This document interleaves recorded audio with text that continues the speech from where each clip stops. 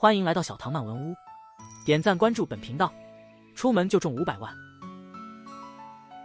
皮肤深红色的段手安安静静地躺在床榻，表皮凸起一根根深青色的血管。许七安现在的感觉就像刚在客厅看完山村老师，一边害怕一边返回卧室睡觉。打开门，发现楚人美就站在床边，用森森白瞳盯着他，心里的恐惧轰地炸开，每一根神经都在催促他赶紧逃跑，赶紧逃跑。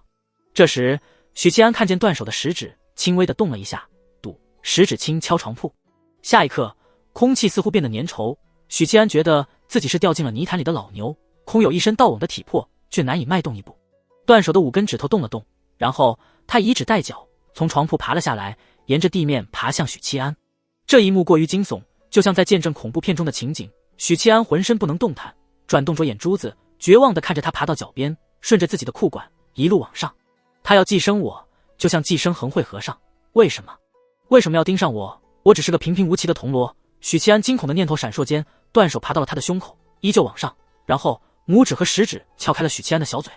许七安无法反抗，双眼瞬间睁大，表情恐惧。紧接着他的口腔被撑开，段手粗暴的侵入，手指手掌一寸寸的挺进喉咙深处。许七安的嘴角裂开，鲜血淋漓，人的嘴怎么可能塞进一只手，更何况是喉咙？但段手似乎正有此意。很快段手进入了喉咙，只见许七安的喉管一点点的凸起撑开，清晰的印出指头的纹路。这个过程很快，因为段手压根不考虑许七安的承受能力，像异形一样粗暴简单的通过了口腔，通过了喉咙。段手进入体内的刹那，许七安痛苦的哀嚎一声，意识仿佛炸成无数碎片。朦胧中不知过了多久，他看见一座寺庙，庙里没有供奉佛陀法香，蒲团上盘坐着一位年轻的僧人。许七安竭力想看清他的模样，但僧人的脸仿佛笼罩着迷雾，怎么也看不清。我为什么会来到这里？我死了然后进入西方极乐了吗？不可能，我这种不理佛的家伙，佛陀只会用门夹我脑袋，然后把我踢出极乐世界。许七安自嘲地想着，耳边听见年轻僧人温和的声音：小僧想借施主的身体温养断臂，望施主通融。他就是那只魔物段手。许七安惊疑不定，试探道：我要不通融了？年轻僧人安静盘坐，不搭理他。许七安沉声道：你是谁？为什么会被封印在桑博？小僧法号神书。年轻僧人说到这里顿了顿，语气有些迟疑。我为什么会在桑博？记不清了。我为什么会被封印在那里？我来自那里。我是神说，可我为什么在桑博？我来自哪里？他最开始还是平静的，可渐渐的，随着一句句的自问，他情绪开始失控，平和安详的气质消失，整个空间出现了震动，一股难以言喻的恐怖气息从僧人体内溢散，那是宛如地狱的气息，让许七安毛骨悚然，心脏剧烈跳动。这股熟悉的气息，这一刻许七安才确认年轻僧人确实是那只断手。小僧这像了。年轻僧人恢复了平静，令人战战兢兢的气息收敛，他温和的语气说：我的元神是残缺的，所以记不起过去的事情了。我只知道自己的法号，却记不起来自哪里，以前发生过什么。说到这里，年轻僧人语气透着无奈和痛苦，似乎竭力想知道过去发生了什么，但无可奈何。残缺的元神，是因为只有一只断臂的原因。身体是残缺的，所以元神也是残缺的，这很合理。和尚你有点惨啊。许七安试探道。大师，我可能知道一点信息，不知道对你有没有用。年轻僧人的气息顿时微微动荡，迷雾内那双眼睛似乎在灼灼地盯着许七安。您被封印的阵法是由大凤皇室、司天剑以及西方佛门共同完成，您既是佛门中人，恐怕您是来自西域。许七安道。他说着说着，自身也展开联想。断手的主人是个僧人，而封印他的3方势力分别是大凤皇室、西域佛门、司天监。根据青龙寺中得到的信息反馈，佛门明显更重视桑坡底下的封印物等等。许七安眼睛猛地亮起，他想起了桑博案时的几个细节。永镇山河庙炸毁的第3天，魏渊告诉他远景地开启了成禁制。永镇山河庙炸毁的第2天，监正那个糟老头子装病，全程袖手旁观。青龙寺的盘数方丈从他口中证实断手出事后当即西行。从这些细节中可以推测，佛门才是桑博封印的主导者。被封印的年轻僧人10有8九出身西域佛门，难怪元景帝要打开成禁，难怪监正要装病，这是明摆着多一事不如少一事，反正不是自家的麻烦。许七安后知后觉地领会了监正和元景帝的想法，旋即他又记起了一个细节。魏渊曾经反复强调，让他别搭理封印物，只负责调查朝廷内部2、5载。魏渊10有8九也是知道断手身份的，至少知道他源自佛门。难怪京城高层对封印物不上心，精力都在揪出二五仔这方面，一个个的都是老银币啊！幸好我聪明机智，通过小奇观灭口案和周百户的屏蔽忘气术细节，追索到了青龙寺，一层层揭开了谜团。这时，年轻僧人轻叹一声：“贫僧想拜托施主一件事。”大师，我只是个练气境的武者。许七安想委婉的拒绝，魏渊说过，封印物的层次至少也是2品，甚至1品。这个层次的斗争，他一个小爬虫实在没底气掺和。而且，许七安没忘记金莲道长成立天地会的初衷，对死地宗2品到手，难度仅比让我登基当皇帝要小。而如果再因为你的事牵扯到佛门的恩恩怨怨，我还不如自己篡位登基呢。许七安心说。年轻僧人不搭理他，自顾自道：“帮贫僧追索过去，找回记忆。在这个过程中，贫僧会给予施主一定的助力。”给予一定的助力。许七安想到了4位金罗裹着纱布的模样，心里一动。倘若有封印物伴身，相当于多了件底牌。他在这个皇权和神权至上的世界，可以更好的安身立命，至少不用担心被抄家灭门。谁敢动家人一根汗毛，就把谁脑浆子打出来。而且等周赤雄抓住之后，他肯定会升职加薪，自身的权力也会增强。不过答应僧人之前，有2件事需要弄清楚。大师，你是不是需要时常吞噬气血？许七安尽量用平和的措辞，只要在你体内，便无需外来气血补充。当然，如果你要使用我的力量，事后需要精血温养，最好是修行者。就是说，平时只要待在我身体里就行，不会有什么事。但如果要让你打工，就得给你吃饭。许七安点点头，这个等价交换符合他的理念。为什么要选择我？许七安道：有人将我带来了你这里。年轻僧人说：因为我们是一类人。许七安忙追问道：什么是一类人？大师，请指点晚辈。年轻僧人说：我本能感觉如此，更多的记不起来了。记不起来了。许七安嘴角一抽，又问：谁带前辈来的？年轻僧人具现出一幅画面，画面中一个身穿黑衣、头戴兜帽的人影，郑重其事地打开一只锦囊，将断手收入其中。从身形上推测，饱满的胸脯，圆滚的翘臀，显然是个女子。锦囊上绣着一只白色的动物，形状似狐，灵动漂亮，背后展开屏风般的白尾。狐狸，屏风般的狐尾，九尾天狐。根据教坊司中那只灰狐狸的口供，参与桑博案的正是万妖国余孽，而万妖国陨落的女皇就是九尾天狐。万妖国的人把断手带到了我这里，为什么？他们注意到我了。许七安深深担忧起来。许七安睁开眼，发现自己躺在冰凉的地上，淡淡的月光为寂静的屋子提供了一丝丝的微光。他来到桌边，点燃油灯，提着灯走到铜镜前，镜中映出他阳刚的脸，嘴角残留着干涸的血迹，轻轻抹去，发现没有伤口残留。神书僧人不讲道理的深喉所带来的伤口已经消失。水漏显示时间是寅时1刻，也就是晚上9点15分。许七安坐在铜镜边，发散思维，斟酌着自己接下来该怎么做。近在眼前的问题是，他该怎么处理断手，要不要把这件事禀告魏公。魏渊很赏识我没错，但我毕竟不是他亲儿子，再赏识也有个限度，而这件事涉及到桑博的封印物，他若是能替我取出断手，倒是没有问题。若是不能，他是会包庇我，还是连同我一起封印在桑博？而我只是一个练气境的铜锣，不可能不吃不喝500年还不死。监正肯定能替我取出断手吧？他好歹是一品术士，问题是我和他又不熟。许七安啊，许七安，你又堕落了，沉迷在福香温暖的奈子里不可自拔，忘记了楚采薇等着你攻略吗？早点成为司天监的女婿，监正就是自己人了呀。监正老头子知道我的古怪运气，我不能对他毫无保留的信任，因为他必然暗中谋划着什么。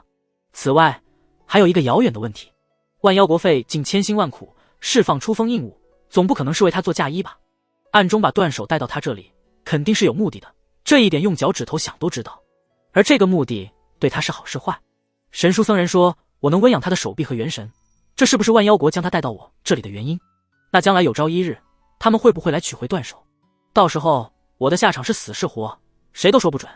这时他听见神书僧人温和的声音在脑海里响起：守密。许七安脸色一滞。次日，许七安蹲在屋檐下刷牙洗脸，于脑海中呼唤道：神书大师。无人回应。大师，您昨晚说我和您是一类人，我就想问问，您也每天捡银子吗？无人回应。他平时已经是沉眠的，毕竟是封印物嘛，回头再尝试召唤，如果还是没有回应，那么用我火热柔软的娇躯温暖他冰冷的身体，我也勉强能接受。许七安暗暗松口气，穿上帅气的差服，束好长发，许七安把黑金长刀挂在后腰，翻过1丈高的围墙，去主宅吃早食。手搭在刀柄，忽然想到监正当初送他这把刀，算不算是一种示好？我太飘了，一品高手怎么可能向我示好？不过，这把刀和我的天地一刀斩非常匹配，感谢监正。许七安忽然顿步，愣在原地。黑金长刀是监正给的，天地一刀斩是司天监送过来的。黑金长刀和天地一刀斩无比契合，而监正知道我身怀古怪气运。清晨的冷风里，许七安缓缓打了个寒战。此时此刻，他有种异界套路深，我要回地球的紧迫感。走一步看一步吧，先提升实力和地位，以后的事以后再说。收拾好情绪，许七安来到前厅，天色蒙蒙亮。婶婶和二叔坐在餐桌边吃饭，绿娥也坐在餐桌边，大腿上搁着一只小豆丁。大哥，许灵英热情地打了声招呼，悄悄把肉包子和油条往自己怀里挪了挪。真是塑料兄妹情啊！许七安坐下，给自己盛了碗粥，扫一眼美妇人。婶婶起这么早？早起的婶婶心情不好，不怎么爱搭理侄儿。白皙纤细的玉指捻着瓷条羹，搅拌着米粥，淡淡道：“林月身子不适，我刚去探望。”怎么了？许七安皱眉，他对清丽脱俗的妹子还是很上心的。女儿家的事，婶婶小声嘀咕，不想解释。哦，大姨妈来了，可大姨妈来的话，不至于婶婶去探望，所以是痛经。名侦探许七安得出结论。吃完早餐，许七安说：“我去探望林月。”二叔和婶婶都没有意见。武将世家的好处就是没有书香门第里那一套繁琐的规矩，比如兄妹或姐弟之间说话要保持一个固定的距离，见面一定要先行礼，私底下相处不能超过多少时间，除非是好几个兄弟姐妹一起开席，等等等等。否则，许林月这个时候很尴尬，当长辈的应该拒绝才是。大姑，我也要去看姐姐。许灵英从绿娥大腿蹦下来，牵住许七安的衣角。许七安嫌他走得慢，把他夹在胳肢窝下面，很快到了许灵月闺房门口，敲了敲门，道：“妹子，婶婶说你身子不舒服。”屋里传来许灵月虚弱的声音：“我没事，大哥能进来吗？”许七安心说，擦拭伤口的布条要不要收拾一下？咯吱，丫鬟打开门，迎着许七安和小豆丁进屋。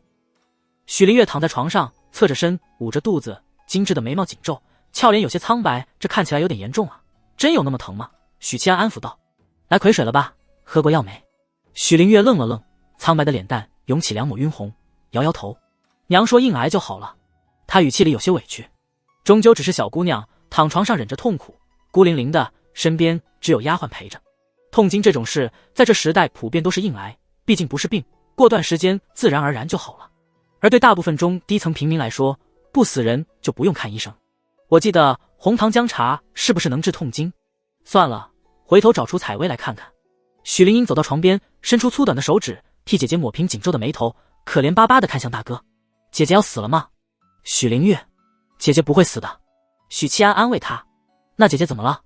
许灵英害怕地问：“痛经你又不懂，癸水你也不懂。”许七安斟酌片刻，有了。他摸着许灵英的脑瓜，用朴素的语言解释：“姐姐太懂事，不知道捣蛋，所以身子不舒服了。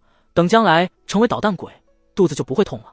痛经这种事，将来嫁人了就会减轻，甚至没有。”所以许七安的解释可谓点题之精准，之通俗易懂，世所罕见。许灵英这么愚蠢的孩子都听懂了，恍然大悟的点点头，小脸蛋非常严肃：“我也要做个捣蛋鬼，这样以后肚子就不会痛了。”大哥，你在跟他说什么啊？许灵月听不懂，就是觉得许七安说的话怪怪的。你好好休息。许七安轻轻捏一下妹子的脸蛋，带着小豆丁离开。回前厅的路上，他看见小豆丁跑到花园里，抓了一把泥土，鬼鬼祟祟地藏在小手心里。他想干什么？许七安一愣。回到前厅，二叔和婶婶还在吃饭，前者问道：“林月好些了吗？”“正疼着呢。”许七安说话的时候，看见许灵英爬到凳子上，小小的身板扶着桌沿，当着他爹娘的面把黑泥土丢进了一大锅粥里，然后他站在凳子上，如释重负地吐出一口气，这样他就不会肚子疼了。婶婶和二叔脸色僵硬，一寸寸的扭头看着幼女：“你在干嘛？”“我在捣蛋。”许灵英骄傲地说：“我以后肯定好好捣蛋，不像姐姐那样总是给爹娘添麻烦。”说完，他掐着腰，等待着爹娘的夸赞。婶婶想起了蟑螂事件，一时间新仇旧恨在心里翻涌，一把拎起他的脖子放在大腿上，啪啪啪的揍屁股。小豆丁不服气，一边哭一边辩解：“娘，你为什么打我？”婶婶巴掌不停歇的招呼：“往粥里丢泥巴，你还这么理直气壮？”“大哥叫我的，大哥说只要好好捣蛋，肚子就不会痛。”“嗷嗷嗷！”婶婶气炸了，柳眉倒竖：“许宁燕，你又乱教他什么了？今天天气真好。二叔，我先去衙门了。许七安屁颠颠的跑开。打更人衙门，地牢。身为临时犯的恒远，幸运的没有遭遇严刑拷打，只在刚来时被狱卒抽了2鞭子，理由是铁公鸡都没他这么干净，一个没油水的臭和尚。哐当，牢房的门被打开，狱卒对着带枷锁的魁梧和尚吆喝道：“有大人要问话，出来。”恒远睁开眼，起身跟着狱卒来到审讯室。略显昏暗的审讯室，一位阳刚俊朗的铜锣大马金刀的坐在大椅上，目光锐利的盯着他。恒远认识这个铜锣，当初热心肠的3号助他潜伏躲避搜捕时，他就见过这个铜锣。那时他站在屋脊上，单手按刀，腰杆笔挺，气度非凡，一看就是人中龙凤。大师请坐，本官有几个问题想问你。许七安道。他审视着国字脸，五官粗犷的和尚，乍一看似乎是个莽汉，但仔细观察会发现他眼神明亮、冷静，气质深沉内敛。恒远双手合十，行了个礼，然后坐了下来。姓名？许七安低头喝茶。僧不言明，贫僧恒远。年龄？30。许七安惊讶地抬起头看了他一眼，想起了一个段子：大爷，你是怎么保持这么年轻的？熬夜。那您今年贵庚啊？20岁。恒远瞧着有40几，接近50了。你也天天熬夜吗？许七安心里吐槽。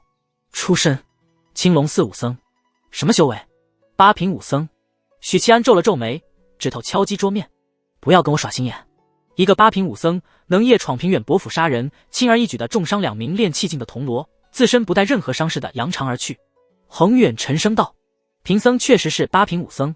8品武僧，我记得佛门修行体系中有一点很奇怪，9品沙弥的下一品级是7品法师，直接跳过了8品武僧。佛门难道有2个体系？既然有2个体系，为什么又要合并在一起？还有，武僧的下一个品级是什么？许七安问出了心里的疑惑。恒远摇了摇头。青龙寺没有相应的绝学，只有西行才能知道。只有西行才能知道。那么衙门的案牍库里多半也没有相关的记载了。这些都是无关紧要的小问题。许七安道。恒会已经圆寂，平阳郡主的尸骨也找到了。陛下今日下了告书，平远拨、兵部尚书张凤和户部都给侍中孙忠明3人谋害宗亲，夷3族。你可以安心了。阿弥陀佛。恒远闭上眼睛，低声念诵佛号。原本你只是偶然间误入此案，打更人不会追究你任何责任，但你是不是应该给本官解释解释，这是什么东西？许七安从怀里取出一面玉石小镜，哐当一下丢在桌上。这面玉石小镜是从井底找到的，是属于恒远的6号碎片。恒远的目光落在玉石小镜中，这是他遗落在井底的。在与恒慧的冲突中，不慎跌出怀中。随后听完恒慧的故事，看着他作画，内心悲痛，便没有顾及到地书碎片。再后来打更人便来了，他知道自己会进一趟地牢，为了防备镜子被打更人搜走，留在井底是最好的选择。恒远的打算是，如果有机会脱身，再去取回的书碎片，或者金莲道长会替他拾取。没想到他最后还是落入打更人手中。许七安盯着恒远，等待他的回复。玉石小镜是魏渊今早交给他的，没留下其他吩咐，但许七安觉得魏渊的意思是通过他的手把地书碎片交还给6号。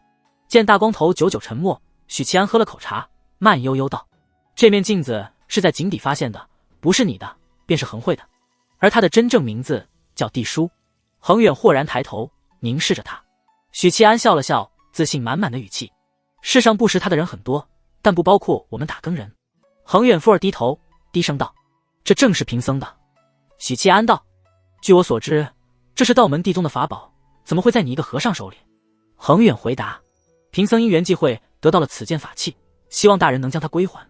许七安摇摇头，收回玉石小镜，拿在手里把玩，笑道：大师，本官觉得恐怕不止于此吧。道门地宗的法宝，一句因缘际会便能解释。你若开诚布公地说一些有用的话，本官就让你离开，否则你下半辈子就在打更人的地牢里待着吧。恒远沉默片刻，起身就要走。许七安皱眉道：你去哪里？贫僧回地牢。6号人品还不错，没有出卖天地会，当然也可能是没受刑的缘故，但这样就不是我想要的了。许七安沉声道：只是一件法宝，大师何至于此？世上有比自由更可贵的东西。恒远没有回身，只是说：请大人为贫僧带回枷锁。许七安看向做笔录的丽媛：你且先出去。丽媛收拾好纸笔和砚台，离开审讯室。许七安咳嗽一声，语气转为柔和：大师，请坐请坐。他起身拉扯着恒远的手臂，做出恭敬的姿态。恒远茫然地坐回桌边，看着这位态度180度大转变的铜锣，不知道他心里打什么算盘。大人，在下什么都不知道，地书确实是机缘巧合得到的。恒远无奈道：话别说的这么死，出家人不打诳语，待会你会尴尬的。许七安似笑非笑道：您就是天地会的6号吧 ？Sigma。恒远瞪大眼睛，既惊且猛地看着他，脸上那股淡然的气质消失无踪，充满了敌意和戒备。似乎只要许七安透露出要对天地会不利的信号，他就一巴掌拍死这个铜锣，以命换命。许七安压低声音，用一种地下党接头的语气趴在桌上说道：在下许七安，是云麓书院安插在打更人衙门的碟子。地书碎片不是衙门找到的，是我从井底捞上来的，也是我带人找到的你们。而这一切都是3号命令我做的，他是我的上级。3号。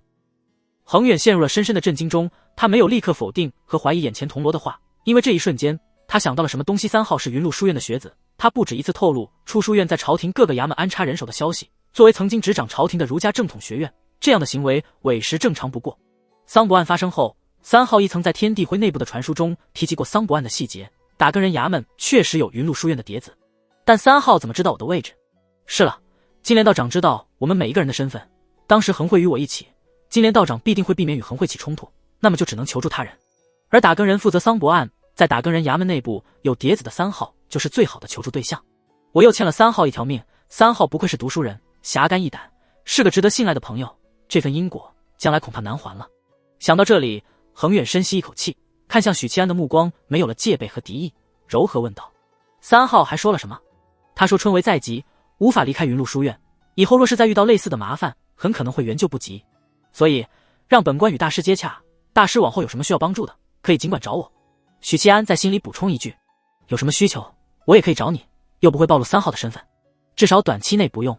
他现在暂时不想暴露自身，一来之前树立的逼格有些浮夸，天地会成员都觉得他是云麓书院的顶级精英，是学富五车的才子，结果发现3号明明只是一个铜锣；二来凡事留一手，真身不暴露，相当于留了很大的余地，有了很多操作的空间。反正对于6号恒远来说，我是打更人还是云麓书院学子没太大区别，我又不骗炮。恒远点点头，接过俊朗不凡的铜锣递过来的地书碎片，道：以后若有需要贫僧相助的，大人尽管开口。许七安笑着摆摆手：大师，我这就带你出去。送走恒远，许七安返回春风堂，府衙的吕钦等捕快已经不来衙门了，因为知道许七安很可能会因平阳郡主案将功补过。宋霆锋和朱广孝在偏厅打坐，李玉春则在收拾东西，每一个摆件都务必整整齐齐。头儿，我帮你。别，你别动。李玉春连忙喊停。我自己来就够了。许七安乐得清闲，在桌边坐下，道：等案子结束后，一起去教坊司喝酒吧，我请大伙。教坊司啊？李玉春有些犹豫。头儿，你不会从没去过教坊司吧？许七安发现了滑点，挤眉弄眼，阴阳怪气。这时代有身份有地位的男人没去过教坊司的罕见程度，就像许七安上辈子的女博士还是厨子，30岁的男博士从来不用手装逼，都是举世罕见。乌烟瘴气的地方有何可去？李玉春摇摇头说道：那3位今日午时斩首去围观吗？许七安连忙摇头：不去，我受不了那种场景。李玉春投来疑惑的眼神。砍头这档子事在大凤实在太正常了，不说京察都有一批官员被拖到菜市口斩首，便是那些秋后问斩的死刑犯，就够老百姓们1回生2回熟，3回边吃饭边旁观，毫无心理压力。反正我不去。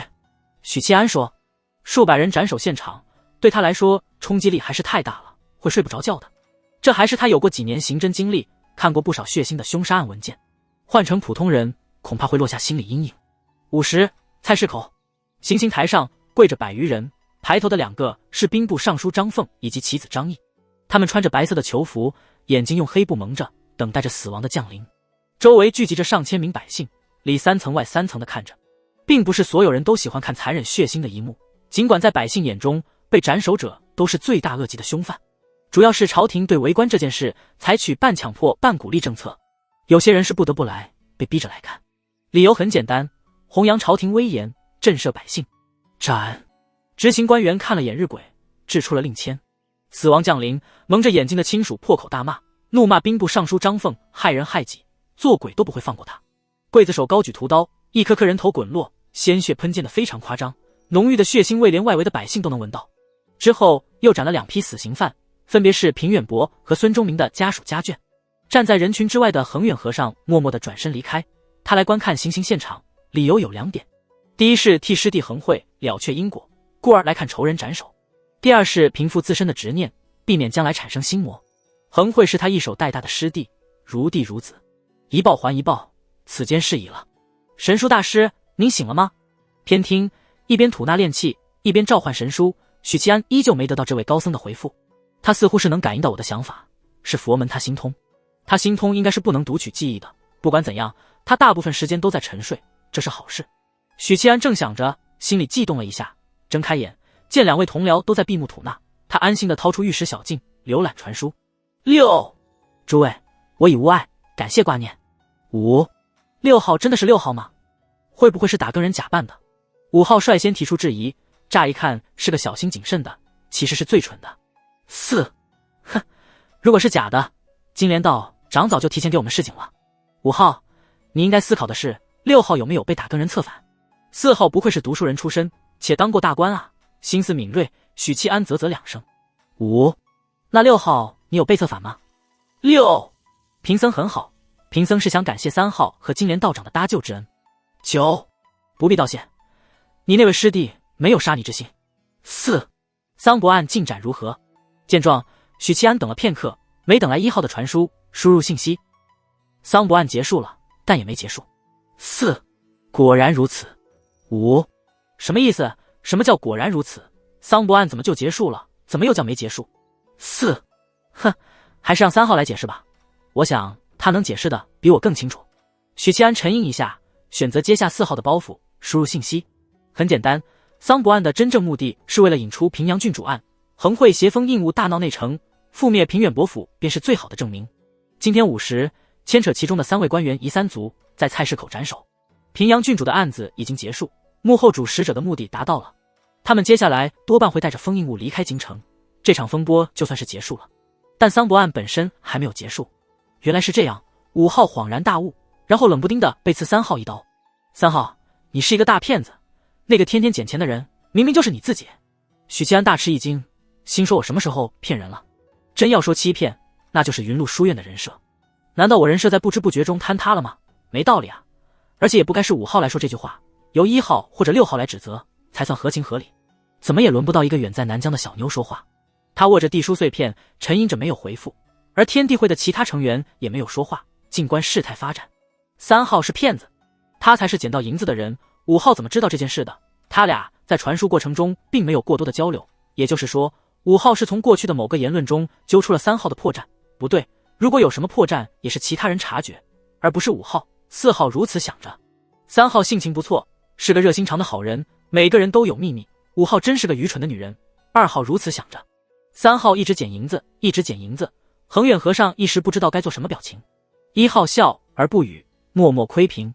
此时此刻的金莲道长懒洋洋地趴在屋脊晒太阳，猫眼舒服地闭着。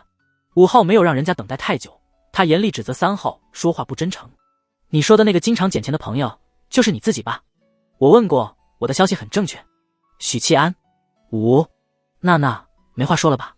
您也是老2次元。许七安撇撇嘴，松了口气。是，他是骗人的。然而这种事骗与不骗无关紧要的。比如宋霆锋常说，我有一个朋友身体不好，大家都知道就是他本人，但有人责怪他骗人吗？果然地书聊天群里无人响应5号，每个人都有自己想法。真羡慕3号啊，天天出门能捡钱，老娘都快发不出军饷了。2号由衷的想，原来天天捡钱的是3号。当初贫僧就怀疑过，贫僧若是天天能捡钱，就能拯救更多的鳏寡孤独。6号羡慕极了。捡银子的是3号本尊，什么人能如此反常的捡银子？我不记得云麓书院的儒家体系有这种神异之处。4号心里一惊，想到了某种可能，赶紧传输。3号，什么时候有这种现象的？许七安略有犹豫，回答大概1个多月前。他把时间故意说短了些，免得将来有人根据这个发现他是在睡银案结束后出现异常。4号心头剧跳，因为他有一个猜测，那个猜测是如此的荒诞和大胆，以至于让他浑身产生电流游走般的战栗。1个多月前，没记错的话，云麓书院的清气冲霄异象也是在1个多月前发生的。当时3号还没加入天地会，金莲道长郑重其事地在天地会内部委托1号调查。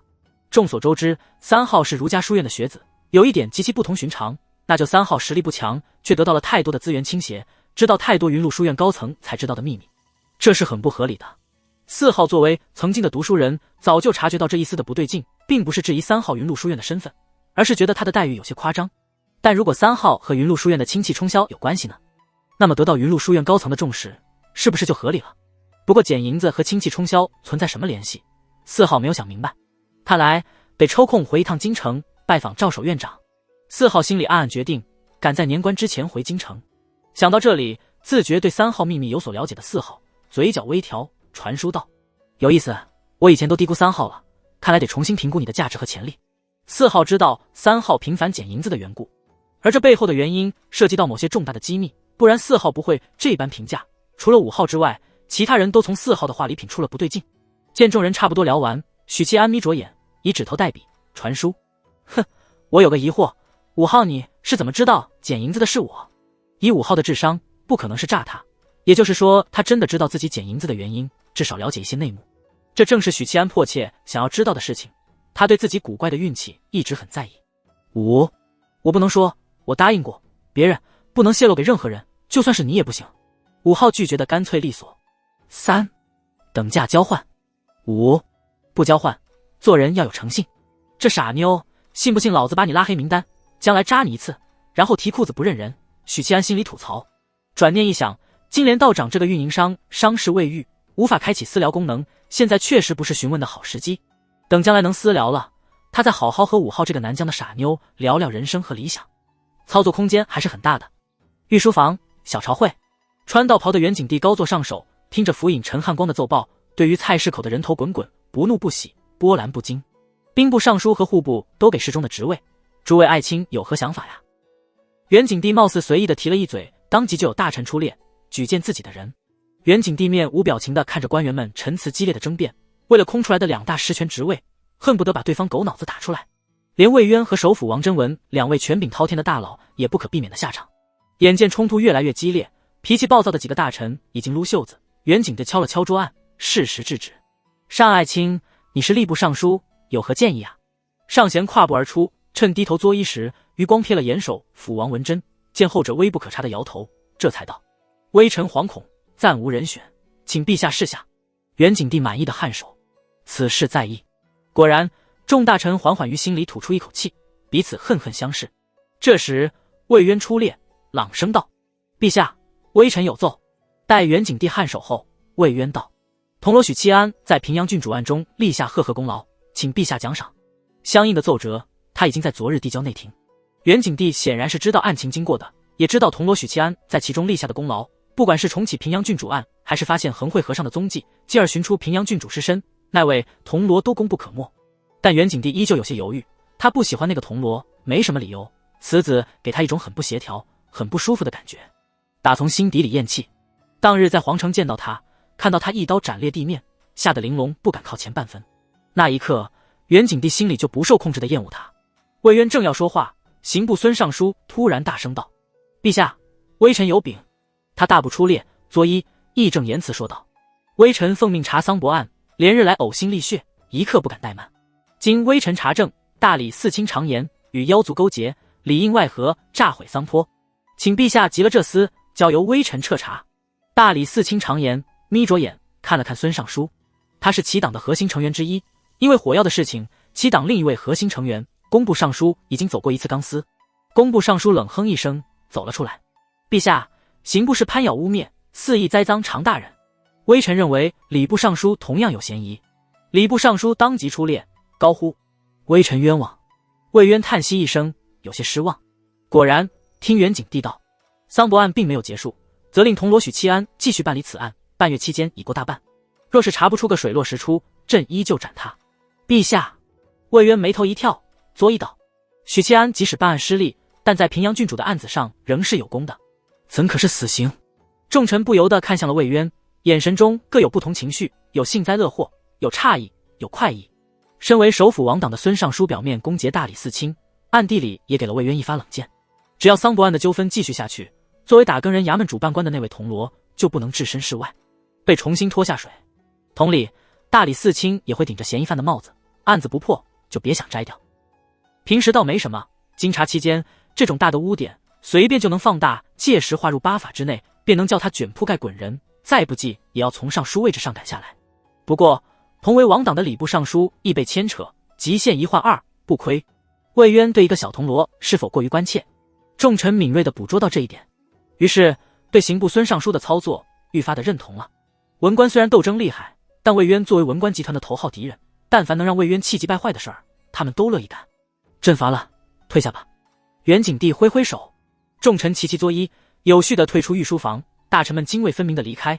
方甫踏出午门，气氛立刻翻天覆地的变化，剑拔弩张的气氛消失了，像是演了一场大戏，终于如释重负地迎来结尾。敌对的仍旧敌对，只是没有御书房里表现的那么夸张了。头发花白，眉目凛然的王首辅，一身飞袍，面带浅笑地迎向魏渊。魏公似乎对那小铜锣颇为在意啊，巧立大功，确实是难得的人才。魏渊温和笑道：可惜不会做人，得罪了不该得罪人。王首辅吃了一惊，魏公何出此言啊？吾等为社稷纳人才，理当呵护，岂可让他中途夭折？魏公若是护不住，就让本官来代劳吧。魏渊深深看了他一眼，表情依旧温和，喜怒不形于色。不劳烦首辅大人。魏渊乘马车返回衙门，传令吏员，让许七安来见我。彼时的许七安正在演武场与朱广孝和宋廷锋交手，磨练刀法。老宋，你近日没去教坊司？气息比往日悠长了许多。许七安边招架两位同僚的混合双打，边打趣。他的月俸基本都喂给了教坊司里的女人，不知节制。朱广孝沉声道：宁燕，今日的他就是未来的你，要引以为戒。三个年轻男人里，埋头苦干的朱广孝是最节制的，倒不是禁欲，而是想攒钱娶媳妇。许七安和宋廷锋最爱申公豹，前者热衷于白嫖，后者是放浪形骸。练精进后，武夫不需要禁欲，但终归还是得节制。千里之堤毁于蚁穴，百战之身亏于学。这时一位黑衣吏员匆忙奔来，在演武场边缘顿住，扬声道：许大人，魏公传唤。好气楼7层。茶室内除魏渊外再无他人，身姿笔挺的许七安踏入稳重的步子进来，抱拳道：魏公。魏渊正好倒了一杯茶放在对面，抬手示意坐。许七安拘谨地坐下，象征性地喝了一口，便凝眸看着魏渊。他有预感，魏渊找他说的是平阳郡主案。平阳郡主案结束了，桑博案还得继续，陛下把我的提议否了。魏渊喝着茶，语气不疾不徐，像是随意聊天一般，将御书房发生的事告诉许七安。许七安阴沉着脸，刑部孙尚书与户部侍郎周显平有救，自一开始便验增我。魏渊大手一挥，不悦地打断他：这些都是小事。他略有些恨铁不成钢的语气说道：陛下不喜欢你，这才是大事。许七安脸色顿时阴沉。真巧，我也不喜欢他。当初祭祖时看到身穿道袍的袁景帝，心里就有淡淡的嫌恶。当时觉得是因为对方代表着封建皇权，后来经历玲珑事件，近距离有过接触后，他发现自己对袁景帝的厌恶很纯粹，没有其他理由，就是发自内心的讨厌。可能是我和老皇帝八字相冲吧，我是申侯，他是魏阳。许七安脸上做出苦笑，卑职不知哪里讨陛下厌弃了，可能是没有眼缘吧。魏渊揉了揉眉心，道：你姐安心等着，也不必去查了。时至今日，任何蛛丝马迹都已经抹去，你查不出什么来的。待时限一过，陛下非要斩你的话，我会安排死囚代替你。哼，放心，没人会特意关注你一个小小铜锣的身份，然后我就顺理成章的成了你见不得光的手下。许七安道：如果能抓到周赤雄呢？魏渊笑了：此事可平。他附耳摇头失笑。离开好气楼，许七安返回春风堂，将此事告知宋廷锋和朱广孝以及李玉春。宋廷锋和朱广孝表情猛地僵硬，前者用力一拍桌子，骂了句脏话，在堂内急躁的团团乱转，后者愈发苦大仇深，眉头紧锁。李玉春沉吟着说：平阳郡主案浪费了太多时间，你很难再查清桑博案了。司天监的旺气数无法指控4品以上的官员，除非你能请动监正。找监正？且不说监正院不愿意帮忙，就算愿意，袁景帝肯信吗？许七安心说：我才不去找那个糟老头子呢。观星楼，采薇姐姐，我有事要见监正，你有什么办法带我上八卦台吗？许七安手里拎着大包小包的吃食，笑容像极了上辈子的舔狗。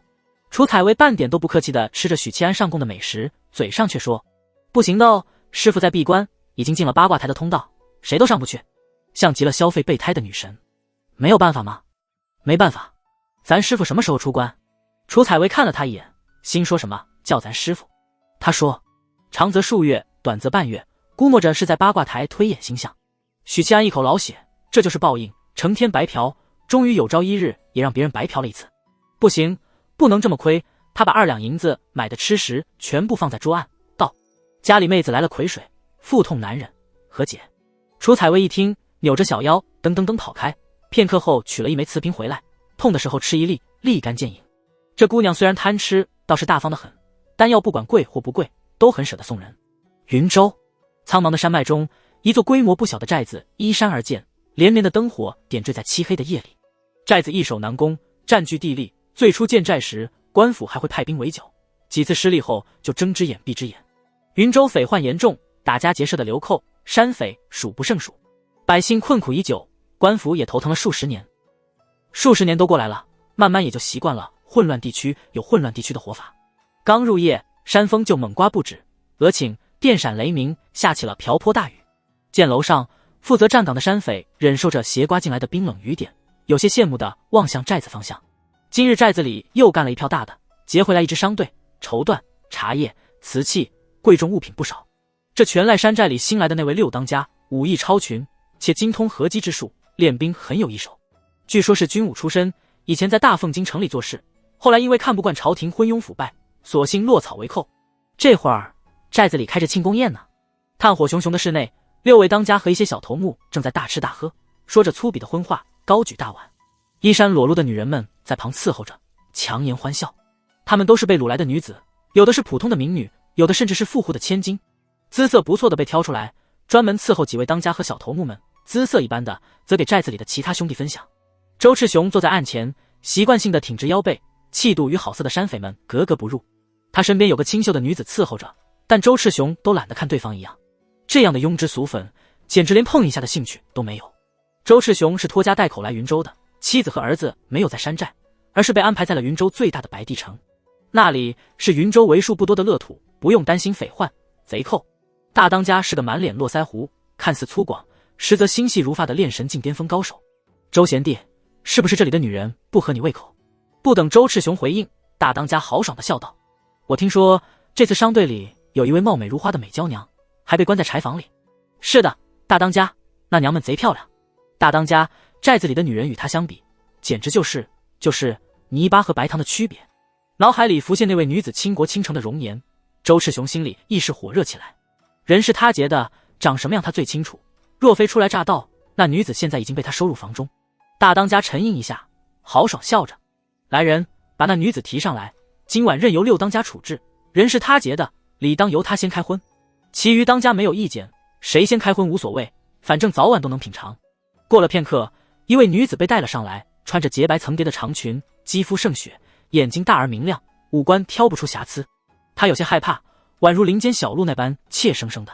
周围一下子安静了，众人痴迷于她的美色，呆愣愣地看着。咕噜咕噜，喉结滚动的声音传来，女子似乎已经知道自己的命运，咬着唇，怯生生道：“奴家服侍哪位爷？”周赤雄咽了咽口水，只觉对方秀色可餐，大步走过来，将她拽到岸边。周赤雄把美貌女子拥入怀中，如饥似渴地摸着啃着，看得周围的山匪一阵嫉妒，恨不得取而代之。“你是不是周赤雄？”女子温柔的声音在耳边响起，她知道我的名字。周赤雄心里大凛，欲念登时烟消云散。与此同时，他发现身怀里的美人脸色渐渐苍白了下去，失去了生机。俄顷化作了一个等人高的纸人。咯咯喽，女人尖锐的笑声在室内回荡，令人毛骨悚然。哐当，窗户被狂风吹来，吹灭屋里的烛火。黑暗中，拔刀声接连不断，响起大当家的喝声：“何方妖孽，装神弄鬼！”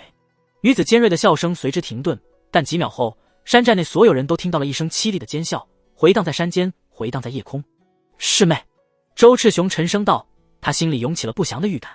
妹，又称艳鬼，几乎没有战力，擅长以美色诱人，吸干上钩者的精魄。武夫虽然不擅长对付鬼怪，但鼓荡气血的话，可以做到百鬼不侵。周赤雄真正在意的是妹背后的主人。周赤雄隐约间觉得对方是冲自己来的。就在这时，鼓声响彻整个山寨，外面传来山匪们的叫声：“敌袭！敌袭！”山寨的当家、小头目们握着武器冲出屋子，于暴雨中瞭望，夜幕、雨幕、森林遮挡住了视线。空中传来尖锐的笑声，那是一支支箭矢，不断有山匪中箭倒地，惨叫声此起彼伏。大当家磕开箭矢，心里略松了口气，以下攻上，箭矢的力道并不强，只要不是运气太差被射中要害，即使中箭也不会失去战斗力。准备滚石，同游。山寨占据地利，这两种东西是防守的法宝。寨子建立之初，便是用这些东西抗住了官府的围剿，度过最艰难的时期。大当家话音方落，夜空中划过一道银光，那不是闪电的光芒，而是一把长枪迸射出的气芒。轰隆，闪电适时划过，底下的山匪们看清了银枪之上站着一道人影。他穿着鳞片甲衣，身后是艳红的披风，没戴头盔，长发扎成及腰的马尾，英姿飒爽，宛如一尊凛然的女战神。女战神手捏法诀，召来天雷，轰！闪电劈下，他伸手夹在指点，奋力一甩，山寨前的两座箭楼轰然坍塌。道门遇雷诀，周赤雄心凉了，整个人如坠冰窖。剿匪行动以雷霆开场，仅维持了1个时辰，山寨便被攻破了。大当家浑身浴血地跪在地上，打量着一群战力非凡的军队，他们穿着鲜亮的铠甲，披坚执锐，却没有任何官府军队的标志。队伍规模不大，只有400多人，但大当家惊愕地发现，这支军队没有一个是弱者，最低也是炼金境，炼气境多达50多位，炼神境则有10余位，铜皮铁骨境4位，而为首的这位女战神修为更是深不可测。这么一支军队，别说对付一个小小的山寨，便是去打白帝城，也够那云州第一大城喝一壶了。没有旗帜，战力超绝，以一个女子为首，大当家心里一沉，想起了云州的一件传闻：你是飞燕女侠？什么飞燕女侠？难听死了！手持银枪的女战神皱了皱眉，她长得极其好看，五官精致，小嘴红润，高高的鼻子凸显出五官的立体感，只是她那股子锐气会令人忽略她的美貌。虚幻的媚，乖顺地站在她身侧，原本是极美的艳鬼，却完全被她的气质所掩盖。主人，奴家做的还行吧？媚娇声道。传讯的很及时。女战神点点头，夸赞道：那能送人家一个男人吗？媚娇低低说道：奴家饿了好多天了，元景帝送你，快去吸干他的精气。女战神心里腹诽一句，微微点头。你随便挑几个山匪。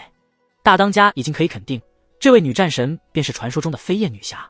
前些年江湖上忽然出现一位侠肝义胆的女侠，这位女侠所到之处，正义得到匡扶，公理得到维护，短短几年便在江湖中名声鹊起，成为无人不知无人不晓的大侠，因其急公好义，被誉为飞燕女侠。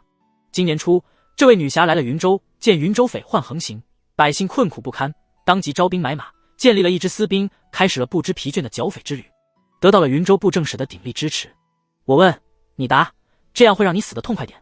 女战神鹰枪点着大当家，声音冷冽，否则就将你炼成厉鬼，永世不得超生。大当家陷入了纠结，讨价还价道：休想！噗！银枪刺穿了大当家的天灵盖，红白之物往后飞溅。女战神收了枪，嘀咕道：爱说不说。周赤雄吓得两腿都发软了，他心说：您不能这样啊，您没看出他是在讨价还价吗？您至少给个机会啊！竟如此鲁莽。边上的武夫们似乎早已习惯女战神的行事风格，笑嘻嘻的看热闹。这时周赤雄感觉女战神不带感情的扫了自己一样，他当即五体投地：女侠饶命，我什么都说，我什么都说，我不会杀你的。女战神傲然而立，贴身的铠甲凸显出曼妙玲珑的曲线，美丽中透着凛然肃杀之气。我要送你去见一个人。许七安刚结束吐纳，心情阴郁的睡不着觉，耳边听着水漏滴答的声音，熟悉的心悸感传来，他心里一动，翻身坐起，猴急的从枕头底下摸出玉石小镜，果然看到了想看的内容。3号，周赤雄已经抓住，我明日派人给你送到京城。周赤雄抓住了，这效率也太可怕了吧！2号简直是我的白月光，爱了！许七安的心情无法用欣喜若狂来形容，简直差点喜极而泣。成为魏渊案子是最坏的选择，许七安其实并不想走这条路，他目前只是练气境，自觉底气还不足。留在京城，留在打更人衙门，不管是资源还是生活环境，都比浪迹天涯要好太多太多。生活如果能安平喜乐，谁又愿意颠沛流离呢？这个世界本就让他缺乏归属感，若是离开了二叔婶婶、二郎妹子，未免太寂寞了。3，能在6天之内赶到京城吗？云州距离京城非常遥远，虽说朝廷易路发达，但6天时间还是太赶了。2，乘坐火羽兽的话，6天时间刚好等抵达，但你得支付我300两银子，我不能让我的兄弟白跑一趟，路上的开销也得你来出。3，这是应该的。说完，许七安沉吟起来，周赤雄肯定不能直接送入京城，京城水太深了，周赤雄一旦入京，肯定会被有心人发现，毕竟他现在被朝廷通缉，列为头等要犯。2个选择，要么提前通知魏渊，要么另想办法让周赤雄入京。思考过后，许七安选择了后者。因为他有更好的注意。2号，劳烦你将周赤雄送到云路书院，自会有人接手。周赤雄涉及到朝堂大佬，要防备他们狗急跳墙，打更人衙门全是武夫，不够花里胡哨。云路书院的大儒有瞬移能力，正是押解犯人的最佳人选。只需要说一句，无3尺之内便是京城，人就到京城去了。皇宫多半是进不去的，否则大儒们割袁景帝的狗头就太容易了。明日我就去云路书院拜访我的3位老师。许七安暗暗决定，对于3号的要求，包括2号在内，窥屏的天地会成员丝毫不觉得奇怪。3号本来就是云路书院的学子嘛。时间一天天过去，这段时间里，许七安多方奔走，见了怀庆公主和表表公主，希望2人能为自己求情。成天只知道跟自己姐姐作妖，实则没什么心机的表表，端起公主架子，一口就答应了。怀庆公主更理智客观，直言说：父皇似乎不喜欢你，本宫可保你免除死罪，但活罪难逃。活罪自然就是流放了。许七安注意到一个细节，怀庆公主对桑博案表现出一种不合理的淡然，对她即将遭遇的命运也很平静，似乎根本不放在心上。期限前一天，魏渊派人传唤，许七安在好奇楼见到了大青衣。我刚收到宫里的消息，陛下明日要早朝，不可避免的会提及桑博案，我会争取把你留在衙门，而不是府衙和刑部。魏渊道。他刚想说些话宽慰自己看中的小铜锣，就听对方冷静地说道：魏公，我已经抓住周赤雄了。魏渊表情凝固，一发不言地看着他。这天寅时，许七安赶着马车进了皇城，在宫城外停了下来，陪同他的还有司天监的宋清、楚采薇、云路书院的大儒张慎、金罗江律中和杨业。马车里是昏迷不醒的元京无畏百户周赤雄，他被捆绑着，头上罩着麻袋。到了这里，许七安如释重负，朝着几位帮手抱拳：多谢诸位，桑博案就在今日了结。他要为桑博案画上一个句号，为刀斩银罗的冲突画上一个句号。金銮殿正常奏对之后，袁景帝道：桑博案可有进展？朝堂之下，众大臣不约而同地看向魏渊，表情各不相同，都以幸灾乐祸居多。礼部尚书出列，朗声道：望陛下明察，望魏公还本官一个公道。魏渊看了眼跳出来挑事的礼部尚书，目光转向袁景帝，出列作揖，回禀陛下，桑博案已经水落石出。议论声一下子就起来了。袁景帝一愣，眯着眼，身子微微前倾。主使者是谁？魏渊道：臣说了没有异议，陛下可以传唤元京无畏百户周赤雄。礼部尚书眉头一跳，冷笑道：周赤雄早已逃离京城，如何传唤？魏渊似笑非笑地盯着他，朗声道：周赤雄便在宫城之外，请陛下传唤。刹那间，朝堂上一片寂静。短暂的沉默后，朝堂诸公们不可避免地议论起来。桑博案查到现在，来龙去脉已经广为人知。外逃的元京无畏周百户，正是私通妖族，把火药偷运进皇城的罪魁祸首。至于是不是罪魁祸首，仁者见仁，智者见智，反正朝堂上的大佬们还有智商低的。因此，魏渊的话宛如巨石砸入了庙堂，掀起轩然大波。魏渊这个绝户的老宦官虽说令人讨厌，但同样是个可敬的对手，他的话含金量还是很高的。有人要完蛋了，这是朝堂大佬们一致的内心想法。礼部尚书勃然变色，花白的胡子颤了颤，瞳孔瞬间凝固，直勾勾地盯着魏渊。这老头养气功夫向来为人称道，还有这般失态的时候。袁景帝沉声道：宣。许七安坐在驾车的位置，掀开帘子看了眼周赤雄，这货还在昏迷中，为了怕此人自尽，许七安找楚采薇要了大剂量的迷药。之所以选择云路书院来接手此人，而不是将他收进地书碎片，许七安有2个顾虑：一，此人是炼神境，段位比他高，不敢冒险；二，地书碎片的存在是秘密，不能堂而皇之的示人，总不能进了金銮殿，当着皇帝和朝堂大臣的面掏出的书碎片吧。当然，如果没有办法，他还是会选择使用地书，只是现在有充足的人脉办事，便尽量不使用地书。宋师兄，杨千唤杨师兄是监正大人的第几位弟子？边等着朝堂内的消息，许七安边和宋师兄拉家常。宋师兄的黑眼圈是所罕见，搁在前世肯定会被认为是多人运动的爱好者，但宋清是位不近女色的理工男，他眼里只有人兽，没有女人。他是我和采薇的师兄，老师的第3位弟子。宋清靠近他几步，低声道：我那师兄脑子有问题，监正的弟子脑子有正常的吗？许七安对此表示怀疑，双手负后模仿了一下杨千唤的站姿。对对对，宋清连连点头。他总喜欢背对着人说话，也不好好说话，师兄弟们都很烦他，就他自己不以为耻，反沾沾自喜。这是为何？许七安想起教坊司的那天晚上和杨千唤相处的短暂片刻。他说自己要背对众生，方显高人风范。宋清说他在 cos 无始大帝吗？许七安一口槽憋在喉咙里，很难受。这不是中二病，中二病是认知上出现了偏差，思维本质出现问题，这是逼王，因为装逼是主动去做，而不是认知出现问题。许七安想了想，道：宋师兄，你帮我带句话给他。你说。许七安压低声音，手握明月摘星辰，世间无我这般人。狂妄。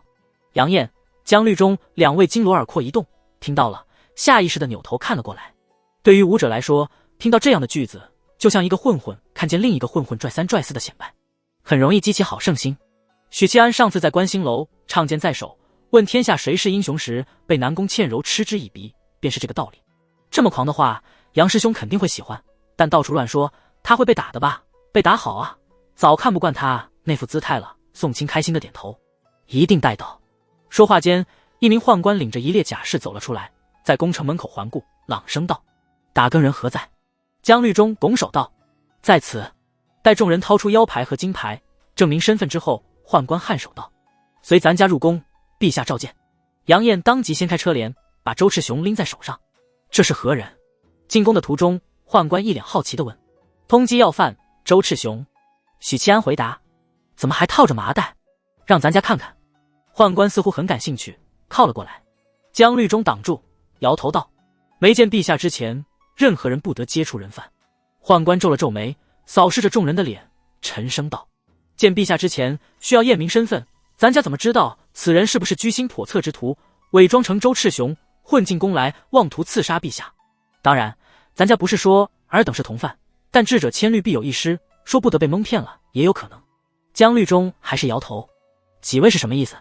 宦官停了下来，眯着眼审视众人。咱家现在怀疑此人身份，要验明正身。那列甲士停了下来，肃然地盯着江律中等人。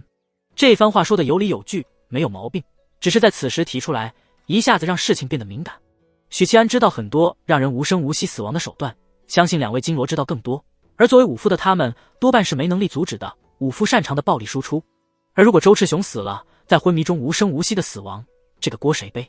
肯定不会是眼前这位公公，因为验明人犯身份属于正常流程。这位公公是有派系的，多半是礼部尚书所在党派的。果然，我要是单枪匹马的来，没有带两位金罗，大如张慎、司天监师兄妹，很可能在胜利的前夕失足。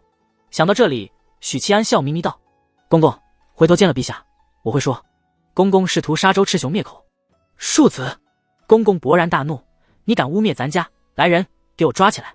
公公，许七安高声道：你可想好了，真要在这里起冲突，陛下可不是傻子，朝堂诸公也不是傻子，后果你掂量过？这位宦官冷笑道：黄毛小子，你可有想过后果？许七安单手按刀走了过去，在宦官耳边低声说：莫要与我这种亡命徒耍横，不划算的，公公替人办事，尽心就行。你又不是王党的核心成员，别自误。这位30出头的宦官脸色变换了片刻，尖声道：咱家不与你一般见识。来到金銮殿外，宦官前去禀告，额请元景帝传唤许七安一行人进殿。迈过膝盖高的夸张门槛，许七安进了这座皇宫主殿，再次见到了这群站在大奉权力巅峰的人物，尤其是那位穿着道袍高居龙座的威严中年人。朝堂诸公们微微侧身看向金銮殿大门，看着许七安等一行人进来，还是有点紧张啊。大奉的权力舞台核心，许七安吐出一口悠长的气息，按住了那些许的忐忑。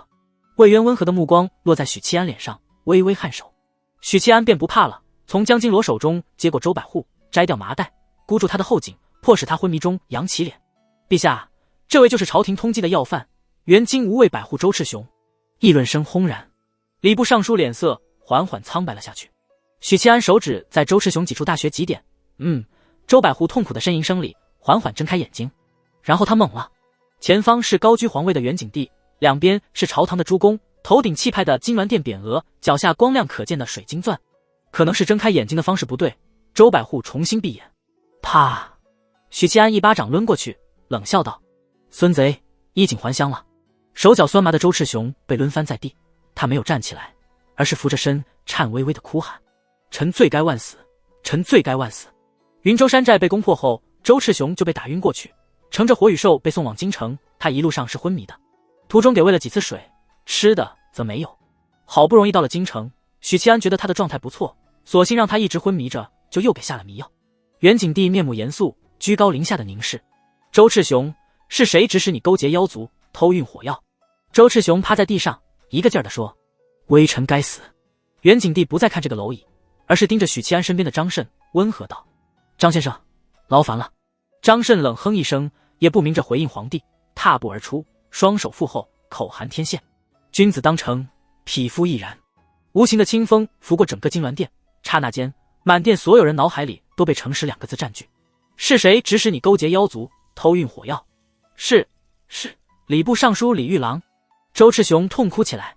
一瞬间，金銮殿炸锅了，大臣们完全失去了表情管理能力，骚动一片。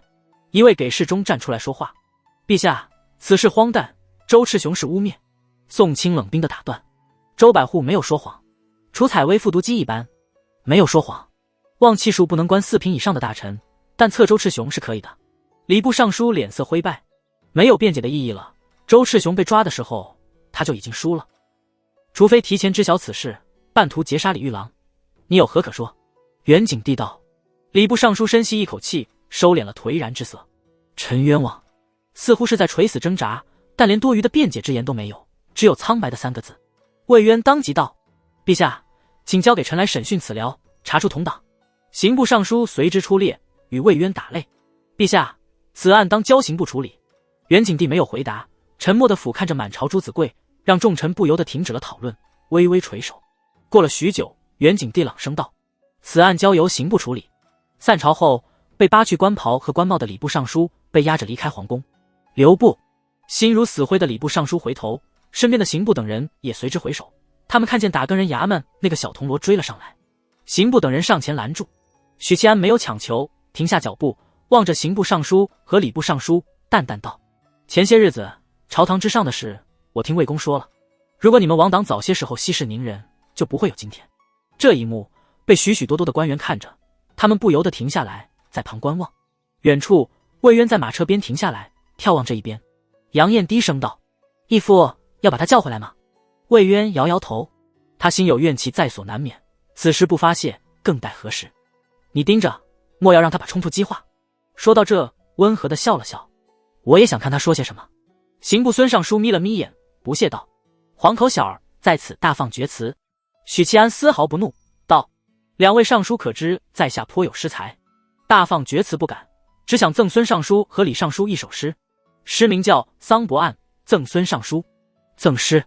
周围的大臣们先是一愣，紧接着激动起来，凑热闹不嫌事大，也不忌讳孙尚书的脸面，纷纷涌了过来。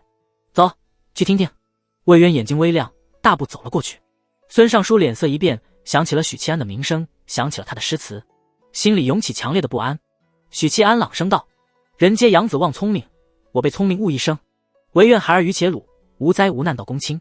唯愿孩儿于且鲁，无灾无难到公卿。”好毒的嘴！这首诗的意思是，作诗之人感慨自己太聪明，被耽误了一生。如果自己是个愚蠢之人，就能无灾无难地成为公卿。这是在讽刺满朝文武、王公大臣们是没脑子的蠢货。周围的官员们面面相觑，脸色别提有多古怪。他们是来看孙尚书笑话的，冷不丁的就给被刺了一刀，甭提有多难受。桑伯案赠孙尚书，他在讽刺我愚蠢，讽刺我搬起石头砸自己的脚，他想把我的名字钉在耻辱柱上。孙尚书的脑海里回荡着诗名，心里出离了愤怒。读书人最崇高的追求是名垂青史，这比教书育人要更吸引他们。但同样的，他们有多渴望名垂青史，就有多害怕遗臭万年。这怎么忍？这没法忍！来人，给我拿下此料，拿下！孙尚书气得浑身发抖，一张面皮涨得通红，因他的擅作主张，企图弄死打更人主办官许七安，才让桑伯案有了这段后续。本来心里就懊悔的想掀桌子，这时候最受不了的就是落井下石。而许七安的这首诗下的不是石头，是一座山。即使是孙尚书这样的官场老手，心态也炸裂了。刑部的人齐刷刷地涌上来，要在皇城外捉拿许七安。孙大人息怒。魏渊平淡温和的声音阻止了愤怒的刑部众人。这位大青衣不疾不徐地走过来，挡在许七安面前。魏渊，此子当众污蔑本官，辱骂一部尚书，按律流放。刑部尚书忍着怒火，一字一句道：“今日就算是你，也休想保住他。污蔑尚书的确是大罪。”魏渊严厉地盯了眼许七安，就在众人以为他要呵斥口无遮拦的小铜锣时，却见他一本正经地看着孙尚书说：“说实话不算污蔑。你孙尚书身子晃了晃，颤抖的手指着魏渊。魏渊笑了笑，转身走人。许七安屁颠颠的跟在爸爸身后，脱离了刑部众人的包围。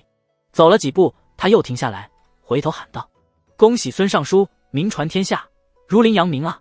孙尚书呆住了，几秒后一口气没顺过来，直挺挺的昏了过去。尚书大人，尚书大人！刑部众人大慌。回到衙门，许七安跟着魏渊进了好气楼，殷勤的为魏渊和2位金罗倒茶。魏公，我有几件事想不明白。许七安请教道。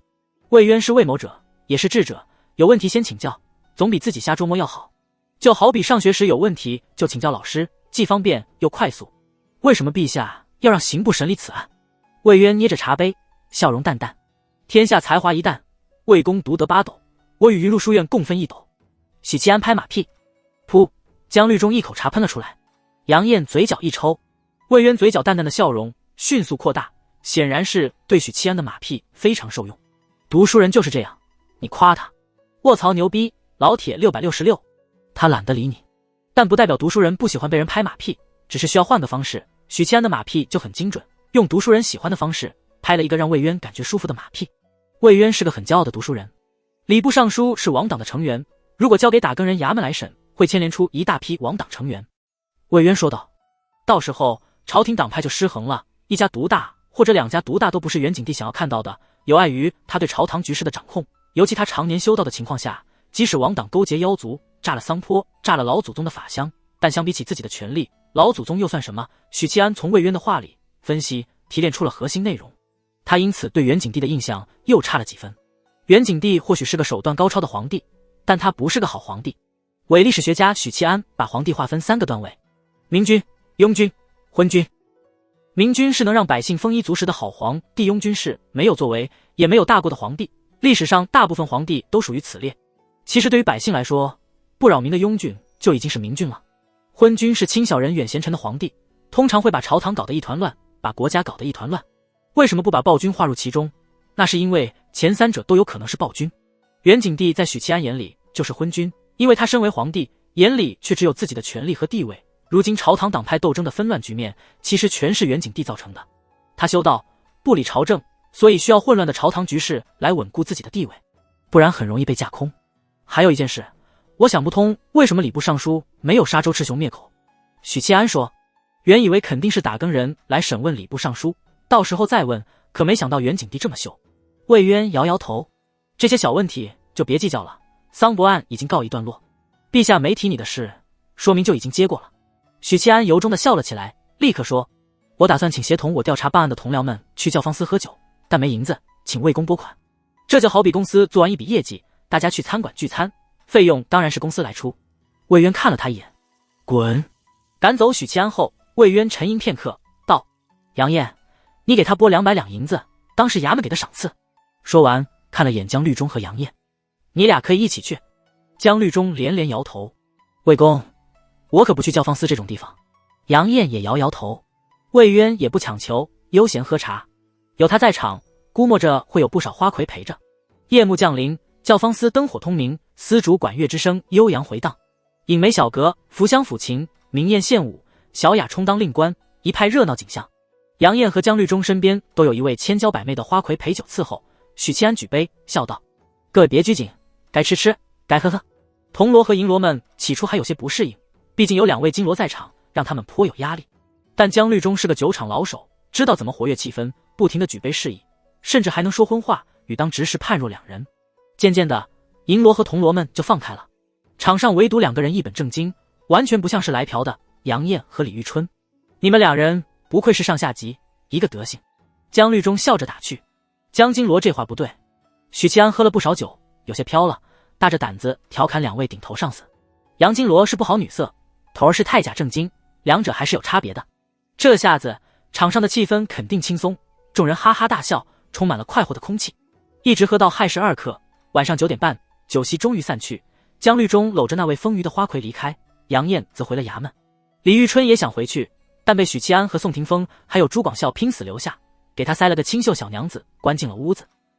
许七安作为东道主，把所有人都安排妥当后，才进了福香的房间。今日怎么来这么多人？刚沐浴结束的福香盘腿坐在床边，擦拭着乌黑的秀发，还是为了让院子里的姑娘都井井有条吗？许七安脱去外袍和佩刀，转身离开房间。我稍后回来。他压着脚步，蹑手蹑脚地摸向李玉春的房间，然后在拐角看见了同样鬼鬼祟祟的宋霆锋和朱广孝。许七安用眼神示意：“你们也是来听墙角的吗？”两人点点头，并用眼神反问：“头儿是练神境，小心些，控制呼吸。”终于缓步来到李玉春房间的窗户底下，发现没有摇床声，里边传来对话：“老爷，奴家已经洗完了，您去洗吧。”“李玉春略有低沉地回了一声。许久后，洗完了，女人的声音传来：“老爷，被窝暖好了，您在房间里溜达什么呢？”房间里摆设太杂了，一团乱，一团乱。待在这个房间里，本官如坐针毡。李玉春痛心疾首道：“啊！”女人愣了愣：“已经很整洁了呀，奴家天天打扫屋子的。”“不是。”李玉春认真地说，“桌上的茶杯应该围绕着茶壶，保持一个特定的距离。窗边的盆栽已经在往左边摆2寸，凳子放得太杂，应该和茶杯围绕茶壶一样的摆法。墙上挂着的这幅画，它难道不应该挂在中央吗？屏风摆歪了，刚才我给放正了。你的绣鞋也没摆整齐，这些怎么可能整齐嘛？谁做得到呀？”女人柔柔道：“老爷，奴家等你好一会儿了。”李玉春一听不高兴了，沉声道：“谁说做不到？你且看着，学着，本官教你如何收拾屋子。”女人。窗底下，许七安三人目瞪口呆，蹑手蹑脚地离开。许七安痛心疾首：“头儿没成家。”“成家了呀，怎么感觉像个初个？”许七安说：“不会是第一次来教坊司吧？”宋霆锋有些难以置信，虽然在李玉春手底下工作了好多年，但私生活方面并不了解。许七安想了想，道：“待会儿我们回房间，把动静闹得大一点。”“好主意。”宋霆锋和朱广孝觉得这个办法很赞，于是影梅小阁今晚的摇床声格外激烈。次日休沐，许七安几个起得都有些迟，舒展筋骨，各自在屋子里用过早食，然后三三两两的于外厅集合。江律中昨夜睡了一位丰腴的小花魁，今早恨不得把许七安当儿子对待。要知道，打茶为食，花魁通常是看不上武夫的，而江律中是打更人衙门的金锣，怎么可能和一群商贾走卒打茶为？另外，教坊司是礼部的地盘，打更人和文官向来不对付，也不好强行睡花魁，所以越是打更人高层，反而越不爱来教坊司，都是在其他青楼鬼混。难怪外头都传你是花魁杀手。江律中拍着许七安的肩膀，红光满面的笑着：“花魁杀手，我什么时候有这种奇怪称呼了？”许七安茫然道：“什么？九女争男的典故，可是在京城传开了。江律中说，老子风评被害了，不过花魁杀手就花魁杀手吧，总比许白嫖要好听些。”许七安想起来，就是那天抓捕狐妖时，9位花魁拜访他的夜晚。这时李玉春出来了，精气神都很饱满。“头儿，昨晚睡得怎么样？”宋霆锋迎上去。李玉春微微颔首：“还不错，就是有些丑。”许七安心里吐槽。福香睡醒时，那个丝毫不怜香惜玉的臭男人已经离开了，他抱着被子起身，慵懒地打着哈欠，在丫鬟的服侍下沐浴。明艳娘子刚派人传话，说午膳时请娘子去清池院喝酒。丫鬟说：“无事献殷勤，非奸即盗。”福香暗戳戳地想，淡淡道：“知道了。”擦干净洁白柔软的娇躯，换上一件浅白色的长裙，披着狐裘大衣，坐在暖烘烘的卧室看了会书，熬到午膳。清池院明艳花魁在厅里大摆宴席，请了6、7位花魁，福香也在其中。燕瘦环肥，各有千秋。长得漂亮的未必都能当花魁，但长得漂亮又有才华的就一定能当花魁。听说许公子在皇城写了一首诗，痛斥刑部孙尚书，姐妹们可有听说此事？福香喝着小酒，把昨日宴席上听来的趣事拉出来闲谈。许公子又作诗了。几位花魁立刻来了兴趣。夜里陪在席上听过此事的小雅花魁接过话题，一脸敬佩地念着，笑眯眯的发花痴。许公子不但才华出众，更有泼天大胆，刚在皇城正面叫版刑部尚书削他脸面。何止是削他脸面，这首诗一出，孙尚书的名声怕是要。这个话题点到极致，国企招待人员妄议大臣，可轻可重，而大家都是塑料姐妹，推心置腹是不可能的。于是话题便转到许七安身上，在场的花魁娘子大多都是馋许七安的诗才，至于他的身子怎么样，除了福香，没人知道。福香姐姐，那许公子晚上表现如何？花魁们窃笑起来。福香皱了皱眉，要他说出那臭男人简直是头牲口这种话是不可能的。真说了，这群妖艳贱货晚上就能传出去，到时候别人会笑他粗俗，损了名声。沉思片刻，福香心里一动，用筷子在盘子里夹起一片菜叶，在丛簇鱼里挑出7根刺摆在菜叶上。做完这一切，福香嫣然一笑。12月29日，许久没有写日记了，以前的日记我已经烧掉，奈何许某不是正经人啊。今年远景划掉，我已经尊称陛下，不能留下大不敬的证据，虽然我写完过几天就烧了。陛下免我死罪了。听说礼部尚书在刑部的地牢里畏罪自杀，这是个所有人都想要的结局。不过王首府还算厚道，替他争取了一个全家流放的结局，没有满门抄斩，也没夷三族。我问魏渊为什么不落井下石，魏渊说绝户非君子所为。你都没了，还他妈君子？划掉。魏渊人还不错。12月30日，今日去书院探望二郎，二郎跟我说了一大堆，我提取一下核心内容。这些混蛋先生，今天考策论，明天考诗词，后天考四书，不是你考就是他考，考他娘的什么东西？看来学业压力确实很大，连二郎都有些受不了。感觉他正处在我高3下半学期那种状态，不能回忆，那是我人生中的阴影。天天考他娘的什么东西？12月31日，感觉福香对我越来越温柔体贴，这便是传说中的日久生情。不行，我得冷落他几天，明日换个花魁。1月1日，明艳姑娘真棒啊，不愧是练武的。她同样对我敬仰且崇拜，因为她说，服侍了许大人后，奴家才知道原来躺着的时候膝盖是可以碰到肩膀的。1月2日，今日给我开始写小说了，因为答应郭凌月要写有意思的话本给他看。我给人生里的第一本小说取名为《缘分的天空》，我记得开头是小兵的初中成绩并不理想，整段划掉。从前有一对华发早生的青梅竹马。1月3日，今天陪表表划船，这位公主有些娇气、刁蛮和任性，但很好忽悠，没什么心机，对我非常信任。我成功从她那里骗到了价值20两黄金的名画，扭头送给了魏爸爸。1月4日，今天陪怀庆公主聊天，说了些桑博案给朝堂局势带来的影响。她随后邀请我比试，她竟是个练精进巅峰。我好像发现了什么。众所周知，练精进是不能破身的，这点男女都一样。我要说的不是怀庆公主还是处子这件事，没出阁的公主当然还是处子。我的意思是，以她的天资不应该卡在练精进，或许她是故意的，为了不嫁人。我看到了这位公主的野心，如果她生在我那个时代，肯定是个霸道女总裁。1月5日，听说我昨日找了长公主，表表公主一脸被男朋友戴绿帽的愤怒，指着我骂狗奴才，忘恩负义，明明前阵子还赏了我一幅名画。我说长公主赏了我200两白银，她一听竟然加钱了，真特么睿智。我也没占她便宜，给她做了个毽子，宫里没这玩意，表表玩得可开心了，拉着我陪她玩到黄昏，真是个空虚的一天啊。1月6日，带许灵英和楚采薇去桂月楼吃饭，两个可怕的雌性竟然吃掉我5两银子，我觉得血亏。经过这段时间的相处，发现一件不太妙的事，楚采薇今年18岁，但似乎情窦未开，在感情方面很迟钝。我撩她会脸红，但转头就忘了。要么是我长得不够帅，要么是她还没有开窍，我觉得是后者，毕竟比我帅的人我没见过。南宫倩柔和二郎是美，而不是帅，还得继续努力啊。之前的经验告诉我，如果我早些时候把楚采薇勾搭到床上，根本不会有那么多麻烦事。毕竟这年头，能扶你一把的是朋友，能扶你几把的是女朋友，当然勾搭公主也是一样的，只是后遗症太大。怀庆公主段位太高，难度有点大，表表倒是可以试试，结局大概会满门抄斩吧。毕竟以这个时代的风格，我这不叫生米煮成熟饭，我这叫公主的面首，没得人权的。1月7日，恒远大光头来找我了，问我借钱，很想收回有困难尽管找我这句话，会还钱？狗屁！你一个住在养老院的臭和尚，哪来的钱还我？哎，罢了，就当做慈善。对了，这段时间朝堂局势愈发的诡谲莫测，党派之争如火如荼，这或许就是远景划掉，是陛下乐见其成的吧。1月8日，许七安啊，许七安，你马上就要达到练气境巅峰了，如此好的资质，不应该沉迷女色，抓紧时间修炼吧。立帖为证，今日起不陪2位公主，不陪楚采薇，不陪许灵月，不去教坊司睡任荷花魁。若为此事，歌以永志。1月9日，勾栏听曲。这天早上，许七安被金罗杨艳召唤去神枪堂，面容宛如雕刻般冷硬的杨艳开门见山说道：“义父有意提拔你为银罗。”魏公要提拔我为银罗。许七安一愣，继而涌起升职加薪，走上人生巅峰，迎娶白富美的欣喜。首先，银罗的月俸是10两银子，这还不算一些隐性收入，将来即使在内城买了宅子，许七安依旧能和二叔一起撑起家里的开支。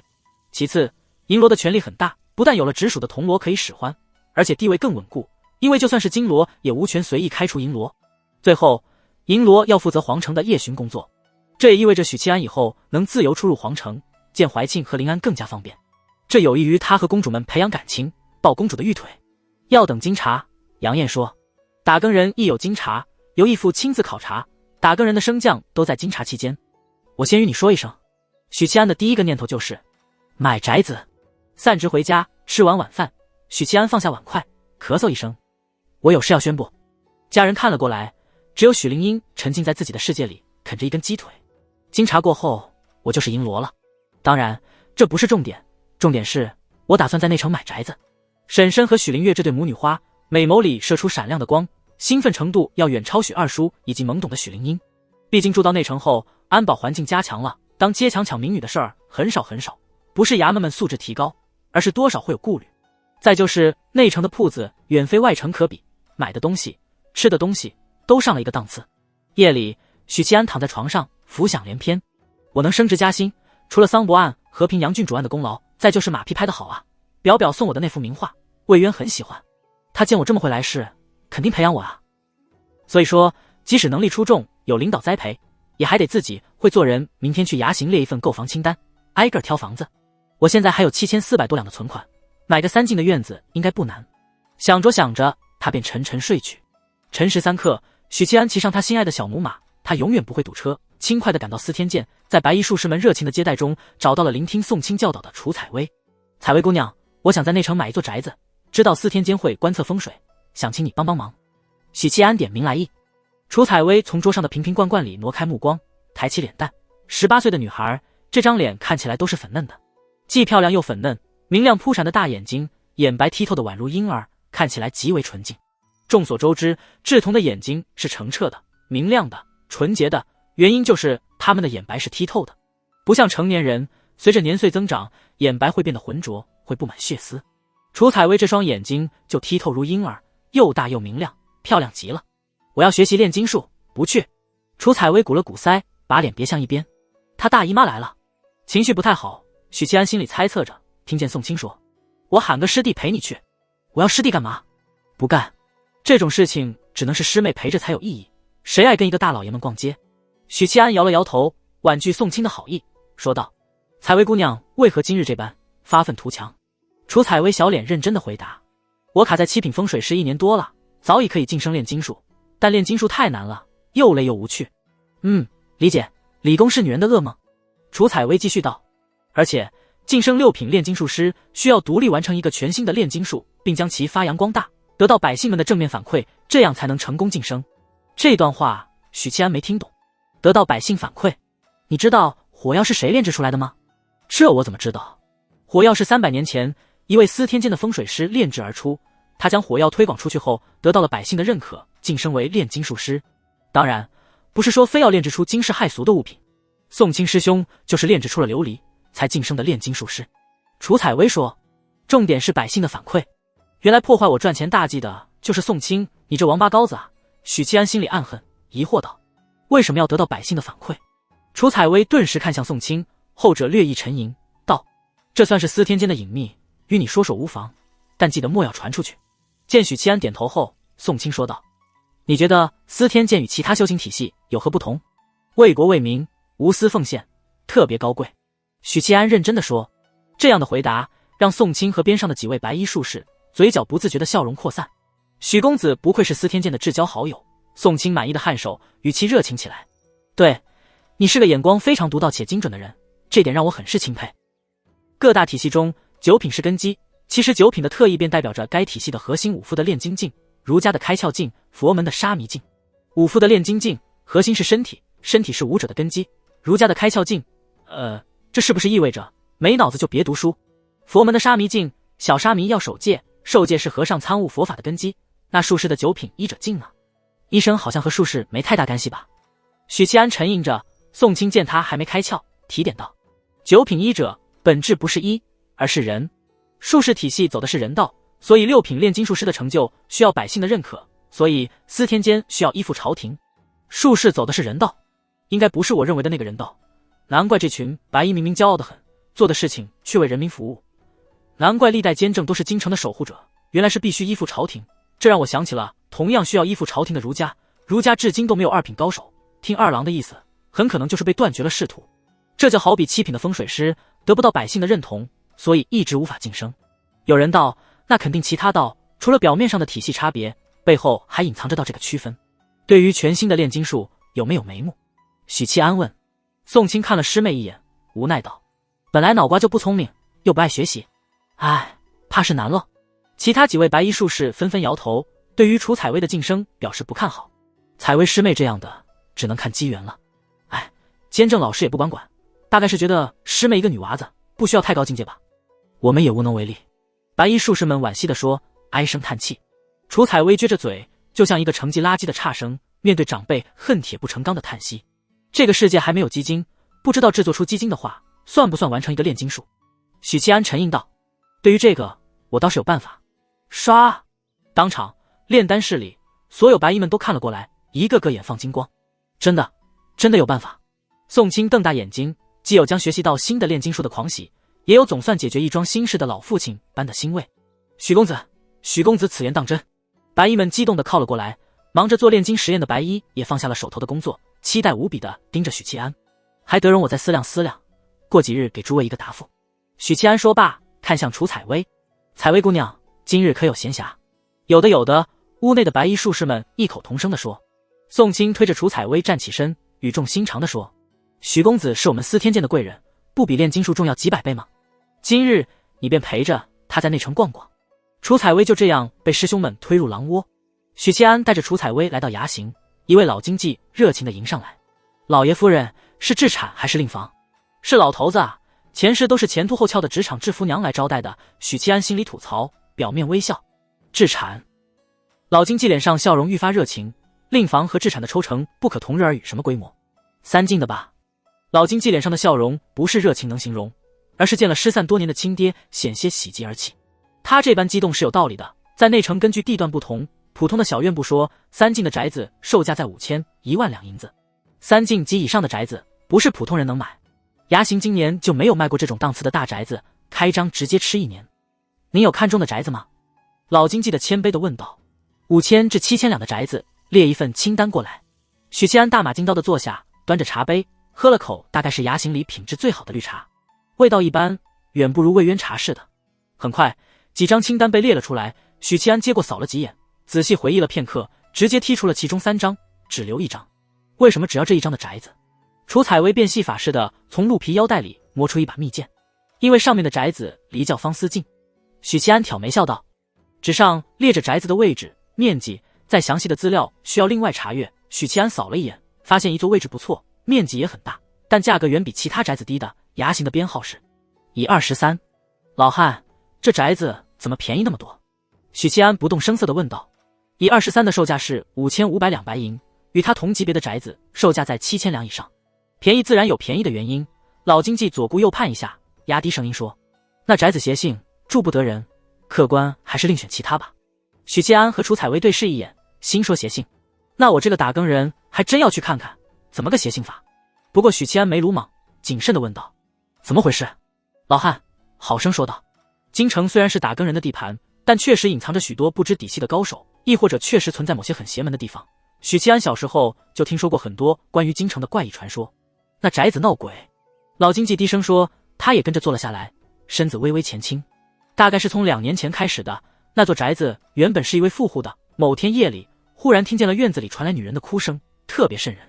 府中下人提着灯笼出来查看，看见一个穿白衣的女人坐在井边，掩面而泣。下人问她是谁，她也不答，只是在那里哭。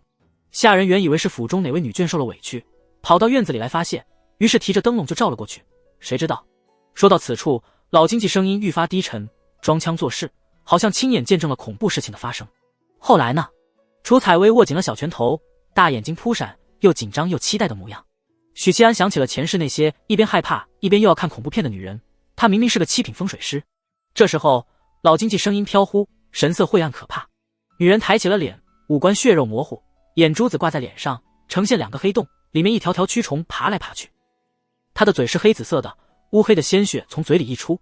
许七安看见楚采薇白皙的脖颈凸起一层鸡皮疙瘩，娇躯微微打了个寒战。老经济很满意楚采薇的反应，颇有成就感的笑呵呵说，第一位富户搬出去后，之后2、3个买家都遭遇了同样事件，还有更邪门的呢。从此就像倒了血霉似的，接二连三的出问题，不是家中有人倒霉受伤，就是生意一落千丈，家底越来越薄，不得不从宅子里搬出去。这还是个有良心的衙子。许七安问道，有报官吗？报了呀，怎么没报？但因为没有闹出人命，官府来过几次后就不管了。倒是前几个富户有请过大师，起初确实安稳了一段时间，可没多久便死灰复燃。女鬼深夜凄苦，弄得全府上下人心惶惶，霉运也没变好，该倒霉还是倒霉。许七安敲了敲桌面，笑道：“很有意思的宅子，我们打算先看它。”老经济非常意外，心说这两年轻夫妇怕不是傻子，年轻气盛，不知天高地厚，总觉得自己是特殊的，会被例外对待。行，这就带两位去看看，咱们慢慢挑，宅子有的是。老经济脸上依旧笑容谦卑。宅子距离教坊司只有3里，宅子的东侧是一条蜿蜒的河，西侧是花园，距离主街有数十米，不远不近。白日里既没有喧闹的嘈杂声，也不至于出门逛街走太远，闹中取静，是个好地方。老经济打开挂在宅门的锁，吃力地推开厚重的大门，一边拍手上的灰尘，一边做出请的姿势。老爷夫人，这边请。老爷夫人是非常恭敬的称呼，就像正规场合里被尊称先生、太太。公子小姐则对应帅哥美女。许七安点头，领着楚采薇进去，四处打量。院子透着一股子的萧条破败，灰色落了一地，立柱和墙壁油漆斑驳。如果夏天来的话，兴许还能见到满院的杂草。花园里透着一股土腥味。老经济领着他们在前院、前厅逛着，许七安颇为满意，不管是格局、建筑，都比二叔家的宅子要敞亮大气。但老经济死活不愿意带着他们去内院，搓着手说：“就看到这里吧，里头不能进，晦气。我还嫌你碍事呢。”许七安摆摆手：“你到外面等着，稍后我们会出来，我带着我夫人去看看。”现在是上午，阳光高照，老经济心里踏实一些，叮嘱道：“早点出来啊。”楚采薇后知后觉地看着许七安，蹙眉道：“谁是你夫人啊？净胡说，迟早的事情吗？你这人奇怪得很，有了积蓄，不应该是买田地吗？怎么还买起宅子了？等你体会到被房价支配的恐惧，你也会和我一样的。”许七安边说边警惕地审视周围。我知道，除了道门外，各体系修行者死后，元神会停留在世间许久，具体根据元神的强弱判定，这宅子是不是有强者死后的元神残留。许七安不疾不徐地摸出玉石小镜，轻扣背面，抽出了黑金长刀，迎着楚采薇瞪大的美眸，他笑着说：“这是我的宝贝，也是我的秘密，别外传哦，回头请你吃美食。”哦，楚采薇只是惊奇地打量了几眼，便不在意，毕竟他的鹿皮腰包同样是收纳物品的法器，一个破镜子换一顿美味，太划算了。楚采薇纵身跃上屋脊，漂亮的杏眼涤荡起青光，像是钢铁侠的双眼。他仔细地扫视着这座宅子，在屋脊上腾跃，变换位置，不放过任何一处角落。最后，青光眼落在内院的井口，他看见了一缕缕轻微的黑气一散，就是这里。楚采薇心里一喜，翩然落定，拉着许七安到井口。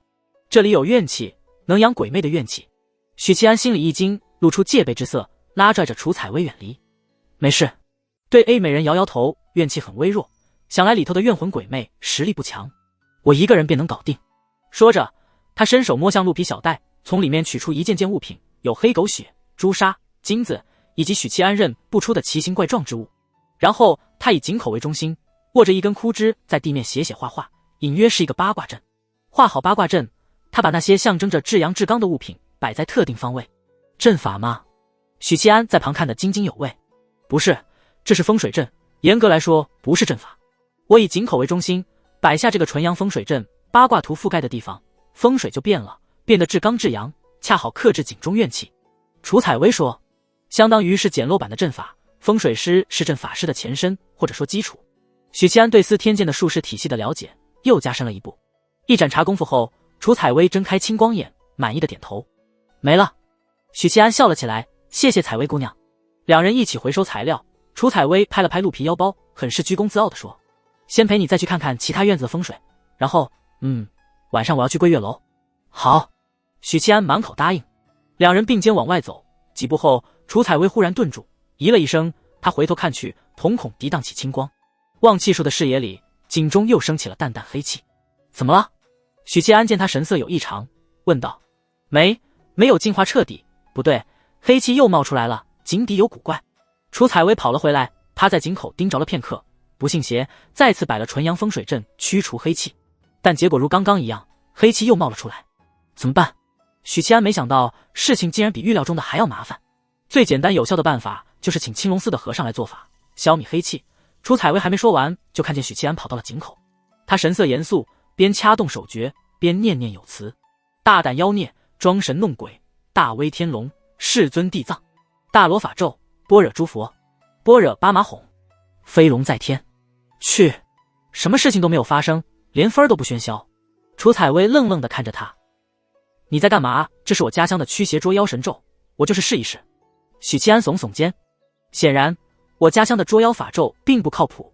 楚采薇道，我刚才话没说完呢，刚才那伢子不是说了吗？前几个富户有请和尚做法，但安稳一段时间后便恢复原状了，这与我刚才的情况吻合。那怎么办？许七安道，我心里有点猜测了，等晚上我们再来。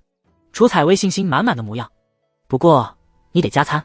加餐没问题，但我总感觉你不靠谱，别忘记自己是个学渣呀。采薇妹子，许七安笑着说，有采薇姑娘出手，我还有什么不放心的呢？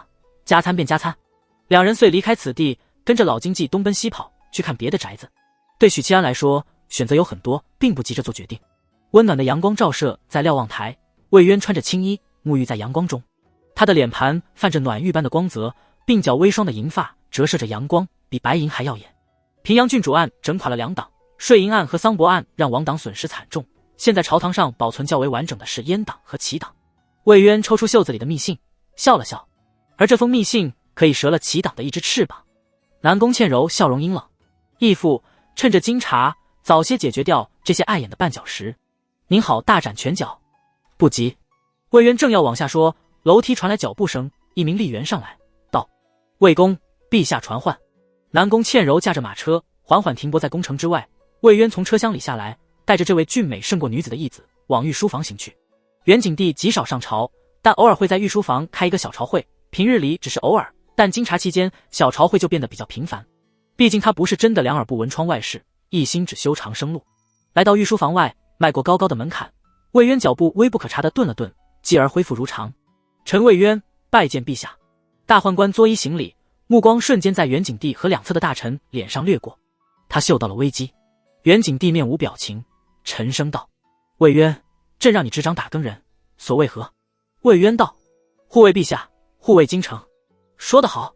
元景帝点点头，忽然抓起桌案上的一封奏折，狠狠砸向魏渊，疾言厉色，你就是这么护卫朕的？朕对你推心置腹，你就是这么回报朕的？魏渊沉稳地捡起奏折，展开阅览，瞳孔倏地收缩，他二话不说，跪地高呼，臣罪该万死，辜负了陛下的信任，臣只求一死。魏渊这副姿态反而让准备站出来攻讦要求元景帝斩了此僚的给事中们不知道该如何开口了。元景帝冷笑一声，你倒是坦诚，魏渊，今日你若狡辩，朕就将你打入天牢。魏渊低着头不说话。元景帝冷哼道，举报你的正是打更人衙门的金罗朱阳。魏渊依旧没有说话。那份奏折里写了打更人从金罗到银罗近几年来贪赃枉法的一些罪证，有些是证据确凿之事，有些纯粹是污蔑，当然也包括一位新入职的铜锣也在其中，罪名还不小，短短1月利用职务敛财数千两白银，日日流连教坊司睡花魁。这时刑部的一位都给事中出列道，陛下，打更人以权谋私，知法犯法，臣提议斩魏渊，以震慑打更人，肃清歪风邪气。当即有几位大臣附议。元景帝看了眼认罪伏法的魏渊，沉声道，此案交由刑部大理寺卿、府衙联手处理，3天之内朕要结果。会议结束。南宫倩柔脸色阴沉地跟在魏渊身后，没走几步，听见后边有人喊话，魏公留步。父子俩驻足回首，追上来的是大理寺卿，他穿着绣云燕飞袍，正4品大员。大理寺卿和京兆府尹一样，属于职位不算太高，但手握极大权力的官员，分量非常重。在京城，一个官员的地位、话语权从来都不是看品级，而是看手中有多大的权力。勋贵还超越品级呢，不也被挤到权力舞台边缘了？这位头发花白、面容清癯的老人笑呵呵地拱手，本官想向魏公了解一下那些名单上要犯的详情。魏渊不见喜怒的点点头，回头会让人送一份大理寺。大理寺卿满意的颔首，笑容满面地说，还有一事，本官瞧着朱金罗是个人才，刚直不阿，想把他调到大理寺，本官稍后会禀明陛下，先来和魏公打声招呼。见魏渊依旧平静，大理寺卿往前走了几步，道，魏公知道本官想要什么？魏渊笑了起来，换得不亏。大理寺卿脸色阴沉地望着魏渊的背影，返回马车。南宫倩柔驾车往打更人衙门的方向行去。车厢里，魏渊揉了揉眉心，长叹道，打眼了，打眼了。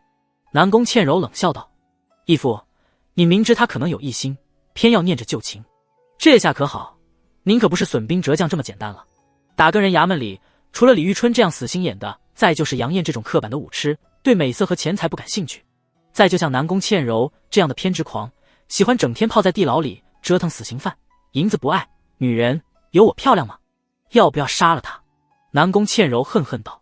算账要等到秋后。魏渊平静的回复。一路无话，南宫倩柔驾车穿过集市，进了僻静的街道，继续说，虽然此事不是因为那小子，但他是个引子，义父你原本可以避免的。那小子值得义父如此看重。金罗有很多，那么有趣的人只有一个，我很期待他的成长。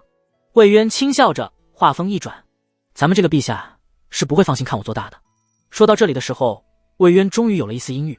大理寺卿刚才想用那份名单换义父手中的密信，义父为什么拒绝？南宫倩柔问道。他知道义父最后那句换的不亏，不是答应了大理寺卿的交换，而是决定忍痛将金罗银罗们换掉。两败俱伤回答他的是沉默。今年真是多事之秋，不，每次京察都是一次大动荡。义父好不容易培养出来的班底，这回少不得伤筋动骨。南宫倩柔叹息一声，每次京察都会有胜利者，王党就是上一届京察中崛起的，但有一点不可避免，就是京察结束，所有党派都会损失惨重，胜者也是惨胜。回了衙门，你去找许七安，让他躲几天，我会想办法把他摘出去。是。南宫倩柔酸溜溜的点头。黄昏，早早结束看房的许七安花了1个小时陪楚采薇逛街，看见什么好吃的就买什么。大眼睛美人兴致勃勃，玩得很开心，脸上始终挂着甜美的笑容。逛街果然比打架还累，这种累不是身体上的，是精神上的。许七安吐出一口气，只要哄开心这个女人，累一些也是值得的。上辈子听过一句话，哄女孩子的方式有70种，一种是购物，剩下的是69。后者许七安无法施展，自然无从验证，但逛街购物效果的确不错。进了桂月楼，点上一桌价值5两银子的丰盛晚餐，许七安为了不亏本，放开肚皮和楚采薇一决雌雄。这时心悸的感觉传来，他不动声色地停下进食，取出玉石小镜查看信息。打更人衙门出事了，金罗朱阳举报魏渊贪赃枉法，此案涉及4位金罗、12位银罗和30名铜罗，由府衙、刑部、大理寺共同处理。这是不是意味着魏渊即将失宠，在京察期间倒台？朱阳当了2、5载，举报信牵连这么多人，许七安凝视着镜面的文字信息，心里掀起惊涛骇浪。这段时间京城党派斗争如火如荼，各有胜负。许七安因为段位不够，平时当作茶余饭后的谈资听过就没在意。原以为打更人的特殊定位能够在这场风波里稳定航行，不会受到倾轧，但看来他对朝堂局势、对党争还是不够了解。朱阳身为金罗，手里肯定握着许多打更人的黑料，现在突然反叛，打更人估计得伤筋动骨了。不出所料的话，肯定是因为我的缘故。听说朱银罗被那一刀伤了脏腑，落下病根，将来武道无望。而我非但无事，反而升职加薪。确实，如果我是元景帝，我肯定不会看着魏渊做大，从税银案到桑博案，再到这段时间的斗争，文官集团们狗脑子都打出来了，勋贵大致保持完好。可这是因为人家手里掌握的权力不够，没有撕逼的底气。魏渊与我说过，如今当朝之上，王党和打更人势力最强，而今王党损兵折将，魏渊代表的阉党肯定要做削弱了。我一个小铜锣应该死，朱阳会放过我才怪。许七安念头闪烁间，曾经在朝为官的4号传书了。贪赃枉法只是表面由头而已，要说贪赃枉法，打更人有魏渊管着，哪有朝堂上的衣冠禽兽们吃相难看？元景帝不过借这个机会打压一些魏渊而已。4号不愧是官场老人，身在千里之外，分析得入木3分，这和我想的差不多。以1号的段位，难道还看不透这么简单的道理？竟然问那么愚蠢的问题。许七安输入信息，如果是元景帝的意思，那魏渊也无能为力了吧？怎么都得舍弃这些下属了？4，这得看元景帝和魏渊的态度。只是贪赃的话，处罚结果不会太大，但肯定会有一批人被逐出衙门。双规是吗？许七安忽然忧心自己的前程了。你对着镜子写画些什么呢？楚采薇吃着酱猪蹄子，所以说女人都是大猪蹄子。许七安收了镜子道，没事，吃完饭我们去看看那鬼宅。不管怎么样，先把宅子给买了，拥有一套不动产比什么都重要。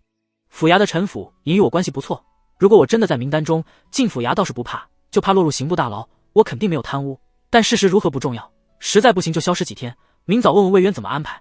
离开桂月楼，许七安把玉石小镜递给楚采薇，帮我保管几天。哦。楚采薇接过，顺手塞进左腰的鹿皮小包。天黑之后，来到那座鬼宅，两人翻墙进去。现在可以告诉我了吧？为什么要晚上过来？荒凉的废宅里回荡着两人的脚步声，今夜无风，隆冬里没有虫鸣，寂静的可怕。楚采薇手里拿着一根糖葫芦，嗓音清脆。白日里阳气充沛，井里的女鬼不会出现，要清除她，便要等她出来。另外，我怀疑井底有古怪，待会儿打算下去看一看。下去看一看，有深海恐惧症的许七安顿时怂了，尤其是知道井底有古怪。等啊等，夜渐渐深了，楚采薇纳闷道：“直接下去吧，你去不去？我不去的话，你一个人跳井我不放心。”楚采薇点点头，撑着井沿，扑通一声跳了下去。这傻妞听鬼故事的时候还很胆小的。许七安把黑金长刀握在手里，跟着跳井，井水冰凉，他看见前方有一抹亮光，映着黄裙女孩轻盈的身子，她在水里扭动腰肢，宛如灵活的美人鱼。那抹亮光是她腰间的八卦盘。游了10分钟左右，许七安忽然看见楚采薇停了下来，他摘下了腰间的八卦盘，像是与什么东西对峙。许七安游过去，接着八卦盘散发出的亮光，看见井底趴着一个白衣女子，他似乎也有所察觉，慢慢仰头看了过来，那是一张血肉模糊的脸，眼球挂在脸颊，黑洞洞的眼眶里蛆虫蠕动着。卧槽，老经济不是骗人的，这女鬼特么还真是这副模样。许七安心里一阵悚然，但他并不害怕。悚然是作为一个曾经的普通人，在现实见到鬼魂自然而然的反应，毕竟他是一个看完恐怖片不敢上厕所憋不住就用脉动饮料瓶来解决的人。白衣女鬼愣了愣地看了他们片刻，似乎察觉到了威胁，嘴角裂开到耳根，漆黑的鲜血流淌，无声嘶吼朝两人扑了过来。幽深的井底阴气强盛了数倍，刺激的许七安皮肤凸起鸡皮疙瘩。我不会对付怨魂啊，直接给他一刀吧。许七安握住了刀柄，打算抢到楚采薇前头，但黄裙小美人压了压手，阻止了他的行动。他手诀掐动，风水盘上中央的太极鱼旋转起来，许七安看见天干中的鬼字亮了起来，一股乌光冲出风水盘，将女鬼裹挟住，收入风水盘里。楚采薇收回风水盘，握在手里，扭头朝许七安嫣然一笑，然后指了指井底，摆动着腰肢游了过去。两人在井底勘察片刻，没有收获。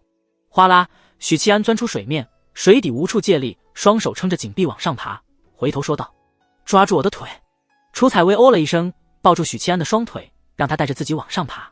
许七安感应了一下：“你说什么？”楚采薇没听清楚：“没啥，你再往上爬一些，我裤子快被你拽下去了，我上面还有一个饼，够你搭把手的。”楚采薇一个劲儿的找，也没找到许七安说的饼在哪里。从井底出来，许七安运转气机蒸干湿漉漉的井水，楚采薇则捏了个手诀，从风水盘里调出一抹橘色光焰，绕着身体走了几圈，水蒸气弥漫，却不毁坏衣物。身体重新变得凉爽后，楚采薇道：“这只是个普通的怨魂。”只是普通的怨魂？那他是怎么维持这么久的？许七安皱了皱眉，老经济说过，闹鬼事件已经持续2年多。楚采薇接下来的话解开了疑惑，井底连通着地底暗流，井中的怨气就是那么来的。我猜测是地底有阴脉。许七安估摸着阴脉是风水学上的术语，恍然的点头。所以你的净化不起作用，前几任大师的法事没用，因为他们不是术士。楚采薇用力点头，表示自己是术士，很骄傲。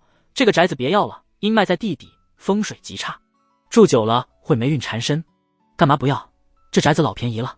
许七安奇怪地看了他一眼：“你以为我找你办事，真的只是看看？你得帮我把风水弄好，那多累啊！”楚采薇苦着小脸，他天天学习炼金术已经很辛苦了，那你得加餐吗？我懂。许七安说：“这还差不多。”他撇撇嘴，重新跃上屋脊，朝着下方喊道：“送我上天！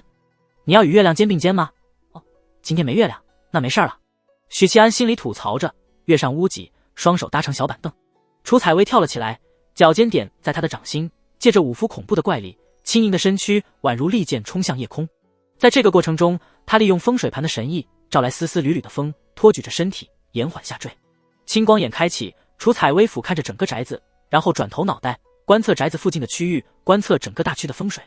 楚采薇落叶般徐徐飘落，蹙眉道：“奇怪，这片地区风水不错，不应该形成阴脉啊，是不是你业务水平太差啊？”许七安不敢吐槽，问道：“要不你再看看，或者回4天间找师兄们帮忙？”“不用这么麻烦。”楚采薇摆摆手：“咱们直接通灵女鬼，与她共情，看看她是怎么死的。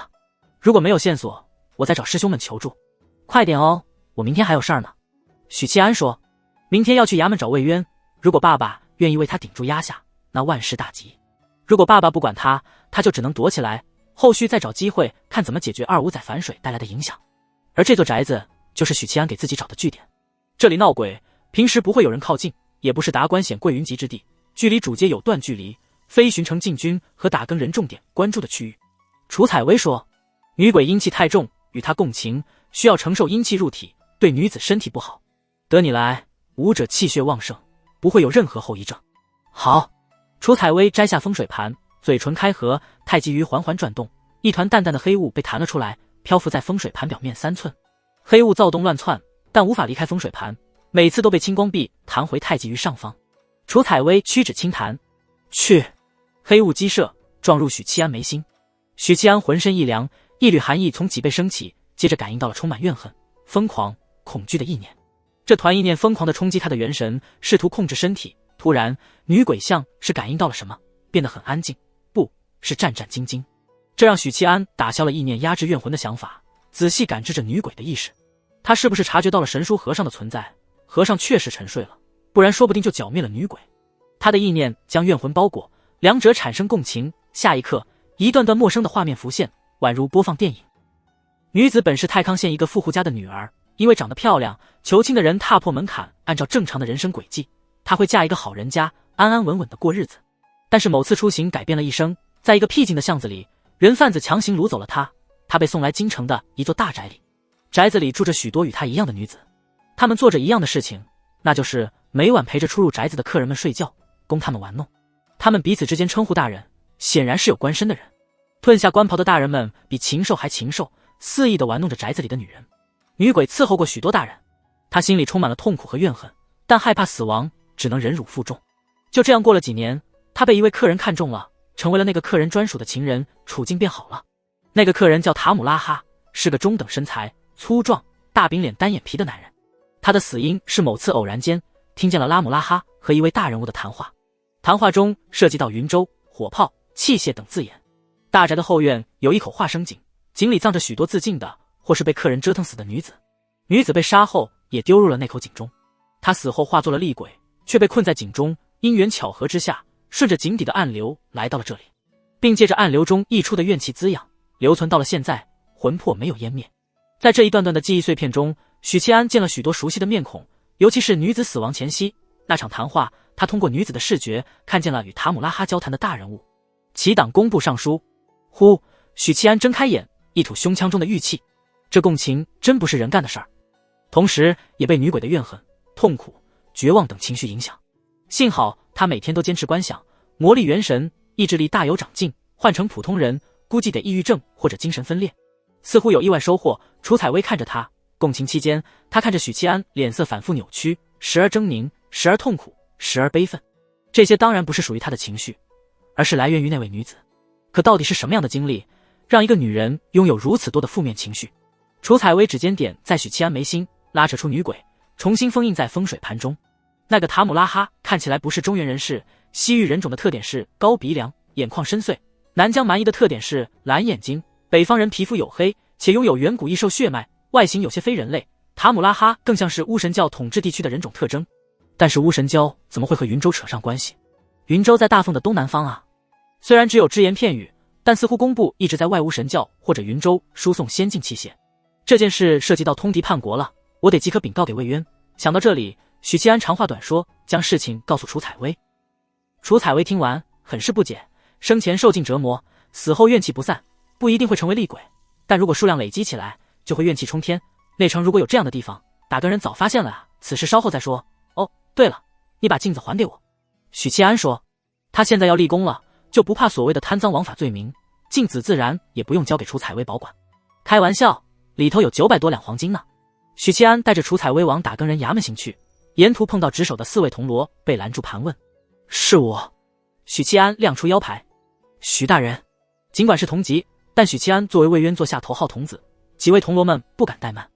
您怎么还在外头乱逛？今日刑部府衙和大理寺派了大堆人马闯入衙门，带走了许多同僚。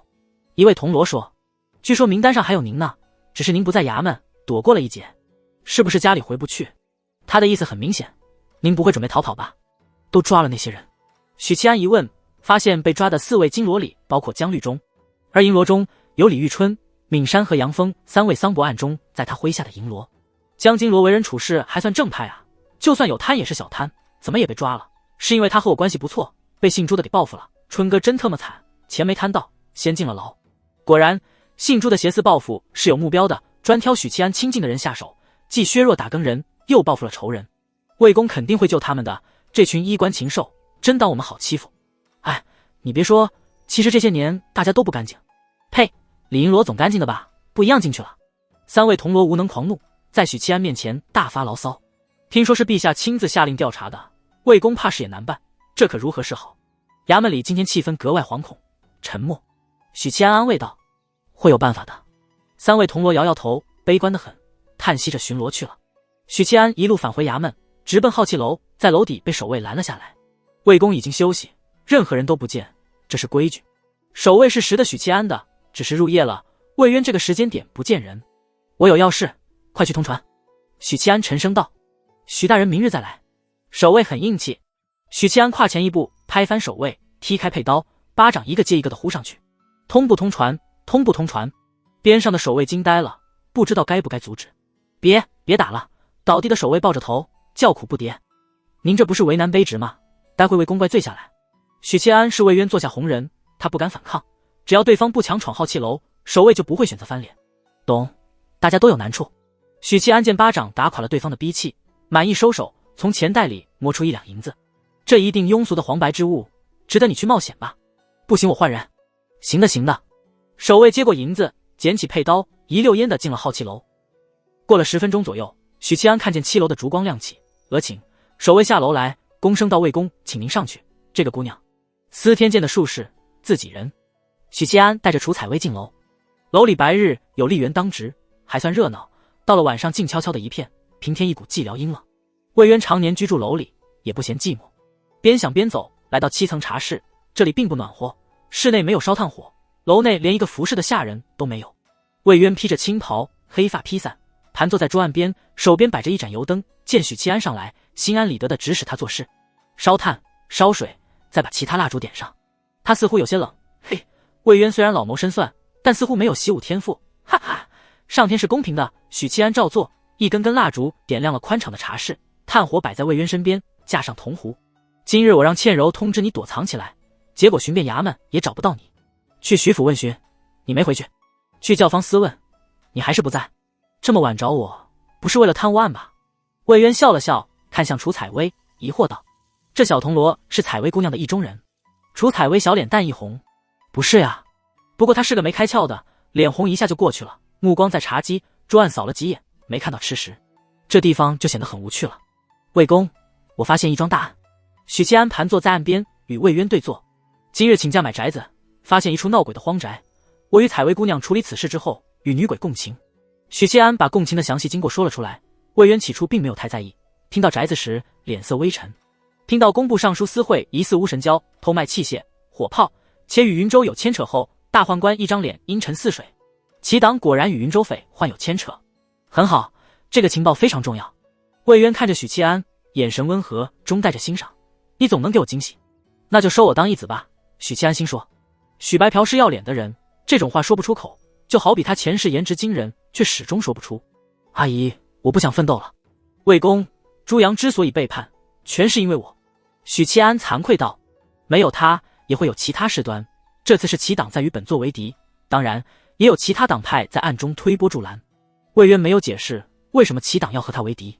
这次贪污案事件背后的主导者是其党，他通过递书传信，从1号那里得知朱阳背叛衙门，做了2五载，但1号没说幕后推手是其党，许七安还以为是王党在搞事情呢。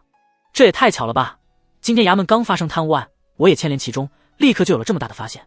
是因为我快进生炼神境，所以运气产生了质变，否则解释不通啊。好有意思，王党勾结妖族，其党勾结巫神教，朝廷里都是些什么人？楚采薇吐槽道：“陛下修的脑子坏掉了吧？”许七安连忙用肘子捅了口无遮拦的少女一下。陛下不理朝政，虽依旧大权在握，但难免养出一些妖魔鬼怪。他权术是厉害，朝堂诸公也不是愚蠢之辈。魏渊没有在意楚采薇的冒犯，毕竟司天监的术士都这副德行。那位行事作风有些荒诞的杨千焕，面见陛下时都是背对着的。陛下从不生气，对于作用极大，但手中无权之人，他向来是宽厚仁慈的。儒家屠龙术，屠的可不就是这条大龙？许七安黑然道：“刚说完，就被楚采薇报复性的用肘子捅了一下。元景帝操纵着朝堂，朝堂诸公也在演他。当一个皇帝只顾着自己的权利，而不顾社稷和民生时，选择人才的出发点便会产生变化，考核标准趋向于听话、易于控制等方面。至于人品如何、能力如何，反而不那么重要，除非像魏渊这样的惊才绝艳。从源投烂了呀，魏渊，这便是你扫除障碍的原因吗？许七安想起了魏渊曾经说过的话，他欲清扫朝堂乌烟瘴气，再扫国家颓废之风。但在这之前，得和光同尘，允许下属犯错。他本就是孤臣，若手底下没几个能办事的，如何与朝堂诸公抗衡？这时，魏渊取出纸笔，打算写文书。许七安识趣的倒水磨墨，盯着魏爸爸写了缉拿文书，盖上公章，拿此文书去找当值的金罗张开泰，让他带人绞了牙子组织。魏渊道：我认识一位大儒叫陈泰，这位张开泰是几个意思啊？许七安点头，是。他带着楚采薇离开好气楼，寻人问了金罗张开泰的办公室，叫神剑堂，见了面才知道，原来是那位有过几面之缘的史剑的金罗。当初裹着纱布的4位金罗里就有他。张开泰像位孤傲的剑客，沉默的时候给人一种拒人千里之外的冷漠。他要生在现代，肯定是西门吹雪专业户。许七安心想，什么事？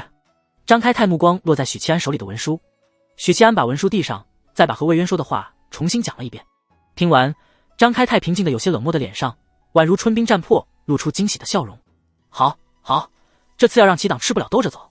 这次众同僚能度过此难，你当局守功。张开泰对许七安的观感还行，但不明白杨艳和江律中为何因他大动干戈，更想不通魏公如此看重他的原因。虽说有些血性，办案能力出众，人才是人才，可魏公什么身份？因何对一位铜锣如此偏爱？桑博案之后，他承认许七安是个值得培养的人才。此时此刻，惊喜之下的张开泰开始欣赏起这位平平无奇的小铜锣，他总能给人惊喜。1刻钟后，点齐人马，聚集了40位白衣，20多位铜锣，6位银锣，配备火铳、军弩、绳索等器具，全副武装。大部队手握火把，急跑着跟在许七安身后，行军速度极快，火光连绵起伏间，仅用了半个小时就抵达了目标府邸。府邸没有挂匾额，红漆大门紧闭。张开泰挥了挥手，冷着脸，言简意赅地下达命令：包围起来！白衣们持着火把散开。一位银罗上前抽出佩刀，大喝着斩出刀芒，轰破红漆大门。打更人火速冲了进去，一队佩刀的私兵怒喝着上前阻扰，双方刚一接触就被打更人砍翻，死活不论。内院隐约间传来丝竹管乐声，但很快就平息了，似乎察觉到了前院的动静。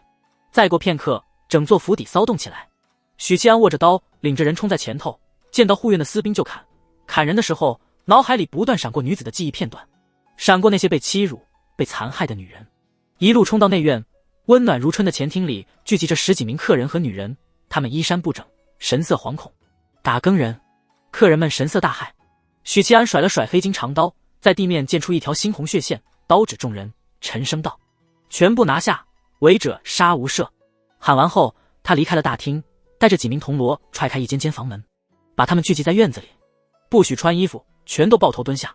酒店查房的流程他老熟悉了，不同的是，以前多少带着戏谑的态度看待嫖客，问着有没有结婚啊，现在则满腔怒火和杀意。相比起青楼这种类似私人会所的宅子更加隐蔽，可以放心的商议事情，而且即使弄死了也有人给处理麻烦。教坊司的女人可不能这么玩。突击行动很快结束，张金罗采纳了许七安的建议，把客人们让他们抱头蹲在院子里，忍受着1月初的寒风。刚开始有人喊是可杀不可辱，被张开泰一刀砍死后，众人就乖了。打更人在行动中是拥有先斩后奏权力的。曹大人是你？哟，王大人也在啊。唐大人真是短小精悍。一位银罗冷笑着和认识的官员说话。温暖的内厅里聚集着20多名美貌女子、清秀少年。大凤对豢养娈童行为是坚决打击的，但喜好幼娇的商贾官员不在少数，很多青楼会养一些娈童扮作龟公，等有此爱好的客人上门后，他们就负责陪睡，令人作呕。一位银罗厌恶的语气。张开泰正在审讯府邸的主人，是位富家翁打扮的中年人，一个劲儿的磕头说：小人有罪，小人该死。张开泰沉声问道：你幕后之人是谁？小人只是想结交一些朝中权贵，并没有幕后之人。张开泰也不问，只是叮嘱下属银罗看紧了，莫要让他自杀。等进了打更人的地牢，石头人的嘴也能撬开。许七安道：后院有一口井，专用来丢弃女尸。张开泰深深地看了眼中年人。许七安、楚采薇和张开泰来到后院，找到了那口井，用火把照了照，井水呈深黑色，一股淡淡的腐臭味飘上来。血肉腐烂后，骨骼是会下沉的，恐怕得下井打捞。许七安嘴角抽了抽，突然，楚采薇轻咦了一声，他左顾右盼片刻，跃上屋脊，俯瞰整个后院。怎么了？许七安站在井边，抬头问道。院子里有一座封禁阵法，井中的怨气被封住了。楚采薇说。封禁阵法，所以这么多年来打更人都没有发现异常。许七安恍然点头，脸色忽然古怪起来。阵法不是你们术士的活儿吗？同时他心里升起另一个疑惑，既然有能力摆下阵法封禁怨气，那为什么不直接磨灭怨气呢？要知道7品的楚采薇都可以做到这一点，在后院摆一个至刚至阳的风水便可以消灭后患。那总有些散修的术士呗。楚采薇撇嘴，睡银案背后不是有炼金术士在搞鬼吗？我竟无言以对。许七安把目光重新投向井口时，看见张开泰盯着井壁沉思，顺着他的目光看去，这才发现井壁里刻着繁复古怪的皱纹。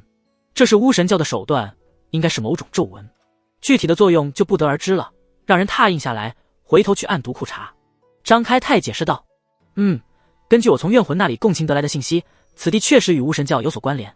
许七安说着，心里吐槽，我他妈被那个叫塔姆拉哈的骑在胯下不知道多少次，有机会见到他也要叫他知道何为满身大汗。就在这时，前厅传来骚动声以及尖叫。没有说话，张开泰率先冲回前厅，许七安也想和张金罗一起冲，但没人家快。他以极快速度赶到前厅时，正好看见张开泰以纸带剑将最后一个纸人切成2截，而此时地面铺了不少碎纸片，侧目有将近10个纸人。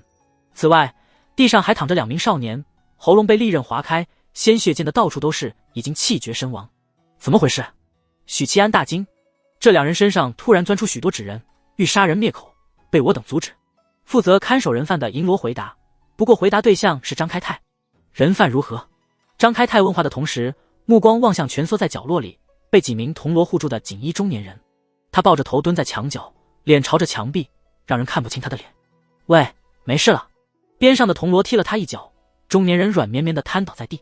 众人脸色微变，那负责看守的银罗大步飞奔过去，探查鼻息和颈部后，脸色难看，惶急地抱拳，卑职护卫不力，请大人责罚。张开泰一下子变得很阴沉，额头青筋怒战，沉默几秒，缓缓吐息道：这不怪你。他走到尸体边，捏住中年人的领口，轻轻一抖，刺辣的声音里，衣服碎裂成片。中年人赤条条的身躯暴露在众人眼中，他胸口有一个鲜红的印记，这是巫师的咒杀术，取人头发、鲜血、指甲等物，辅以生辰8字，便能杀人于无形。张开泰摇头，这是防不住的，尤其是武夫这种只擅长暴力的体系。那纸人呢？许七安问道。张开泰蹲在尸体边，沉吟了许久。这些纸人让我想了一些事，巫神教手段诡谲莫测，有咒杀术，有梦境杀人，还有操纵鬼魂和尸体的能力。这些纸人是鬼魂附着其上，被驱使着为施术者办事。许七安多聪明的人瞬间秒懂了张开泰的意思，惊道：后院那口井是巫神教的巫师专用来养鬼的，这也能解释为什么是封禁而不是彻底净化。那个巫师很可能就在附近，但现在已经离开了，我们的突袭让他措手不及，于是潜伏在周围施展咒术杀人灭口。人已经死了，他不会继续在附近逗留。张金罗，这纸人连你都感应不到吗？刚才竟没发现纸人藏在这几个少年身上。1. 武者的神识只能对自身产生威胁的事物进行预警。2. 纸人既是鬼魂依附之物，也是一层封印，能屏蔽感知。3. 纸人并不具备强大的杀伤力，通常用来办事，而不是杀敌。许七安忽然暴怒，骂了声废物，黑金长刀出鞘，凌厉刀芒斩穿了大厅的房梁，断木和瓦片哗啦啦砸落，惹得女子和少年们抱头四窜，尖叫连连。相隔1阶的阴影中，看见远处坍塌的屋脊闹出的动静，藏在阴影里的人冷笑着嘿了一声，复而陷入寂静。工部尚书府主卧，亡妻故去多年，始终没有续弦的工部尚书搂着小妾沉沉酣睡。一个纸人随着夜风飘进院子，轻飘飘地落在地上，几秒后爬起来，艰难地把自己从门缝里挤了进去。他小心翼翼地避开炭盆，迈着生涩的步伐来到床榻边，架起一股清风飘上床榻，落在工部尚书枕边。纸人在枕头上摇摇晃晃站起，卯足了劲，一头撞在工部尚书脸上。工部尚书皱了皱眉，缓缓睁开眼，他看见枕头上的纸人后一下子清醒了，先观察了一下小妾，确认他睡得踏实，这才拾起纸人下床来到桌边，点亮桌上的蜡烛，展开纸人，眯着眼阅读纸上蝇头小字。刚看完没多久，工部尚书的脸色突然大变，胡子一阵抖动。等他看完，如释重负地吐出一口浊气，恢复了冷静和轻松。用烛火烧掉纸人后，工部尚书返回床榻，看着沉睡的小妾，沉吟了一下，慢慢拿起枕头覆盖上了小妾的口鼻。次日，刑部早起的刑部尚书来到衙门，亲自下了一趟大牢，巡视收押在此的打更人。贪污案涉及的打更人，从金罗到铜锣，总共46名，全部都关押在刑部。原本按照规矩，应该是3个衙门各自收押部分分开审问，但王党在税银案和桑博案中接连折损2名核心成员，与魏渊势不两立，落井下石的活儿，刑部比其党的大理寺卿还要热心。人在做天在看，尔等以为缄默便能逃避王法。刑部尚书冷笑着摇头，本官已经清查了你们的家产，拟定了折子，待陛下过目后，你们一个都别想跑。当然，本官仍然愿意给尔等机会。是谁指使你们贪污银两，欺压百姓？是不是魏渊？没人回答他。突然有人冷笑道：贪污？尚书大人，请告诉我，我贪污了多少银子？老子入职打更人10几载，一个铜板也没贪。哼，还逞口舌之力。刑部尚书循着声音走过去，看见了说话的男人，他第一眼不是在男人身上，而是整洁的牢房给吸引了。地面的脏物、枯草统统被扫到角落里，墙角的蛛网也不见了，草席依旧破烂，但整整齐齐的贴合在铺上，每一处细节都井井有条。刑部尚书心里纳闷着，审视着说话的男人，这是一个神色古板的打更人，尽管身上穿着囚服，却给人一种干净整洁的清爽，头发梳得整整齐齐，左右卷起的袖管极其对称。看着这个男人，看着这间牢房，包括刑部尚书在内，几个刑部官员油然而生一种莫名的舒畅感。此人叫什么？孙尚书负手而立。李玉春。贪没了多少银两？在内城有几套房啊？官员翻开册子看了片刻，半天没说话，被孙尚书扫了一眼，才低声开口：在内城有一套简陋小院，家中有一个老母，一个怀孕的妻子，钱财刑部只在他家中搜刮出50两银子。50两银子？孙尚书震惊了，堂堂一个银罗，竟只有50两银子的家当，你们怎么查的？孙尚书觉得这是刑部的人办事马虎。官员低声在他耳边说了片刻，听完，孙尚书沉默了，似乎懒得再搭理这个爱干净的男人，转身就走。恢复安静的大牢里，江律中背靠着墙壁，叹息一声：老江有什么打算？隔壁的金罗敲了敲墙，问道：能有什么打算？革职之后另谋生路呗。我是不会去做案子的，妻儿都在京城。江律中没好气道：嘿，我无儿无女，倒是可以走一趟江湖，京城这地方也待腻了。那位金罗说：狗屁！江律中冷笑一声：你前阵子还说打算娶妻生子，在京城安定下来，老子就恨这些年没搜刮钱财，只拿一些蝇头小利，否则这牢蹲的也不冤。哼，那你出狱后落草为寇去吧。滚！最坏的结果就是被革职，至少生命威胁是不会有的。高平武夫只要没有犯下太大的过错，朝廷不会处以极刑。发起狂来的高平武夫破坏力不容小觑。唉，又是一阵叹息，继而是长久的沉默。离开大牢，刑部尚书问道：怎么没看见那个姓许的小杂碎？似乎逃了。官员回复：发通缉令了吗？已经拟好，等衙门盖了章就能发布。孙尚书满意点头。那小子贪没了多少银子？昨日派人查了徐府，只搜刮出数百匹绫罗绸缎，银子却没多少。官员说。孙尚书嗯了一声：那些绫罗绸缎先收起来，等事情了结，发给衙门里的大人这，我们没敢没收那些东西。官员低声说。孙尚书目光锐利起来。官员苦笑道：那是陛下赐予的，没人敢要啊。回头那许平至告御状，听说那司常去教坊司。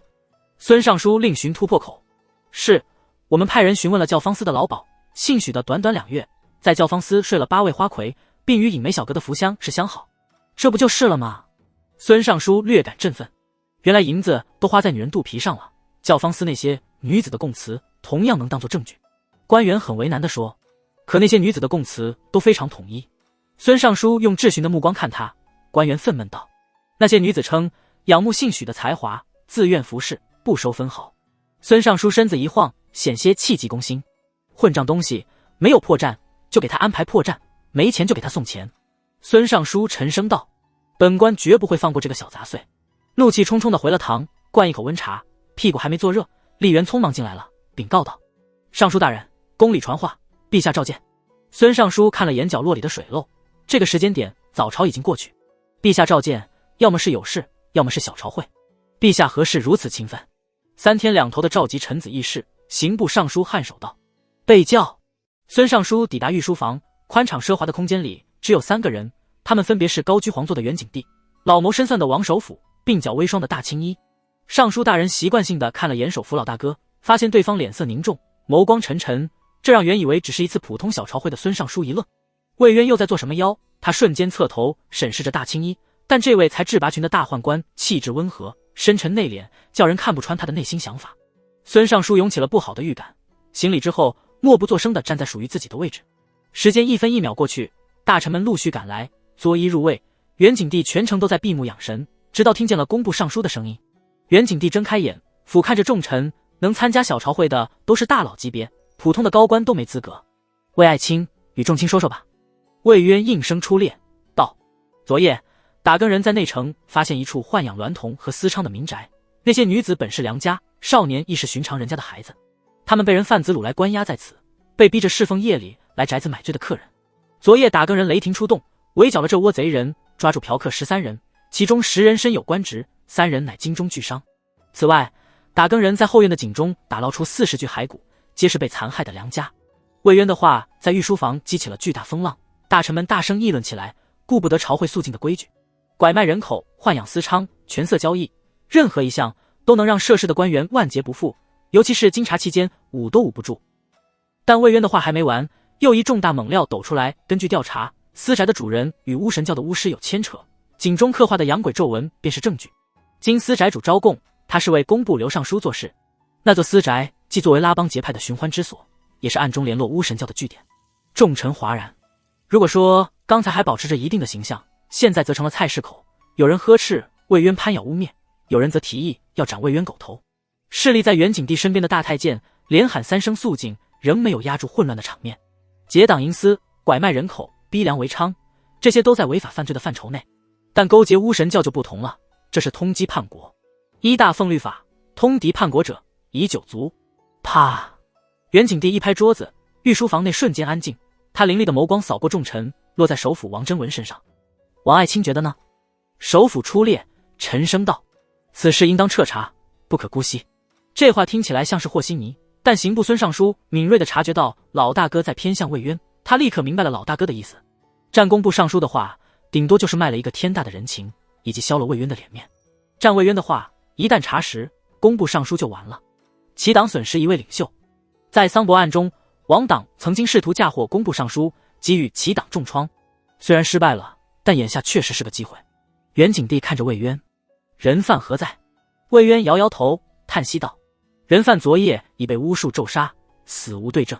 袁景帝皱了皱眉，御书房一下子陷入死寂，大臣们用古怪的眼神看着魏渊，仿佛在说：没图你说个几把。氧气功夫如火纯青的首辅王真文侧头，一时皱眉看了魏渊一眼。工部尚书嘴角勾了勾，冷笑着出列，大呼：陛下，臣冤枉！魏渊污蔑微臣，请陛下做主。袁景帝沉着脸：魏渊，你有何可说？魏渊镇定无比，朗声道：臣请陛下传唤铜锣许七安。铜锣许七安听到这个名字的大臣们脸色顿时怪异起来。基于上次周赤雄的事件，在这种节骨眼上传唤许七安，让大臣们意识到事情还有后续，魏渊藏着一手。尤其是王党成员对传唤许七安这句话产生了轻微的 PTSD。 工部尚书脸色微变，但迅速藏好情绪，保持镇定。袁景帝沉默几秒，道：宣。10几分钟后，穿玄色黑袍、挂铜锣、负披风的许七安进了御书房，后腰挂着的黑金长刀被收缴了。与之同行的还有楚采薇和2位司天监的白衣。拜见陛下。许七安躬身作揖。袁景帝无动于衷地望着小铜锣。魏渊扭头笑道：把你的发现告诉陛下。许七安当即把自己打算用陛下赏赐的银子购置房产，结果发现闹鬼的宅子，然后通过共情发现了那处私宅，原原本本地说了出来。工部尚书越听脸色越难看，一颗心缓缓沉了下去。人已经杀了，昨晚打更人明明为此暴怒不已，他们没有证据想诈唬本官。工部尚书稳定情绪，在心里嗤笑一声，本官仕途半生，经历了多少风风雨雨，就这点小伎俩，哼。许七安说完，见袁景帝无动于衷，面无表情，于是补充道：女鬼被收在司天监采薇姑娘的风水盘中，陛下若想验证，可以挑衅得过的人与女鬼共情。说完，他心里阴暗地想，一定要找个男人来共情呀。袁景帝沉吟片刻，看向了身边的大太监。如果说现场谁最得他信任，自然是这位自幼便在身边伺候的大半。愿为陛下肝脑涂地。大太监俯身道：公公别慌，没什么大碍的。许七安见大太监有些惶恐，想着对方不知道什么是共情，出言安慰，顶多就是以第一视觉被男人骑在胯下。不过放心，就像看了一场电影，具体感受是没有的。许七安觉得对于错失良机的宦官来说，这是一个恩赐，没能睡女人，被男人睡也算弥补缺憾。楚采薇取出风水盘，来到大太监面前，风水盘绽放青光，太极鱼旋转，弹出一道黑雾。他轻轻拨动，将黑雾拨到大太监眉心，后者下意识的后仰，试图躲避。下一刻，黑雾侵入对方元神。楚采薇欲指点在他眉心，帮助他与女鬼融合，不然以大宦官的元神强度，可能会被怨灵同化，分不清自己是谁。袁景帝和书房内的重臣观察着大太监，看着他脸色忽而恐惧，忽而狰狞，忽而绝望，忽而痛苦。过程持续了1刻钟，楚采薇抽出玉指，同时抽出了黑雾，再度收回风水盘。大太监嘤咛一声，睁开眼睛，跪地大哭：陛下，陛下，您要为奴婢做主啊！他哭着哭着，忽然反应过来，自己是个男人，至少以前是。方才体会到的种种，都是女鬼的记忆，非他本人。领悟到这个层面后，大宦官擦干眼泪，脸色渐渐恢复，语气依旧有些哀伤：陛下，奴婢都看见了。袁景帝颔首说：他旋即看了眼楚采薇在内的3名司天监白衣，见他们眼中流转着清气，便安心地将目光重新望向大太监。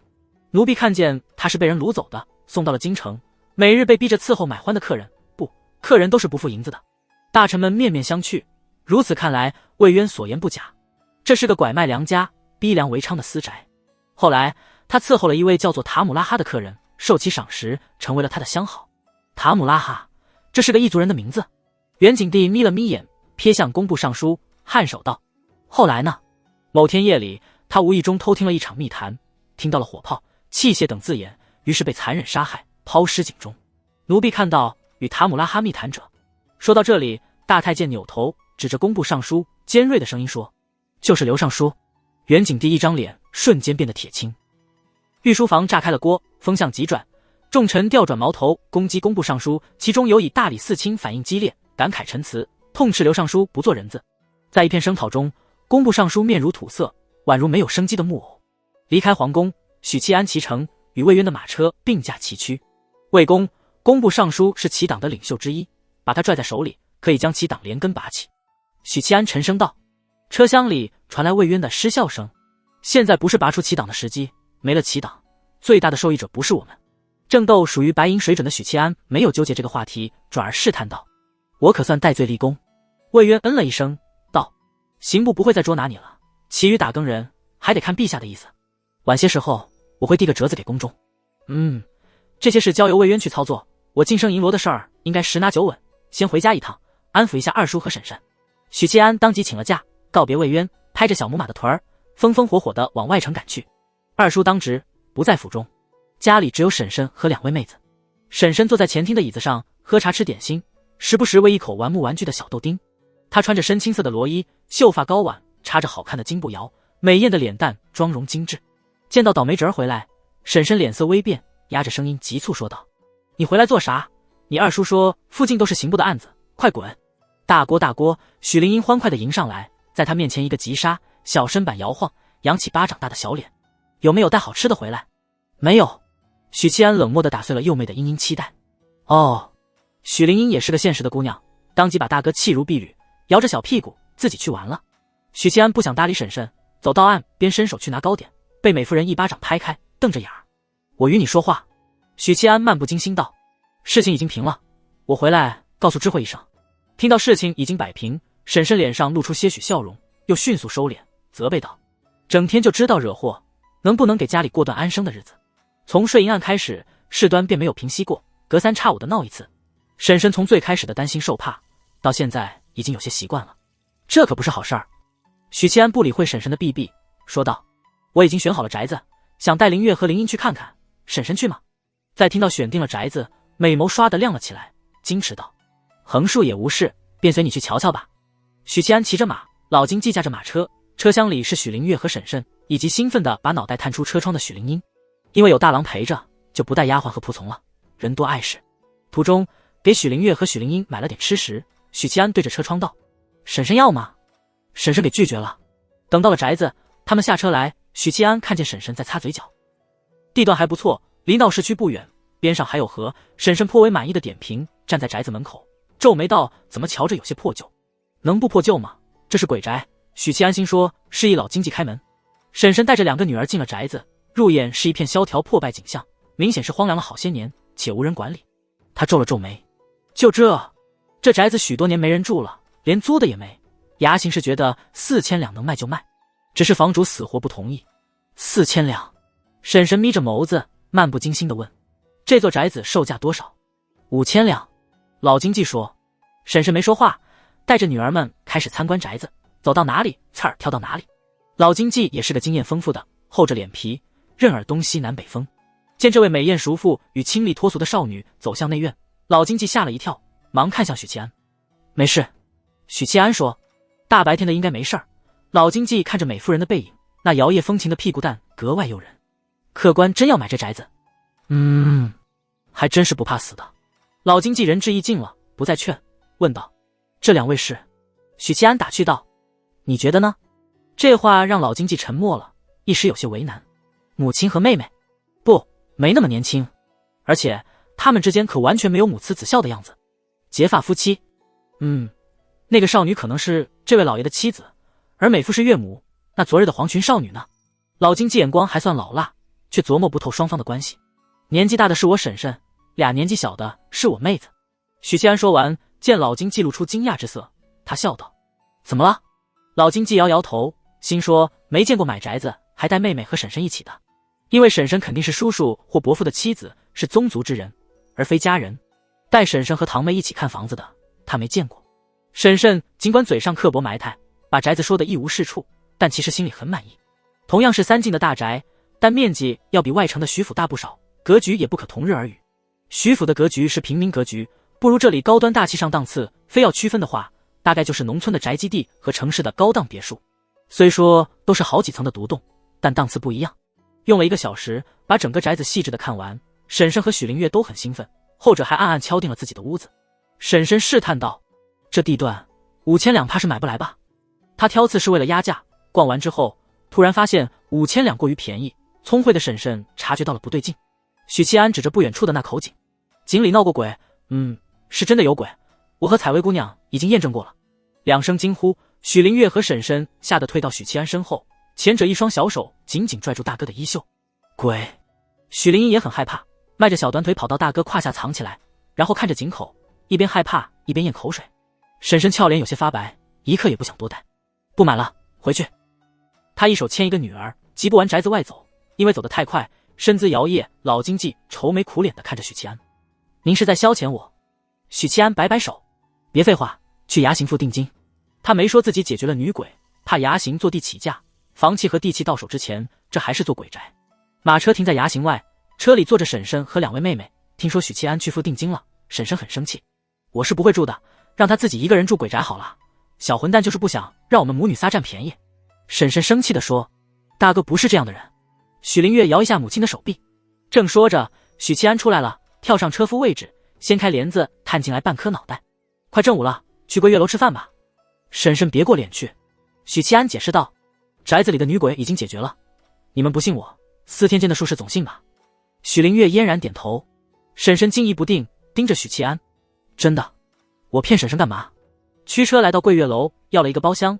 许七安掏出玉石小镜，传书道：二号，我记得你说过在调查云州匪患的幕后操纵者。发完传书，他把镜子倒扣在桌面，低头吃菜。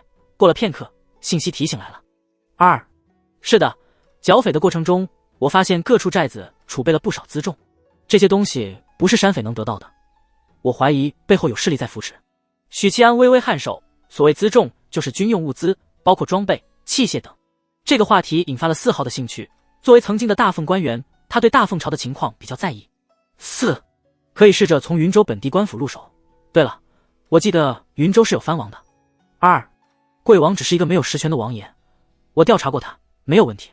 3，怎么调查的？2，派人监视王府呗。您这也叫调查？太粗陋了。许七安心里吐槽，传书道：我知道云州匪患的幕后支持者。2号和4号脑海里闪过一连串的问号。3号又获得了什么情报？3号为什么总能得到那么多的情报？京城的消息也就罢了，毕竟算是他的地盘，可云州和他没有半个铜钱的关系啊。我查了那么久都没有头绪，他怎么可能知道云州匪患的幕后支持者？2号深知3号为人，一直认为他是位品德高尚的读书人，没有质疑，而是郑重其事地发了传书。怎么回事？3号你把内幕消息告诉我，当我欠你一个人情。3，不需要，我敬佩你的为人，这个消息免费。感情不深时要谈交易，杜绝白嫖。一回生二回熟之后，则要发展感情，减少彼此之间的利益交易。免费的才是最贵的，因为取代交易的东西是感情。等彼此之间的交情越来越深厚，白嫖这个东西就出现了。不，朋友之间怎么能叫白嫖？是互相帮助。这次2号白嫖他的消息，明天他就可以白嫖2号。3是东北的巫神教，巫神教是云州匪患的幕后推手。我这个消息不是一定准确，2号你当做参考吧。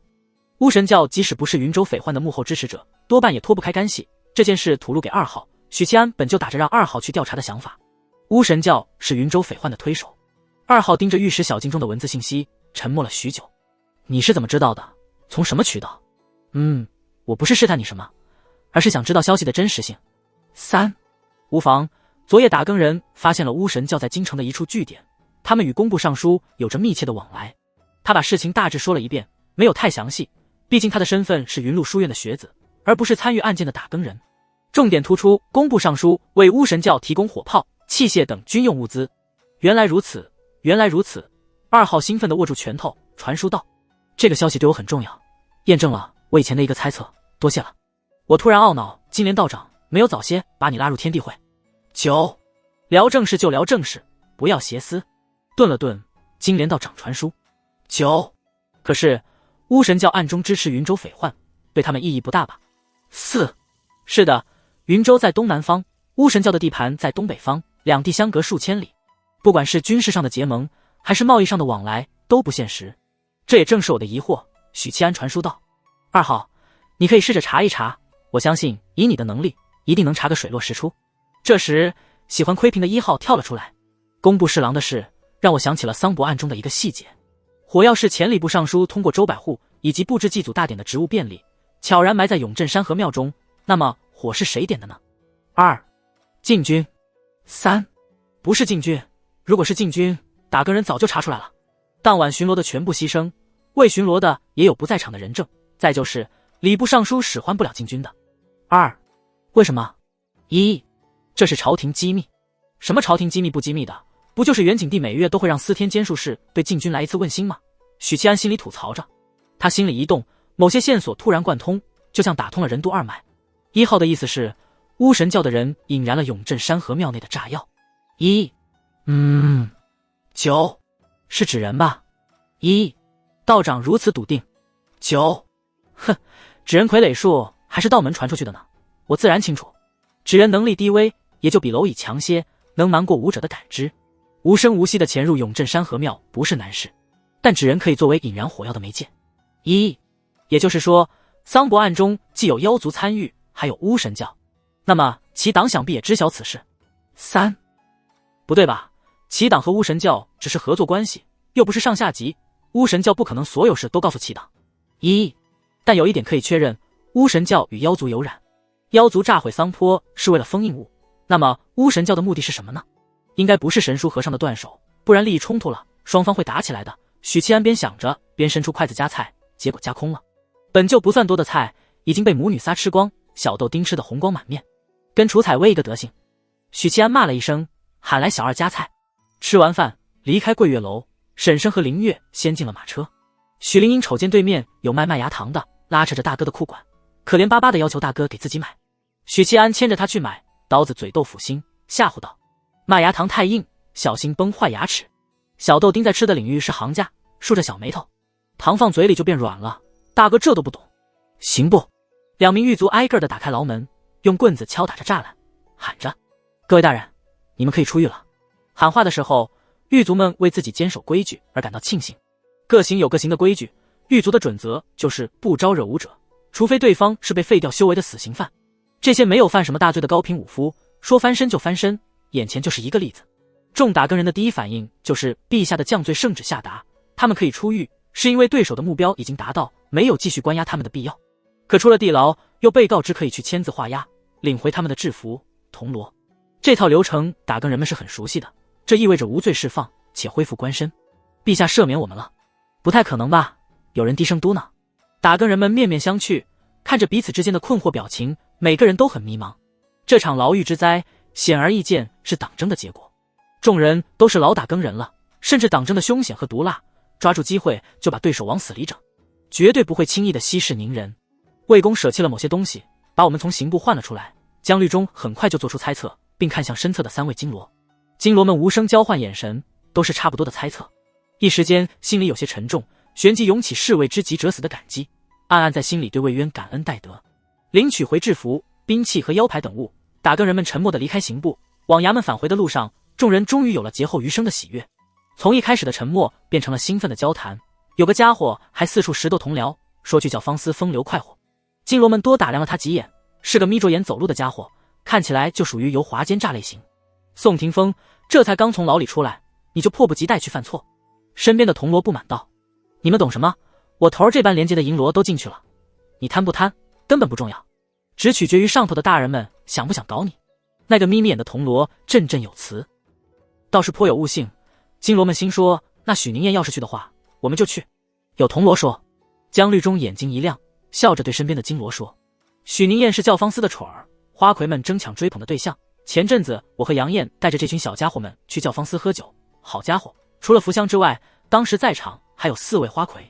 在3位金罗质询的目光中，心情放松的江律中揉了揉眼角浅浅的鱼尾纹，笑道：教坊司花魁名不虚传啊，让我仿佛回到了年轻的时候。3位金罗难掩眼神中的羡慕。虽然他们不缺女人，但教坊司的花魁并不在金罗们可以肆意享用的范畴内。这不是说金罗的权力不够大，而是教坊司属于礼部下辖部门，打更人的权力在这里不管用。金罗们又不可能和客人打茶围，直接提出要花魁伺候，100%会被拒绝，又不好闹事，因为礼部恨不得他们闹事才好。回到衙门，4位金罗先去了一趟好气楼，聆听魏渊的教诲以及表忠心。正好趁着这次机会清一清衙门的歪风邪气，管理好你们自己的下属。魏渊道。4位金罗低头领命。魏渊满意点头，说道：这次你们能出来，该感谢的不是我，是另外一个人。另外一个人？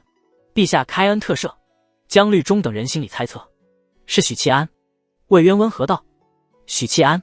这个回答让4位金罗感到意外且难以置信。江律中挺直腰背，语气恭敬：魏公，我等入狱期间发生了什么？魏渊把工部尚书私通巫神教的案子告知4位金罗，着重描述了许七安在案件中的重要性。4位金罗离开好气楼，江律中脸色郁闷，心情不佳。一位金罗调侃道：嫉妒那铜锣屡立功劳。江律中摇摇头，闭上锐利如刀的眸子，叹息道：当初我就应该跟杨艳死磕到底，把许七安招揽到麾下。许铜锣的确是个不可多得的人才，就是实力低了些。你懂个屁，你根本不知道他。江律中忽然闭嘴了。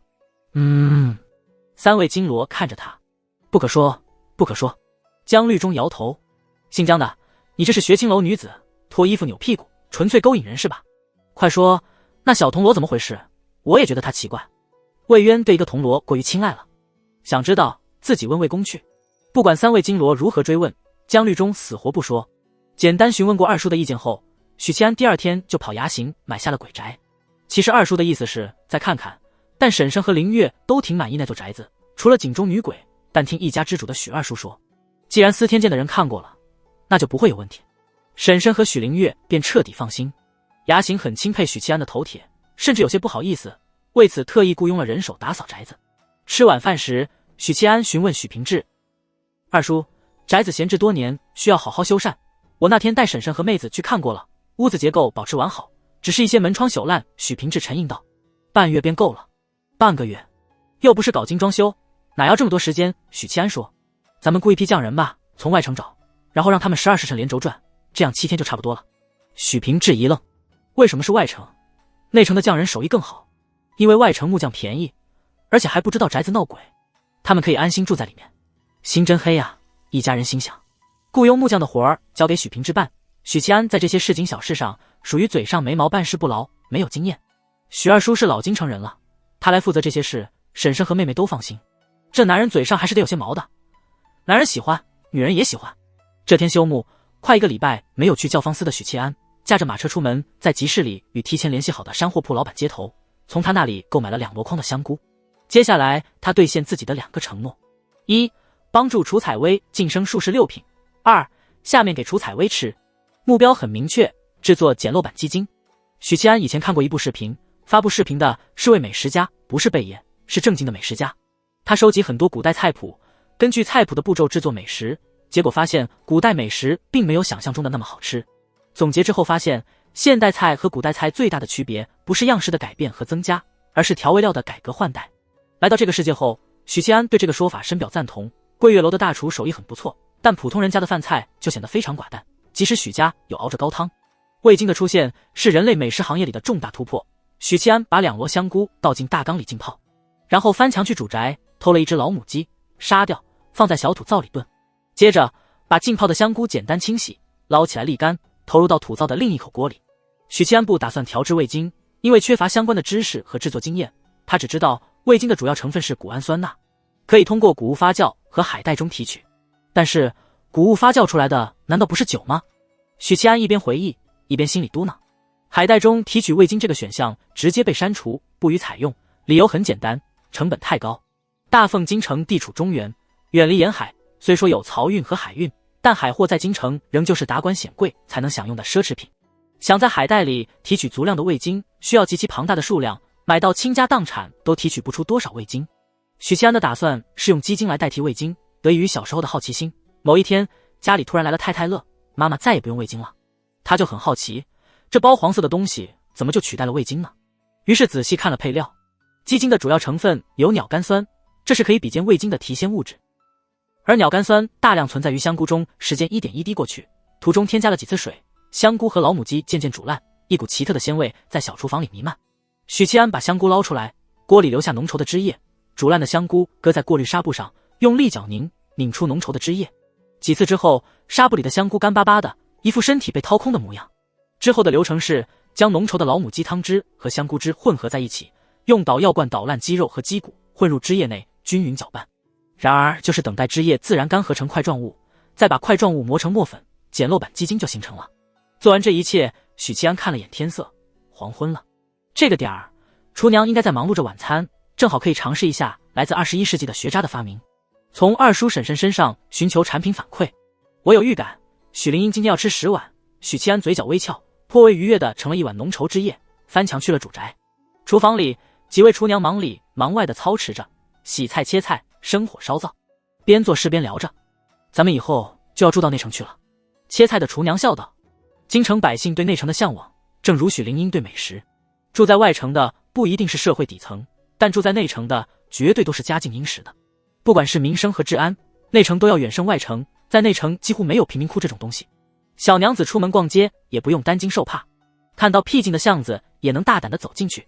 当然，这种事并不值得提倡。大郎真有出息，我听夫人说，那宅子都5000两呢。洗菜的厨娘搭话，5000两，那也就比咱们这座宅子差不多。烧火的厨娘说，你懂什么？洗菜的厨娘啐了一口，我听夫人说，那座宅子至少也得7000两，比咱们这座更气派呢。至于为什么只花了5000两，这当然是大郎有本事啊，他可是打更人，想来低价买宅子是轻而易举的事情吧。夫人跟我们说，再过几天就带咱们去内城住了。我跟你说啊，内城可繁华了，外城生活着的很多底层百姓极少有机会去内城，不骑马或者乘坐马车，单靠双腿的话，从外城到内城得1-2个时辰。午后出发，到内城都快日落了。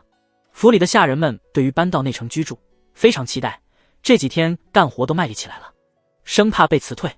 除非了绿娥自幼卖身在徐府，许大郎可以随便睡的丫鬟，其他下人签的是活契。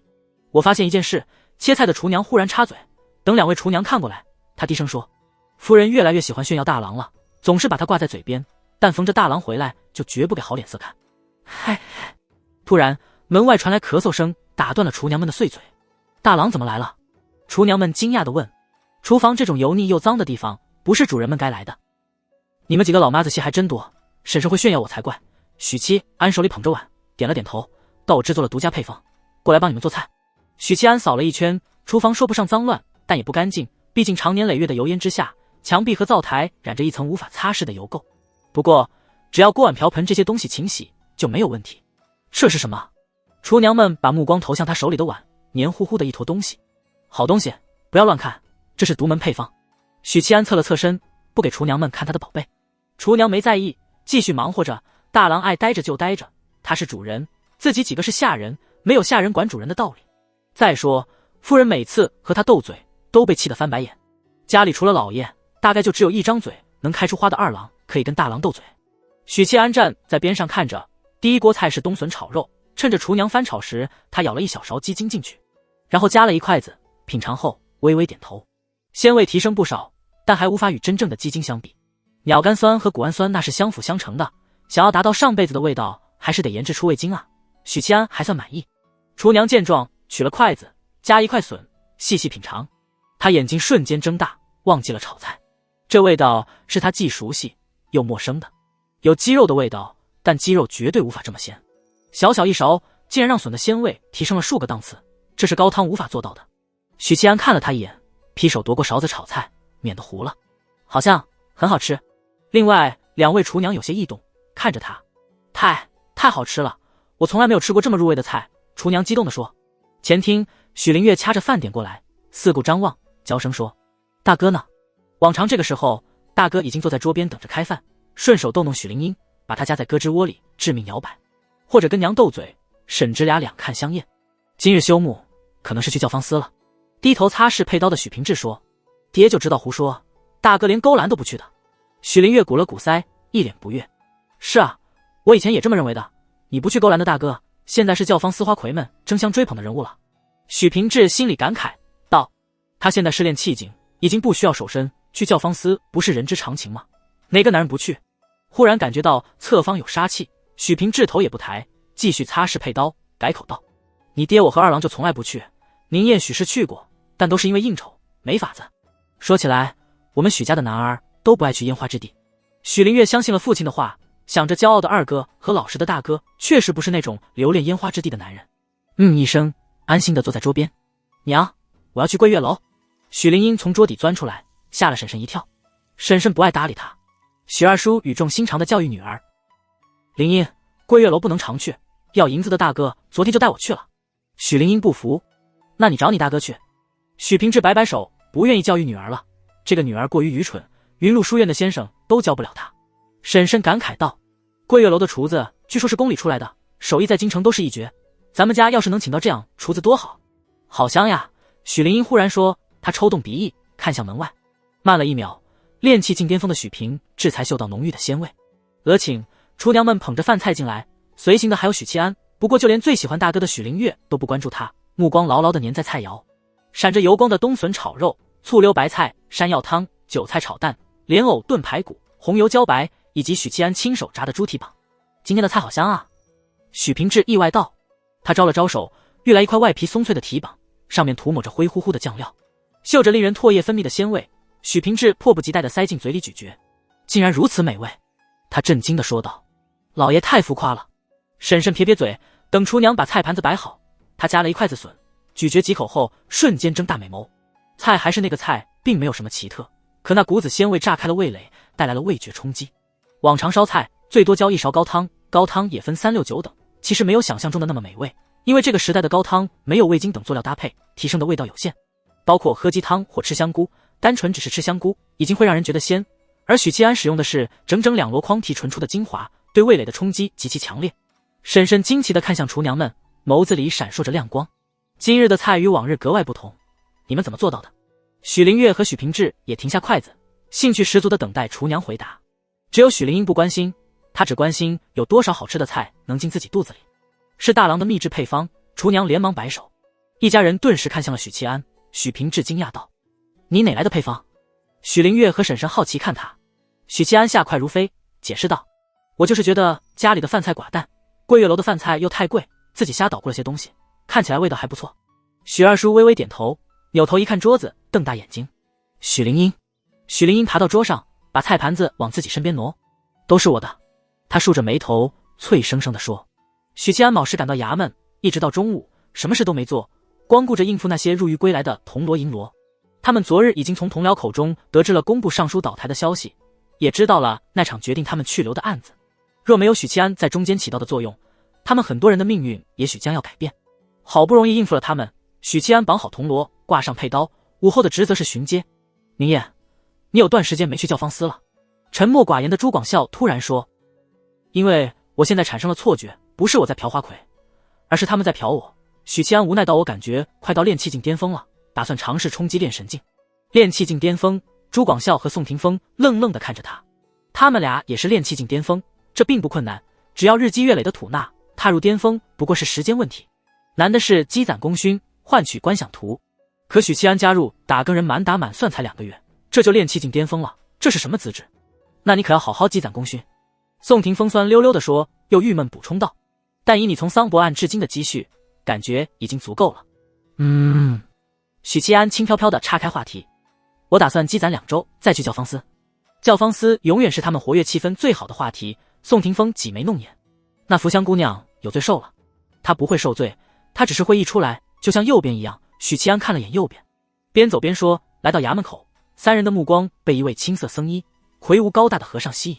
他的僧衣略显破旧，脖子挂着一条粗大的佛珠，大光头上有2排结疤，神色苦大仇深，正是恒远和尚。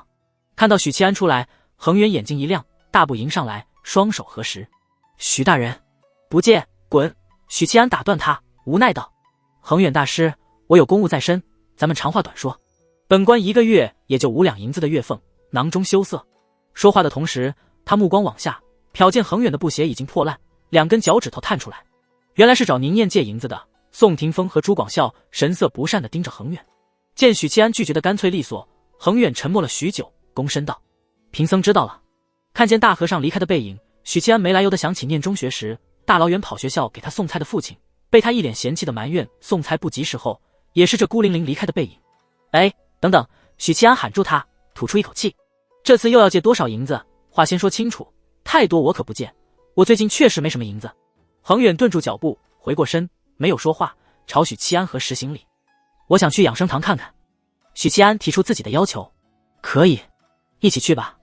许七安向2位同僚发起邀请。你是不是没带钱？宋霆锋斜了他一眼。许七安笑了笑不说话，走了2步，脚底踩到了硬疙瘩，自然而然地捡起，搁在掌心。看，钱不是来了吗？宋霆锋和朱广孝，前者盯着色泽暗淡的银子，郁闷道，我刚才走路没看路，错过了这银子，白让你捡了便宜。事实上，你起码错过了好几两银子。许七安嘴角一挑，把银子收入怀中，解释道，恒远大师住在外城城东的养生堂，听说那儿的鳏寡孤独过得不是很好，世上过得不好的人比比皆是。朱广孝闷声说完，叹了口气。3人随着恒远出了内城，往城东养生堂方向走。过程中，宋霆锋发现一件有趣的事儿。你们看这和尚，咱们走得快，他便走得快，始终保持着固定的距离，但他始终没有回头看我们一样，这当然不是恒远脑后长眼睛。许七安3人心里感慨一声，真是可怕的灵觉。刻意加快脚步，4人很快抵达了城东。这是一片贫民区，到处都是低矮破旧的房子，以及穿着缝缝补补旧棉袄的百姓。他们面黄肌瘦地晒着太阳，目光呆滞。这里的孩子眼里还有灵动的光芒，但枯瘦的身体和肮脏的脸蛋，以及总是盯着人钱包看的目光，令人没来由地对他们产生厌恶。许七安心里就产生了极大的憎恶，但并不是针对这些平民和孩子，而是针对这个环境。他前世看过不少战乱地区的照片，贫穷、饥饿和混乱是不变的基调。每次看到类似的照片、场景，他就会产生强烈的憎恶，因为内心向往美好的他无力改变这些，大概就是所谓的无能狂怒。看好你们的钱包，虽然他们不敢，也没能力偷走你们的银子。恒远的声音从前方传来，继续道，在这里不要有施舍的行为，因为这会让自己陷入尴尬境地。他没解释是怎样的尴尬境地，这个我懂，只要我展露出善意，对于他们来说就是大肥羊。恒远和尚是怕到时候我们恼羞成怒，动手伤害这里的平民。许七安心里揣度着，嘴上说，我很少来这样的地方，为什么不去劳作？在这种地方生存的人，大部分是没有田地的流民，他们以前或许有，但受不了沉重的徭役，选择放弃田地，到城里来谋求生活。但城里并没有他们的生存空间，时不时还会有捕手来这里寻找摸鱼对象。不过为了生存下去，他们中确实不乏作奸犯科之辈。恒远大师语气平静地解释。说话之间，4人来到了养生堂，一座很有些年头的院子，大门上的匾额早已在风霜的洗涤中褪去了颜色。前阵子有官府的人来修缮院子，但我把新的匾额换回了旧的。太过光鲜亮丽，对养生堂来说不一定是好事。3位，请。进了养生堂，恒远领着他们往内走，说道：许大人，贫僧知道你有难处，我寻你帮忙，并非借钱。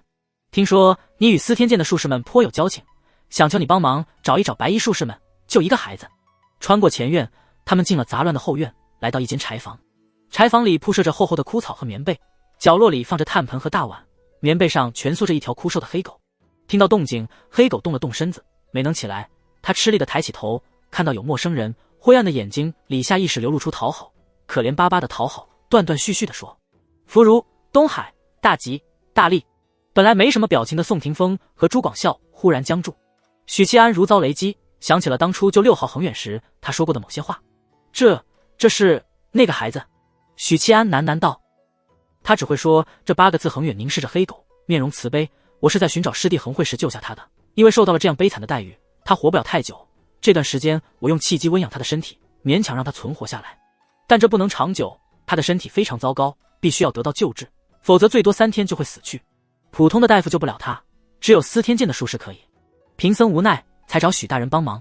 宋霆锋张了张嘴，沉声道：也许死亡对他来说才是最好的归宿。恒远看了眼这位铜锣，低声说：每天朝阳升起时，他的眼睛都是明亮的，我能读懂里面的渴望，因为那是纯粹的只想活下去的希冀。在几位眼里，他或许如院子里的杂草一般微不足道，但就算是小草，也想要坚韧的活着。宋霆锋沉默了。许七安深深地看了眼黑狗，我知道了，我会请司天监的术士来看病。大师，以后有需要银子的地方，尽管来找我。说完，他补充道：我每天最多给3钱银子。每天3钱。宋霆锋和朱广孝微微动容，要知道8钱为1两，许七安的月俸不算禄米的话，能拿到手的真金白银也就4、5两，即使是在内城，也可以过上比较殷实的生活。每天3钱，3天就是1两，他哪来这么多钱？哦，他有陛下赏赐的黄金1000两，那没事了。恒远摇了摇头，放心，钱来得很正，就像白捡的一样。许七安宽慰道。恒远大师这才点头，安抚了黑狗，领着许七安3人返回前院，说道：2位大人稍等片刻，我有话与许大人说。宋霆锋和朱广孝点点头，一个转身去逗弄躲在房间里偷看客人的孩子们，另一个则和坐在院子石桌边晒太阳的老人去说话。进了一间简陋的房子，恒远关上门，和实道：许大人气息深厚，神完气足，是否即将踏入炼神境？他看得这么准。我只知道6号是8品武僧，实力如何尚不知晓，我还不知道人家的长短，他却已知我深浅。许七安正了正脸色，大师有何指教？可有观想图？有的。恒远大师恍然点头道：贫僧出家人还不了许大人的银子，原本想等你到了炼气境巅峰，赠大人一幅观想图。既然大人有了此法，那贫僧就换一种绝学吧。天地一刀斩我已经登堂入室，这部绝学利弊都很明显，确实该学习其他绝学来弥补自身短板。许七安精神一振，那就多谢大师了。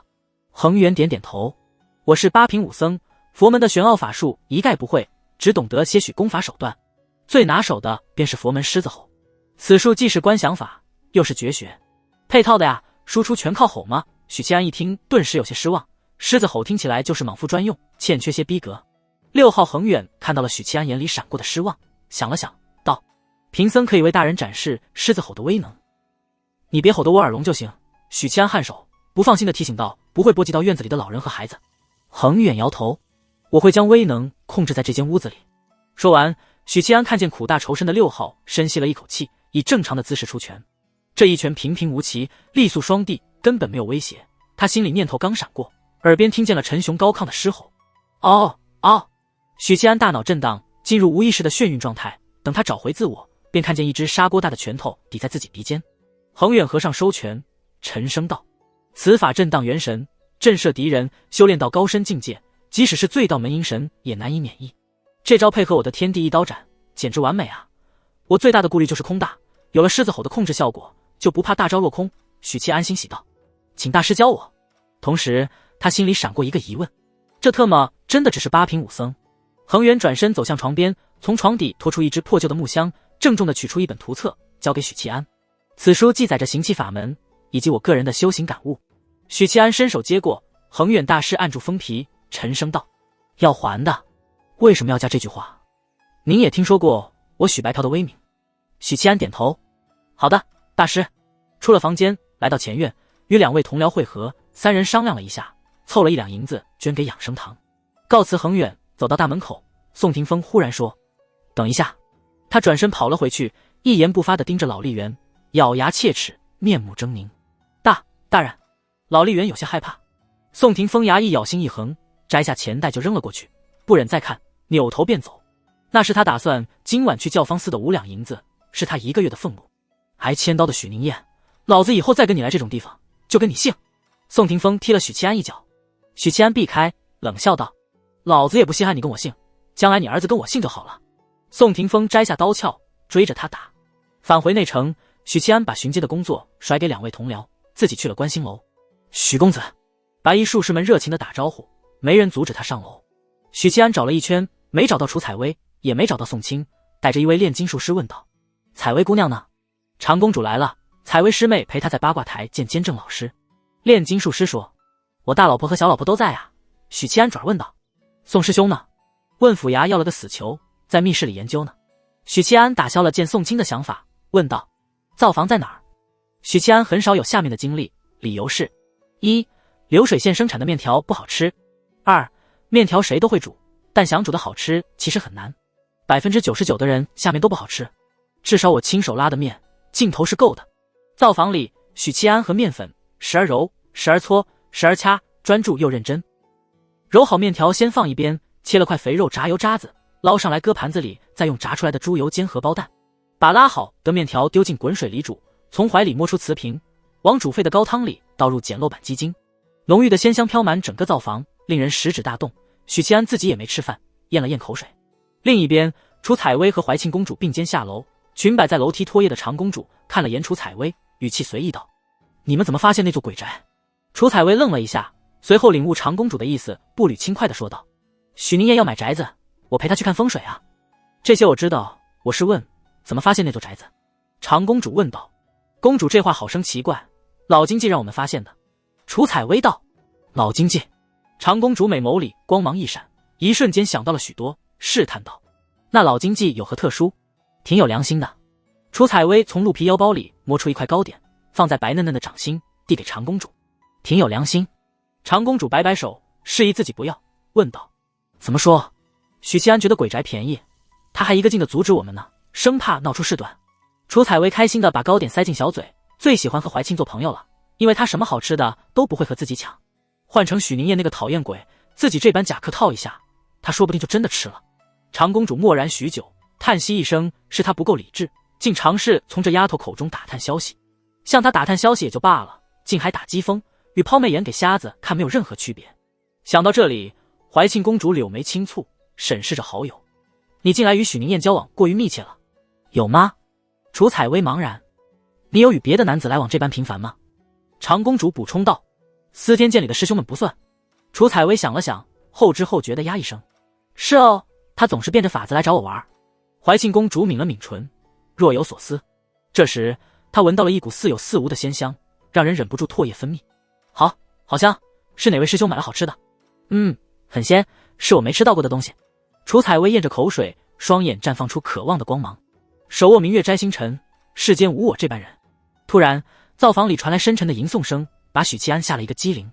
扭头看去，是一位背对着他的白衣术士。“你特么神经病啊，差点把老子吓出心脏病。”许七安沉着脸，淡淡道：“你来了。”平淡而低沉的声音，仿佛已经相识半生的老友，油然而生岁月流逝、时光荏苒的沧桑，让那背影愣了愣，以同样深沉且平淡的语气回复：“是，我来了。”说完，他有些期待身后的人会怎么回答。一声长长叹息传来，既然是嘶哑的嗓音，感慨着：“想不到一别20年，你还是喜欢背对众生。”背对众生，简单的4个字，让白衣背影产生巨大的代入感，感觉自己绝巅之上的强者，孤寂、寒冷、无敌是永恒的基调。沉吟一下，淡淡道：“可就算是这样的我，也被你吸引了。竟然接得这么自然，这逼王是有点东西的。”许七安想了想，怅然道：“我就知道，这一炉9转金丹炼成之时，就是你出手之日。你还是不肯放过我。哼，宝物有得者居之。哼，杨千唤，你拜过吗？”蒸汽袅袅在两人之间飘荡，灶房里气氛一下子剑拔弩张起来。但就在这时，脆生生的嗓音打破了氛围：“你俩在干嘛？”楚采薇站在门口，茫然地扫视着两人。许七安立刻低头，搅拌着锅里的面条，掩饰心里翻滚不息的尴尬。杨千唤不为所动，依旧负手而立，背对众人，哼道：“即使小师妹为你求情，我也绝对不会。”楚采薇说：“杨师兄，你来灶房干嘛？”杨千唤：“哦，我来吃面。”楚采薇开心地跑到灶台边，流着哈喇子盯着一锅面，笑眯眯地说：“你怎么知道我没吃饭？”“因为我是掐着时间点来的。”许七安笑道：“我答应过的，要下面给你吃。”正好锅里的面熟了，许七安看向身后粉红色宫裙丽人，试探道：“长公主，来一碗。”清冷的怀庆公主略作犹豫，眼波不受控制地落在锅里，有些不自在地点头：“好。”考虑到楚采薇的饭量，许七安煮的面条很多，分给4人吃的话，刚好1人1碗。他把面条捞上来，浸泡在冷水中，然后勺出高汤倒在4口碗里，再把面条均匀地分配到碗中，盖上荷包蛋，撒上葱花、油渣子。“杨师兄，过来一起吃吧。”许七安招呼道，心说正好看看你长什么样。这个想法刚升起，他便看到杨千唤脚底有阵纹扩散，紧接着他人便消失了，随之带走的还有1碗面。楚采薇捧着碗坐在桌边，先吃一粒油渣子，满足的点点头，然后迫不及待地喝一口汤汁。他眼睛猛地亮，感觉味蕾受到了前所未有的冲击。他感觉身体每一个细胞都在狂呼：“好吃，好吃，好吃！”对于第一次吃到提鲜过的食物的人，这确实是难以忘怀的口感。许七安得意地笑着看向长公主，长公主吃相很优雅，但吃得很快，察觉到许七安看过来，她停止进食，面无表情地回望。许七安干笑一声，低头吃面。长公主立刻也跟着低头，小口小口地吃面，似乎一刻都不想浪费，不想等待。安静无人的房间里，背对着众生的杨千唤蹲在角落里，捧着碗吃啦吃啦的嗦面条。这小子真有意思，既会炼金术，说话又好听，煮的面条还好吃。想到这里，杨千唤忽然停下了，这种万众瞩目般的待遇，不正是他想要的吗？这小子是个劲敌。吃完面，许七安看着楚采薇说道：“感觉怎么样？”“好吃的。”楚采薇啄了啄脑袋：“这是我秘制配方，是通过独有的炼金术提取出的精华。”许七安道：“这便是我要教导给你的晋升炼金术师的东西。”正用丝帕擦拭红润小嘴的怀庆公主，美眸中异彩一闪，不由得停了下来：“难不难？”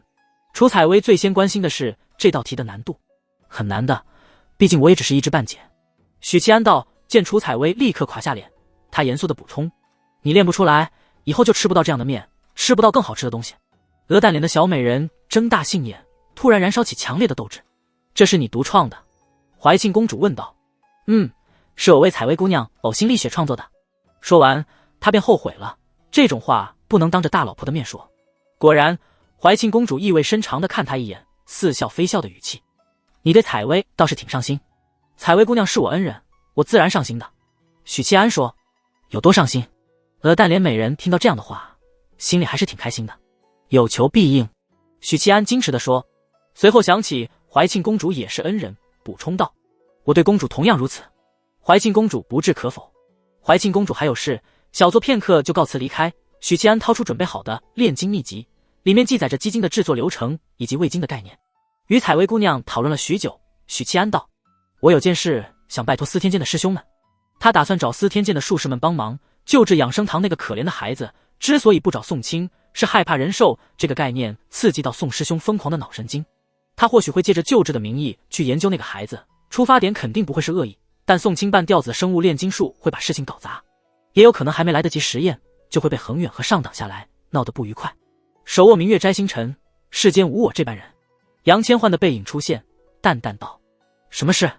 许七安看了眼天真无邪的吃货姑娘，沉吟道：“介意不说话。”他和杨千唤来到室外，将可怜孩子的事告知对方。“杨师兄，那孩子撑不过3天，我想请司天监的师兄帮忙救治。”“好。”杨千唤应下来，又问道：“为什么要避开采薇师妹？”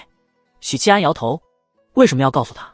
杨千唤颔首：“不错，你拥有与我一样高贵的品质。”深夜，养生堂打坐的恒远突然睁开眼睛，灵感有所触动，他离开房间，缩地成寸，很快到了后院。柴房的门敞开着，朦胧月光中，隐约看见屋内的黑暗中站着一位白衣人。恒远停了下来，耳廓微动，听见那孩子平稳的呼吸声后，他表情一松，沉声道：“阁下是？”手握明月摘星辰，世间无我这般人。白衣人淡淡道：“如此狂傲，听到这样的话，即使是出家人的恒远和尚眉头也不由得跳了跳，产生了一丝丝与之争锋的冲动。这种情绪用通俗易懂的话描述，老子看不惯你这么拽的样子。白衣人呵了一声，冷笑道：看你的姿态，似乎并不认识我。京城里竟有不认识我的人。他似乎在挑衅，此人不好相与。恒远眉头紧皱。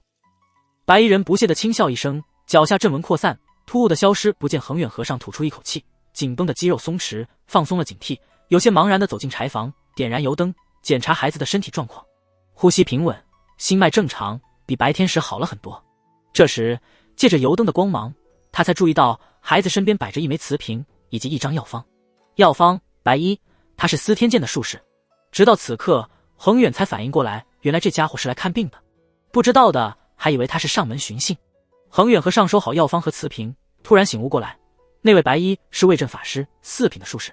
许大人竟然能请动一位四品术士来救治这位孩子，恒远微微动容，大为震惊。夜里成功把死囚送去转世投胎的宋清顶着黑眼圈，准备下楼找吃的，解决一下温饱问题。他一边走一边思考，不行，嫁接是可以用在人体上的，比如坏损的脏器可以替换，那么能不能更细微一点呢？比如断肢重生，这是三品武夫独有的能力。如果我可以在炼金术中研究出其中奥秘，必然天下震动。许宁燕说过，生物炼金术应该是更细微的东西，可人的肉眼无法看见那些沉迷微小的东西。有了，我可以制作类似望远镜的东西。望远镜是存在的，发现玻璃之后，凹凸镜没多久便随之研发。望远镜在军队里颇为普及，通常配备给普通士兵，精英斥候很少用到，因为练气镜之后，武夫的视力会觉得极大的提升，实力越强，五感越强，望远镜就显得有些鸡肋。哪来的香味？宋清抽了抽鼻翼，他顺着香味往楼下的灶房走去，看见楚采薇正使唤着几位白衣，锅里蒸煮着什么。哟，还有鸡汤，采薇师妹有心了。宋清看见小炉炖着鸡，心情一下好起来。去，楚采薇啐了他一通，这就是许七安教给我的炼金术，若是成了，能够让全天下遍布美味呢。听着楚采薇把鸡精和味精的原理说完，宋清沉吟一下，喟叹道：许宁燕真乃奇人也。没错，这也是炼金术，从药材中提炼精华凝成丹药，从矿石中提纯钢铁制作武器，以及眼前的从香菇中提取鲜味制作味精，与他当日开堂讲课时的知识是一致的。炼金术包含许许多多的领域，奥义就是把那些看不到的东西提取出来。他说的味精我还没有头绪，因为他没有提供过程，只是简单说了远离是从谷物中提取。楚采薇说：师兄会帮你的。宋清摸了摸楚采薇的脑袋。新宅的修缮提前2天完成，许七安向衙门请了假，帮助二叔和婶婶一起搬家。穿着深青色罗衣，外套同色褂子的婶婶一手掐腰，一手挥舞着手帕，神气的像个领兵打战的将军，指挥着下人搬运东西。这番姿态若换了姿色平庸的妇人，就显得市井之气浓重，令人不喜。可换成是36岁保养得宛如30出头的少妇，脸蛋美艳精致，身段丰腴婀娜的婶婶就是一道亮丽的风景。许七安就想着，身边那位清丽美貌、五官立体感十足的妹子，再过个20年，是否与她娘一般风韵无限，或者更胜一筹。林月也到嫁人年纪了，不知道哪个家伙有幸能娶到这么漂亮的女孩。许七安感慨一声，女大不中留，闷头和二叔充当搬运工。因为雇佣了足够多的马车，只用了2趟就把府上的东西搬运结束。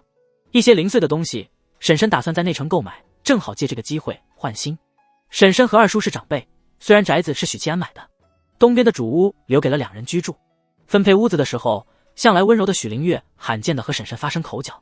3进的宅子很大，但核心的内院其实房间有限，那些客房和公府上仆人住的区域，主人当然不会住。按照婶婶的意思，西厢房连排的房间是许七安的，毕竟他将来要娶媳妇。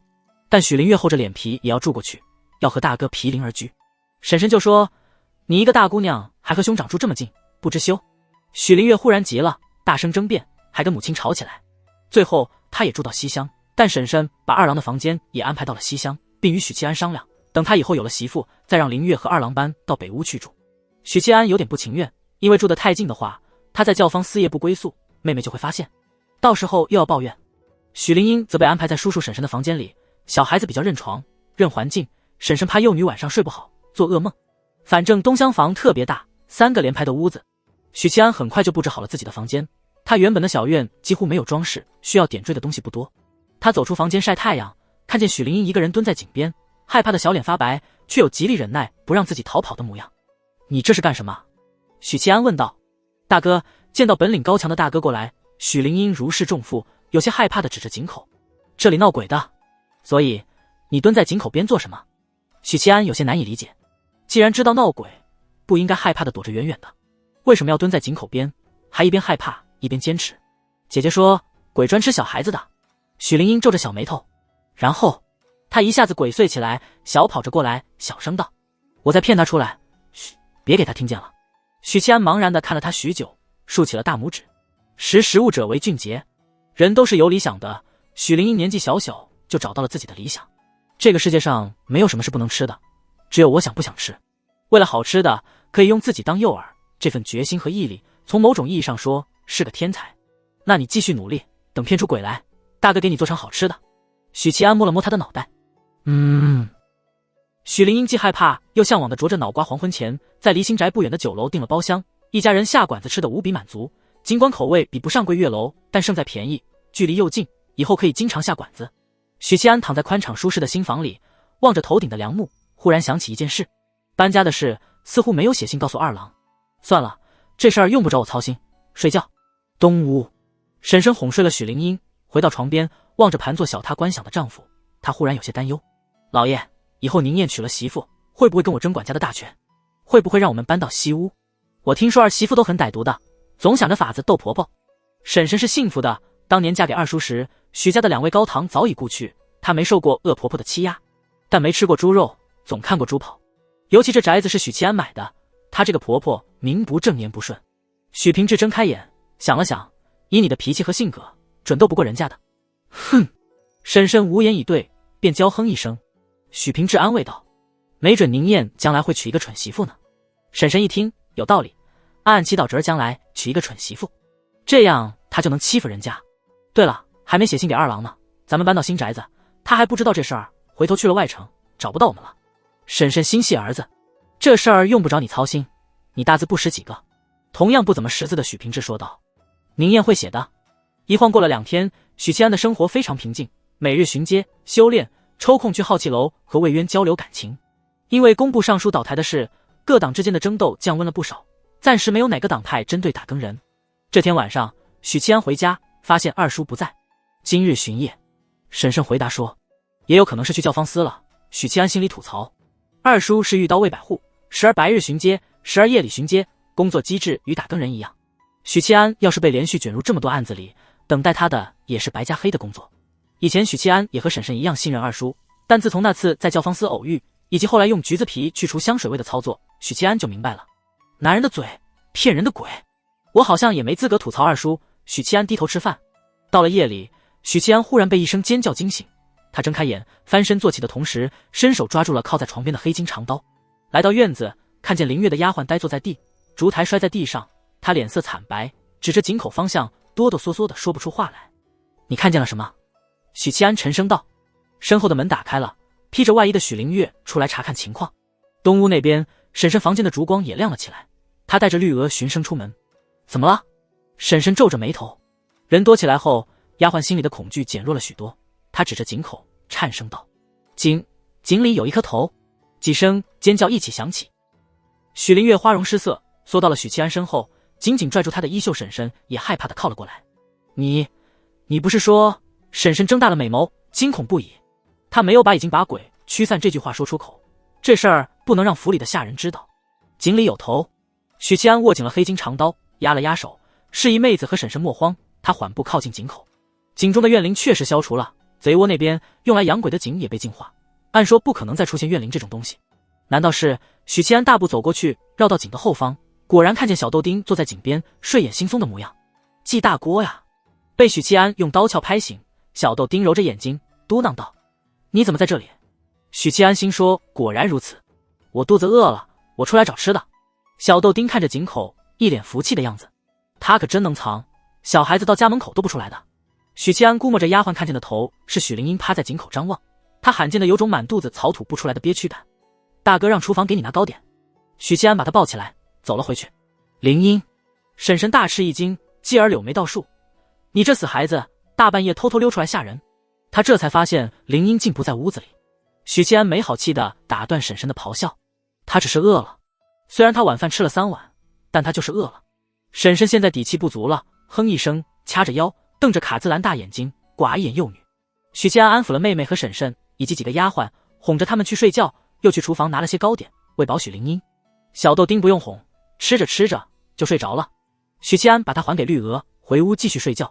朦朦胧胧间，听见有人敲门。大哥，门外传来许灵月清脆悦耳的少女音。怎么了？许七安没有开门，深更半夜的，当哥哥的不能给妹妹开门，于理不合。我睡不着，害怕。许灵月顿了顿，补充道：娘也睡不着。刚才绿娥问起来，娘就把宅子闹鬼的事说了。说着说着，他俩也害怕了。爹又不在家，他们都不敢睡。他们不敢睡关我什么事？大家坐下来搓麻将搓通宵。许七安回忆起了当初用脉动的自己，感同身受，于是耐心道：别怕，宅子里没有鬼。许灵月不回话，犹豫了几秒：大哥能陪陪我们吗？陪你们？许七安心说，这当然不行啊，如果只是你的话，我可以将就一下，加上恶毒的婶婶那就不行。我知道很过分，大哥明日还要去衙门当值，可娘一定要我来，劝说大哥在门口守着。许灵月剖开来肯定是黑的，他自己也害怕的睡不着觉，但把锅甩给了母亲。守在门口啊，二叔个逼肯定在教坊司风流快活，却要我给他的妻女守门。许七安叹口气，无奈道：好。他穿戴好衣服，为了稳定婶婶和妹妹的心，特意带了黑金长刀。我在外头坐着，你们赶紧睡。许七安指头抠了抠屋门好，多谢大哥，多谢大郎。屋子传来妹妹和绿娥的声音，软如好听。婶婶倔强的不开口。许七安盘膝打坐，一边搬运气机，一边于脑海观想。过了片刻，耳边传来婶婶轻微的说话声，会不会从窗口飘进来啊？宁燕睡着了怎么办？娘你别瞎说，大哥带着刀的。婶婶一听侄儿带着刀守在外面，心里顿时放心了些。屋子里半晌无话，只有呼噜声传出来，那是许灵英的。可以脑补他四仰八叉的躺在床上，张着嘴呼哈的酣睡。过了一阵，婶婶喊道：宁燕。许七安没好气道：我在呢。于是他每隔一段时间就咳嗽一下，屋子里的女眷们听到他充满磁性的咳嗽声就不会怕了。婶婶和妹妹害怕是有道理的，因为这宅子是真的闹过鬼，而不是虚无缥缈的故事。等时间久了，这种恐惧会自然淡忘。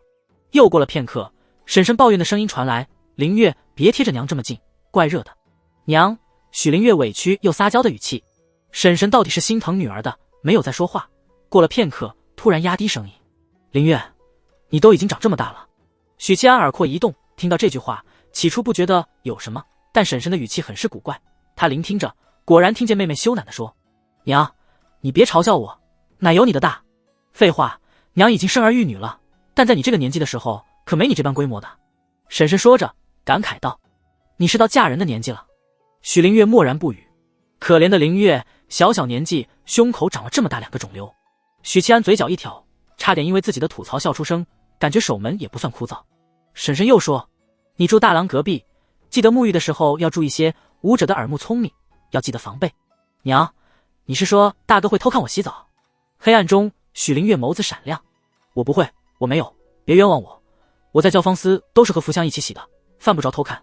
许七安觉得婶婶一如既往的歹毒，现在正面对不过他，就暗中使坏，离间他和灵月的纯真兄妹情。大郎不会偷看，你就什么都不防了。婶婶啐了女儿一口，然后扭头看一眼房门方向，听着侄儿时不时响起了咳嗽声，安心的继续说话。许七安一宿没睡，吐纳气机，锤炼元神，黎明破晓后依旧精神抖擞。吃早饭时，许平志回来了，一身戎装，手里没有提青菊。许七安便相信二叔昨夜是真的当值，而不是去教坊司。昨日林英夜里跑出来，睡在井边，婶婶把昨晚的事情告诉二叔，幸好府上还有宁念，要是他也不在，真闹了鬼。说到这里，胆小的婶婶又害怕了，纯粹自己吓自己。许二叔朝侄儿颔首，问道：林英半夜睡井边做啥？许七安说：都怪婶婶骗他说鬼放在油里炸一炸，比什么都好吃。他馋了。哦。许二叔点点头，觉得这是自己幼女会干出来的事，没什么值得惊讶。住在新宅后，早晨起的便可以晚一些，而骑马过去只要半小时，非常便利。许七安到了衙门，照例去李玉春的春风堂点卯，确认今日没有被安排任务，便带着宋霆锋和朱广孝外出巡街。市井之中，百姓川流不息，货郎走街窜巷，商铺客人络绎不绝。内城的繁华远胜外城。许七安打算带宋霆锋和朱广孝再去一趟养生堂，但2个小老弟死活不愿意去。他便独自前往，见到了6号恒远以及黑狗。得知可怜的孩子身体状况好转，许七安松了口气，隐隐有种卸下心里大石的如释重负。许大人，贫僧有一事想问。恒远何时道？大师请说。许七安心情颇为轻松地笑着。许大人初见那孩子时说过一句话。恒远凝视着他。许大人说，这是那个孩子。许大人似乎知道他，可贫僧记得你们没有任何交集。草，那天受到的冲击太大，一时不慎说漏嘴了。许七安笑了笑，表面稳如老狗，心里开始慌了。6号该不会是怀疑我是3号了吧？话说回来，那天我还当着他的面捡钱了。单纯的捡到钱不算什么，谁还没有走狗屎运的时候？但6号肯定会有猜测，觉得我不太正常，说不定已经把我往3号身上靠。但我塑造的儒家学子的形象已经在天地会成员心里扎根，第一印象永远是最重要、最无法改变的，所以6号顶多是怀疑。想到这里，许七安叹息道：“我曾听3号说过。”他没有多余的解释，剩下的交给恒远去脑补。首先，恒远肯定会对所谓的上下级关系产生质疑。天地会不是一个隐秘势力，但外界的天地会是由金莲道长为代表的地宗道士组成，而另一个由地书碎片持有者组成的天地会才是真正的隐秘势力。3号怎么可能随意把这种事告知下属？然后6号恒远会带着这样的疑惑去调查他，查着查着，发现原来许大人的堂弟是儒家书院的学子。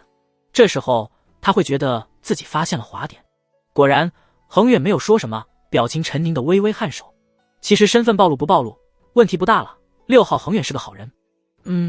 主要是我在网上吹牛吹得太嗨了，感觉身份暴露会很羞耻啊。许七安告辞离开。回到衙门后，许七安又收到了司天监的白衣送来的信笺，说楚采薇的炼金术取得了重大突破，宋清唤他去司天监商议。这么快的吗？许七安骑上马匹，策马来到观星楼。他在7楼的炼丹房见到了宋清和楚采薇，同时也看见了2双同款的黑眼圈。采薇姑娘要多注意休息啊。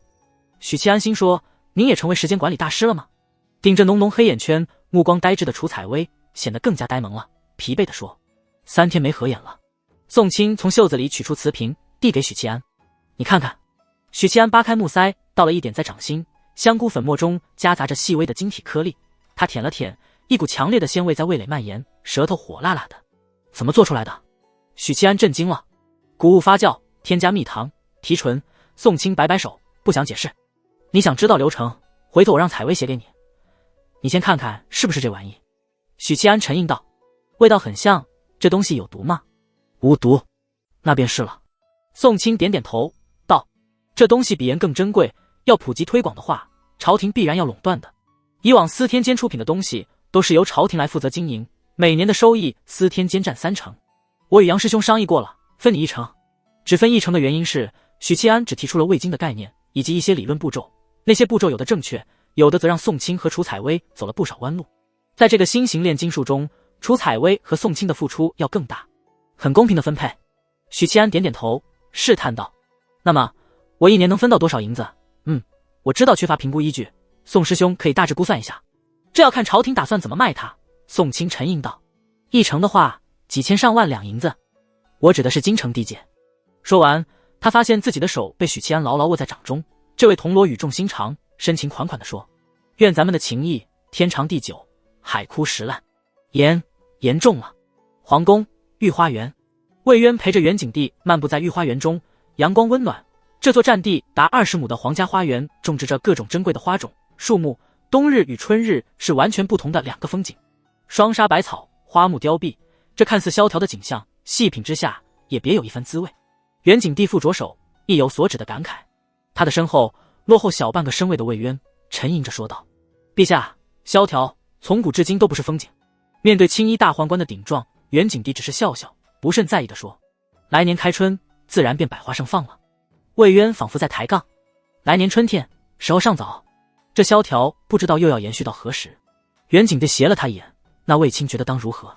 魏渊温和道：“百花盛放的景象固然美，奈何春去冬来，繁华落尽。陛下，你看那些四季常青的树木，不管春风秋月，夏日冬雪，它们都依然存在。铲去繁杂多样的花草，留下四季常青的树木，方是长久之道。”元景帝敛去笑容，冷眼斜睨，大青衣面带微笑，目光温和，半步不退。君臣相视许久，元景帝淡淡道：“皇后前几日感染风寒，身体痊愈后，便食欲不佳，连着几天都没怎么用膳。”魏渊终于挪开目光，躬身作揖：“司天监的术士怎么说？食欲不佳，但身体无恙，静养。袁景帝说，但朕见皇后消瘦不少。魏渊，你替朕去看看她。是。望着大青衣的背影，袁景帝脸上没有任何表情，像是冷硬的雕塑。皇宫内廷有24座宫殿，生活着袁景帝的妃嫔和孩子。袁景帝的后宫一点都不热闹，储秀宫10几年没有收纳年轻貌美的女子。魏渊轻车熟路地来到后宫之主皇后的宫殿外，通传之后，他进入殿内，看见了坐在软榻上的皇后。这位母仪天下的皇后近来清简了许多，圆润端庄的脸庞都变得尖翘起来。她是个极美的女子，年近40，风华依旧，虽没了少女时代的活泼明媚，但岁月精心雕琢着她的内涵，成熟而端庄的风韵非寻常少女可比。魏公怎么来了？皇后含蓄微笑，凝视着大青衣的脸，面部线条硬朗，高鼻薄唇，双眼深邃，蕴含着难以言喻的沧桑。鬓角的双白让她更显成熟魅力。魏渊率先低头，听说皇后病了。皇后笑着说，已经痊愈。陛下说皇后近来食欲不佳，让微臣过来瞧瞧。皇后脸上笑容褪去，平静地看着他。是他让你来的。魏公不知本宫病了吗？魏渊略作犹豫，摇头道，近来公务繁忙，不知皇后病了。皇后脸别向一旁，语气平淡，本宫乏了。皇后少喝些茶，对脾胃不好。见皇后露出不耐，魏渊躬身作揖，微臣告退。魏渊，皇后忽然喊住了他。魏渊背对着，没有回头。皇后张了张嘴，想说些什么，但因为各种各样的顾虑，最后什么都没说。千言万语都藏在她美丽的眸子里，只是魏渊看不到。魏渊离开皇后的宫殿，清风拂来，一袭青衣飘飘荡荡。他确实不知道皇后生病了，因为安插在附近的案子前段时间被袁景帝拔除，而皇后并不知道此事。这些事儿不可能当众说出口，便只能任由皇后误会。前方身段高挑的怀庆公主正领着宫女和侍卫过来，她穿着白色的宫裙，绣着鲜艳的梅花，外面罩了一件碧寒的大氅，冷艳华贵，清丽脱俗，与她母亲年轻时迥异。魏公，怀庆公主施礼。殿下。魏渊作揖还礼，随口解释，陛下听说皇后食欲不佳，身体有恙，让我带她过来探望。怀庆公主嗯了一声，父皇早已不来后宫了，每日只想着修仙长生，宫中哪个娘娘病了，她才会关注一下，但通常都是派人过来探望了事。宫里服侍的宫女说，母后近来确实没怎么吃东西。怀庆说，久病之后，若在绝食，身体会落下病根。魏渊皱紧了眉头，但在怀庆公主面前，他很好的藏住了自己的忧色，只表达出那份臣子该有的担忧。怀庆公主浅笑一下，似乎并不担心，声音冷脆，极有质感。正好打算传唤许七安，既然在此遇到魏公，怀庆便省得让府上侍卫多跑一趟。魏渊愕然道，殿下此言何意？怀庆公主说，许七安有一特制秘方，可让食物鲜味提升100倍，滋味久久难以忘怀。母后食欲不佳，正好可以试一试这个秘方。许七安自掏腰包请宋霆锋和朱广孝勾栏听曲，2位同僚边听曲边把生命的传承工作给做完。这是许七安弥补他们的，尤其宋霆锋捐了足足5两银子给养生堂。他一个没有成家的浪荡子，生活开销倒在其次，没钱去叫方思的话，就会有淡淡的忧伤。离开勾栏，善恶有报的朱广孝和宋霆锋无比满足，3人没走多久便被一个骑马的铜锣拦住，抱怨道，你们去何处摸鱼？半天寻不到人。何事？许七安问。魏公有请。那铜锣说道。请的自然是许七安。宋霆锋和朱广孝知道自己斤两，挥手告别乐善好施的同僚，继续他们的巡街。返回衙门，进入好气楼，许七安见到了坐在岸边看书的魏渊。大宦官放下书卷道，听怀庆说你有秘制的配方，可提升菜肴的鲜味。怀庆这么八卦的吗？这种小事也到处乱说。许七安惊愕了片刻，雕虫小技，不值得魏公记挂。皇后近来食欲不佳，身体孱弱，本座想试试你的配方。魏渊温和道。皇后是怀庆的生母，怀庆托魏渊找我要鸡精。许七安恍然的点点头，见茶室无人，便取出玉石小镜，轻扣背面，一个脑袋大小的罐子摔了出来，被他稳稳的伸手接住。楚采薇和宋清的劳动成果都在这里了，他只给楚采薇留了1小瓶鸡精。魏渊打开罐子，嗅了嗅，顿时皱眉，他闻到了略有些刺鼻的鲜味。此物叫鸡精。许七安科普道，鸡精是混合产物，以味精和鸟苷酸为核心成分，这两者合在一起有相辅相成之效。说起来，鸡精这2个词可谓博大精深，它共有3种意思，其中一种便是眼前所见的调味料，另一种是积成了精怪，叫做鸡精，还有一种是男人独有的特产。合上盖子，将罐子还给许七安，魏渊唤来丽媛，让厨子去煮碗面。许七安一会跟着丽媛出去。1刻钟的时间后，许七安捧着一碗鸡蛋肉丝面回来，放在魏渊的案上。魏渊点点头，你吃一口，帮我试毒。筷子只有一副，许七安用另一头吃了一口。等待片刻，确认小铜锣没有被自己捧上来的面毒死，魏渊这才动筷子。许七安悠悠道，说不定毒是抹在筷子上的呢。魏渊一愣，怒道，滚出去。许七安没滚，咧了咧嘴，和魏爸爸相处这么久，魏渊是个不会真正发怒的人，养气功夫深厚的可怕。果然，魏渊不再搭理，低头吃面，咀嚼着劲道的面条，他有些意外于面条的口感，受到了味蕾被鸡精冲击的初体验。等他喝了一口汤汁时，魏渊的眼睛猛地亮起。怎么样？许七安期待地问。多少大厨呕心沥血也做不出这种味道。魏渊满意的点头。皇后吃惯了宫里的珍馐美味，宴食除了自身没胃口，吃腻宫里的菜也是一个原因。许七安能感受到魏爸爸眼里的赞许。魏渊从格子里取出一枚瓷瓶，递给许七安，后者接过，从罐子里倒了些许进瓷瓶，然后递还给魏渊。魏渊摇摇头，没接，看着罐子，瓶子里是留给你的，那才是我的。许七安表情一下子呆滞。黄昏，宫女端上里一碟碟美味佳肴，浓郁的菜香飘满室内，但皇后神色恹恹，不悦地皱眉。本宫说了，准备一碗清粥便是。宫女小声道。魏公刚送了秘制的配方过来，叮嘱我们一定要给娘娘做些好的。另一位宫女带着希冀地说道。娘娘，您尝尝吧。他们已经试过了，味道与众不同，令人难忘。在皇宫住了这么多年，替主子们试过各种各样的山珍海味，唯独今天的滋味是前所未有的味觉体验，不禁让人觉得以前吃的美味不过尔尔。听是魏渊的安排，皇后叹了口气，有些抗拒地舀了一碗汤，蹙着眉头品尝。强烈的鲜味在味蕾间炸开，咕噜，修长的脖梗里，喉咙滚动，下意识地就咽了下去。接着，皇后一口又一口，没有半点抗拒和厌恶地喝完了汤。本宫忽然有些饿了，盛饭。皇后把碗递给宫女，期待地盯着满桌的美味。次日，卯时刚过，皇后宫里的太监带着一批金银玉器来到打更人衙门。魏渊在好奇楼接见了宦官，这位明显与魏渊是老相识的公公，随意地坐在桌边，一边喝着魏渊亲手泡的茶，一边笑道：魏公是何处找来的秘方？皇后娘娘昨夜吃的甚是欢心。魏渊盯着他，有些紧张地问：没有厌食？吃了多少？公公笑道：吃的比以往都多，比身子好吃还多。今儿早起时，皇后娘娘破天荒地问了午膳的伙食。魏渊由衷地笑了。午后刚过，许七安被怀庆公主喊去了宫里。她在窗明几亮的雅室见到了胸脯可以放在岸上的亲属女公主。她一如既往的冷艳、高贵、美丽，不去观看丰腴身段的话，会觉得公主殿下是雪山的白莲，一尘不染。今日本宫在母后那儿用了午膳，你那配方似乎有所改良。怀庆公主问道。都是宋师兄和采薇姑娘的功劳。许七安道。怀庆公主点点头，本宫有些留恋那种味道，母后却吝啬的不给。你还有吗？没了。许七安立刻摇头，满满一罐都给了魏公，送去了皇后娘娘那里。他其实是有的，还有一小瓶，但不能给怀庆，他得给表表留着。不是说临安公主在他心里地位有多高，而是表表太能闹腾。皇帝的后宫说大不大，鸡精这种新奇玩意迟早传到临安那里。这没关系，毕竟是魏渊送的。但怀庆公主是知道真正的始作俑者是谁，以怀庆的腹黑，到时候表表就会像打翻醋坛子的怨妇，把火气撒到许七安头上。毕竟在临安公主心里，许七安早已弃暗投明，成了她麾下的马仔。怀庆公主秀眉轻蹙，可本宫听说魏渊送到母后那里的鸡精是半罐。许七安一愣，看向怀庆，怀庆也看着他，两人不由得沉默了。魏渊这操作有点骚啊，中间商赚差价也太过分了。不过这也说明鸡精只要大批量生产，一定能赚得盆满钵满。我这算不算是误打误撞，开启了一条妻妾成群、朴实无华的富家翁之路？果然是术业有专攻啊！早知道不自己瞎捣鼓，给4天间的术士们指引方向，我坐在幕后享受抽成，可惜太晚了。许七安默默叹息。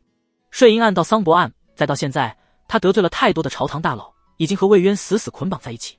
在这样的情况下，他要做的就是修炼以及辅佐魏渊。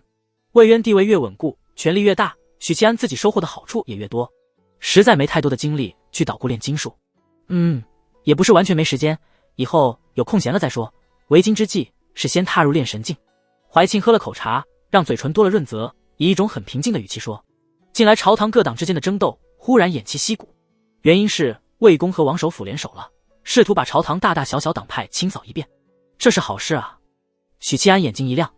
怀庆摇摇头，父皇给挡住了，朝堂局势混乱，对他来说是有益的。各党派斗得越激烈，他越是可以安心修道。若是一家独大或两家独大，朝局就会脱离父皇的掌控。能跟我说这些，怀庆是把我当自己人了，怎么感觉他对我过于信赖了？虽然我舔得好，但总共也没舔你几次。许七安颔首附和道：党争是一把双刃剑，他能维护陛下的地位，也能搅乱朝局。党派越多，斗得越激烈，长期以往，便没有人顾着政务，满脑子都是如何阴谋阳谋，整垮对手。说话的过程中，许七安一直在观察怀庆公主的脸色，如果她露出了不悦或反感的情绪，许七安就点到即止。反之，许七安就用自己伪历史学家的知识，与这位公主好好聊聊，增进一下感情，博取她更多的重视。熟读史书的怀庆公主眯了眯眼，故意设套，直接杜绝党争，不就永绝后患了吗？许七安摇摇头，朝内无党，千奇百怪。朝内无党，千奇百怪。怀庆公主心里反复品味这句话，眼睛发亮，嘴角不自觉地勾起笑容。许七安见状，当即道卑职有一些浅见，不知长公主没有兴趣听听。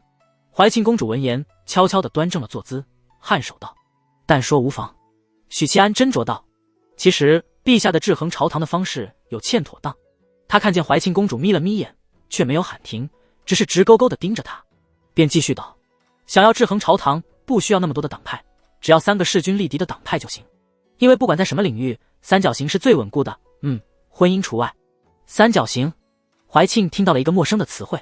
许七安用手搭了一个三角，他恍然道：这种结构经常出现在宫殿的搭建中。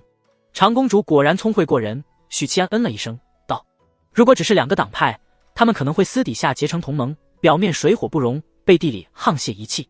但如果是3足鼎立，他们之间很难达成利益一致，朝局就会相对稳定，便于制衡。怀庆公主沉思许久，似乎想通了什么，轻笑一下，又迅速收敛，恢复高冷姿态。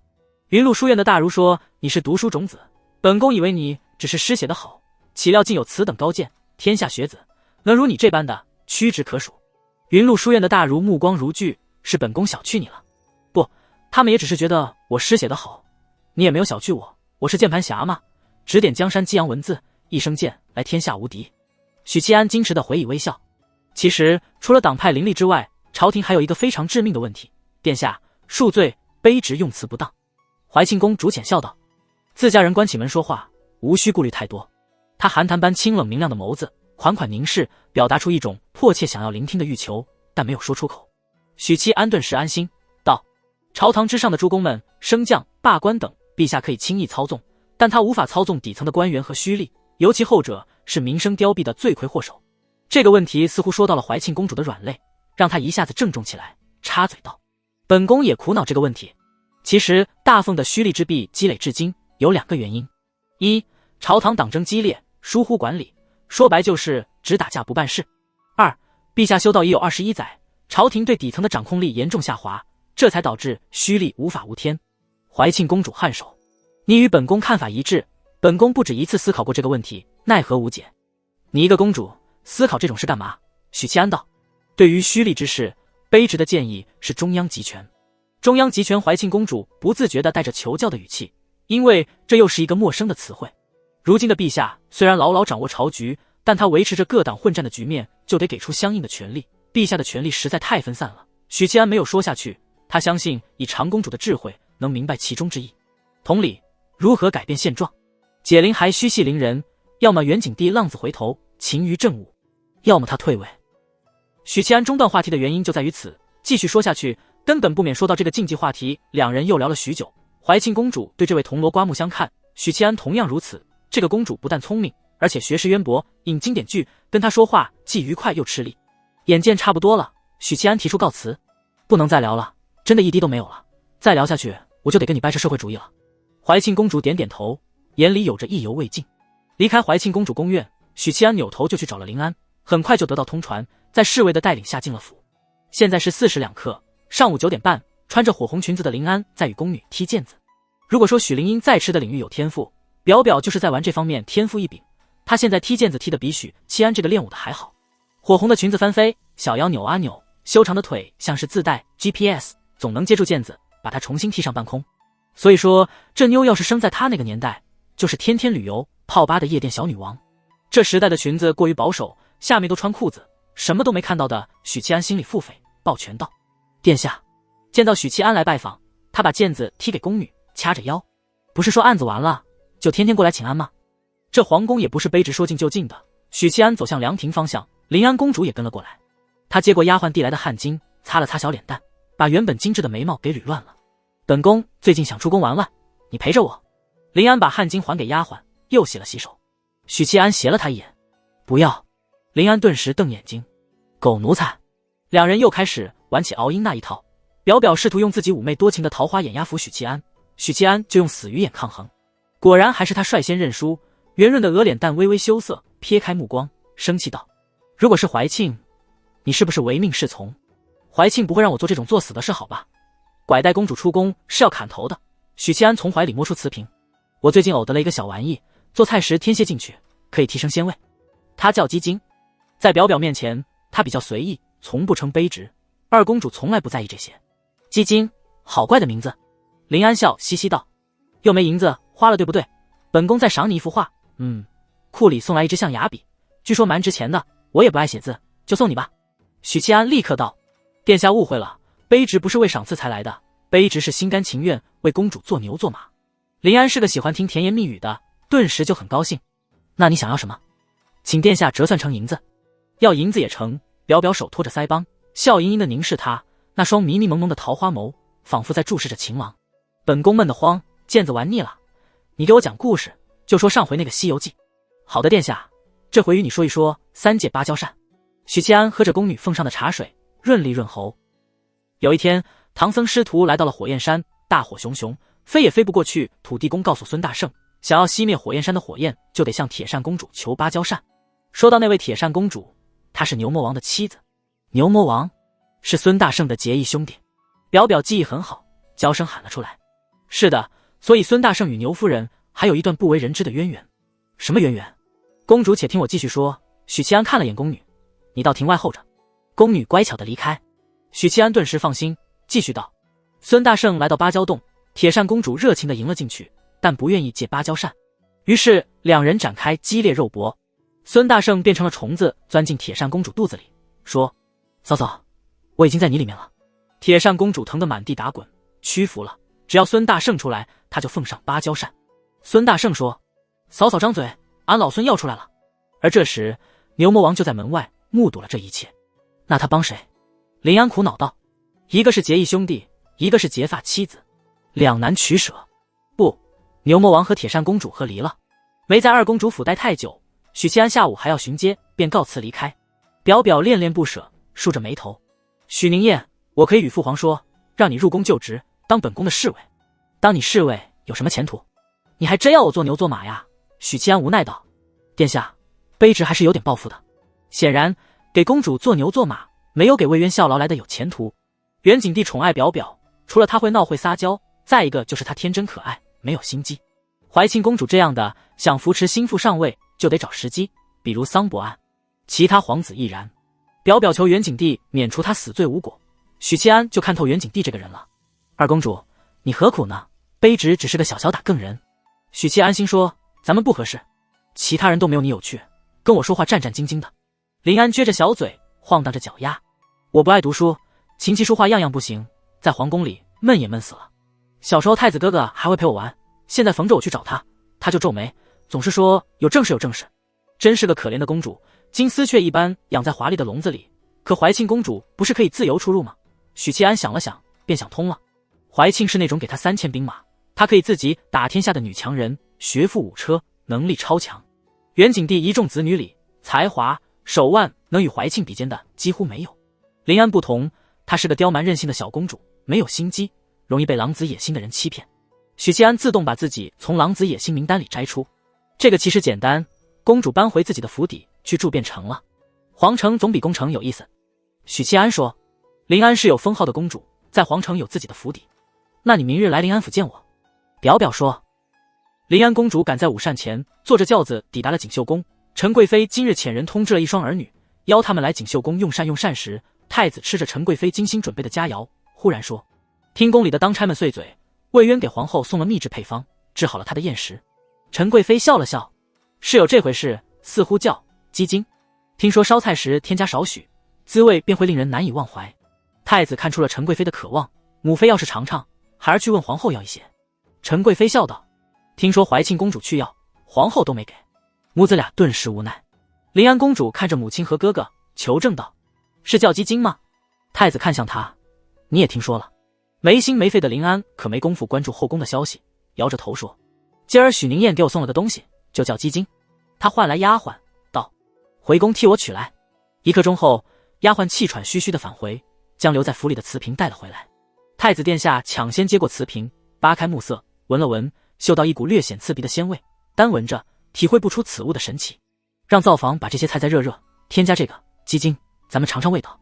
太子的提议得到了母亲和妹妹的赞同。不多时，宫女捧着热好的菜回来，母子仨没动筷，而是看向宫女。宫女先用银针试了试毒，再取来碗筷，逐一尝试。所有菜都吃了一遍后，太子看到他眼里明显有些意犹未尽，但又不敢多吃，恋恋不舍地盯着饭菜。又等了片刻，见宫女无恙，太子催促道：给本宫盛一碗甲鱼汤。宫女边盛汤边笑着说：殿下好眼光，此汤鲜味令人难忘。太子迫不及待地接过，尝了一口，大赞：别有一番滋味。母妃、临安，你们尝尝，快尝尝。陈贵妃许久没见太子这般开怀，心里高兴。临安早就自己动手了，他没吃甲鱼汤，而是夹了一口素菜，嚼着嚼着，不自觉的就夹了第2口、第3口。吃完午膳，许久没见儿女这般欢快进食的陈贵妃，心里非常欢喜。好东西啊，就这小小一瓶子，御膳房的厨子得耗费多少精力才能达到？太子殿下感慨着，不动声色地把瓶子收进袖口。表表瞪大眼睛扑过来，死死拽住太子的衣袖，柳眉倒竖：我的，那许七安不是你的人吗？你再寻他要便是。太子殿下义正言辞：松手！我不松，这是我的东西。兄妹俩争执不下，找陈贵妃评理。陈贵妃又好气又好笑：多大的人了，还跟孩子似的。要母妃说啊，就留在母妃这里才公平。太子和临安扭回头继续争执。原来许宁燕给我的东西如此贵重。表表坐在轿子里，把玩着只剩1/3鸡精的瓷瓶。他对许七安的那一点点不满渐渐烟消云散。他又不是真傻，许七安占他便宜，他睁只眼闭只眼而已。因为要是不拉拢住他，这个铜锣扭头就投入怀庆的怀抱了。而且他说话好听又会玩，林安婷舍不得的一些个没用的字画和银子便给了。这小铜锣两面3刀油滑得很，我得去确认确认。林安当即道：转去怀庆那儿。来到怀庆公主的宫院，不理侍卫阻拦，林安昂着雪白的下颌，在前厅见到了讨厌的怀庆。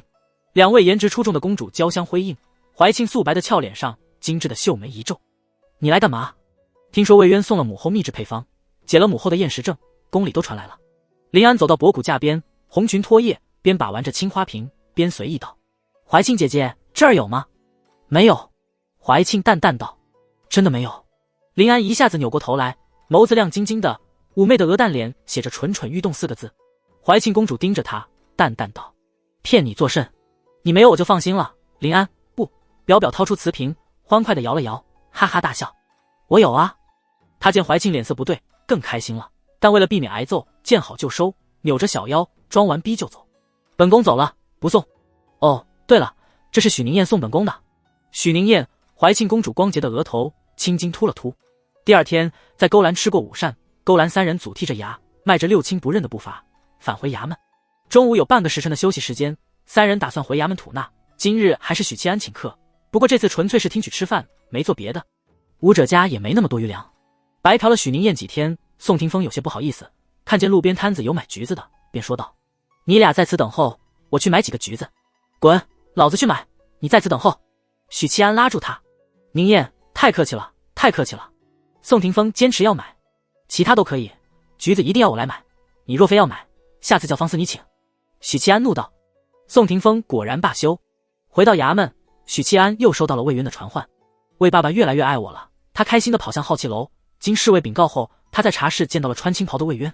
这位鬓角微霜、俊朗儒雅的大宦官正捧着茶杯喝着，指了指对面的座位，自己倒茶。灌了一肚子酒的许七安并不想喝茶，仍旧倒了一杯，全当陪魏渊了。当值时不能喝酒，魏渊训诫道：你这人除了有些正义，其余的全是臭毛病，油腔滑调，目无纪律，频繁出入教坊司。我若是你政敌，你已经转世投胎去了。卑职知错。许七安就当自己是个弟弟，不，儿子，这样心态就好多了。罢了，江山易改，本性难移。一个人啊，如果真这么容易改变，世上就不会有千千万万的人。魏渊一向是对下属容错率很高的领袖，也没有真要追究他。猛灌了一口茶，把一份卷宗推了过来。你得跑一趟云州。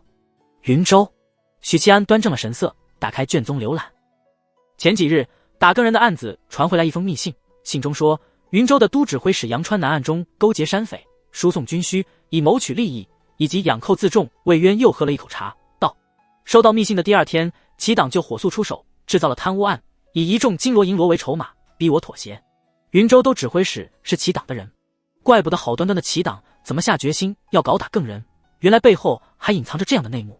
如果没有我的狗屎运，魏渊是准备用一杆金罗银罗换掉云州都指挥使。魏渊心肠是挺狠。对了，2号说过云州匪患难除的原因，山匪们占据地势，再就是个个都有军备物资，不是等闲的山匪，因此背后有人支持。齐党身在京城，肯定无法远程操纵，得有一个本地的高官配合。许七安恍然大悟。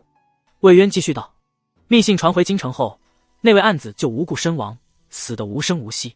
他的真正身份是都指挥使司经历司的一名经历，人死了，证据也不知所踪。我已将此事禀告陛下，陛下会派督察院的巡抚前往云州调查此事。你要做的是保护好巡抚以及找到证据。许七安为难道：为什么要我去云州？还不太情愿。魏渊道：此事由江律中负责，你随行去历练。许七安顿时安心道：还有一事，魏公鸡精不可多吃，容易口渴，让厨子做菜时少放点。魏渊刚才训斥自己，自己非但不记仇，反而好心提醒。许七安觉得自己真是太善良了。魏渊没说话，指着门口，卑职告退。许七安当即溜走。明日要离开京城，远赴云州。许七安当即离开衙门，回家准备行李。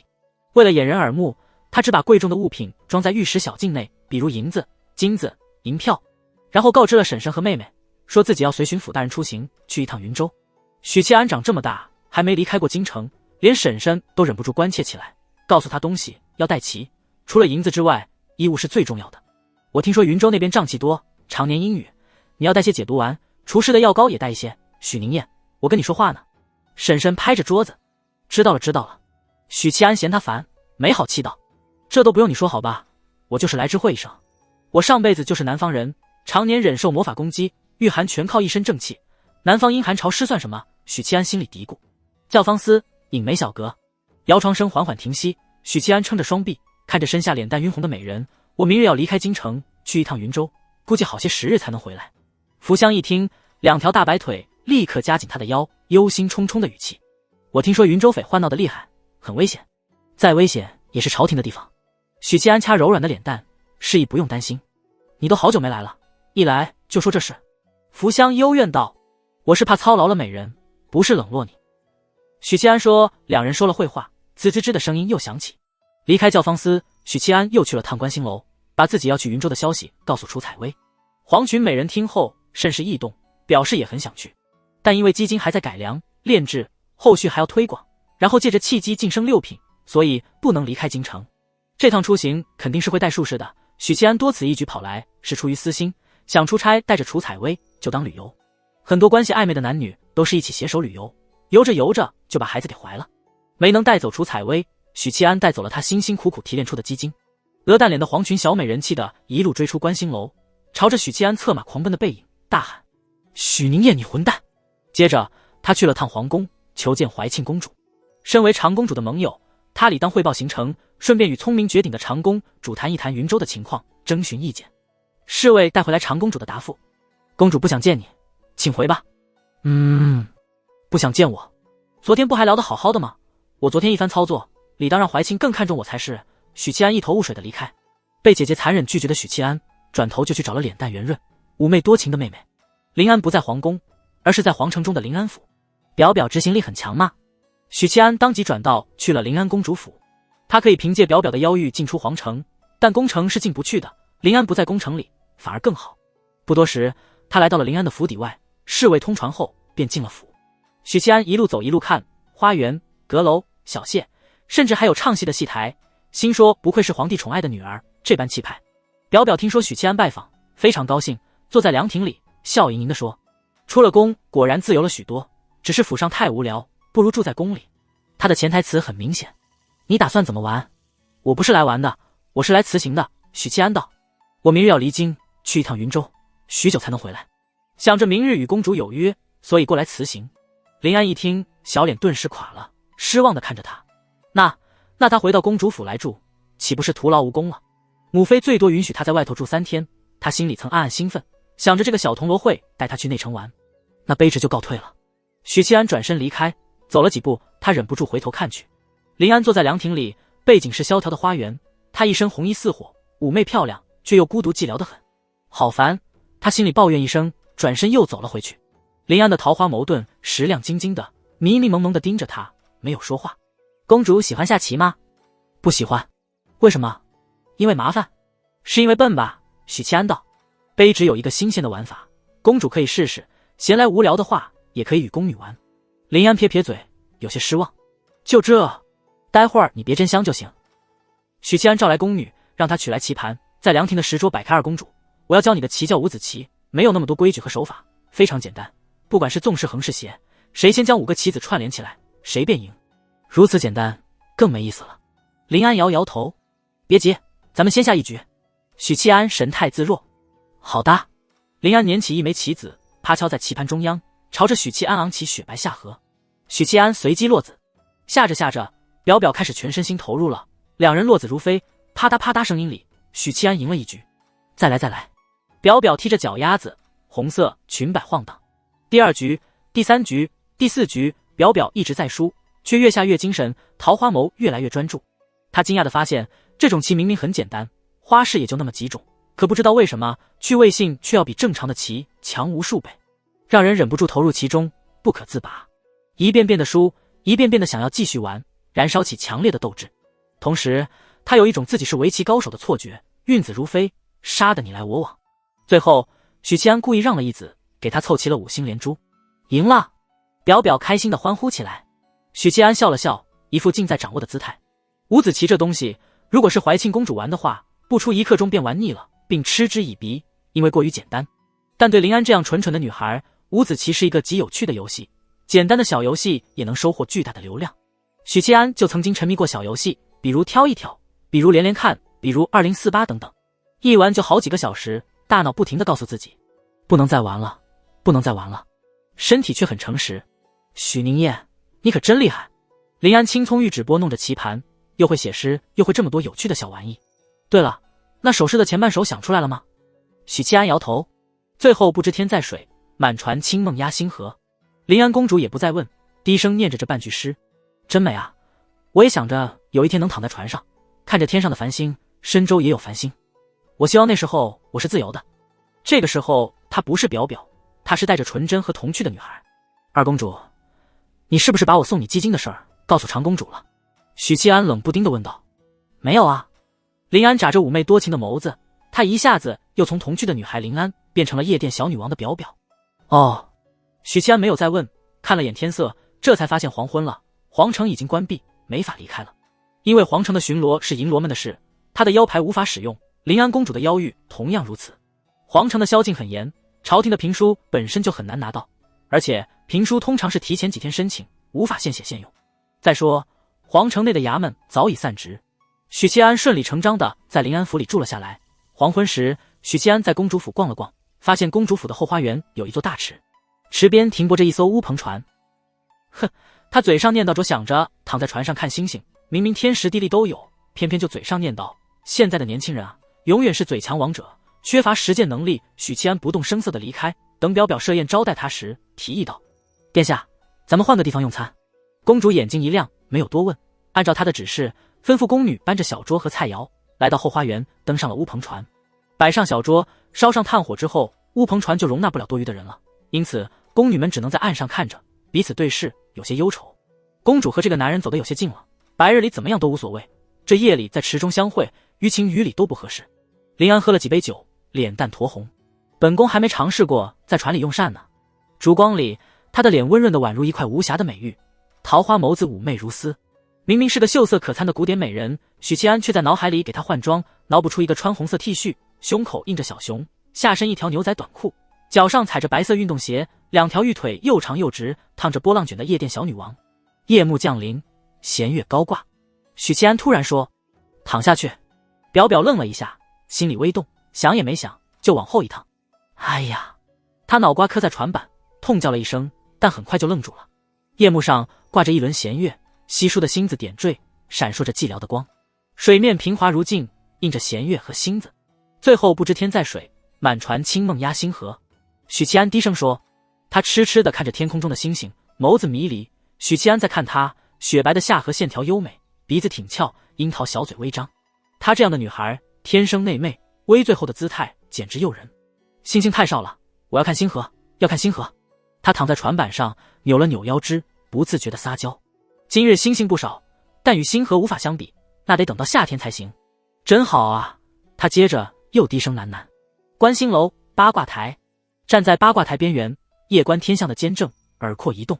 几秒后，阵法纹路亮起，出现一位负手而立的白衣身影，悠然念道：“手握明日斋。”声音说到一半，突然卡壳，喉咙像是被无形的手掐住，怎么都吐不出后续的内容。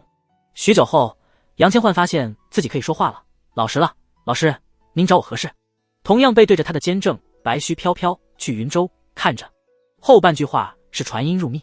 师徒俩背对着彼此，杨千焕试探道：“偷偷的去？”“明白了。老师还有什么交代？”“九州卧虎藏龙，一山更比一山高，出门在外要懂得低调谦逊，不该说的话不说，不该做的事不做。老师，说清楚一点，低调做人，那句话别到处乱说，会挨揍的。”“好的，老师。”清晨，临安公主悠悠醒来，浑身暖融融的，舒服的伸展腰肢，脚丫子哐当蹬到了桌腿。她茫然地睁开迷蒙的眸子，看见了惨白的天空。这个时候，太阳还没升起，表表就像夜店里一碗宿醉，眼神从迷茫到困惑，怀疑自己是不是看错了，为什么看见的不是锦绣床幔，而是破晓的天空。有些娇憨的嗯了一声，小小的呻吟。昨夜的一幕幕走马灯似的在脑海划过，他想起来了，夜里与许宁燕泛舟池子，喝酒聊天。许氏从未有过这样的体验，他一口就答应了小铜锣的提议。对于一位未出阁的公主来说，如此大胆的行为传出去，足以让名誉毁于一旦。再后来，可能是喝了些酒，他愈发的放松警惕，按照他的话，鬼使神差的往船板一躺。当看到满天繁星之后，表表整颗心就醉了，脑海里只有最后不知天在水，满船清梦压星河的意境，如痴如醉，便不愿再起来，借着酒意沉沉睡去。好温暖，即使是在隆冬的季节，睡在船上，他竟没觉得冷，反而有一种回归母体的温暖。不过现在没心情关注这个，表表惊慌地坐起身，发现自己身上盖着锦被，他下意识地想掀开，又顿住了，紧张地在被褥里摸了摸自己的身子，确认衣着完好，身子也没不良反应。比如书上常说的破瓜之痛。表表如释重负地舒了口气，左顾右盼，看见了守在岸边的宫女，于是从宿醉后的夜店表表变回了端庄的临安公主。他喊来岸边候着的侍卫，让他跃上乌篷船，帮忙划到岸边，随口问道：“徐大人何时走的？”“天没亮便走了。”宫女细声细气地回答。临安有些怅然地点头，想起了昨日那温暖的感受，仔细比较后发现并不是被褥带来的，板着脸问道：“昨夜他有何不轨之举？”“有的有的。”顶着黑眼圈一宿没睡的宫女趁机告状。她轻薄公主。啊！临安神色惶恐，他一直握着公主的手。宫女恨声道：“今晨临走前还拍了奴婢的屁股，威胁我不要告诉公主。”竟然这么过分！临安柳眉倒竖，有种看错人的羞怒。二公主，侍卫欲言又止，吞吞吐吐。临安不悦地看了他一眼。天寒地冻的，公主睡在船上，单是一条被褥无法抵御严寒的。侍卫解释道：“卑职昨夜看得清楚，许大人一夜未睡，握着公主的手，是在为您渡送契机，驱散寒冷。”渡送契机，一夜未睡。表表愣了愣，想起自己昨晚的确睡得舒服，狐疑道：“本宫怎么没听说过这种事？也没人为本宫渡送过契机。”这侍卫苦笑道：“一宿不歇的渡送契机，耗费精力，谁能撑得住啊？除非是中平武者或高平武者。再者，公主锦衣玉食，不需要这般啊。”表表咬了咬唇，试探道：“有多累？”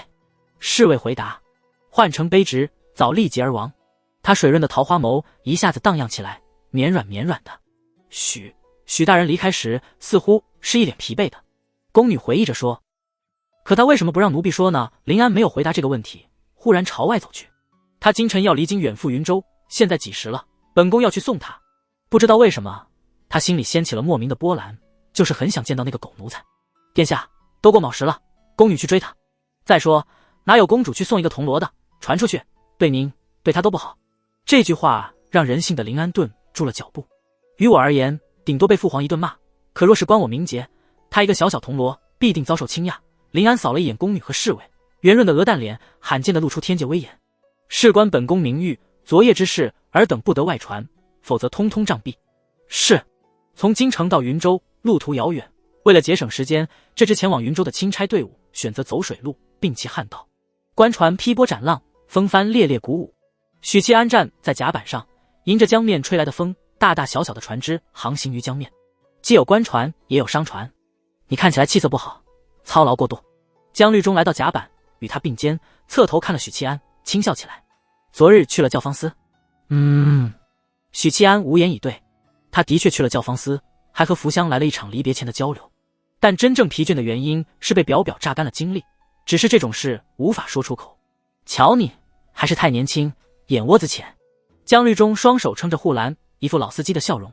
云州也有教坊司，江南女子身子柔软，嗓音软如，滋味与京城女子不同。回头带你体验体验，不一样的。许七安摇头，你倒是个痴情的人。江律中诧异道，这和痴情没关系，这和白嫖有关系。许七安沉声道，除非将金罗请客。什么？江律中一愣，你请客，那便一样了。许七安脸色严肃。江律中想了想，指着江面，你觉得这里的谁怎么样？许七安顺势俯瞰江面，老实回答，不怎么样，脏兮兮的。江律中点了点头，你知道就好。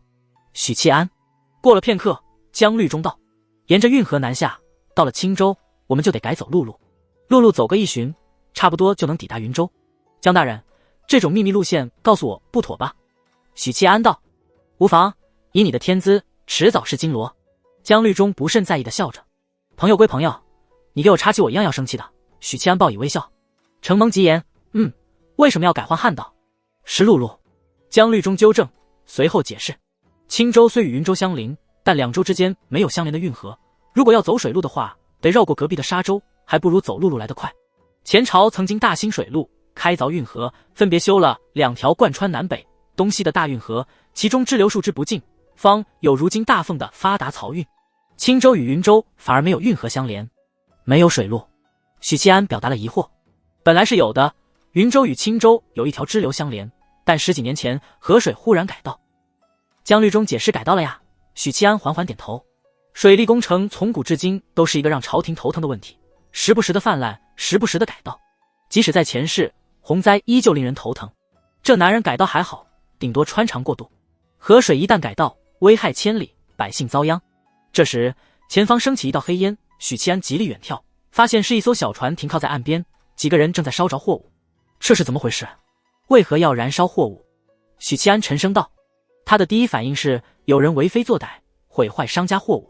江律中看了几眼，恍然道，一般这种情况是商家不打算过雀关，烧了货物准备返航，马上就到京城了，为何要这般？许七安不理解。朝廷在运河设置重重雀关，每过一关便交一次税，交着很多商家就会发现，即使到了目的地卖出货物，赚取的银子还不够交税，所以干脆烧了货物返航，因为你若载着货物返航时还得再交一次税，空船则不需要。江律中感慨道，沿河焚烧货物，这是常有的事，吃相竟如此难看。许七安扬眉，还有更难看的，因为小商家负担不起漕运关税，只能依靠漕运商会，那些商会会把货物低价吞下来，再高价卖出去。就拿你曾经在太康县接手过的萧石矿举例，当地灰户采石烧灰，京城吃不下那么大的量，便只能运到各州贩卖，但关税那么重，他们无力承担，商会就趁机低价收购石灰，通过自己的渠道运送出去，灰户们只能得1成甚至更少的利，勉强果腹。这背后牵扯的利益难以想象，即使是魏公也顾虑重重。许七安沉默了，他想到了另外一件事，袁景帝修道炼丹，开销巨大，而这些银子并不是从户部走，都是他自己的小金库提供的开支。那么袁景帝哪有这么多银子供他疯狂撒币？他没问这个问题，回到船舱吐纳，恢复精力。接近午时，已经饿得饥肠辘辘。出了房间，听见甲板热闹的攀谈，原来是船工网上来许多肥美的河鱼，撒在甲板上活蹦乱跳。由江律中带头，宋霆锋等20名铜锣在一旁凑热闹，欣喜中午有鲜鱼汤喝。本次带队的巡抚闻声出来，皱着眉头。他是督察院的迁都御史，正四品官员，在大凤官场，巡抚通常都是由御史担任，权力极大。督察院是魏渊掌控着的，大青衣还有一个官衔叫左都御史，正2品。这位可以说是自己人的御史，一上午都在运船，头晕眼花，正休息着，被这群武夫给吵醒，心里甚是不悦，给巡抚大人挑几条最肥的河鱼炖汤。江律中笑道。留着山羊须，气质儒雅的巡抚大人摆摆手，眉头紧皱。河鱼腥味太重，本官没有胃口。拒绝了江律中好意后，他不悦地扫视着铜锣们，都安静些，大呼小叫，成何体统。说完，面带造诣地回了船舱。啧，读书人生自古就是弱，这就经受不住了一位铜锣调侃，被江律中瞪了一眼。有鲜鱼汤喝，正好放一些鸡精调味。饥肠辘辘的许七安对午饭充满向往。考虑到油烟问题，官船的灶房设在船舱上层，便于油烟散出。灶房的墙壁、地板刷着防火的红漆，这种漆的主材料是一种叫做石虫树的树枝，能防水火。因此，这种树被工部大面积推广种植，广泛应用在建造领域。灶房内，几名伙夫准备着午膳，大冬天的忙出一身汗。锅里炖着一大锅的鱼汤，蒸汽咕咕顶着锅盖，浓郁的香味弥漫。许七安嗅着香味来到灶房，自顾自地揭开锅，问道：“鱼汤好了吗？”“马上好了。”伙夫们惊讶于一位大人竟然亲自进这乌烟瘴气的灶房。许七安盯着颜色略带浅褐的鱼汤，这是加入了酱油的原因。他嗅了一口香气，道：“勺子给我。”一名伙夫顺从地递上勺子，许七安舀了点汤汁，尝了尝，诧异道：“土腥味很淡。”受限于调味料以及厨艺水平，这个世界的河鱼大多有古土腥味去不掉。当然，顶好的酒楼除外，比如桂月楼，那里的厨子水平高超。伙夫闻言，骄傲地说：“大人，咱们这些在水上漂的，平时吃的都是鱼，要说吃鱼，天底下没有比我们更懂的。怎么去土腥味？嘿嘿，咱们有秘法。”他还藏私，故意不说。许七安喝了一声：“本官也有秘制配方，可以让这锅鱼汤的鲜味提高好几成。”伙夫不信，但没有反驳，因为不敢。不过眼里不以为然的情绪毫不掩饰。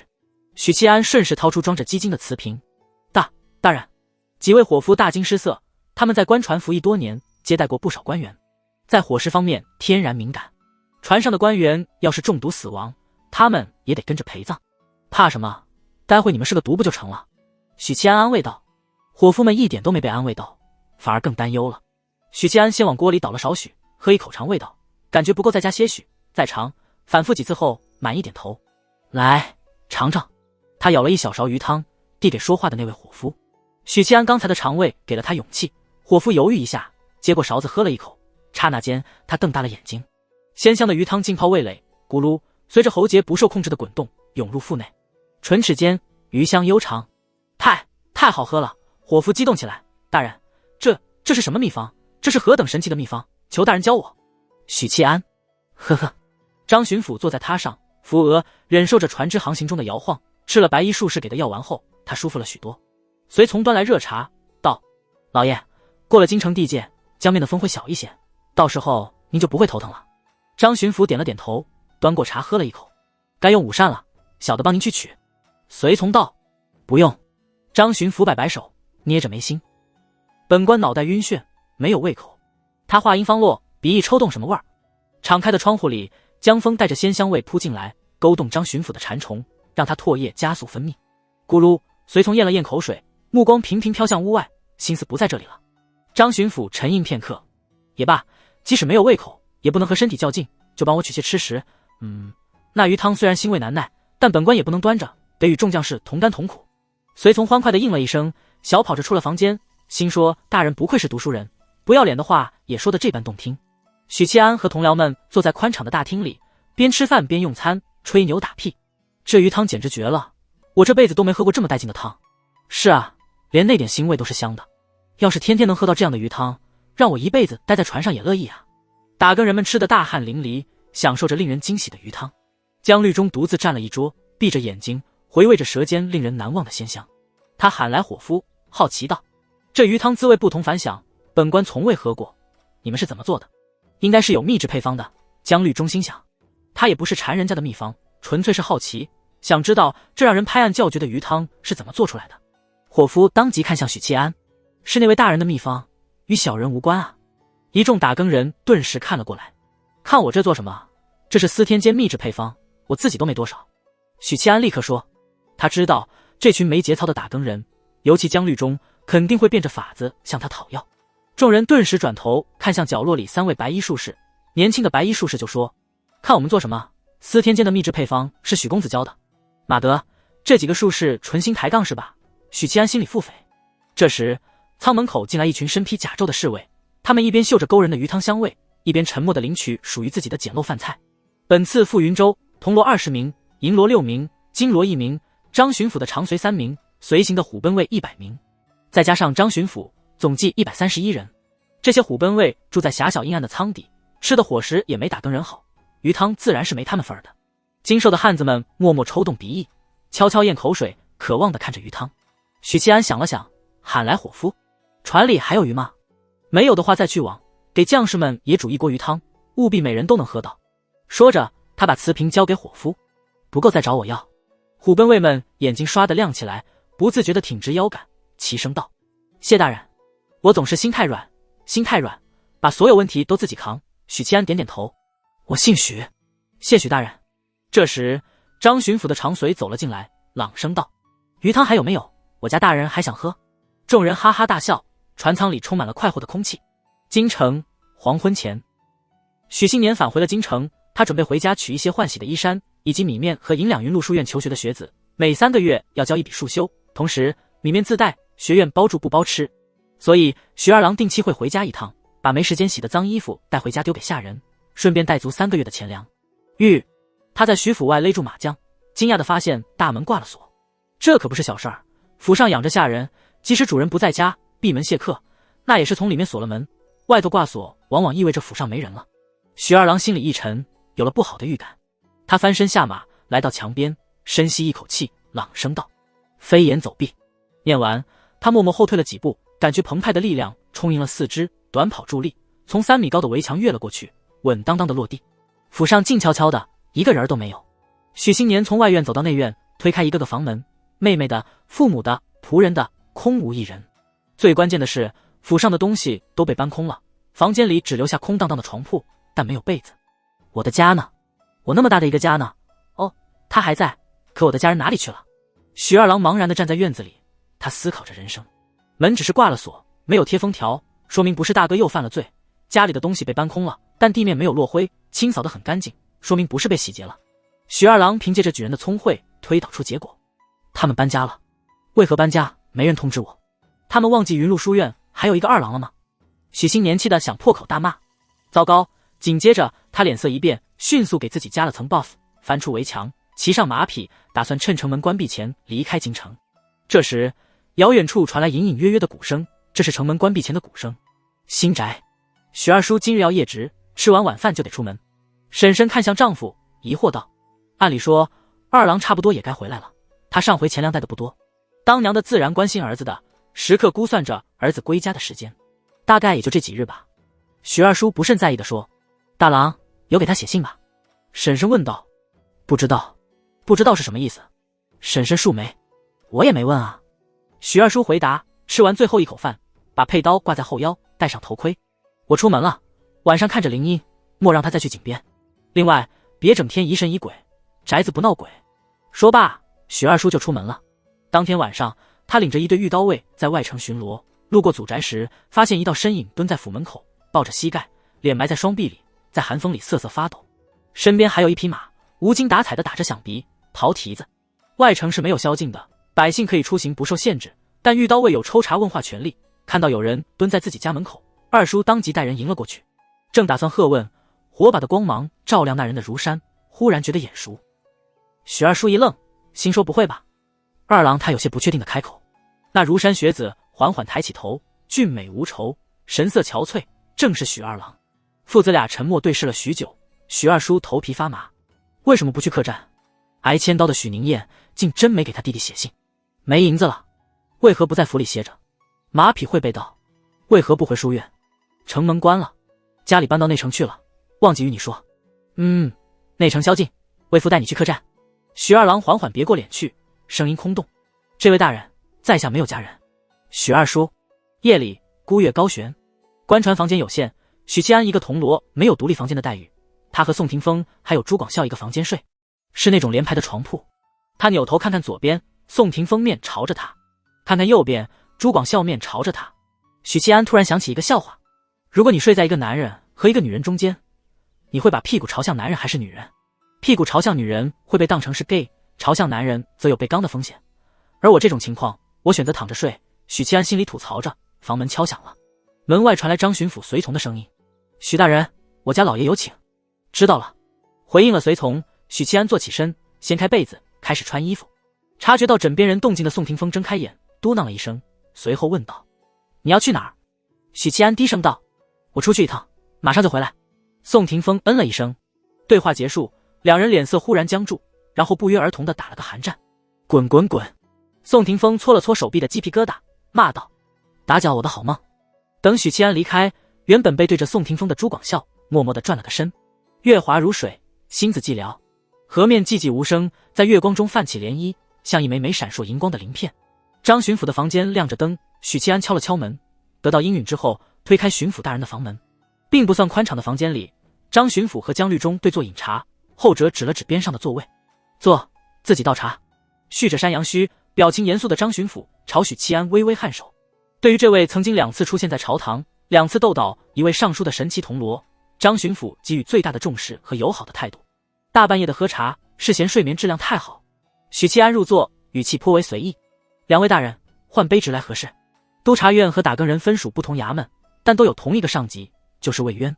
因此张巡抚可以算是自己人，许七安不必太拘谨和客套。张巡抚笑道：许大人断案如神，能力过人，本官深夜找你过来，是想谈一谈本次赴云州的任务。许七安斟酌着开口：大人觉得呢？张巡抚道：卷宗我已经看了，周明的死没有任何破绽，没有伤口，没有中毒，是再正常不过的死亡，死得无声无息，不留任何破绽，这也是一种破绽。周明就是那位无故死亡的案子。江律中补充道：各大体系里能做到这一点的，只有道门和巫师。根据工部尚书的案子反馈，其党与巫神较有勾结，杀人凶手多半便是一位4品的孟巫。许七安点了点头，首先是肯定了张巡抚的智商，是个头脑清醒的官员，并不昏聩，知道自己即将面临什么，这就很舒服了。就怕遇到成事不足败事有余的上级，不怕神一样的对手，就怕猪一样的队友。说实话，之前看张巡抚如此孱弱，许七安确实有过这方面的顾虑。其次是肯定江律中的猜测，任何杀人手法都会留下清晰的痕迹，这里不是只留下线索，而是一种直观的让人明白他是被杀的印象。即使以高明手法摧毁魂魄，死者也会呈现呆滞惶恐的面部特征，能让人死的就像睡着了一样，只有道门和巫神较能做到。非常简单的推理。大人认为我们到云州后该怎么查？许七安虚心求教。查案他有一手，但官场上的交际运作他是门外汉。周明是一位经验丰富的案子，他不会把重要的证据留在身边，我们要做的就是找出他隐藏起来的证据。这一点许大人你是个中高手，到时候希望你多多费心了。巡抚大人郑重其事地说道，对于许七安的业务能力很信赖。我尽力而为吧。许七安忽然想到一个问题，皱眉道：杨传南是云州都指挥使，掌军政大权，会不会逼反他？到时候我们首当其冲，会被清算。手握兵权的官员和京城的官员是不一样的，京城6位3大禁军营都在皇室的掌控中，文官根本无力抗争。但身为益州都指挥使，手握兵权，岂会任人宰割？这是我们不得不承担的风险，由我和江金罗从中斡旋处理，届时你听令行事便是。张巡抚把担子接了下来。到了云州，我或许可以拉来一批帮手。许七安道：帮手？张巡抚疑问的语气。届时再说吧。许七安没敢打包票。张巡抚点点头，没怎么放在心上。张大人，您对云州了解多少？许七安斟酌道：我指的是匪患。张巡抚略微沉吟，缓缓道：云州之所以被称为匪州，是有原因的，这在史书上留下了一笔。还得从500年前的清君侧说起。武宗皇帝篡位的这段历史，许七安原本是不知道的，经历了桑博案才有所了解。当年武宗皇帝率军攻入京城，而后迅速平定各州，但在云州遭遇了守将激烈的抵抗。当时的云州都指挥使是一位名将，擅长用兵，更善守城。即使以武宗皇帝的韬略，一时间也无法攻克云州。两军对垒，打了数年的持久战，打得民不聊生，百姓困苦不堪，索性就落草为寇。而云州山脉众多，易守难攻，加之土地肥沃，成了山肥草寇滋生的温床。等武宗皇帝收复了云州，才发现云州早已遍地山匪。一场维持数年的苦战，让大奉军元气大伤，无力剿匪，武宗皇帝只好班师回朝，打算休养生息之后再做清算。后来朝廷组织过几次剿匪，每次都付出巨大伤亡，而云州匪寇灭了一批，又出现一批，春风吹又生，最后演变成朝廷要犯、江湖败类的乐园。张巡抚感慨道：沉疴难却，原来是历史遗留问题。这种事儿开国皇帝没有解决，后世皇帝几乎不可能再去解决了。一来能力不及，二来难免安于享乐。许七安微微颔首，表示自己明白了。三人又交流许久，各自离开。返回房间，不出意外，又把朱广孝和宋霆锋给惊醒了。练气劲的高手五感敏锐，任何风吹草动都会被惊动。两位同僚没有在意，很快陷入酣睡。许七安没睡，点燃油灯，坐在桌边取出了玉石小镜。2号，我刚收到消息，朝廷派了巡抚奔赴云州。深夜群发委实有点没有道德，地书聊天群的成员都被惊醒了，各自怀着不同的情绪摸出地书碎片查看消息。3号，你讨厌死了，大半夜的不要打扰我睡觉了。南疆小野妞传书抗议，其他人没有传书，默默窥屏。2与齐党有关。3聪明，打更人安插在都指挥使司的案子查出了云州都指挥使杨川南暗中援助山匪，输送军需，养寇自重。对了，这杨川南便是齐党在云州的代言人。2这不可能，我不知道杨川南是不是齐党的人，但我知道他绝不是养寇自重，为山匪输送军需的人。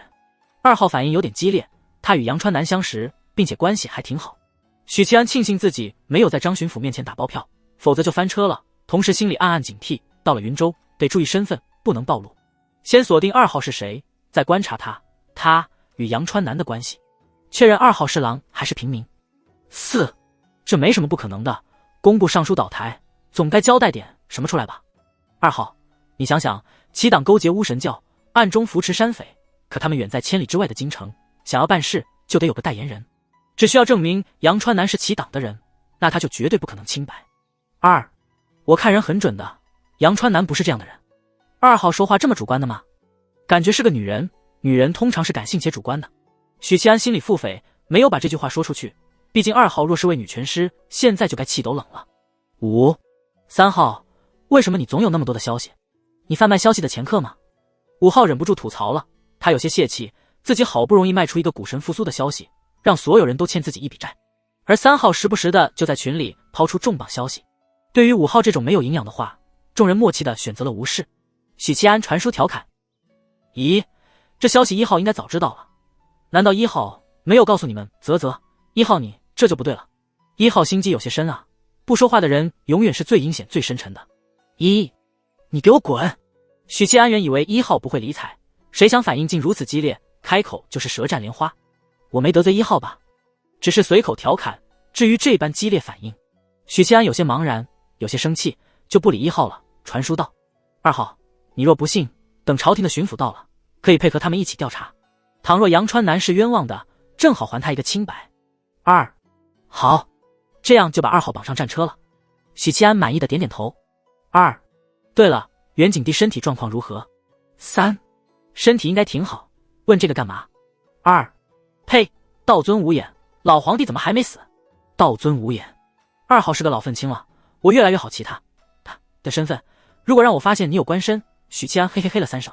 成功与2号打过招呼后，许七安想起了这次开启群聊的第2个目的。对了，我似乎没有告诉你们桑博底下的封印物的真身。桑博底下封印物的真身，这下子别说天地会其他成员，就连5号都困意全无，精神一振。桑博案结束后，不管是设身其中的6号，还是同在京城的3号、1号以及9号金莲道长，都未在天地会内部公开过封印物的任何信息。要说不好奇是不可能的，只是6号进了一趟打更人衙门的地牢后，便对此案讳莫如深，绝口不提。众人一致认为佛门出身的6号对打更人衙门做了某种守密的承诺。其实6号只是不愿再提及这件伤心事，而金莲道长更像是一个旁观者，极少主动开启话题，只偶尔参与谈话。1号喜欢窥屏，心思深沉，其余人对此不抱期望。他沉默才是合理的。今日终于等来了3号愿意对此事坦诚不公的谈一谈。桑博案由打更人处理，即使在打更人内部也是头等机密3号之所以现在才说，可能是他近期才真正探知到桑博案的过程，了解其中的隐秘。4号本能地分析起来。3号是个愿意分享情报的人，他是一位心胸坦荡的读书人，之所以怀疑杨川南，也只是因为他根据情报分析情况，并不掺杂过多的个人喜好。2号心里那点不满顿时烟消云散。5，你想要用这个情报换取什么？5号下意识地提出这个问题。这个蠢货。4号和2号心里同时怒骂。3，不需要报仇，身为天地会成员，不应该时刻计较得失，这回的情报免费告知诸位。主要是我提及此事，便是为了打探神书和尚的身份，再捞一笔的话，感觉有点不做人。下次有珍贵的情报，我还是要收费的。许七安心里补充。3号可真大方啊，亏我整天想着卖情报。5号惭愧的想，随后他心里闪过一个疑惑，可是这就是3号先开启的模式啊。许七安抬头看了一眼酣睡的2位同僚，确认他们无恙，继续传输道：是一只断手，一位顶级高手的断手。断手，这个信息给了天地会众人极大的冲击。他们曾经讨论过关于桑坡封印武，推导出封印武应该是500年前的人物，并由此展开联想，认为那位被封印的神秘强者至少是2品。断手，一只手怎么可能被封印500年？5号心里狂呼不可能，正要传输反驳，忽然想起探索极渊的行动，从古神身上得到了启发，心里一动。如果真的是断手，那么他的主人位格一定很高，能被封印的都是无法杀死的存在。南疆小蛮妞的话给了众人醍醐灌顶般的一击。是的，但凡是被封印的存在都是无法杀的，否则何必多此一举呢？3，也许吧，就连打更人衙门也不知道断手的真实身份，他最后被妖族的人带走了。我知道的就只有这么多。那你刚才说真身是几个意思啊？天地会众人心里腹诽。2，咱们不妨将自己知道的顶尖高手汇总，逐一排除，或许能推测出这位绝世高手的身份。这时金莲道长出现了，窥屏了许久，关于封印物的话题似乎引发了他的兴趣。9，可以直接排除道门。不等众人发问，他解释道：道门3宗修的都不是肉身，倘若是道门中的某位前辈被封印，元神可以长留，肉身必然枯萎。而那断手血气澎湃，魔焰滔天，绝非道门体系。许七安插了一嘴：术士也可以排除。咦，3号是儒家弟子，他怎么首先排除的是术士，而不是儒家？许七安的回答让2号和4号略感困惑。5，古师也可以排除吧？古族几百年没有1品高手了。这时许七安补充道：儒家同样可以排除，这点我无比确认。对，无比确认，因为断手的主人是个和尚，是佛门中人。4，好，那么现在就只剩武夫、妖族、巫师、佛门4大体系。巫师同样不是以炼体为主，而且我记得上次3号说过，桑博底下的封印阵法中有佛文，由此推断佛门参与了封印。我比较倾向武夫、妖族和佛门这3大体系。分析得很有道理。4号的智慧在地书聊天群里出类拔萃啊。许七安没有继续做引导，而是冷静旁观。4，我熟读历史，500年前的人物又属于大凤皇室势力的，我只知道一个初代监正，当年的资料被抹去了大半，几乎难以考证。然而有一点可以确定，那就是当年的大凤，不说人才凋敝，但肯定是处在虚弱状态的，不然武宗皇帝很难篡位成功。因此500年前的皇室不太可能有2位1品武夫体系暂时排除。总爱窥屏的1号在这个时候发生了。500年是一个不可忽视的时间点，除了武宗皇帝发起的清君侧，大家不要忽视了另一个时间。4号秒回：甲子荡妖。1，桑博的封印阵法有佛门出力，桑博案背后有万妖国余孽在谋划，稍加联系便可推测出那只断手的主人极有可能是万妖国的女皇九尾天狐。这许七安有些哑然，因为1号分析的头头是道，极有道理，如果不是他早已知道答案，甚至会觉得这就是正确答案。完全走偏了啊，不是九尾天狐，是个臭和尚啊。等等，许七安敏锐地捕捉到一个点，1号是怎么知道背后推动者是万妖国余孽？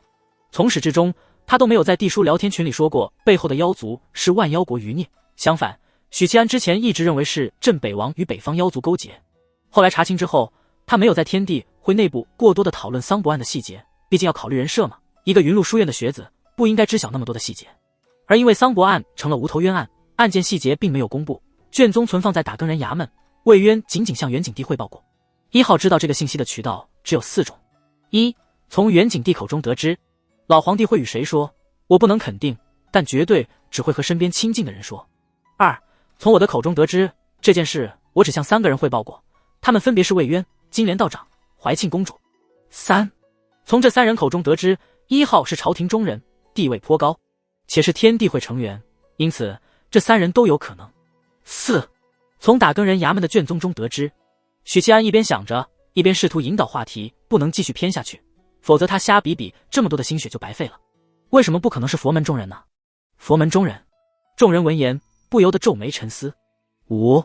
为什么会是佛门中人？5号帮所有人把疑惑问了出来。3. 哼，我只是猜测，我对佛门并不了解。京城虽然有一个青龙寺，但没有太顶层的佛门高手，但我觉得佛门应该有炼体领域的功法吧。此外，我不明白，如果是九尾天狐的话，为什么要封印在大凤凰市的桑坡？后一个问题属于历史隐秘，无人能回答，但前一个问题有人可以解答。6. 佛门的武僧体系并不比武者差，或者可以说是佛门独有的武者。因为师弟恒慧的死亡，消沉了许久的6号终于冒头了。佛门果然有2个体系，对此许七安早已了解。5. 武僧是佛门独有的武者。6. 是的，在佛门有2个体系，其中一个体系的出世品级是八品武僧，武僧不需要诵经念佛，甚至不需要守戒，只修怪力不修佛心。不过八品武僧的下一品级是什么，我就不知道了。不需要守戒，不需要诵经念佛的佛门弟子，天地会成员们一头雾水。不需要守戒，那是不是可以睡女人？奇怪的知识增加了，许七安是知道武僧体系的，但头一次听说武僧竟不需守戒。下次可以尝试邀请恒远去教方思，给他安排一位小娘子。许七安继续引导话题，如果那位被封印的强者是佛门弟子的话，那么只要查一查500年前的佛门历史，相信就能查出他的真实身份吧。这件事我挺感兴趣的，如果各位有相关的消息，可以卖给我。天地会众人当即表示会留心相关消息。神书大师，我已经尽力了。许七安吐出一口气，对于神书的身份谜团，他现在只做铺垫，不急着探究。保守估计，神书的品级应该是1品，1品高手到底有多强，许七安心里毫无概念。恐怕就是见多识广的金莲道长也没有概念，毕竟地宗道手才2品。不过即使被分尸，即使被封印500年，依旧无法磨灭生机和元神，此等神意在许七安心里已经可以划入神魔行列，这简直就是人形天灾。因此还是8品炼气境的许七安一点都不着急去探究。话说回来，金莲道长挑的天地会成员来自5湖4海，却没有一位是西域的，这是偶然还是有什么特殊原因？过了片刻，见没有人再继续说话，4号当即道：说起佛门，我倒是想起了一些有趣的往事。3号，这和你们儒家有关。儒家的事跟我有什么关系？我只是披着儒家外皮的打更人。许七安自嘲着，摆正了脸色，盯着玉石镜的镜面。额请镜面显现出文字，4号的传输过来了。我曾经游历过西域，那里的人普遍都不识字，蒙昧落后，更不知礼为何物。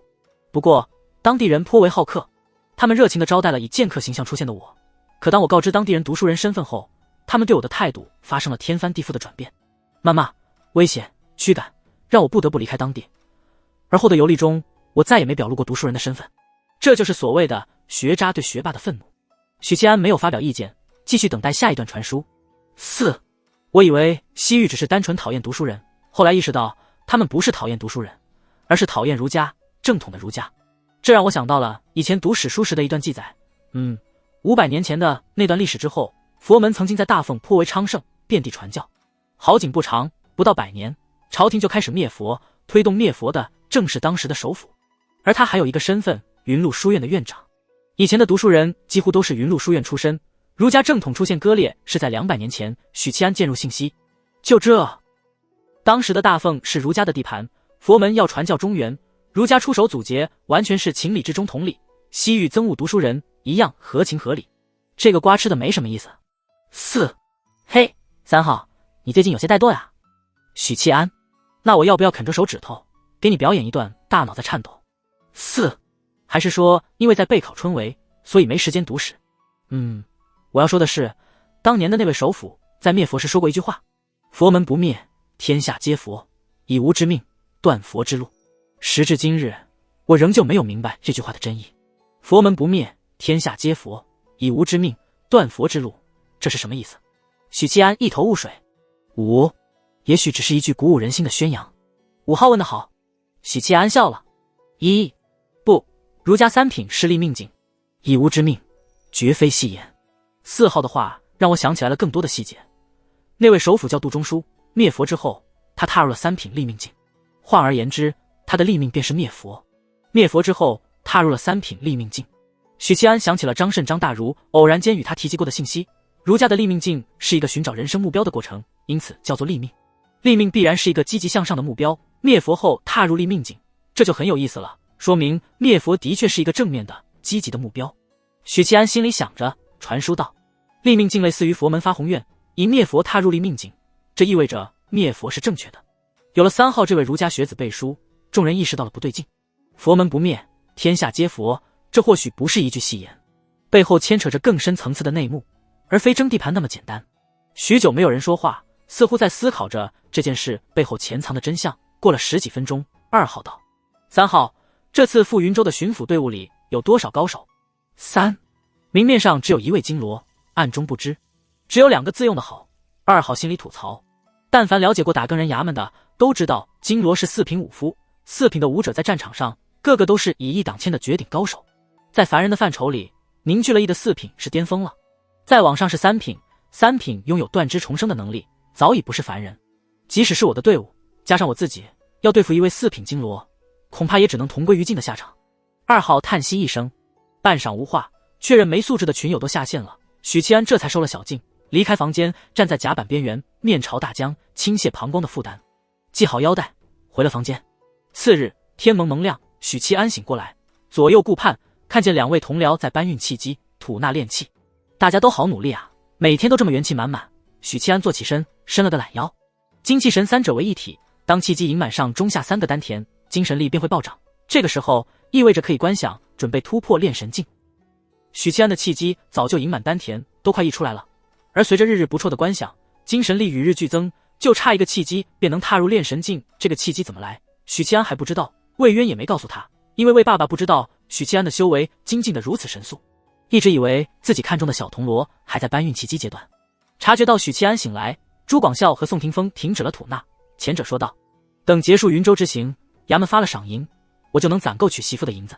朱广孝有一个青梅竹马的妹妹，不是亲妹妹，而是邻家妹子，2人感情甚笃，王八看绿豆，很对眼。但是妹妹的父亲要朱广孝拿100两银子的彩礼，否则门儿都没有。朱广孝月俸5两，再加上一些灰色收入，一年大抵能赚80多两，但他还得应酬，日常开支还得去青楼，每年只能攒30多两，已经很不容易了。毕竟去青楼消费属于刚需，普通人尚且有需求，何况是血气方刚的武者。操，你他妈别插旗啊！像你这样的，我上辈子在电视里没见过1000也见过800。许七安翻了个白眼，恭喜恭喜，广孝早日成亲。宋霆锋说完，瞥见许七安腰间挂着一只漂亮的紫色香囊，绣着白色的荷花，道：明艳，这是福香送的。不是。许七安认由他摘了香囊。你小子不会也有未婚妻了吧？宋霆锋微微睁大他的眯眯眼，酸溜溜道：没有。许七安夺回香囊，重新躺下，紫色的香囊悬在鼻尖，轻哼着曲子。她只是我的妹妹，妹妹说紫色很有韵味。宁燕为何不娶妻？朱广孝表达疑惑。在他看来，许七安不但深受魏公的赏识，还曾得到陛下黄金1000两的赏赐，前途两开花，本身也到了娶妻生子的年纪。他和我一样，都是浪子。宋霆锋评价道：滚，我们不一样。许七安躺在床上，双手枕着后脑勺，叹息道：再适应一段时间吧。来到大凤满打满算才3个月，他还无法定下心来完全适应，所以才流连教坊司，流连福香温暖的奈子，但没有成家立室的心理准备。朱广孝微微颔首，建议道：这得看你对未来妻子的要求。要求啊，许七安沉吟道：大波浪长头发的。你这个要求好奇怪。宋霆锋皱眉。许七安看他一眼，这是3个要求。洗漱完毕，许七安吃了早膳，敲开江律中的房门。什么事？江律中坐在桌边，看着一份云州的地图，他一双宛如鹰眼的锐利目光给人极大压迫感。修行方面的问题想请教江金罗。许七安捡了块糕点塞嘴里，怎么晋升炼神境？关于这一点，许七安以前的认识是循序渐进，自然而然，当累积到相应的程度，就可以自然晋升炼神境。但从楚采薇晋升炼金术师的要求中，他得了启发，回顾武夫体系，发现从炼金境晋升炼气境也是有要求的，不得破身。江律中笑道：很简单，当你精神力强大到一定程度，眉心会胀痛，便是你晋升炼神境时。至于晋升的方法，一旬不睡啊，10天不睡是认真的吗？不会猝死吗？见许七安一脸茫然，江律中解释道：“你没听错，一旬不睡，熬过去就能晋升炼神境，熬不过去，轻则昏迷，重则神衰而亡。武者体系每一个品级都是一次生死考验，为何要一旬不睡？”许七安疑惑道：“你在炼精境时，想必时常体验肉身的极限，每一次突破极限，体力都会增长。那你知道元神的极限吗？”许七安摇头：“突破元神极限最好的办法就是不眠，一旬只是一个大致的标准，每个人的极限是不同的。将来你尝试晋升炼神境，你会有切身的体会，身体不会吃不消吗？所以炼精和炼气也是在为炼神打基础，包括你平日的观想、凝练元神强度，同样是在增加晋升炼神的几率。”说到这里，江律中笑呵呵道：“你还早呢，武道之路最重要的是跋山涉水的意志，不能好高骛远。”江金罗说的有理，许七安赞同的点头：“我已经炼气巅峰了。”江律中，他用一种难以置信的目光盯着许七安，看了几秒，不悦道：“莫要说笑，我记得你加入打更人时还是炼精境，哪有人3个月不到就炼气巅峰？不会是真的吧？”许七安耸耸肩：“若非如此，我问你这个作甚？”“我先到辞了。”许七安离开江律中的房间，留下金罗大人独自坐在桌边，喃喃道：“这不合理啊，这不合理啊。魏公，他知道吗？”一晃过了6天，许七安人生中第一次坐船远航的感受是干。甲板上，宋霆锋无精打采地眺望江面，看着过往的漕运船只，说道：“明日便能抵达禹州，江金罗答应我们休整1天，老子吃鱼都要吃吐了。禹州盛产铁矿，出了名的富，人杰地灵，想必教坊司的美人也是水灵灵的。”一位铜锣附和。许七安不关心教坊司的美人水灵不水灵，他只想早点下船，然后去吃一顿好的。隆冬的季节，蔬果本来就缺，更何况是飘在水上。这段时间顿顿吃鱼，吃的他现在看到鱼就倒胃，差点患上厌食症。这时，趴在护栏边的许七安目光无意中瞥见迎面而来的一艘官船，甲板上有几个穿皂衣的吏员，同样注意到了许七安所在的这艘官船。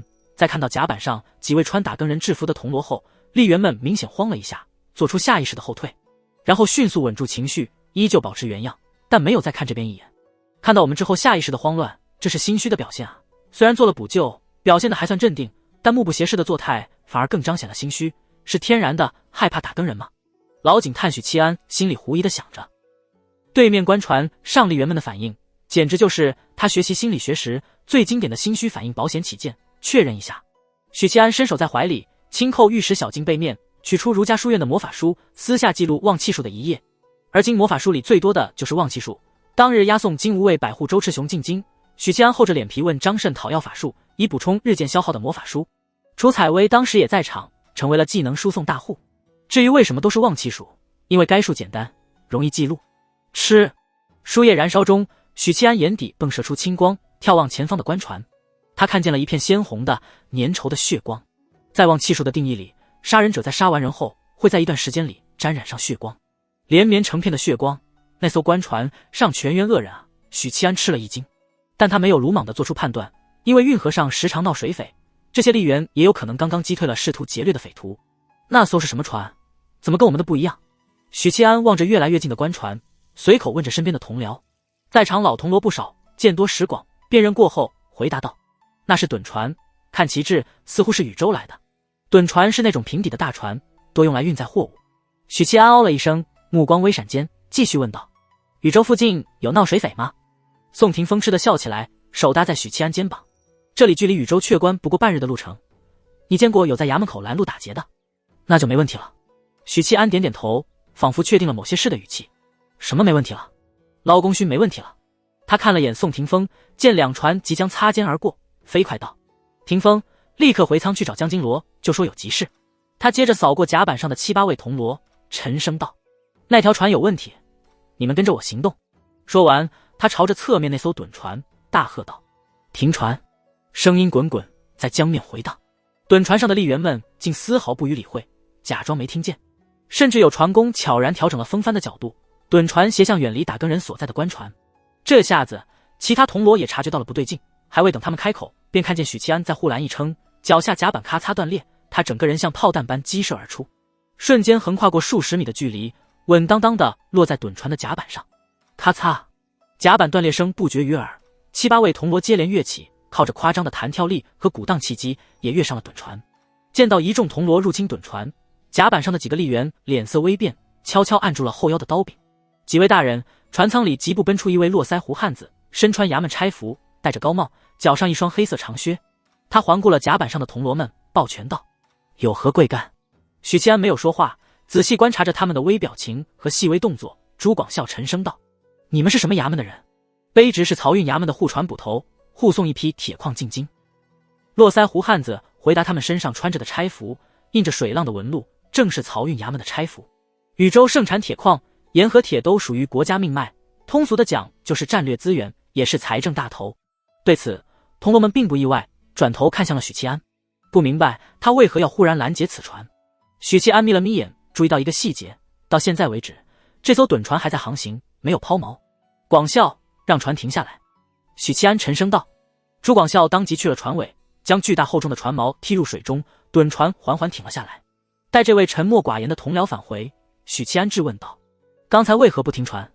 这络腮胡汉子面露难色，低声道：“大人们稍等。”他返回船舱，额请将几张银票折叠好，隐晦地递过来，陪笑道：“卑职知道，不管在哪里，只要见到打更人衙门的大人们，都得孝敬。卑职刚才不懂事，想蒙混过去，罪该万死，请大人们恕罪。”许七安瞄了一眼，都是50两面值的银票，总共大概300两。他这是以为我们阻拦船只是为了收受贿赂。在场的打更人反应过来，又好气又好笑。打更人虽然不是太干净，但也没到验过拔毛的程度。不过打更人的风评的确很不好，这要归功于文官们日复一日的泼脏水，把打更人塑造成了魏渊的鹰爪，干着残害忠良、贪赃枉法的恶行。读书人最拿手的就是用笔杆子诛心。宁燕、朱广孝皱着眉头，将目光投向许七安。包括他在内，众铜锣并不相信许七安是为了银子拦截趸船，这个会为了一名不相干女子刀斩银罗的家伙，讨不讨人喜欢另说，但人品是值得肯定的。络腮胡汉子见在久久无人接银票，心里一沉，他不觉得自己应对有什么问题，但似乎打更人们并不买账。带我去船舱看看。许七安跨前几步，凝视着络腮胡汉子。这个时候，许七安站在了所有铜锣的前方，他右手不经意地附在身后，迅速打了一个手势，手势隐蔽而细微，但身后的铜锣们悄然地绷紧了神色，因为这个手势是打更人衙门的专业手语，意思是准备行动，带我去查验一番。许七安提出要求。好，您请。络腮胡汉子一口答应下来。答应得太痛快了吧？正常来说不应该抗议一句，漕运的事不归打更人管。也可以是他怂。许七安思考着，领着同僚们随着络腮胡进入了船舱，顺着狭窄的楼梯来到底舱，逐一点亮蜡烛。络腮胡汉子领着打更人们查验了装满一个个货箱的矿石。一位铜锣抓了一把细碎的铁矿石，啧啧道：“都是高品质的铁矿，经过筛选的。”络腮胡汉子笑呵呵几声，算是回应。那位铜锣不动声色地丢下铁矿，用刀鞘顶了一下许七安的腰，眼神示意了一下。许七安道：“你们继续查验。”他与那铜锣走到一边，低声问：“怎么了？”铜锣压低声音：“矿石磨得太细了，品质过于优异。”许七安没懂，这是运往京城的，有什么问题？铜锣看了眼不远处的众人，收回目光，低声说：“我前些年查过一起公布的贪污案，便是与铁矿有关。矿石是以重量还计算的，而不是品质。官员为了攫取利益，中饱私囊，会在铁矿中掺杂碎石或劣质铁矿冲量，只要把握一定的度，就不会有问题。就是说，这里的铁矿品质太好了。”许七安点了点头。查验之后没有异常，众人返回船舱。许七安又提出要求：“把你们的文书交给我看看。”络腮胡顺从的取来漕运衙门签发的文书，确认无误后，许七安道：“途中没有遇到什么状况吧？”“哪能啊，这才刚离开禹州。”络腮胡汉子说。“哼，那你解释一下你头上的绿光不血光是什么意思？”许七安边走边观察船舱，络腮胡汉子全程陪同，有问必答，态度好得出奇。一直到了伙房，4名伙夫坐在小木渣上，沉默地看着许七安等人。灶房的箩筐里存放着许多时令蔬菜，看起来颇为新鲜。许七安笑道：“现在看到菜叶子就两眼放绿光了，在船上吃了好些天的鱼，又腥又难喝。”他扫过4名伙夫，说道：“对吧？”一名伙夫瞥了眼络腮胡汉子，目光交接，心领神会，露出谦卑的笑容：“是啊，河里的鱼难免会有土腥味，大人金贵，不适应也正常。像我们这样常年在水上讨生活的，早就习惯了。”“哦，你不懂得去鱼腥味。”许七安含笑点头。4名伙夫从许七安意味深长的笑容里品出了些许古怪。络腮胡汉子毅然：“试探道：“大人。”他话没说话，下巴就被这位铜锣从下往上顶了一掌，牙床碰撞，崩出一口碎牙。紧接着，那位铜锣以极快的速度捶了他胸口2拳，砰砰，气力贯穿后背，撕裂插服。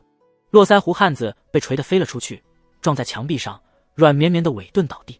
突然出手的许七安不再关注他，回头一个扫腿，扫断一名伙夫的肋骨，然后以武者的力速双 A 捶断了剩余3名伙夫的胸骨。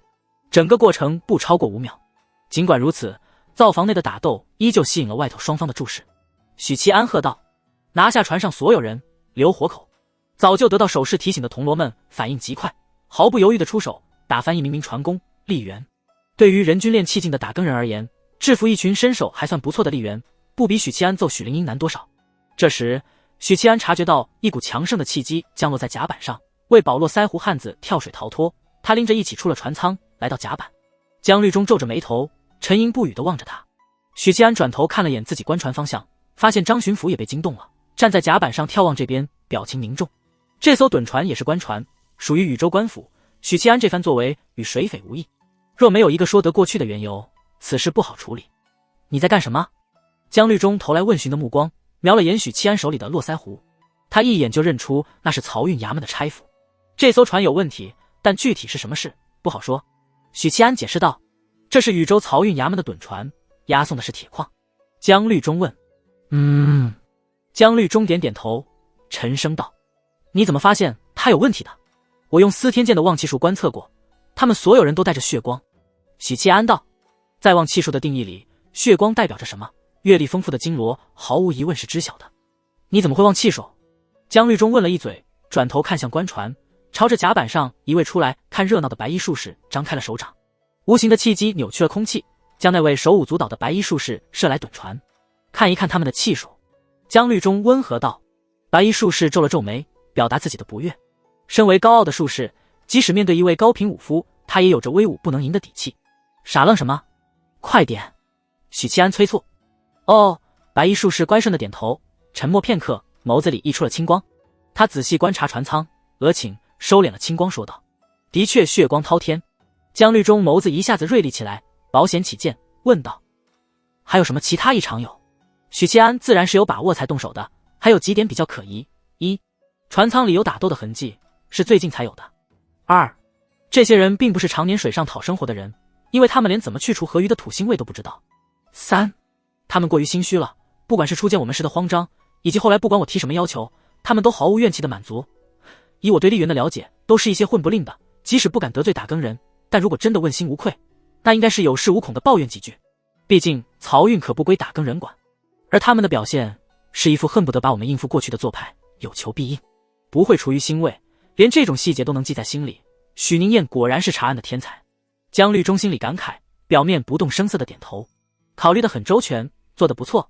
随后他又问道：“此地距离禹州只有半日路程，他们身上沾染血光，手头有着人命，但如何在禹州附近杀人？”许七安道：“晚上。”江律中稍一沉吟，便想明白了。按照现在的时间推断，这艘趸船正是夜里从禹州出发，趁着夜色杀人不会惹人注意。片刻后，打更人们把船上所有人都聚集在甲板，个个五花大绑。朱广孝抱拳道：“船上总共62人，尽数在此。”江律中点点头，看向捕头打扮的络腮胡，沉声道：“唤醒他。”唤醒的过程很粗暴，朱广孝一个大力抽射，把络腮胡给射醒了，悲惨的呻吟着。这位伪装成漕运衙门护船捕头的男人扫了一圈后，明白了自己的处境，顿时面如死灰。他仍旧无法相信自己就这么败露了，到底是哪里出了问题？我问你答，隐瞒或欺骗一次，切一根指头。江律中不夹杂感情的声音响起。络腮胡抬头看去，撞见那双仿佛能看穿内心的锐利眼眸时，身子颤了一下，趴伏在地上。你的真实身份？草民方鹤，江湖散人，在禹州组建了一个黄旗帮讨生活。讨生活里包括杀害衙门吏员，抢夺朝廷铁矿。不是，大人，小人是收钱办事。指使小人这么干的，正是禹州漕运衙门的刚运使。他告诉我们，今夜有一艘去往京城的趸船，里面装载着铁矿。他让我们杀了船上的护船卫，侵吞下这艘铁矿。刚运使是什么东西啊？许七安脑子里一连串的问号。加入打更人之后，渐渐开始接触官场，许七安时不时的就会被乱七八糟的官名给弄得脑子一团浆糊。刚运使谋划的这一切，打更人们无声地用视线交流，揭露出了震惊之色，就连江律中神色也严肃起来。显而易见，他们遇到了一起监守自盗的大案，这不合理。许七安摇摇头，提出了疑问：为什么是让你们杀人夺船？如果只是想侵吞铁矿，没必要如此。与衙门里的吏员合作，远比和你们谋事更安全。江律中看他一眼，解释道：各州的漕运衙门分为排案司和钢运司两个系统，排案司负责运河的管理及漕粮、盐铁等物资的验收和入仓，钢运司负责随船押运。就是说，钢运司的官员想侵吞铁矿，只有在水上动手。许七安点点头。所以，为了彻底掩盖罪行，就让护船的卫队和船一起消失，这样钢运司也成了受害者。江律中继续问道：侵吞铁矿后如何处理？络腮胡汉子摇了摇头：我们只负责把铁矿送到云州，路线是从禹州出发，绕过沙州，抵达云州后自会有人负责接头。云州？江律中脸色顿时一变，特么又是云州这个鬼地方。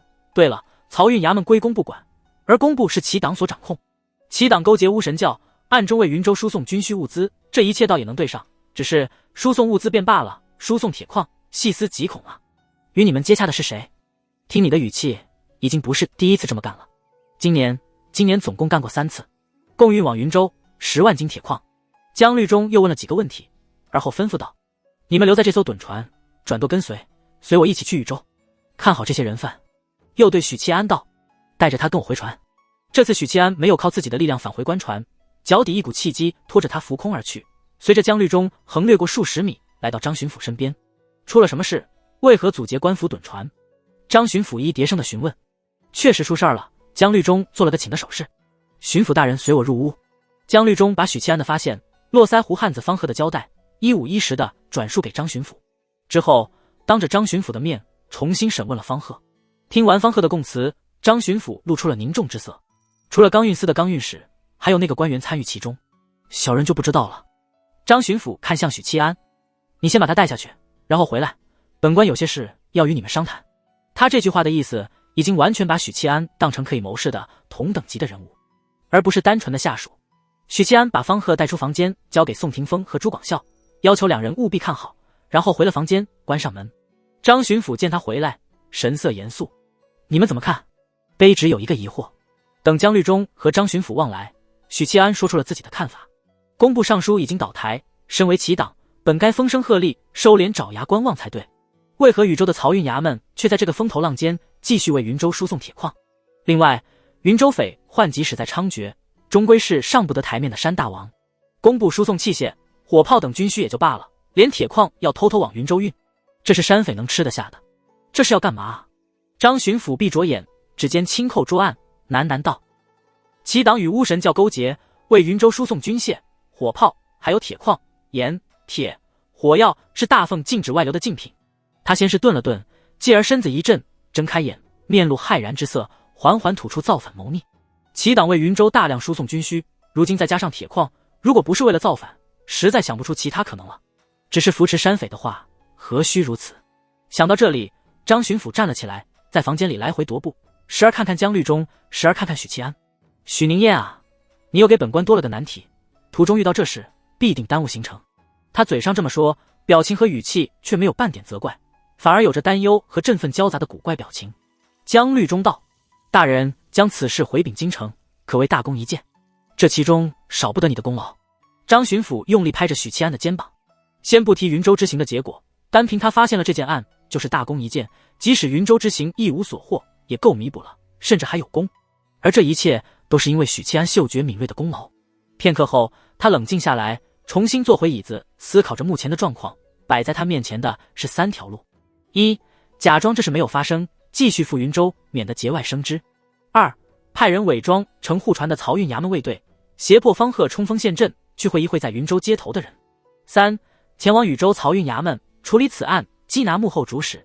第一个选择直接排除，第二个选择太耗费时间，走水路去云州，得先绕过沙州，没10天半月到不了，这和他们的行程安排不符。而禹州钢运使是近在眼前的线索。张巡抚说出自己的选择后，得到了江律中和许七安一致认同。在此时的张巡抚看来，有他们2人的支持就够了。正午时分，官船抵达禹州最大的漕运码头，缓缓靠岸。趸船一靠岸，立刻引来脚夫们的注意，蜂拥而来。但在看到全副武装的虎贲卫，押解着一干漕运衙门的护船卫时，又害怕地退走了，留下一部分虎贲卫看管船只。张巡抚和江律中带着浩浩荡荡的人马，直奔禹州漕运衙门。漕运衙门分为2个系统，排案司和钢运司。最高级别的官员是转运使、正四品，管理着漕运衙门里里外外近1000人。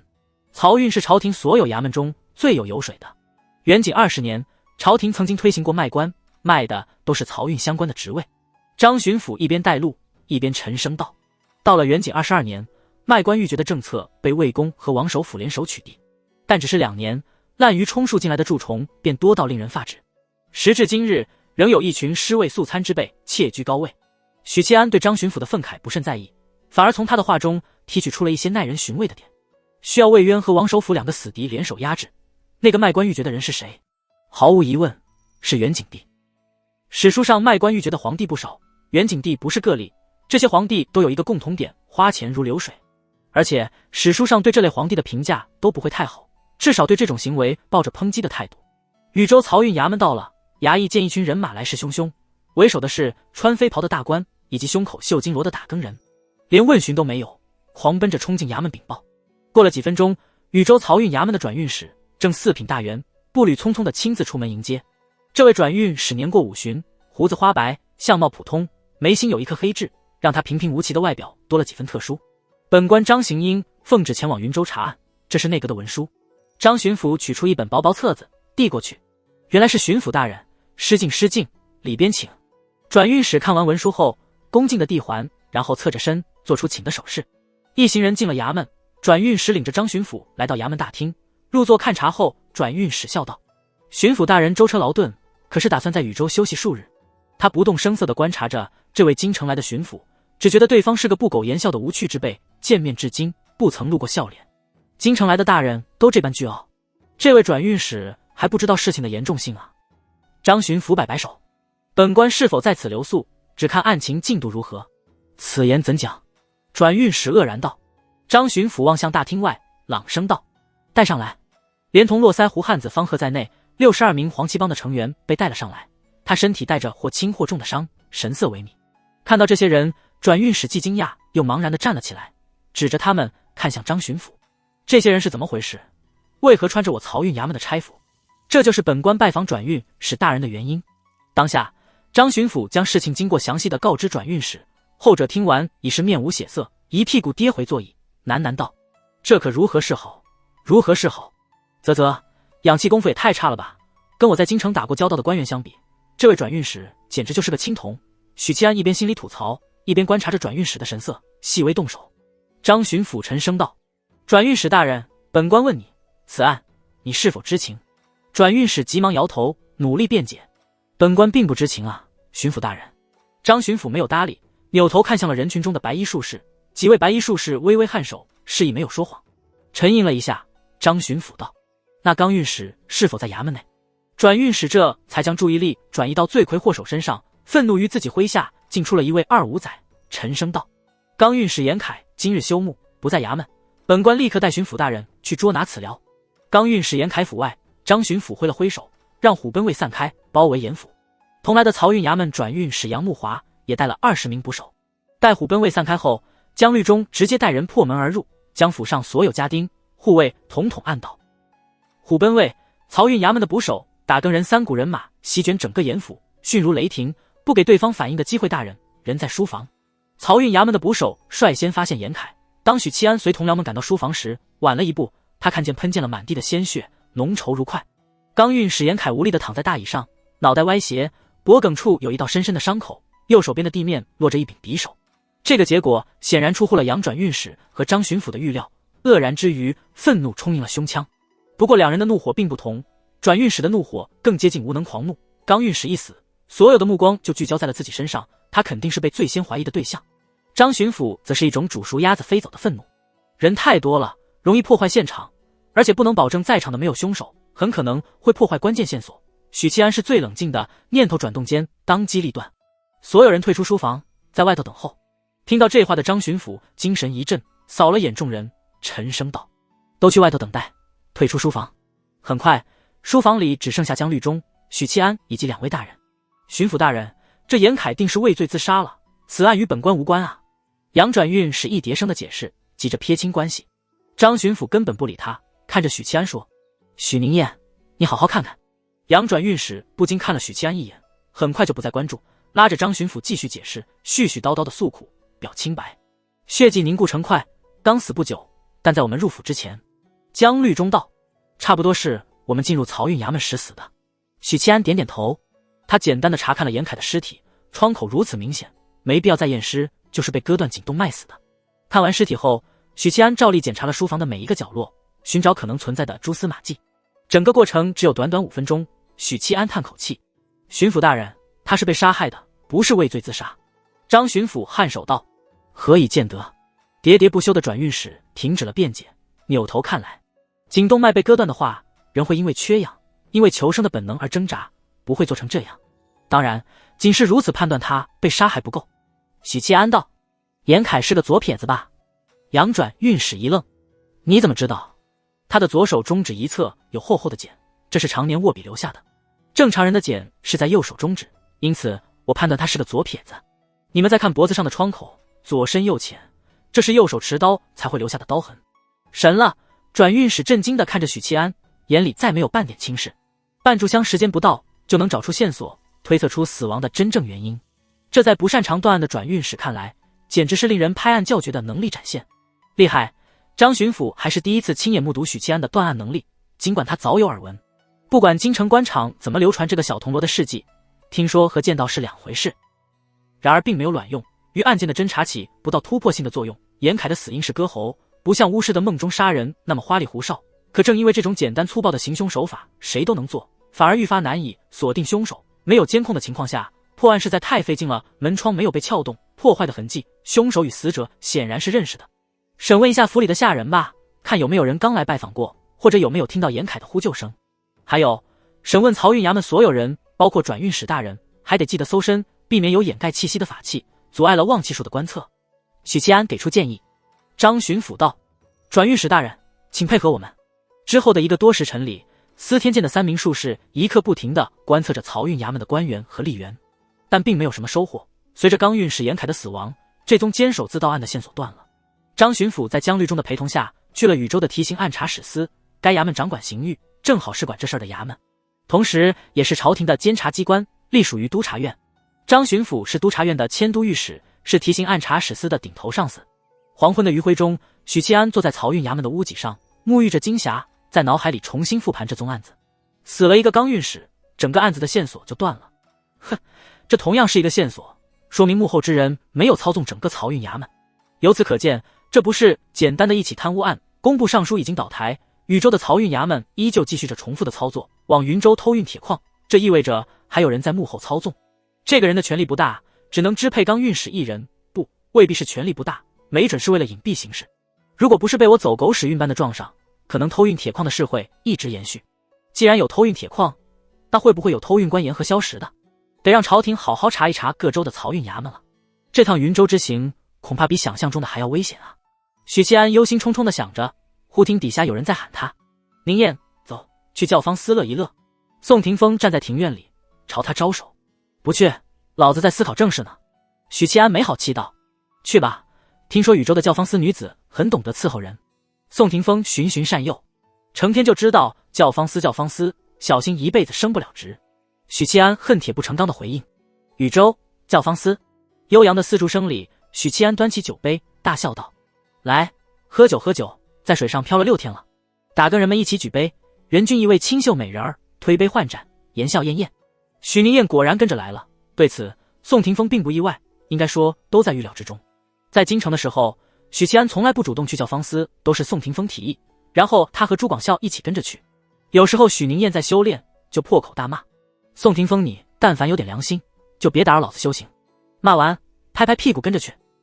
禹州的教坊司与京城不同，占地面积没那么大，不过临河而建，6个院子，2座高楼胜在景致优雅。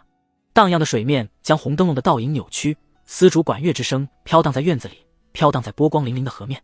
以许七安等人的身份地位，当然不会去楼里与那些鱼龙混杂的嫖客一起喝酒。经漕运衙门的官员领路，他们来到了一位叫做红袖的花魁院子里打茶围。那叫红袖的花魁似乎有些不情愿，一伙人在院子里喝了小半个时辰，他还没有出来。千呼万唤使出来，犹抱琵琶半遮面。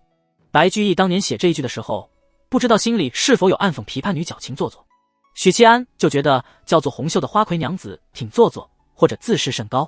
打茶为后半段才姗姗来迟，不咸不淡的轻笑一声，捏着酒杯说：“奴家身子不适，休息了片刻，几位老爷莫要见怪。”喝了一杯酒当作赔礼，就没有任何表现了。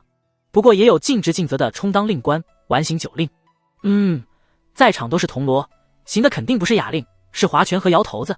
脸上笑容过于职业化，腰杆一直挺着，身躯略显僵硬，这说明没有真正融入氛围里，比较忌讳与酒客有肢体接触。刚才被我摸了一下小手，眼里是有厌恶的。总结：看不起舞者。许七安喜欢观察人的微表情以及细微动作，因为这些细节都是内心一定程度的折射，这是他当年留下来的职业病。红袖姑娘的表现让许七安想起了初见福香花魁，当日那位教坊司艳名远播的花魁也是这般表面客套，内心疏离的态度。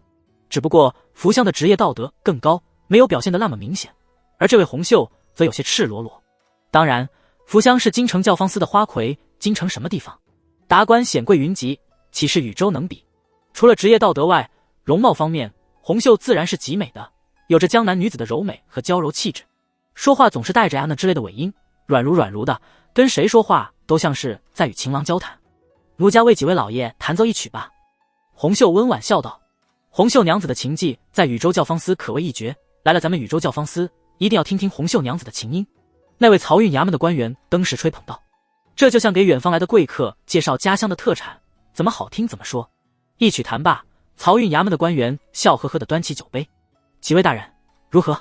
宋廷峰是老油条，忙举杯接过话题：“比如京城教坊司的福香花魁，也不遑多让，还是有些差距的。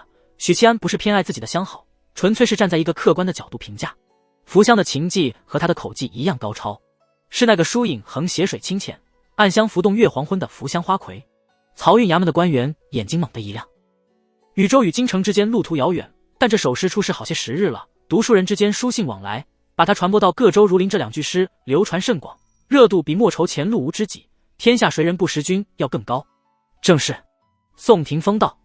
传言福香娘子国色天香，是世间一等一的美人。漕运衙门的官员期待地问道。这就是名声的滤镜了，福香是京城最出名的名妓，头顶着这么一个光环，在热衷风月场所的男人眼里简直是天字号女神。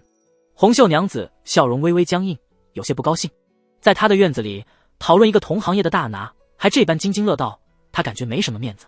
宋廷峰仿佛没察觉红袖娘子的不悦，嘿嘿怪笑两声，指着许七安说：“这就要问他了。”许七安淡淡道：“还行吧，在我见过的美人里，能排进前5。”说这话的时候，他脑子里闪过一位位美人儿：沈慎、林月、怀庆、林安、国师、楚采薇。人言否？众人忍不住看了许七安几眼。真会说笑，大人真会说笑。漕运衙门的官员干笑道：“不是说笑，沉默寡言的朱广孝开口了，替同僚解释。福香是他的相好。”漕运衙门的官员脸色差点没绷住，努力管理表情，才让自己没有嘲笑出来。福香是他的相好，堂堂京城第一名妓，会看上你们这种粗鄙的武夫？怎么不说公主是你的相好？怎么不说那位神秘的女子国师是你相好？不过酒场上吹牛属于机操，漕运衙门过来陪酒的官员心里不屑，表面依旧笑呵呵。粗俗的男人，红袖花魁眼里的不屑已经不加掩饰，只是他很好的低头饮酒，没让其他人看见。他本就不喜欢武夫，一点都不懂怜香惜玉，说话做事都粗鲁得很，不像读书人温文尔雅，吟诗作对，对待教坊司里的女子也是客客气气的。没想到大人还与福香娘子有这么一段情分，不知道大人高兴大名？红袖半认真半嘲讽地说道。漕运衙门的官员用责怪的眼神盯了他一眼，忙端起酒杯：“喝酒喝酒。”这个话题就此带过。宋廷峰笑道：“宁燕，还好头儿没有跟着一起去云州，否则断然不同意我们来教坊司寻欢作乐。”许七安道：“这不是寻欢作乐，这是游山玩水。下次头儿问起，你就这么回答他。”宁燕，这应该是他的字。红袖看了几眼许七安。打茶围结束了，红袖花魁提前离席，然后没有了声息，没有留那位客人喝茶，这代表着他没有看上在场的打更人，不识抬举。一位打更人沉声道。漕运衙门的官员有些尴尬，心里颇为恼怒，不是针对打更人，而是红袖。只是教坊司不归漕运衙门管，身为禹州教坊司6位花魁之一的红袖，完全不需要看漕运衙门脸色过日子。宋霆锋不甚在意的摆摆手，无妨无妨，那我们接着下一场。许七安赞同老宋的做法，强吃的抱不鲜，强扭的瓜不甜，一行人离开院子，宋霆锋三人拐去了河边，借着夜色的掩盖，他们站在岸边解决膀胱的膨胀。宋霆锋8等于D，朱广孝8等于D，许七安8等于D。炭火熊熊的卧室里，洪秀喝了一口解酒茶，坐在梳妆台前，让推门进来的丫鬟揉捏肩膀。娘子，他们走了。丫鬟轻笑道，竟然说京城第1名季福香是他的相好，连奴都瞧得出来是说大话呢。洪秀撇撇嘴，淡淡道，武夫便是如此，粗俗难耐。歇了片刻，一位丫鬟敲了敲门，在外头说道，娘子，魏公子带着同窗们包场。洪秀一听，脸色顿时明媚起来，喜滋滋道，给公子们上酒，让他们稍等片刻。说完连忙催促丫鬟，快伺候我更衣，取那件最漂亮的金织罗裙。魏公子是禹州知府的侄儿，是位饱读诗书的秀才，长得一表人才，温文尔雅。换好漂亮的罗裙，头戴玉簪和金步摇，盛装打扮的洪秀来到酒室，盈盈施礼。洪秀见过几位公子，他自然而然地陪坐在白袍魏公子身边，年轻书生，指点江山，激昂文字，这才是他喜欢的环境。每每此时，就万分羡慕那位素未谋面却如雷贯耳的京城第1名妓。这是何等的幸运，才能遇到一位才华出众的学子，并得他赠诗，流芳百世。方才来了几位京城的大人，似乎是打更人。洪秀一边给魏公子倒酒，一边聊起此事，笑道，竟有人说京城的福香花魁是他的相好。在座的读书人们大笑起来，这可真是有趣，福香娘子怎么可能看上粗鄙的武夫？魏兄半月前去过一趟京城，有没有去见识福香花魁的风姿？惭愧，打过3次茶围，只见过1次福香花魁。白袍的魏公子说到这里，露出了痴迷之色。暗香浮动月黄昏，人如其名，倾国倾城。有位公子哥当即问道，福香花魁有相好的？魏公子恍然道，我倒是想起了一些事。当日打茶围时，我与席上酒客闲聊，他说福香早已不接客了，每日打茶围的客人络绎不绝，只为一睹芳容。但是啊，有一人频繁出入隐梅小阁，福香的院子便叫隐梅小阁，据说此人就是福香的相好。在场的公子哥们心里一动，那首暗香浮动月黄昏的作诗人。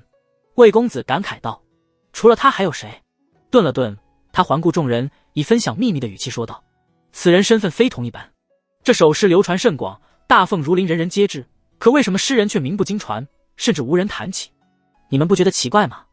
这下勾起众人好奇心了，纷纷猜测，身份敏感，不能与人言。洪秀花魁眸子亮，静静的旁听，对那位诗人的身份最好奇的就是他了。那是一位能让教坊司女子脱胎换骨的才子。等同伴七嘴八舌的讨论片刻，魏公子压了压手，场面顿时静下来。他摇着头说道，因为那人的真实身份是一位打更人，并不是读书人。竟是如此，众人大惊，旋即恍然，难怪如林丝毫不宣扬那位诗人的身份，默契的选择遗忘，原来是一名打更人，而不是读书人。打更人说者无心，听者有意，洪秀一颗心倏地沉了下去。他张了张嘴，涩声道，叫什么名字？魏公子侧目看了眼美人儿，道，许七安，字宁燕。哐当，酒杯摔在桌案上，然后滑到地面，碎了。众人纷纷看向洪秀，这位美人脸色煞白，目光呆滞，像一朵没有生气的纸花。正茫然呢，洪秀突然往桌上一趴，哀切地痛哭起来，哭得梨花带雨，哭得伤心欲绝，身子簌簌颤抖。每个人的际遇都是不同的，错过便错过了，再怎么后悔都无法挽回。错失一炮红的洪秀娘子哭得上气不接下气，大概要好些天才能领悟这个道理，然后在很长时间的忧闷中自我调节。洪秀花魁哭成这样，只能退出打茶围。魏公子等人不愧是知书达理的读书人，非但没有抱怨责怪，反而安慰洪秀好生歇息。送走洪秀之后，魏公子等人继续喝酒。教坊司这种地方本就是社交应酬场所，美人在侧是锦上添花，不在也无妨。男人之间该喝酒喝酒，该聊天聊天。刚才不是说有打更人来打茶围吗？魏公子心里一动，想起这个细节，问身边陪酒的丫鬟，方才洪秀娘子说其中有人自称福香是他相好。好像是的，丫鬟说。魏公子内心隐约有了猜测，不再喝酒，郑重其事地盯着丫鬟。那铜锣叫什么？公子，奴家不知道。丫鬟摇摇头，心说这我就没在意了。其他公子哥都是聪明人，联想到洪秀娘子方才的异常，吃了一惊。那许宁燕来禹州了。刚运使的案子今天才发生，还没在禹州传开。这群学子里，只有魏公子有官场背景，但要知道这些事，也得1-2天之后。明日可以去驿站看看，若是那位打更人住在驿站，少不得要拜访一番。驿站，马车减速，停靠在驿站外。张巡抚从马车下来，脸色严肃，与随行的江律中一起返回驿站。此时已经是圆月高悬的夜晚。张巡抚看了眼稍远处的马棚，只有零星几匹马拴在那里。进了驿站，问过驿卒，才知道打更人几乎都在外面鬼混，没有回驿站来。本就心情沉重的张巡抚怒道：荒唐！我等皇命在身，岂可如此懈怠，贪图享乐？江律中笑道：他们在船上憋了这么多天，放松放松也是人之常情。巡抚大人无恙，其他人怎么着都无所谓。两人上了楼，黑漆漆的走廊里，迎面走来一位穿裤衩的家伙，大冷天的抱着肩，瑟瑟发抖。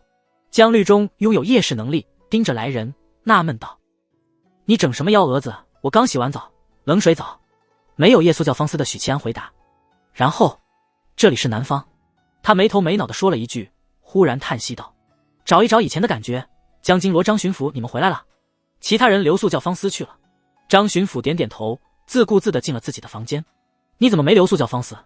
江律中审视着许七安，据他所知，这小子也是个花场老手，任何与银子挂钩的交易都是低俗的，是罪恶的，坚决抵制这种行为。许七安脸色严肃地说完，径直走远了。江律中望着他的背影，心说这小子是喝高了吧，竟说些糊涂话，而且练精进的武者早已寒暑不侵，却装出一副饥寒交迫的模样。许七安进了房间，关上门，自娱自乐的发抖，快速奔上床，把被子一卷，假装自己生活在阴冷潮湿的南方。按照地理位置来说，禹州虽然不是沿海，但也是南方了。与京城的刮骨寒风不同，禹州的冷是贴着肌肤钻入毛孔的，这让许七安想起上辈子生活的南方，大冬天的洗澡，关热水抹香皂，一边抹一边发抖。洗完澡穿衣服，穿着穿着鼻涕就流出来了。可惜练气劲武者体魄强悍，等闲时不会觉得冷了，即使泡在冰水里，顶多也是感觉冰凉。裹着被子，许七安安心进入梦乡。烛光如豆，摇曳着昏黄的光晕。张巡抚坐在案前，提笔书写折子。臣路过禹州，无意中察觉到一起贪污案。禹州漕运衙门刚运使严凯指使当地帮派黄旗帮杀害护船卫队，贪没铁矿，偷偷运往云州。臣查阅禹州漕运衙门沉船卷宗，发现10年内沉船次数总共43起，丢失铁矿200万斤，数额之巨，令人发指。国贼无声无息间榨取大份国祚，敲骨吸髓，叫人不寒而栗。禹州一州之地，10年内便丢失200万斤铁矿，大凤16州累积的话，又将是何其庞大的数额。臣请陛下彻查大凤各州漕运衙门的趸船倾覆事件。前工部尚书勾结巫神教，暗中扶持云州匪患，恐有谋逆之举。此外，铜锣许七安机敏过人，能力出众，乃国之栋梁。此番破获趸船案，此人当居首功。云州之行凶险莫测，微臣必当竭尽全力，鞠躬尽瘁死而后已。次日黄昏，一行人离开禹州，继续乘船赶赴云州。白天，许七安带着虎贲卫和打更人同僚，在城里采购了一些时令蔬菜、酒水、米粮等物资，走的是漕运衙门的账，相当于白嫖了。当天夜里，船上伙夫给钦差队伍做了一顿丰盛的晚宴，酒足饭饱后，许七安盘坐在房间里吐纳：宁夜啊，你昨儿没睡禹州教方司的花魁，真是太可惜了。宋廷峰都替同僚感觉可惜。嘿，那红袖娘子看不起咱们这种粗俗的武夫。许七安说：那是你没表露身份，你要告诉他，就是写出暗香浮动月黄昏的大才子。他还不急着自荐枕席。宋廷峰回答。许七安就有些纳闷，既然这样，你怎么不帮我说？宋廷峰冷笑：狗屎，老子嫉妒都来不及，替你扬名，然后眼睁睁看着你又睡花魁，你不也天天风流快活？能一样吗？关了灯全都一个样，是吹了灯吧？宋廷峰纠正道：油灯是用来吹的，关灯是几个意思？朱广孝同样在吐纳，听到这里暂停了一下，睁开眼说：除了教方司的花魁，我看府衙那位吕捕头也很中意宁燕。宋廷峰一下子更酸了：你怎么做到的？撩拨良家的本事太强了，教哥哥几手。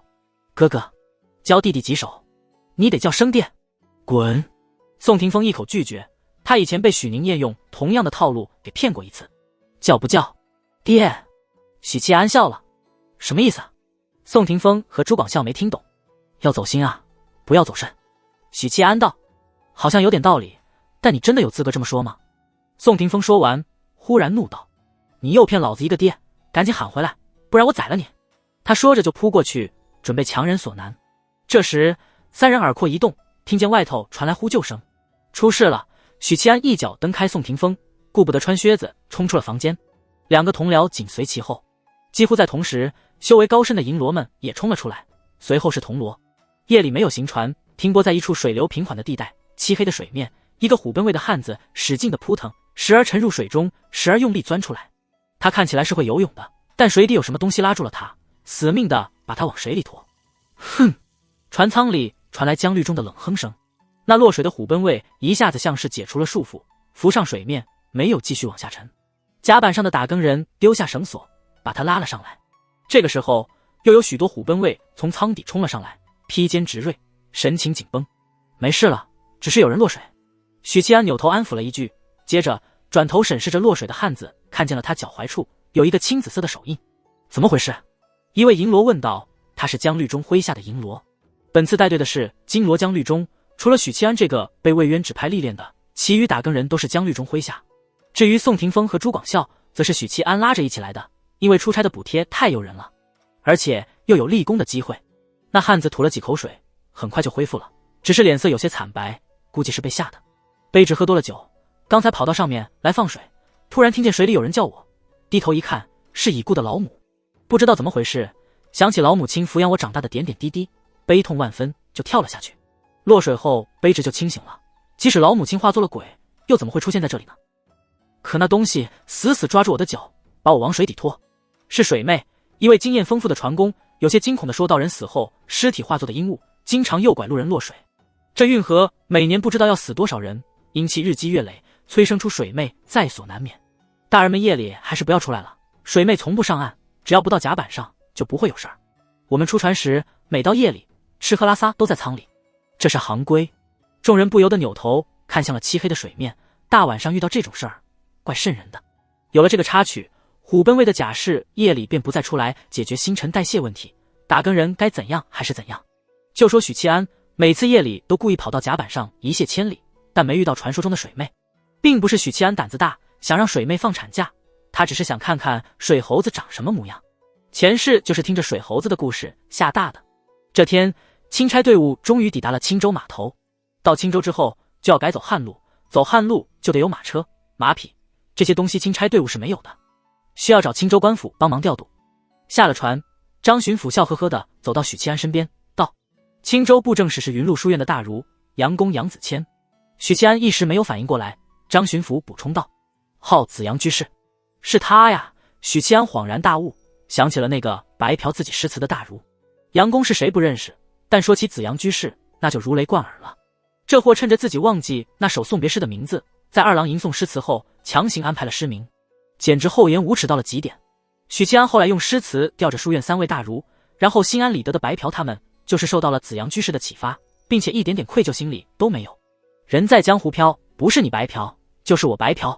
在码头附近雇了一辆马车，张巡抚坐进去之后，掀开车窗帘子，继续说道：子阳居士是元景14年的状元，次年致仕，在书院教书育人，桃李满天下。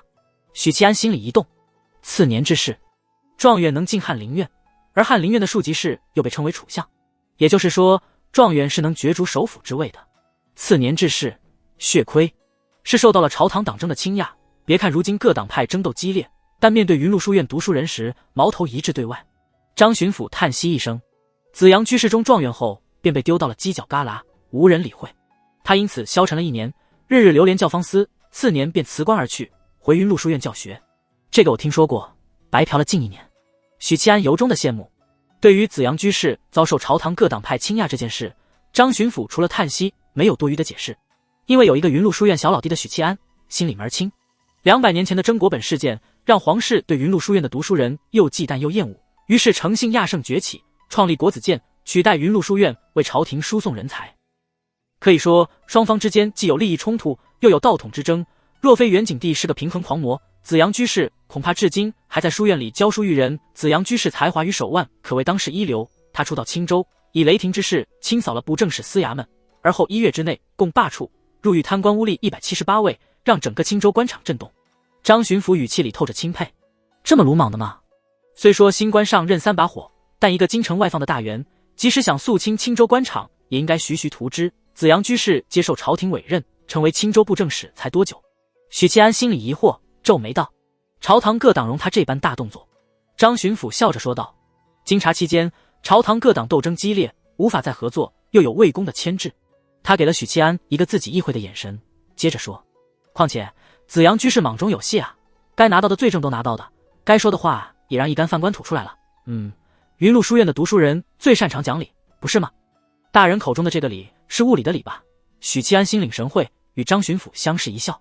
抵达青州官办驿站后，张巡抚特意带上许七安前往布政使司衙门拜访子阳居士。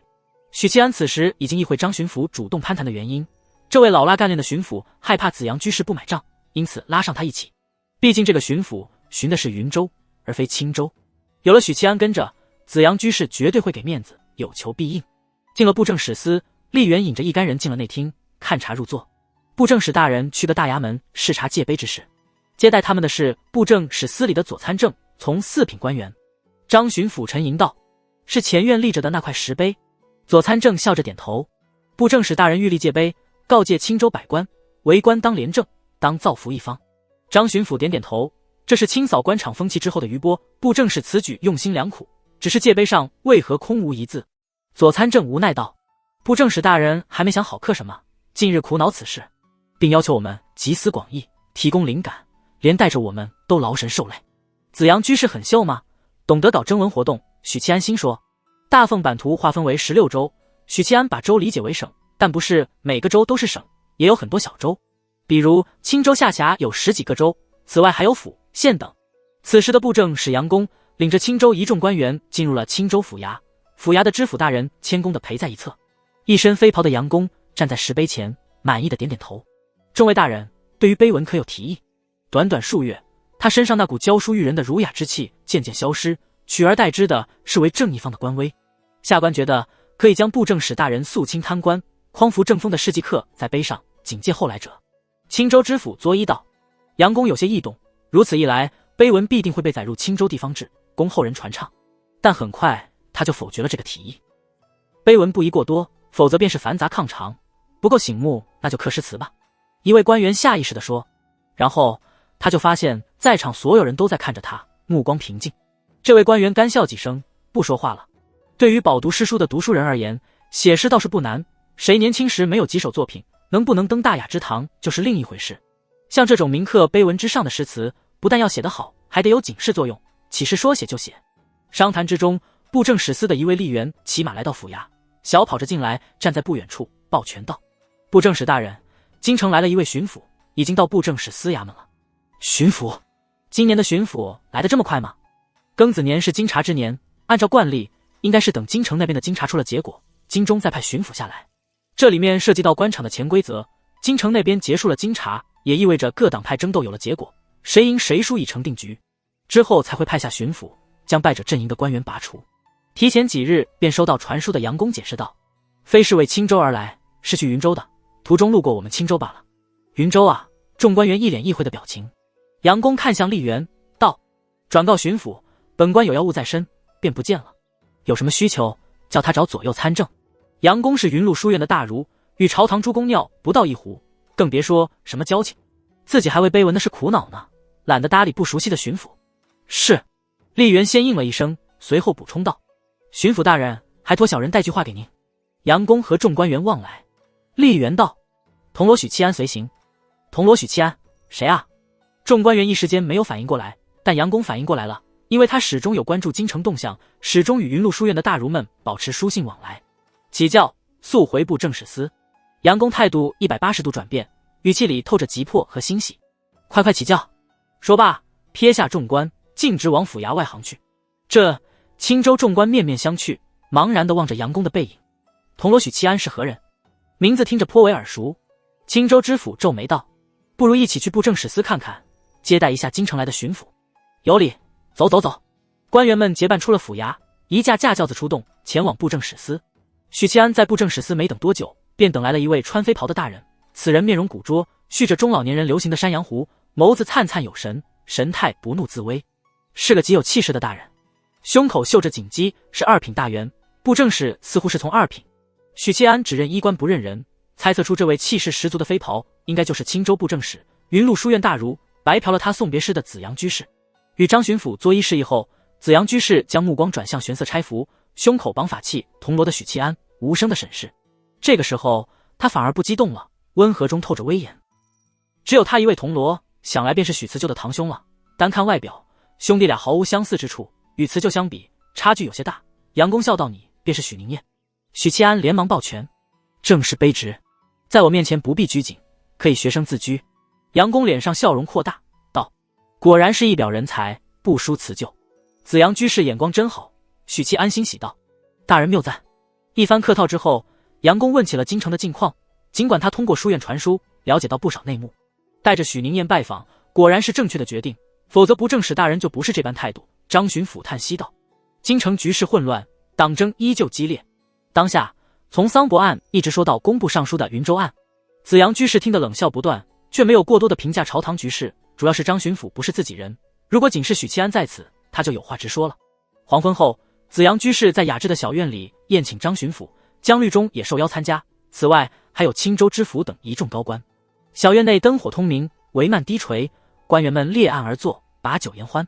从教坊司请来的乐队舞姬在寒冷的庭院里翩翩起舞，为大人们助兴。其实最初的教坊司就是纯粹的文娱部，专在官场酒席上歌舞助兴，后来才渐渐演变成官办妓院。小姐姐们从卖艺到卖身，被迫营业。宴席的中心人物是布政使杨公以及巡抚张行英。至于江律中，虽说金罗本领高强，但打更人和文官天生敌对，没什么人爱搭理他。许七安本来觉得自己也是如此，乐得悠闲，不用理会官场上的应酬。谁知一位穿飞袍绣云雁的官员朝着许七安举杯示意，试探道：“这位小大人可是疏影横斜水清浅，暗香浮动月黄昏的作诗人？”青州知府问话的时候，其余官员停止了交谈和饮酒，面带微笑地关注着这边。大就是大，小就是小，又大又小的是金箍棒。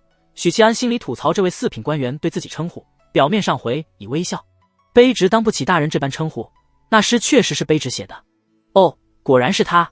众官员露出恍然之色。刚听到许七安这个名字时，他们没有反应过来，但也觉得这个名字耳熟。这么长时间过去，反复思量后，对这位奇怪铜锣的身份有了些许猜测。随着许七安几首传世名作的流传，尽管官场和儒林没有刻意宣传他的名声，但在座的都是一州高官，有相应的渠道做打听。难怪了，布政使大人听到这个名字后，立刻火急火燎地赶过来。绵阳亭送子阳居士之青州，早已传遍大江南北。这位大儒刚一出世，就有这首名作打头阵，可谓占尽人和之力。而这一切都归功于眼前这个叫许七安的铜锣。久仰大名，果然是相貌堂堂，人中龙凤。青州知府哈哈大笑起来，以光明磊落的姿态说着吹捧的话，抬人的水平如火纯青过奖，不但是人中龙凤，还是丁中龙凤。许七安不得不承认，如果换一个位置，自身成为焦点，那么令人厌恶的官场应酬一下子变得生动有趣起来，并想着如果能一直延续下去该多好。青州知府喝完酒，余光瞥向主位的布政使杨公，这位手腕能力俱是一流的大儒，此时收敛了令人压抑的官威，神态轻松。这一刻，青州知府忽然想起了令人头疼的界碑，其实写诗词是最优选择，简单醒目又发人深省，只是诗才难得，所以不做考虑。可现在不同了，许七安来了，来的正是时候。许七安此人颇有诗才，布政使大人恰好为碑文烦恼，连着我们都头疼，是不是可以让这位大才子替我们伤脑筋呢？布政使大人未必没有这种想法，只是身为一州之尊，碍于颜面，不好说出口。青州知府脑筋活泛，想到这里，知府大人笑着抬了一句：“许大人在京城还有什么佳作？”他本是随口一问，如果对方推脱说没有，他就借此将许七安推到风头浪尖，联合众官员起哄，怂恿他现场作诗，然后自然而然地给出题目。类似的手段在酒桌上司空见惯，只不过平时用来劝酒，现在用来作诗，目的不同而已。又想白嫖我的诗？许七安想推脱说没有，谁知张巡抚抢先一步接过话题，笑道：“还真有。”在场的官员饶有兴致地看过去，包括子阳居士。读书人哪有不好诗词的？张巡抚轻易就夺回了焦点，喝一口小酒，笑道：“不过只有半首，刚在京中流传不久，想必诸位还没有听说。”“哦，只有半首。巡抚大人快说，下官洗耳恭听。”众官不因半首而轻视，反而愈发好奇，这半首必然是极品佳作，否则仅靠半首如何在京城流传？不好的话，也不值得巡抚大人当众拿出来说。半首，杨公不禁看了眼许七安，重新看回张巡抚。张巡抚放下杯子，清了清嗓子，做足了派头，才环顾着众人，朗声道：“最后不知天在水，满船清梦压星河。”此时恰好一舞结束，乐曲缓缓消散，酒席上陷入了死寂。众官员品味着这半首诗，只觉一股超然世外的潇洒迎面而来，不计较功名利禄，不计较利益得失。一场大醉后，躺在乌篷船里，望着头顶的星河，7尺身躯压着另一条星河，洒脱之气油然而生。有人摇头晃脑，如痴如醉；有人不禁看向了院子里的小池，那里生长着一簇簇火红的莲花，可惜池子太小。子阳居士击掌道：“此诗立意之高远，当为本朝近200年诗词之巅峰，妙哉妙哉！”他一连喝了3杯酒，以酒伴诗，快慰之极。喝完，他双眼明亮地凝视着许七安，此诗可有名？操，你嫖我一次还不够？老子没有尊严的吗？许七安差点就想喷他一脸盐汽水，沉声道：“已有。”子阳居士有些失望，点了点头，没有继续说话，喃喃自语，如痴如醉。见差不多了，青州知府端起酒杯，奉承道：“巧了，布政使大人正欲在各衙门前院立界碑，碑文未定，不知许大人可否赋诗一首？”此言一出，几乎是所有人都下意识看向了许七安。子阳居士既没附和，也没阻止，笑而不语地看着小铜锣。一杯酒就想要我的诗，我不是那样的人。许七安叹息一声，卑职随巡抚大人前往云州查案，前途未卜，忧心忡忡，哪有精力与心情写诗？抱歉了，几位大人。青州的官员们顿时失望不已。青州知府一急，忙说：“许大人诗才惊艳，莫要谦虚。”许七安无奈摇头，端杯饮酒。子阳居士略一沉思，取下大拇指带着的玉扳指，沉声道：“云州匪患严重，此行的确危险。宁燕，这枚玉扳指你收好，本官佩戴多年，已浩然正气温养，可辟邪。”许七安目光顿时落在扳指上，隐约看见清气一闪即逝，想起了楚采薇曾经说过的一席话：世间有3种法器，一种是司天监镇师炼制，一种是机缘巧合之下自然孕育，最后一种是沾染了高品强者的气息，日积月累，具备一定的神意。这玉扳指就是第3种。大佬，今晚别把我当人。许七安慌忙接过，慎重地收入怀中，沉吟一下，道：“不知怎么回事，忽然灵思泉涌，偶得了一首诗。不是说没心情写诗吗？”众官员茫然地看着他，几秒后渐渐有了明悟，于是眼神古怪了许多，但默契的心照不宣。子阳居士笑容未变，本官洗耳恭听。许七安点点头，心里早有了选择。他准备用当初资质测试时在问星官里使用的那4句诗，因为没有比这首诗更适合用在此处。没记错的话，这首诗也叫借时明，恰是用来警示百官的。他喝了口酒，脑海里浮现那首诗，心情仿佛回到了问星官时的豪情壮志，忍不住站起身，先看向子阳居士杨公，轻声道：“耳时耳录。”再看向张巡抚，民脂民膏。接着他缓缓扫过在场的官员们，声音一下子严厉起来：“下民易虐。”最后是抬头望天，整个人仿佛激动起来，大声说：“上天难欺。”不知不觉间，他的声音里融入了佛门狮子吼，响在众官员耳畔，犹如暮鼓晨钟，震耳发聩。哐当，酒杯摔碎的声音不断响起，不少官员或心虚或羞愧的脸色，面对一位没有品级的铜锣，竟仿佛面对严厉的上级，大气都不敢喘。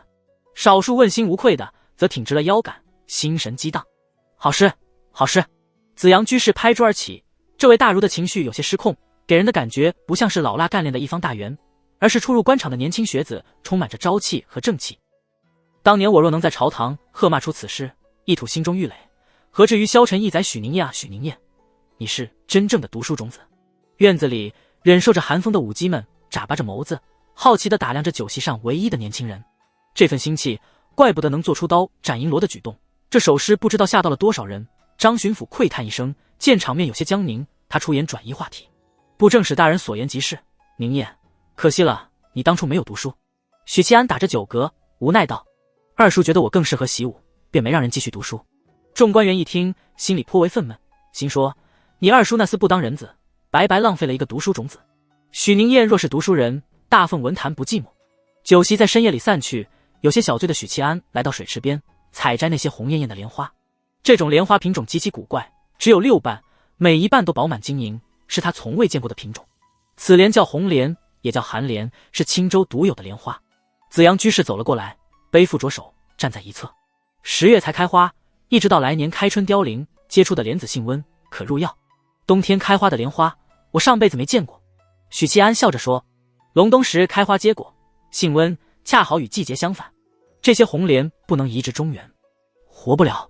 紫阳居士似有所指，道：云州匪患亦是云州独有，换了任何一州都无法长存。此劫正在何处？你可知？这不是历史遗留问题吗？许七安心里一动，正身作揖，请先生指教。他没喊大人，而是先生，以学生的身份自居。夜色中，寒风吹拂，满池的红莲摇摇晃晃，宛如涌动着的火海，煞是美丽。许七安无声地深吸一口气，嗅到了芬芳的幽香。云州多山，但不像南疆那般林莽苍苍，瘴气弥漫。山中盛产草药，物产丰富。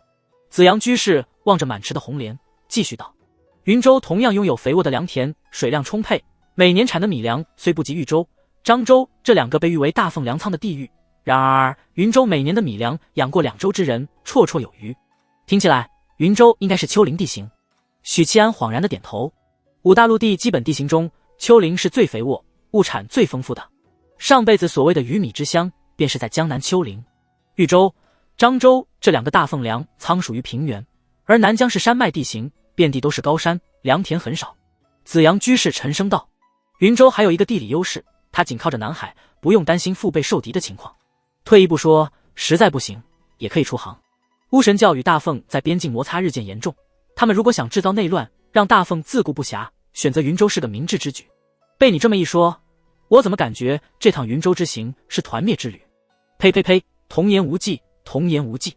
不用担心，仿佛看穿了许七安的担忧，紫阳居士笑道：大凤虽然问题很严重，但大抵还算平静，朝廷的威严还在，即使巫神教在云州谋划着身，也只敢躲在暗中，不会明着来。这段时间闲来无事，熬了几只鹰，回头送你一只。若是云州出现突发情况，可以用鹰传书，比走一路要快。可再快，一来一回也得好些天吧。果然，没有手机的世界就是没有安全感。如果人手一块地书碎片就好了。许七安感激道：谢老师厚爱。顿了顿，他问道：去了云州，我该做些什么？好好查案便是，保护好张行英。至于官场上的交际，你不必管。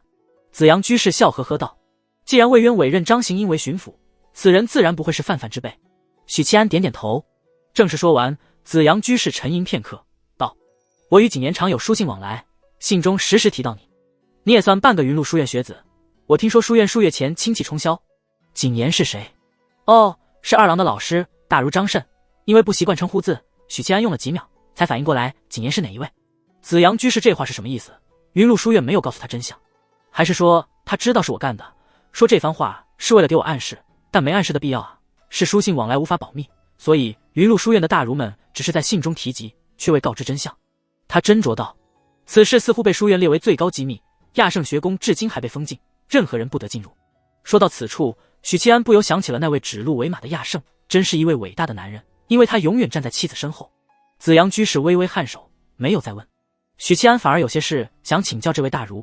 他想了想，打算先问第一个问题：老师，前段时间因为桑博案，我挑战夜读，翻阅史书，发现当初咱们一脉的首辅灭佛前，喊出过佛门不灭，天下皆佛的口号。随后那位首辅晋升立命境。学生想，佛门即使有种种弊端，它总归是名门正统。佛门不灭，天下皆佛，是否过于偏激？许七安不知道这个世界的佛门和前世佛门有什么差别。这个世界没有佛祖，只有一位佛陀。但不管如何，佛门都不至于是邪教吧？此事关乎隐秘，我亦不知。紫阳居士道：你不知道，那你怎么知道关乎隐秘？许七安这口槽强行忍了下来。紫阳居士呵了一声：院长知晓。许七安的第二个问题是，南疆吉渊里为什么会有儒家圣人的食宿？但他又打消了询问的念头。身在京城的许七安不应该知道吉渊底下有儒家圣人的雕塑，即使我有一个朋友这样的托词也不行。这事儿连打更人衙门都不可能知道。回到驿站，许七安洗了个冷水澡，而后回房间盘坐吐纳，观想法乡图。青州毗邻着云州，从此地出发，快马加鞭的话，3-5天就能到云州。即使考虑到张巡抚身子骨弱，1个星期左右也能到青州边界。正好可以利用这段时间冲击一下炼神境，不就是10天不睡觉吗？老子当年还是普通人的时候，就在网吧达成爆肝72小时的成就。第二天，布政使杨公召集石匠，在青州各个衙门前院的界碑上刻下了警示百官的4句诗，上至青州知府，下至普通吏员，每日进出衙门就能看见这4句诗。这上面写的是什么？耳识耳录，民知民高，下民易虐，上天难欺。好诗啊，老子没读过书，只能说一句。娘里写得真好，是咱们布政使大人写的吧？大人真是大清官。不是布政使大人，是一个叫许七安的人。边上还有小字，师阳公。哦，是咱们布政使大人的学生。这首诗是许七安作，那边他所作，但子阳居士有骚操作，他让人在许七安的大名左侧刻了3个小字，师阳公。云麓书院的3位大儒若是在场，会一边吐血一边咆哮，无耻老贼，这也能蹭。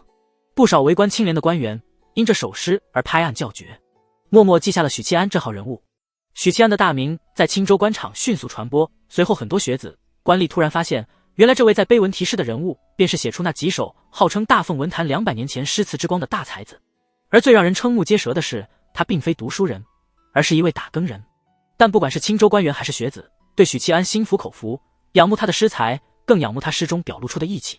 而教坊司的姑娘得知这个消息时，激动与兴奋填满了他们的胸腔，一个个恨不得烧香拜佛，祈祷许大才子能临幸他们，并留下1、2首诗句，叫他们倒贴他们都愿意。青州城外，子阳居士携青州一众高官，亲自送巡抚队伍出城。经此一别，不知何年何月才能相见，老师保重。许七安以弟子身份行礼，子阳居士微微颔首，有些唏嘘，刚认了一个学生，揣怀里还没捂热，就要走了。此番去云州，好好办案，要时刻牢记，报效朝廷，为天下百姓。杨公沉声道：“为天下百姓。”许七安在心底默默重复了一遍。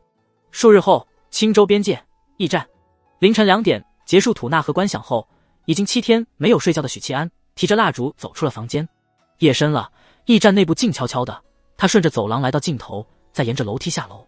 大厅的柜台边，一盏油灯静默的燃烧，一族趴在桌上酣睡，嘴角流出晶莹液体。官办驿站是24小时营业的，有些官员会因为紧急公务连夜赶路，说不准什么时候就投诉驿站了。咚咚，许七安轻扣了2下柜台，发出沉闷的声音。一族惊醒，边抹着嘴角边起身：“大人有何吩咐？”“给我几张信封和信纸，本官要写信。”许七安提出要求。一族当即从柜子里抽出1张信纸和信封。许七安摇头：“不够。”“您要多少？”“7个信封，信纸越多越好。”一族第一次见有人一口气写7封信的，无声地嘟囔着什么，顺从地递了7张信封和信纸。接过信封和信纸，许七安转身上楼，回到房间。他把信封摆在书桌上，从玉石小镜中取出红莲花瓣，将5片花瓣压在5张信封上，然后铺开纸张，压上镇纸，研磨写信。第1封信，怀庆公主。写这封信的时候，我已抵达青州边界，即将进入云州。离京时，本想与殿下商议，听一听殿下的高见，却不想卑职不知何处得罪了殿下，令殿下如此狠心，闭门不见。途径禹州，卑职勘破了一起贪污案，从此案中可见，巫神教对朝廷侵蚀已久，暗中培养了许多碟子。所谓千里之题，溃于蚁穴，不得不防。望殿下能规劝陛下，励精图治，重振朝纲。对了，青州有一种花，名红莲，隆冬季节盛开。红莲之风骨，出淤泥而不染，濯清涟而不妖，中通外直，不蔓不枝，香远益清，亭亭净直，可远观而不可亵玩。这让卑职想起了殿下。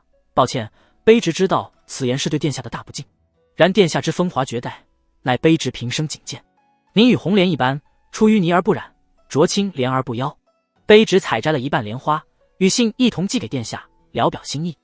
第2封信，临安公主。长夜漫漫，无心睡眠，殿下的音容笑貌如在眼前，想在耳畔，半月不见，甚是想念。云州之行并不寂寞，途中发生了许多有趣且光怪陆离之事。原来运河里是有水鬼的，途中一位虎贲卫夜里登上甲板，忽闻故去母亲呼唤，于是鬼使神差地跃入水中，水鬼死死拽住他的脚踝，欲将他拖入河底。幸好卑职及时察觉，奋不顾身跃入河中，与水鬼激斗300回合，打得浊浪滔滔，方才救下可怜的虎贲卫。青州至云州途中，路过一座村庄，村庄里发生了一件怪事。某户的媳妇死后尸变，整日整夜绕着房间游走，长出森森白牙，青黑指甲，见人就咬。幸而卑职路过，一眼便瞧出女子尸变必事出有因，严查之后方得出真相。原来那家丈夫与村头寡妇偷情，欲休妻另娶，妻不愿，便残忍杀害，妻子含怨而死，阴魂不散，这才发生尸变。对了，青州有一种花，名红莲，妖艳如火，总能让卑职想起殿下身穿红裙的绝代风姿。她就和公主一样表里表气，化调。她是那样的明媚如风，轻盈似箭。然一阵风吹来时，她羞怯的低头，我心里油然而生一句话：最是那一低头的温柔，像一朵水莲花不胜凉风的娇羞。卑职唐突了，无意冒犯公主，只是公主之美，乃卑职平生仅见。第3封信，采薇姑娘，一日不见如隔3秋，掐指算来，我们也有半月未见。积精炼制的如何？可有顺利晋升炼金术师？禹州有一种美食叫黄芽菜煨火腿，火腿是南方独有的美食，北方难觅。做法也很简单，用好火腿削下外皮，去油存肉，先用鸡汤将皮煨酥，再将肉煨酥，放黄芽菜心，连根切断，约2寸许长，加蜜、酒酿及水，连煨半日，上口甘鲜，肉菜俱化，而菜根及菜心丝毫不散，汤意美极。青州有数种美食，且容我一一道来。对了，青州有一种花，名叫红莲，此花明媚活泼，迎风绽放，随风摇摆时，仿佛是一张张明媚的笑脸，不由得让我想起采薇姑娘。你就是这样一个没心没肺、滑调，你就是这样一个带给人快乐的女孩，无忧无虑，天真烂漫，拥有一双澄澈明亮的大眼睛，见之忘俗。第4封信，福香姑娘，半月未见，我很想你，想念你的笑，想念你的外套，想念你白色袜子和你身上的味道。化掉，半月未见，我很想你。此时的我已抵达青州边界，明日便到云州。这一路来，同僚也曾邀请我去教坊司，但我拒绝了，因为没有你的教坊司是那般的无趣。不由得想起你我2人缠绵悱恻的过往，那是我们美好的时光。云州之行比我想象中的更加耗时耗力，我们相见之期甚是遥远。我知你想我想的发狂，相思难耐之时，请记得修一修指甲。对了，青州有一种花，名红莲，此花灼灼似火，如你一般热情如火，让人流连忘返。许七安写完了给备胎们的信，吹干墨迹，看着涂涂改改的信纸，无奈叹息。手写就是这样的，写着写着就会写错字，或者写出一些不该写的东西。他年少写作文的时候就已经犯这样的错误。无所谓了，这些都是与他知根知底的女子，不会因为他的字迹难看而嫌弃。内容方面还是很满意的，针对备胎们不同的性格写不同的内容。比如怀庆喜欢时政，他就写案子；林安喜欢听故事，他就写沿途的怪闻奇事。楚采薇是个吃货，就跟他聊美食。至于福香，写信更像是在调情，足矣。接下来是写给家人的信，许七安留到最后，反复斟酌后蘸墨提笔。第5封信，林月妹妹，为兄在外头甚好，就是有点想你。从小到大，为兄都未离开你超过3天，当然也没离开过二叔和婶婶，可还适应内城的生活。内城物价昂贵，不比外城，但千万不要委屈自己，多出门走走，去绸缎铺子和首饰铺逛一逛。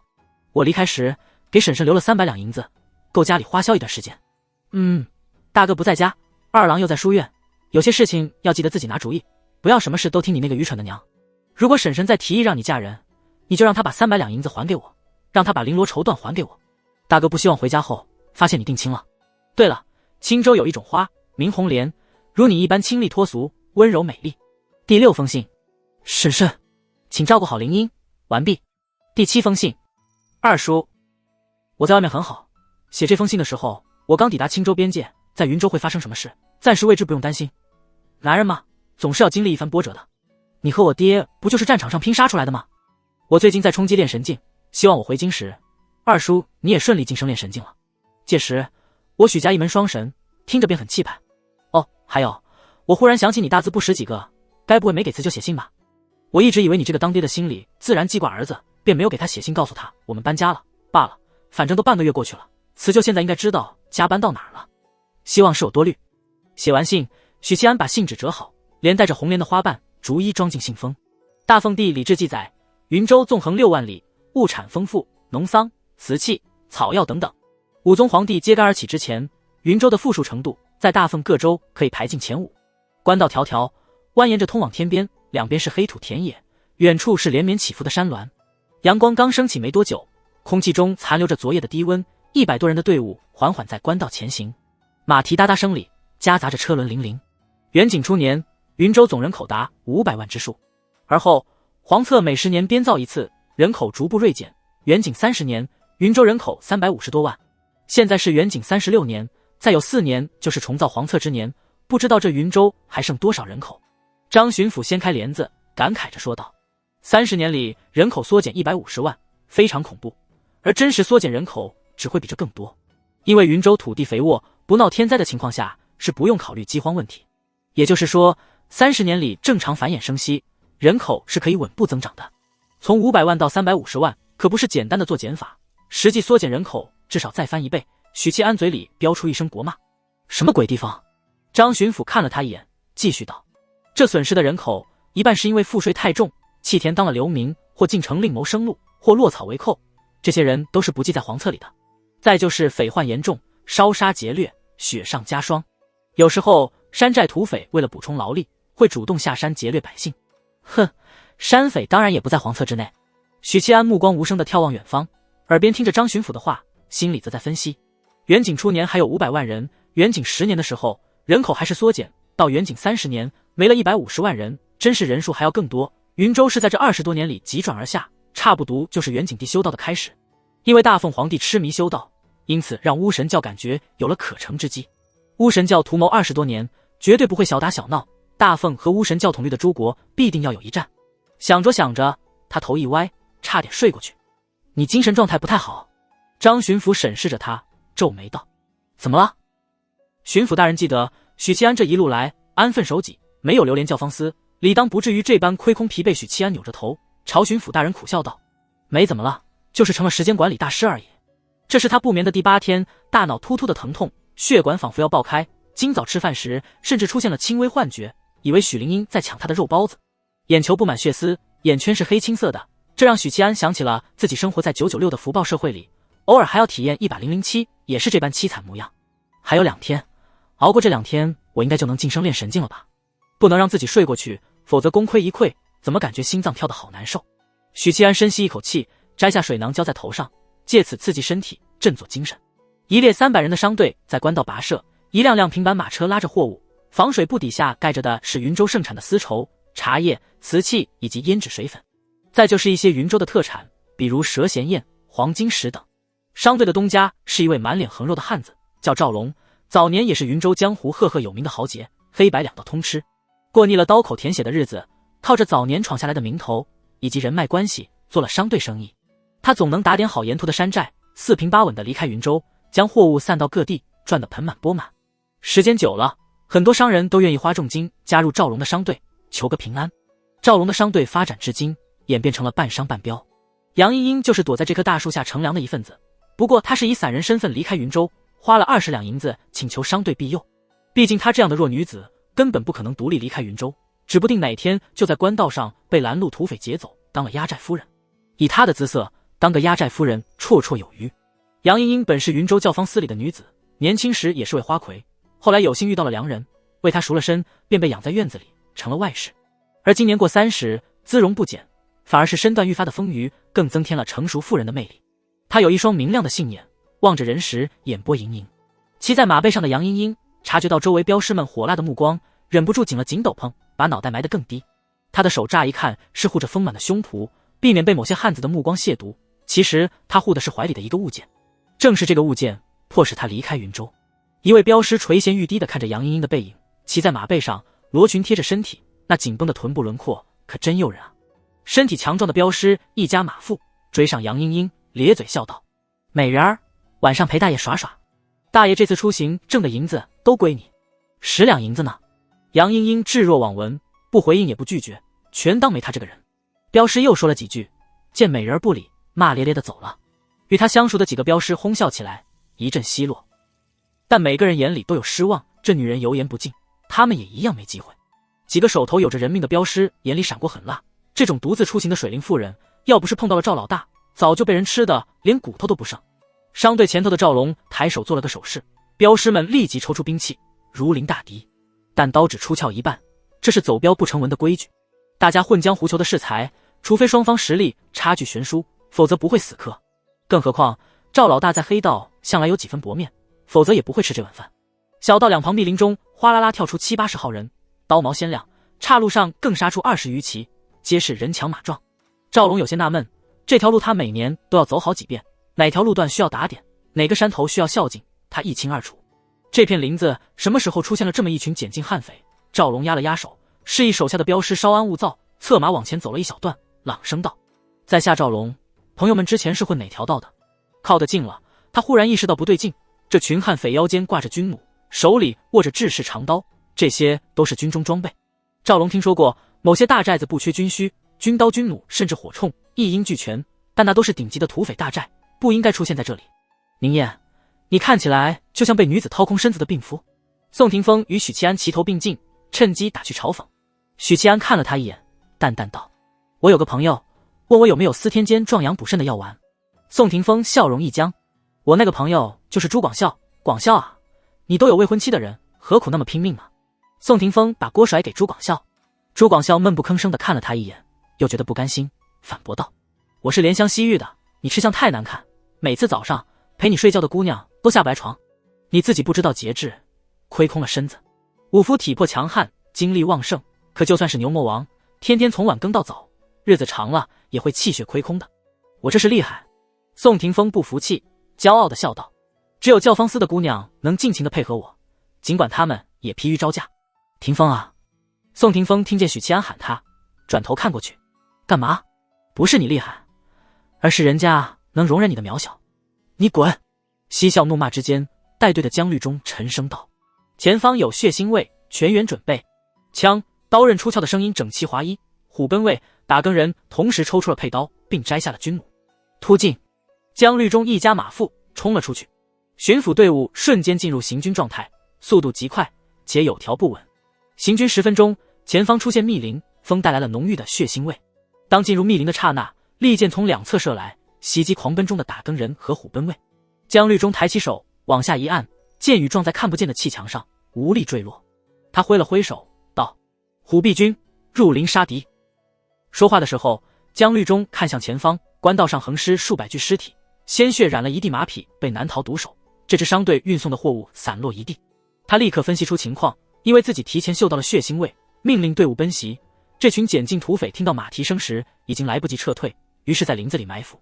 密林中传来激烈的战斗声，虎贲卫是京城5卫之一，虽不如禁军那般骁勇善战，但远胜地方军队。双方人数相差不大，箭矢和刀锋交错，打得有来有往。江律中愣了愣，有些意外，扭头看向许七安：宁燕，杀过人没？杀过一个，重伤一个。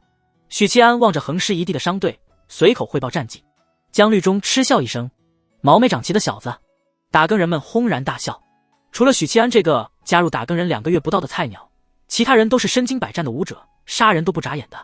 江律中指着林子道：去练练手，最少杀10个。许七安收回目光，缓缓吐了一口气：好。双脚一踩马镫，这匹从青州军营里调来的战马哀鸣着4蹄跪地。许七安宛如一只大鸟飞进了密林，黑金长刀一闪，便带走一颗人头，断颈喷出血泉。不要看，不要看！许七安脑子里回想着凄惨死去的商队，心便硬了起来，手起刀落，手起刀落，带走一个个山匪的性命。以他半只脚踏入炼神境的修为，砍杀这群悍匪就像砍瓜切菜，再有黑金长刀削铁如泥的锋利，无人能挡他一回合。嗤嗤，一道炽热的刀芒从身后斩来，沿途的枝叶无声滑落，切口平齐。许七安强大的精神力让他提前察觉了袭击，拧腰旋身，黑金长刀破碎刀芒。他看见了一位使大钢刀的汉子，他一刀砍飞拦路的虎贲卫，狞笑着朝许七安奔来，同时2名精瘦的汉子握着制式军刀，从左右两侧夹击许七安。顿时许七安陷入左右为难，满身大汗的危险境地。官道上始终眯着眼观战的江律中见状，嘿一声笑起来。那3个是土匪，身手不错，一个炼气巅峰，2个气机稍弱，但也不是初入炼气境的弱手。闻言，一位银罗出声道：要不要帮帮他？打更人们一起看向江律中，等待他下令。在他们看来，修为仅是炼气境的许七安不可能挡住3位同境界的高手围攻，况且他还稚嫩得很，杀人不多，缺乏实战经验。在战场上，实战经验有时候比修为更重要。朱广孝和宋霆锋知道许七安在冲击炼神境，然而这并不是好事，因为他正处于疲惫状态，影响战力。江律中悄悄并指如剑，凝视着深陷重围的许七安，随时准备出手救援。再等等，3个炼气境是钢刀的汉子气息强盛，是炼气巅峰，另外2个则差了许多。云州的山匪素质这么高，随随便便就碰到3名炼气境。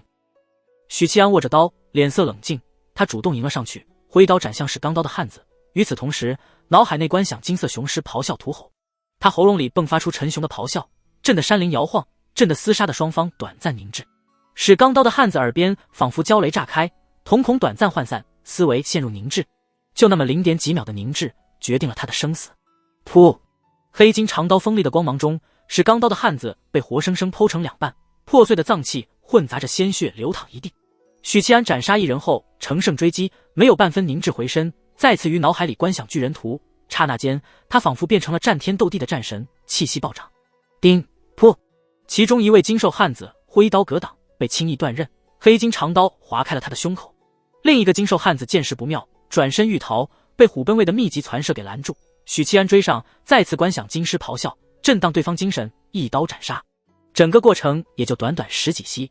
这观战的打更人里爆发出了惊叹声。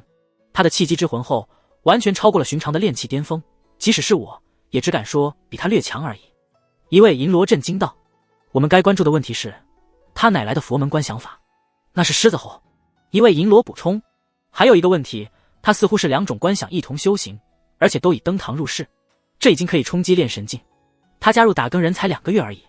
说着说着，银罗们沉默了下来，脸色复杂。铜锣反应更加夸张，瞠目结舌地看着许七安的身影，脑海里回荡着方才干脆利索斩杀3名炼气境的画面。同是炼气境，不同的人战力是不一样的。打更人衙门的炼气境普遍要比寻常武夫强大，但还没到那么夸张的地步。许七安能在短时间内斩杀3名江湖武夫，而自身不伤分毫，这意味着在场铜锣与他单挑，没人能走过10招。这里面已经算尽了法器铜锣发挥的作用。平时大家嘻嘻哈哈、平起平坐的相处，现在才知道，原来你能打我们10个。江律中更是知道，许七安的绝学是天地一刀斩，并未使用。清理完这群土匪，虎贲卫在密林里带出来一群被五花大绑的普通人，总共25人。问询之后，得出他们商人的身份。其中一位女子尤为出彩，不是少女那种纤细窈窕，而是如水蜜桃般丰腴诱人，只有花丛老手才能明白这种肉感女子的美妙。多谢各位官爷，多谢各位官爷。获救的商人千恩万谢，不断跪下磕头。张巡抚和颜悦色地安抚着他们，并亮出身份，保证会送他们回云州中心白帝城，把这些尸体都埋了吧，然后整理货物一起带上。张巡抚道。江律中点点头，吩咐虎贲卫干活。等一等，勘察现场的许七安回来，喊停了虎贲卫。张巡抚和江律中投来问询的眼神，许七安走到2人身边，皱眉道：事情有些不对。江律中环顾四周，凝神感应了片刻，周遭没有埋伏，这只是一起简单的土匪拦路抢劫事件，类似的事情在云州每天都有上演，不是埋伏。许七安摇头，我检查了现场，发现死的大多都是镖师，这些行商和普通人反而安然无恙，货物也保持完好，劫匪甚至没有撕毁防水的油布清点战利品。2位大人不觉得奇怪吗？土匪捡净，却任由价值高昂的货物散落一地，置之不理。张巡抚沉吟道：也许是没有时间收拾。许七安问道：那为何会有时间绑人？如果我是劫匪，那我肯定求财，这一车车的货物才是我的目标，我会连那些普通人一起杀了，何必多此一举绑着他们？除非……江律中和张巡抚相视一眼，前者皱着眉头道：除非他们的目标不是货物，而是人。许七安点点头，扫过死里逃生仍心有余悸的众人，问一问便知。他招手唤来一位中年行商，问道：你是什么人？小人是白帝城地界的绸缎商人，带着2000匹绸缎到青州做生意，因为路途遥远，害怕遭了土匪，就随赵爷的商队一起去青州。就是赵龙，此人颇有本事，黑白2道通吃，他的商队往日里是很安全的。小人与他合作过多次，谁想今天，终日打雁，终于被雁啄瞎了眼。这赵龙也算个人物，且讲信用，可惜了呀。许七安顿时望向横尸的商队，那位赵爷就在里头，挨个的问过去，发现都是商人，且是结伴，最后只剩那个丰腴的妇人。她看起来30出头，在许七安那个年代，其实还是个亲熟女。你呢？许七安审视着她，你一个弱女子，孤身一人去青州是为什么？杨英英有些迟疑，垂手而立，柔声道：前些年民妇的丈夫去青州谋生，前阵子寄信回来说在青州生意做得红红火火，本想亲自回来接民妇去青州定居，但因为生意所累脱不开身，便让民妇随性的过的商队一起去青州。民妇打听了许久，都说赵爷的商队是顶好的，又安全又守信。这番话说得有理有据，乍一看毫无破绽，表情很镇定嘛。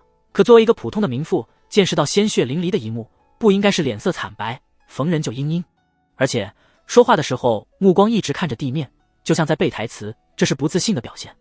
许七安道：本官问你几个问题。杨英英抬头看了他一眼，又重新低下，柔弱的语气说道：大人请问，你丈夫叫什么名字？杨英英思索着：你家住何处？你丈夫有何容貌特征？你丈夫身高几尺？你丈夫在信中写了什么？请你复述几句。你丈夫做什么营生？杨英英呆立在那儿，又茫然又无助，沉默了许久，她才恢复过来，细声细气道：民妇的丈夫叫……好了，你别说了。许七安招呼虎贲卫，搜他身。杨英英茫然不知所措地看着他，这位大人的所作所为完全超乎了他的预料，他惊恐地后退一步，双臂环抱胸口，咬着唇，羞愤欲绝的表情。想得太久了，许七安笑眯眯地审视着美貌妇人。如果一个妻子连丈夫的名字、特征都需要想很久才能说出来，那么别人又怎么会相信呢？谎言不是随便编造几句就能让人信服的。你若不想被搜身，就老实交代。那些山匪为什么要阻截你？给完大棒，见女子脸色渐渐苍白，许七安又安抚道：我家大人是朝廷来的巡抚，这云州没有哪个官比他更大了，有什么事只管说出来。杨英英看向了张巡抚，后者颔首道：本官奉皇命巡查云州，你区区一个民妇，不值得本官欺骗。杨英英低着头，权衡再三，意识到自己没有选择，忽然银牙一咬，跪倒在地。民妇杨英英此番去青州是为了避祸，同时找青州布政使杨大人为我夫君主持公道，报仇雪恨。张巡抚没有立刻说话，沉吟片刻：你夫君是何人？何事要寻杨大人主持公道？杨英英哭道：民妇夫君是周明。张巡抚失声道：什么？许七安和江律中豁然扭头盯着杨英英。周明，那位死在云州的打更人案子，就是他揭发云州都指挥使杨川南勾结山匪，输送军资，谋取利益，养寇自重。密信传回京城不久，他便无声无息死去。周明的未亡人。听到这话的许七安第一反应是，他说谎。除了吏员之外，大奉各地的官员，上至益州布政使，下至一县之尊，都是外地人。身为都指挥使司、经历司的一名经历的周明当然不会例外。而且经历是他表面的官职，背地里的身份是打更人案子。魏渊会让一位案子把妻儿带在身边，那不是分分钟变二五仔吗？周明，张巡抚皱着眉头，他有何冤屈啊？一副周明是谁本官不知道的姿态。杨英英哀声道：我家夫君原是云州都指挥使司的一名经历。张巡抚吃了一惊，态度豁然转变，弯腰扶起下跪的杨英英，原来是周经历的夫人。周经历出了何事？夫人又为何要舍近求远，到青州去告状？青州和云州是同等级的州，那杨部正使未必会接手这个案子。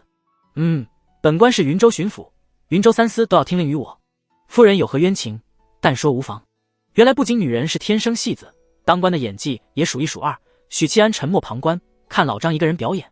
杨英英踌躇片刻，凝视着张巡抚道：大人，民妇能看一看您的任命文书吗？或者官印也可以。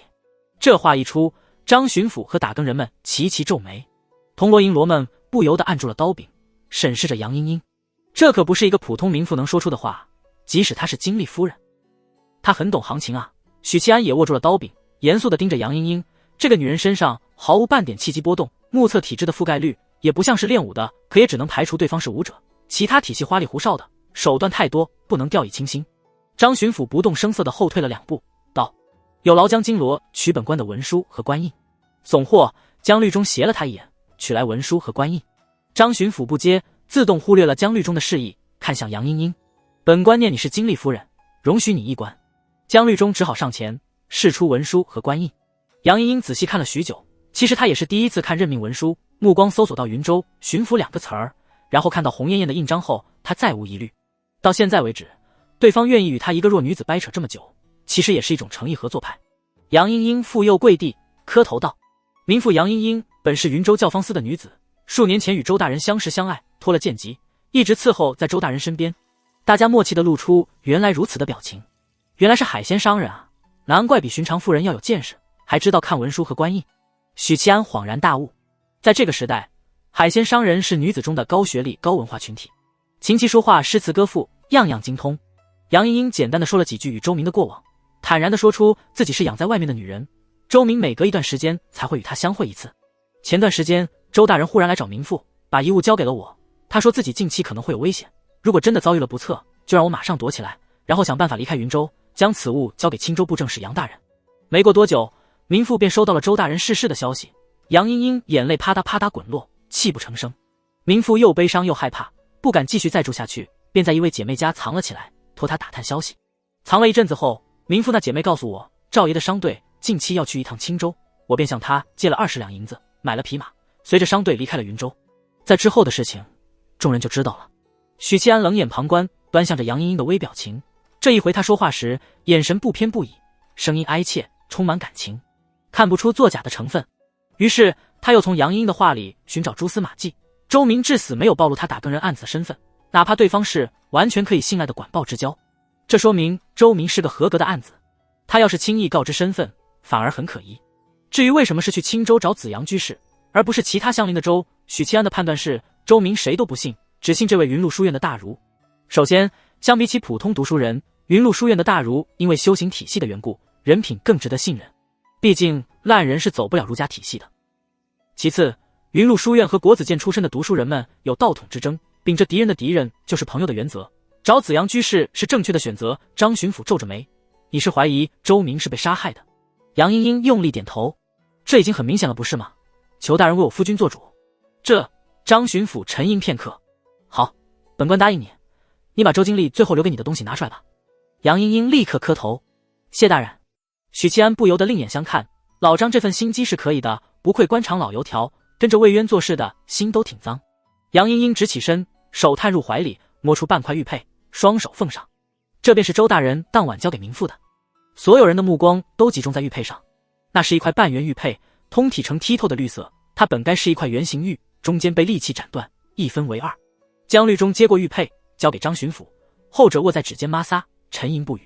这看起来是个信物。江律中低声道，他说完看向许七安，征询他的意见。张巡抚也看过来，看我做什么？老子会查案，但不是占卜师啊！你们两个丝毫不掩饰把我当工具人的想法。许七安沉吟道，先去云州吧，瞎猜有什么用？张巡抚边收好玉佩，边吩咐众将士继续前行，去往云州，就地挖坑掩埋尸体，将幸存下来的行商和货物一起带上，队伍继续启程，顺着官道向云州进发。阳光高照，暖意融融。在这个难得的上午，怀庆练剑结束，正要喊宫女去准备热水，扭头一看，2名宫女坐在凉亭里下棋。怀庆皱了皱眉，倒不是不满宫女下棋，而是他们根本不懂棋。他没有出声，沉默地走进凉亭，旁观2名宫女下棋。清秀的小宫女们浑然忘我，投入到棋局里厮杀，没有注意到主子的靠近。他们下棋毫无章法，不懂布局，不懂争夺优势位置，且下子如飞，啪嗒啪嗒，似乎不要思考。怀庆眉头越皱越深，这种戏般的下法对他这个大国手来说非常难受。但看了片刻，他看懂了，这种棋很简单，就是比谁先排成5个字，或纵或横或斜，统统无所谓，谁先5星连珠便是赢家。忍不住道，这是什么棋？2名宫女吓得一抖，急惶惶地起身，细声细气回答，是五子棋。五子棋，这是什么东西？学富五车的怀庆愣了愣。另一位宫女解释道，是临安公主那儿传出去的，眼下已经在宫里传来了，大家都在玩呢。他这个大家指的是宫里的太监和宫女们，听说就连陈贵妃都说有意思呢。另一个宫女道，临安，她只是个蠢丫头。怀庆点点头道，本宫要沐浴，午膳让厨子不用准备了。元景帝今天上午要摆家宴，皇子皇女们得到乾清宫用膳。沐浴结束，怀庆公主离开院子，前往乾清宫。她在富丽堂皇的雅厅里见到了兄弟姐妹们，在没有她的场所，喜欢穿红裙，佩戴华美繁杂首饰的临安就是话题中心，今天有些格外不同。皇兄皇妹们仅是与怀庆颔首招呼，便继续着刚才的话题。临安开创了一个流派，五子棋规则通俗易懂，玩起来更有趣味，连我宫里的当差们都轻易上手，玩得津津有味。咱们临安公主的大名也将广为流传啊！脸蛋圆润、桃花眼妩媚的表表很享受兄弟妹妹们的吹捧，嘴角勾起甜甜的笑容，偏又自作矜持的谦虚几句，像一只想炫耀又强忍着的骄傲小母鸡。见到怀庆进来，他微微扬起雪白的下颌，摆出骄傲姿态，快嫉妒我，快嫉妒我！表表心里碎碎念，用于光瞥怀庆。但高冷的怀庆只是坐着喝了几口茶，并没有理睬愚蠢的妹妹。哼，怀庆果然是嫉妒我的。表表在心里安慰了自己一句。怀庆公主是个不合群的皇女，这不仅仅是她骄傲，更是因为她的想法让皇子皇女们无从揣度。公主们讨论的话题是好看的衣衫和胭脂水粉，她感兴趣的却是4书5经。皇子们讨论时政和大局，她就会说如何解决水患，如何政治利源。皇子们就会很难受，这他妈谁知道？我们讨论的是大局观，是宏观问题，你这不是抬杠吗？临近午时，元景帝宫里的太监过来请几位皇子公主过去。表表屁颠颠的跟在太子哥哥身后，裙摆飞扬。忽听身后传来怀庆的声音，临安。表表嘿一下笑起来，完全控制不住自己的表情，骄傲地说：“干嘛？”等其他皇子走远，怀庆淡淡道：“五子棋是谁教你的？”“我自创的。”林安其实很纠结，因为这是许七安教他的，他不应该昧着良心据为己用，但哥哥们说话太好听了，他有些欲罢不能。等过阵子我再说是许宁燕教我的，他心想。待会儿父皇问起，你最好也这么说。怀庆朝外走去，清冷悦耳的声音里夹杂着告诫。父皇不喜欢那家伙，说话之间要懂得动脑子。说完，怀庆又补充一句：“如果你有的话。”为什么3个字被表表硬生生吞下？他像个张牙舞爪的小狮子，一边追上怀庆，一边怒道：“你才没脑子！你才没脑子！我比你漂亮，比你聪明。你看，许宁燕都心甘情愿的为我做牛做马，都不要你的。”怀庆猛地顿住脚步，严厉的斜来一眼。表表像只矫健的猫，蹭一个后跳，又觉得自己太怂，桃花眸子倔强的回瞪。怀庆公主扬起了巴掌：“太子哥哥，怀庆要打我！”表表惊叫着逃走了。宴席上，元景帝果然问起此事。怀庆怎么知道父皇要问？林安心里大惊，下意识看了眼讨厌的怀庆，他清丽的容颜没有表情，自顾自的吃菜。表表眼睛咕噜噜一转，笑嘻嘻的撒娇，因为林安是父皇的女儿，父皇是世上最聪明的人。元景帝开怀大笑，父皇果然一直在关注宫中情况，就像他默默俯视朝堂，怀庆面无改色的吃饭。他没有在宫里培养自己的亲信，从不积极打探皇宫消息，就连最近流传起来的五子棋，他也不知道。不是怀庆不知道，而是他不想知道。怀庆公主不得不承认，林安这个妹妹虽然愚蠢之极，但就算是废柴也是有作用的，全看你怎么使用它。至少在讨父皇欢心这一点，皇宫里没人能胜过林安，这里面包括那些不受宠或曾经受宠过的妃子。穿过2个州3个县，巡抚队伍终于抵达了云州主城白帝城。白帝城的名字由来有一个历史典故，那是前朝的事情了。距今大概1300多年前，云州大旱，赤地千里，百姓颗粒无收，生活没了着落。这一年，有一骑兽自海外而来，骑身4路，覆满雪白鳞片，头生一对犄角，马蹄，蛇尾。他所过之处，乌云密布，暴雨不绝。此兽在云州辗转越余，充盈了云州各处水库，滋润了干涸的河流湖泊，解决了云州的旱灾。朝廷认为他是瑞兽，封他为白帝。许七安望着白帝城巍峨的轮廓，笑着反问：“那这个传说是真是假？”挑起帘子，望着远处白帝城，说起这段典故的张巡抚点了点头：“应该是真的，不然史书上不会记载。大旱大涝是常有的事，史官不会为此编造历史。只不过从那以后，再没有人见过瑞兽白帝。人家明显是海外妖兽啊，甚至是海兽，说不定来九州只是旅游呢。见云州大旱，心里不喜，便出手改变环境。”许七安一边科学角度分析，一边说道：“大人高见。”说完，他继续眺望城墙，心里浮现一首诗：“朝辞白帝彩云间，千里江陵一日还。两岸猿声啼不住，轻舟已过万重山。”千里江陵一日还，太他妈奢侈了啊！换成是我，定是今日、明日、后日，1月31日，这才舍得还。许七安心说，他不由想起以前看过的旅游广告，怂恿高级白领在周5下班后直飞泰国，风流潇洒1天，周日回国，人人都做现代李太白。白帝城的守门士卒拦住了众人，在看过朝廷下达的文书后，恭敬放行。入城后，许七安左顾右盼，在熙熙攘攘的人流中，看见许多悬刀佩剑的路人。大凤对兵器的管制非常严格，上至州府，下至郡县，在城内一律不得佩刀行走，除非是特殊职业，比如镖师。但就算是镖师，也只有在出任务时才能配备武器。这算是云州特色吗？许七安心里嘀咕。这时，张巡抚又掀起窗帘，对许七安说道：“宁燕，你让人送这些行商回家，货物先不要还，让行商取了账册，明日来驿站核对，领回货物。”许七安心里一动，那赵龙的货物？张巡抚道：“自然是给人家送回去。那赵龙和镖师全部遇害，镖师的家人肯定是要抚恤的。而今赵龙已死，把货物送回，也算弥补人家损失了。”许七安竖起大拇指：“大人真是一条好扇。”张巡抚闻言皱眉：“何出此言？”“没什么，没什么。”许七安扭头去找宋霆锋，将事情告知，吩咐他去做。“凭什么让我去跑腿？”宋霆锋不服气：“好像我是你下属似的，咱们明明是平级的。”许七安转头喊道：“巡抚大人！”宋霆锋推诿耍赖，扣他银子。宋霆锋忙说：“我去。”转头就去找朱广孝，把事情告知，吩咐他去做。朱广孝郁闷道：“宁燕不是让你做吗？”宋霆锋就说：“许宁燕。”朱广孝推诿耍赖。朱广孝闷不吭声地调转马头，喊上几名虎贲卫，办事去了。两个贱人凑在一起，感慨道：“广孝真是个埋头苦干的老实人啊！”“是啊，是啊，不管是在床上还是公务，都指挥使司。”杨川南今年40出头，是个气态中正平和的读书人，他还有个身份，五品武者。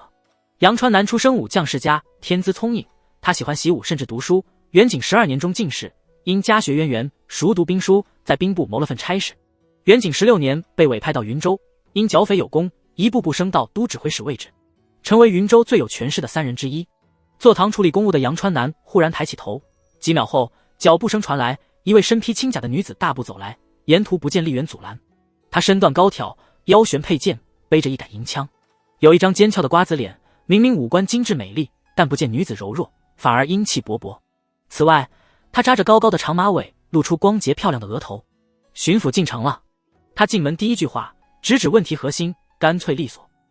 杨川南表情顿了顿，微微颔首，知道了挨千刀的元景帝成日修仙，人间帝王还想长生，简直痴心妄想。他一张嘴开出天花。妙真。杨川南皱了皱眉。李妙真冷笑一声：“我又不是吃皇粮的。”他把银枪靠在墙边，在会客位置的茶几上盘腿而坐，佩剑摘下来横在膝盖，问道：“巡抚在的话，你得交出兵权，这是大奉的规矩。你打算怎么办？”“既然是规矩，当然只能照办。”杨川南道。李妙真点点头：“我会帮你的。”杨川南看他一眼，无奈摇头：“江湖上这么多人愿意为你效命，不冤枉。飞燕女侠，本官承你这个人情，不过注意分寸。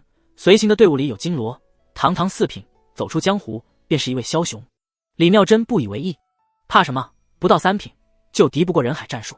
云州的饭菜有些麻，偏辣，还喜欢放香料。我不喜欢这里的菜肴，经常吃辣，不会得痔疮吗？”驿站里，许七安边吃着热腾腾的饭菜，边心里吐槽。大堂里聚满了打更人和虎贲卫，一张桌子坐8个人，勉强够容纳得下。白帝城有4座驿站，这座是最大的，有一个大院，2座紧邻的3层楼房，一民一城，7民1族。为了安全起见，杨英英也得在驿站住下。她独自做了一桌，文静地低头吃饭。少妇的身段丰腴且诱人，坐着时衣裙紧贴着臀儿，勾勒出丰满的曲线。许七安发现宋霆锋盯着人家的屁股看，便在桌底下踢了他一脚。瞧什么呢？骂完，他自己也看了几眼。看看又怎么了？别人都在看。宋霆锋小声说：“男人就是这样，看到漂亮的女人，总会不自觉地多打量几眼，控制不住自己的目光。除非媳妇就在身旁，才能凭借大毅力忍住。不看了，不看了，省得难受。”宋霆锋嘀咕道：“刚才张巡抚已经下了命令，云州期间不得去教坊司，不得离开驿站，除非有任务。”许七安抬起手，用力握了一下。“干嘛？”宋霆锋茫然道：“这叫不灭之握，你私底下可以学习一下。”吃完饭，张巡抚在房间里请来许七安和江律中议事。御史出身的巡抚大人望着2位经验丰富的金罗道：“云州因为匪患的缘故，所以取消了禁刀令，因此相比起白日，晚上反而更安全，因为宵禁特别严格。江金罗需要一刻不离地保护本官，查案的事暂时就给您验了。驿站内的打更人好虎贲卫，你可以随意调遣。得真成工具人了呗。”许七安瞅着张巡抚，不说话。巡抚大人解释道：“最初几天，本官少不得要多方应酬，我也需要摸一摸云州官场的底。”“好吧。”许七安接受了这个理由。“明白了，卑职竭尽全力便是。”张巡抚满意点头，问道：“你打算怎么着守案子？”“先去府衙要周明的死后遗物，再去他家里看看。”许七安说。“不用挖坟验尸。”张巡抚皱眉。“就等大人这么问了。”许七安笑了起来。“人死了半月有余，腐烂的皮肤骨胀，一戳就破，腥臭的尸水可以喝到饱。”刚吃饱饭的江律中脸色一黑，张巡抚则干呕起来。“那卑职就告退了。”许七安溜走，离开房间，下楼，他召集宋霆锋和朱广孝在内的4名铜锣，1名相熟的银罗，6名虎贲卫，骑乘马匹赶往府衙。周明是有编制的朝廷命官，但凡朝廷命官离世，府衙要负责验尸，确认死因。像周明这样家人不在本地的官员，府衙还得负责保管他的遗物，等待死者家人或朝廷来取。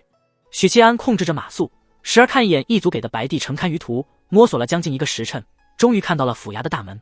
按照官场规矩，这种遗物经手留3成，贪心的甚至高达5成。也不知道周经历的遗物能留多少。姓唐的银罗感慨道。许七安还是第一次听说这种潜规则，脸色一沉。大奉的律法里有没有关于此类事件的惩罚？当然是有的。唐银罗道。私吞朝廷命官的遗产，视财物贵重程度而论，轻则停杖50，重则停杖革职罚款。许七安点点头，突然问道：打更人衙门也是这样？哪敢啊，魏公明令禁止。而且咱们打更人和这些当官不一样，同组的打更人们都是一起并肩作战，一起去青楼的交情，谁敢私吞，当兄弟也不同意。唐银罗解释道。宋霆锋笑哈哈的点头，对头，那天宁夜你牺牲了，谁敢私吞你的抚恤金，老子一准儿要他狗命。总感觉你这话哪里不对。许七安懒得吐槽这个眯眯眼。进了府衙，亮明身份后，一位穿青袍的正七品官员出来迎接，自称府经历。为了防止下人偷窃财物，周经历的所有物品都在存在府衙的库房里。这位掌管收发、出纳、库房诸事的经历领着许七安等人来到库房，手里拎着一串沉重的钥匙，熟练地找出正确的那枚，打开库房的铁门。周明的遗物里有字画、衣物、古玩、笔墨纸砚等等，许七安事无巨细地逐一看过去，看到只有30两银子的遗留后，沉声道：经历大人，这不对吧？周经历堂堂正6品，在职20多年，一年攒1两，也不止这么点吧？大人，那是20两。府经历笑呵呵道：你还敢跟我皮？许七安盯着他，私吞朝廷命官的遗产，视财物贵重程度而论，轻则停杖50，重则停杖革职罚款。周明是打更人的案子，他殉职了，远在故乡的家人还不知道噩耗。人死不能复生，这个许七安没办法，但保住对方的遗物，尽可能的归还家人，这个他可以做到，也应该做。竟是个愣头青，府经历是老油条了，摊了摊手，无奈道：许是那周经历沉迷美色，或有其他消遣，花钱如流水，反正就这么点家当。他一副有恃无恐的姿态，面带戏谑微笑。遗产这东西，府衙先经手的，府衙说多少就是多少，不服气有本事让死鬼还阳啊！许七安指着自己的腰牌，云州的官员是不是不时的打更人？府经历呵一声，打更人监察百官，本官自然听说过的，那就是只听说没经历过。你缺少打更人的毒打。许七安抬脚直踹府经历的小腹，砰！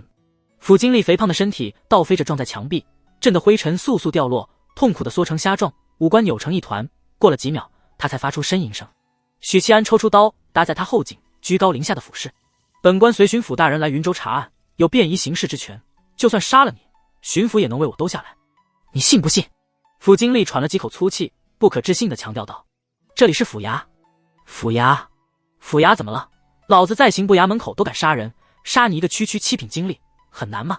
许七安压了压手，锋利的黑金长刀瞬间割破这位经历大人的后颈，后者明显感受到后颈传来的疼痛，以及自己温热的鲜血流出。还真敢杀我！府经历心脏紧缩了一下，慌张地看向其他打更人，寄希望于他们能阻拦这个无法无天的同伴。但宋霆锋等人的态度让府经历心里一沉，平静、冷漠、袖手旁观。他早听说过打更人的恶名，特别嚣张，但要说打更人敢在衙门里杀害朝廷命官，他是不信的。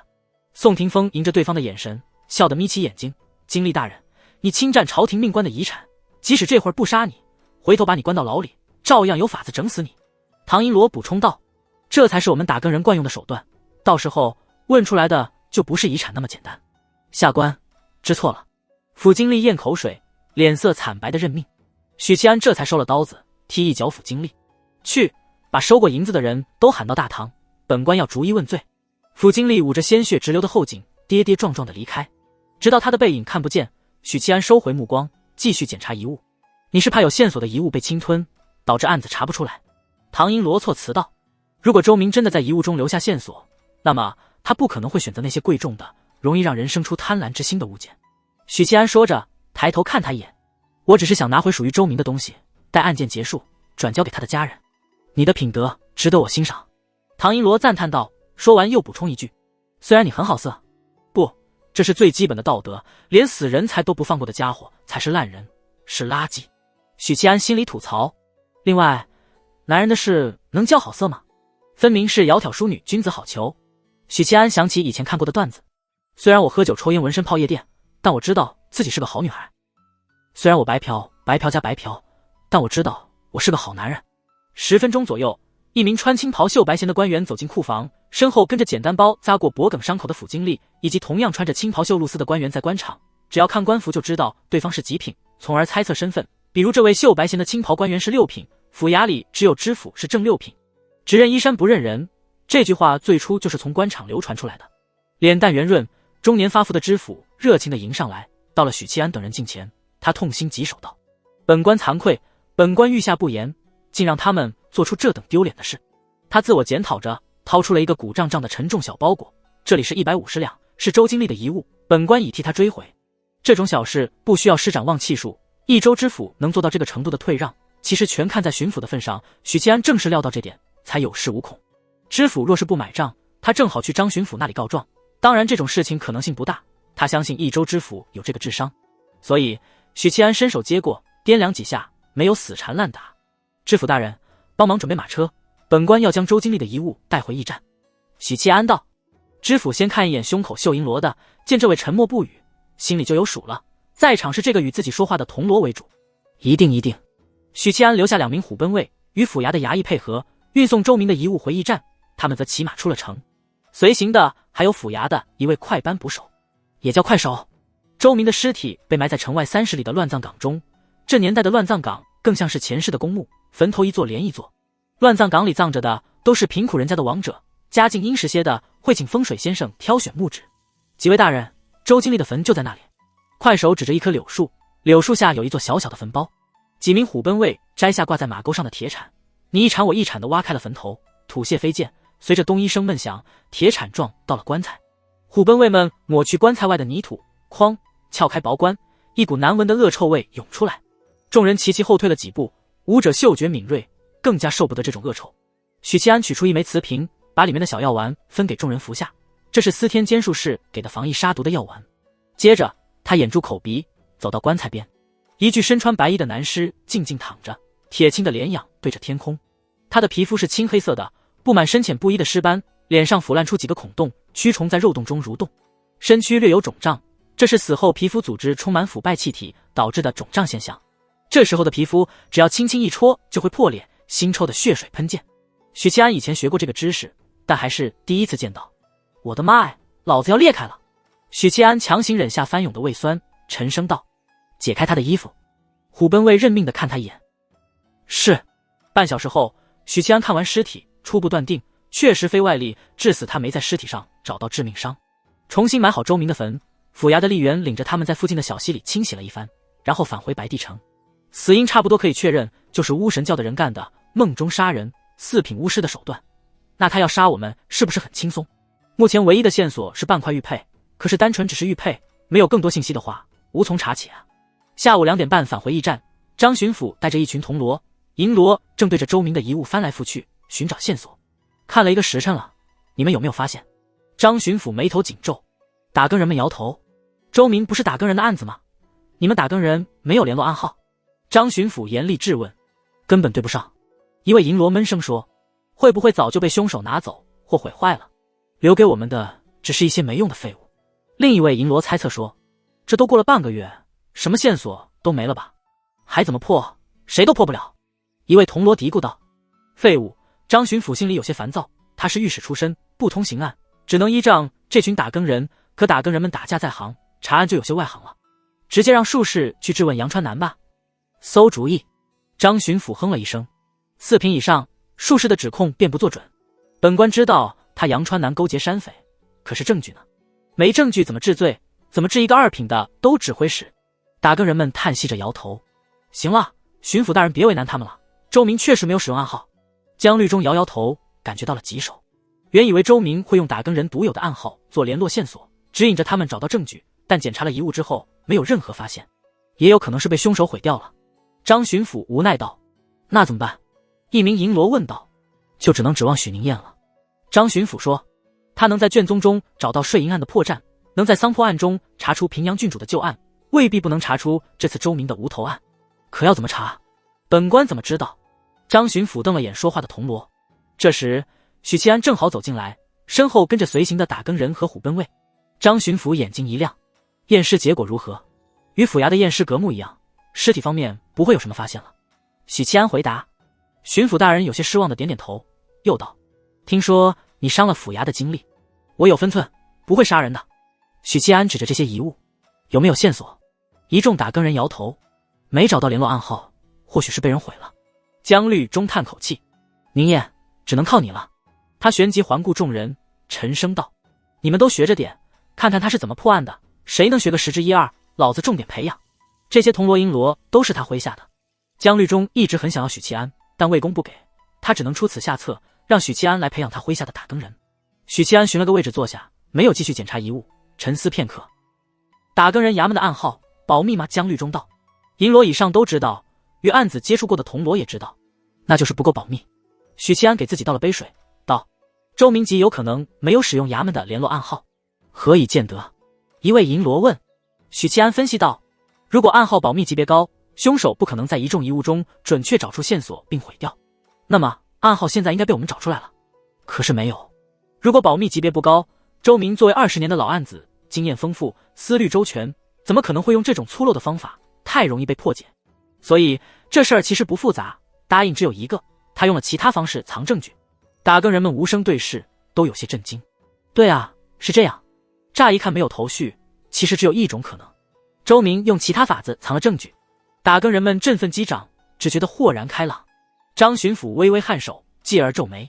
可是我们也随之陷入迷茫，如何找出他藏起来的证据？许七安道：那让我们来从头分析。如果你们是周明，会怎么处理这件事？许七安环顾众人，问道。打更人们你一言我一语地讨论起来。用打更人衙门的暗号。刚才不是说了吗？这个暗号保密等级不够高。那如果是我的话，我藏在谁都找不到的地方。废话，谁都找不到的话，那藏证据的意义在哪里？说到这里，所有人都愣住了，场面陷入短暂的寂静。许七安打了个响指，看着那位无意中道出玄机的铜锣，道：没错，周明藏证据的目的是为了被找到，被我们找到。顺着思路，你们再去想。张巡抚以拳击掌，一叠声的称赞，略显亢奋地说道：是这个道理，周明不会把证据藏在谁都找不到的地方，那么藏着线索的物件不会贵重，但很显眼。一下子所有人的思路都打开了，感觉触碰到了新世界的大门，兴奋地开动脑筋。几分钟后，打更人们茫然地对视，可是这些物件都检查过了呀，没有暗号，也没有能与玉佩契合的。新世界的大门轰然关闭，又开始怀疑人生了。于是大家把目光投向了许七安。前置线索太少了，无从查起。不过查案就是要找线索，一个好的刑侦专家善于从各个角度推敲，从细节里寻找线索，而菜鸟只会像小朋友一样满脑子问号。许七安对众人的目光视若无睹，沉浸在自己的世界里。有没有头绪？一位银锣忍不住问，但话没说话就被江律中封住了嘴。别打扰他。江律中沉声道。张巡抚也压了压手，示意大家稍安勿躁。他把宝都压在许七安身上了，这个年轻的铜锣用自己的战绩证明了他的价值和能力。张巡抚忍不住想，魏公之所以派许七安来，是不是料到了云州的变化呢？正因为预料到此案的艰难，所以才派遣许七安这位破案奇才来为本官助阵。魏公果然深谋远虑，布局深远啊！相应的，神机妙算的魏公会派许七安来，说明他一定能破案。张巡抚暗暗振奋，感觉心情一下子舒畅起来，不再那么烦躁。他是御史出身，破案真是太难为他了，还好有许宁呀。许七安不知道张巡抚丰富的内心戏，沉浸在自己的推理中。这些遗物里真的有线索吗？如果我是周明，我会想办法给打更人留线索，但未必会留在遗物里，因为这太容易破坏了，只需要一场大火就能化为灰烬，但不留线索又不行，所以最保险的办法是双线操作，鸡蛋不放在一个篮子里。对，双线操作，杨英英就是周明的另一个篮子。杨英英是意外收获，并不是周明留给打更人的线索。既然周明的遗物中没有寻找到线索，为什么不试着从杨英英这里突破呢？想到这里，许七安精神一振，有种豁然开朗的感觉。练神境的银锣们敏锐地察觉到许七安的情绪变化，他们也随之精神一振，正要发问，发现许七安眸子重新暗沉，又陷入了苦思之中。名侦探许宁彦的推理再次遇到了一个瓶颈，那就是杨英英身上的线索太少。还是那个问题，线索太少，单纯只是半块玉佩，顶多猜测它是某种信物。重新梳理头绪，把周明的另一条线排除，专注杨英英这个篮子。假使杨英英到了青州，找到紫阳居士，并奉上玉佩，道明原委。许七安在大脑中模拟着过程。紫阳居士该怎么做呢？他也将面临我现在的困境，缺乏线索，一头雾水又缺乏线索的情况下，肯定是想办法获取更多的信息。那么怎么获取信息呢？当然是问带来玉佩的人啊。对，就是询问带来玉佩的人。我想到了。许七安大声道。想到什么了？所有人几乎是异口同声。不急，许七安吩咐道，喊杨英英过来，我有话要问他。快去。张巡抚催促道。一名铜锣当即上了楼，把把吃完饭就待在房间里不出门的丰腴少妇给请了出来。杨英英还是初见时的粗布衣裙，隐隐失礼。大人唤民妇下楼，所为何事？许七安问道。周明当夜把玉佩交给你时还说过什么？杨英英摇头，除了民妇先前说过的那些，周大人并没有额外交代，要不然民妇不会忘记的。他一下子称周明为夫君，一下子称周大人，这是极端不自信的表现。心里认定周明是夫君，可又觉得自己没有名分，名不副实，因此称呼反复变化。许七安抹撒着茶杯，肯定还有交代的，不然子阳居士就算是神仙也束手无策。周明是资深的案子，智商绝对在线。杨英英不知道，可能是他并没有察觉。你把周明当晚与你说过的话转述一遍。这杨英英为难道？民妇哪里还记得？不需要你一字不漏，讲个大概便是。许七安宽慰道，同时心里微微一沉。杨英英之所以不记得，恐怕那晚两人说的都是些家长里短的话。就像你走在大街上，见到形形色色的人，不会去记他们的模样，甚至连衣服颜色都转头就忘，越平常越不会记在心里。那晚周大人来找民妇，还是与以往一样，给我带了些胭脂水粉和小礼物，再就是一壶酒，几斤猪头肉。对酌时，他照常与我唠叨了些官场上的事，以及云州的匪患。但因为民妇一介女流，不爱听这些，因此周大人没说太多。而后就是猜字谜。吃完饭，民妇服侍他时，他才与我说起那件事，并把半块玉佩交给了我。许七安让他重点讲了官场和匪患，但发现那只是周明的抱怨而已。字谜呢，都有那些字谜。杨英英想了想，柔声道：“10张口1颗心。”许七安刚要想，张巡抚便抢答了：“正是。”杨英英继续说道：“千里丢一，百里丢一。”张巡抚，伯。杨英英点点头，又道：“一口吃掉牛尾巴。”张巡抚，告巡抚大人厉害啊！打更人和虎贲卫投来敬仰的目光。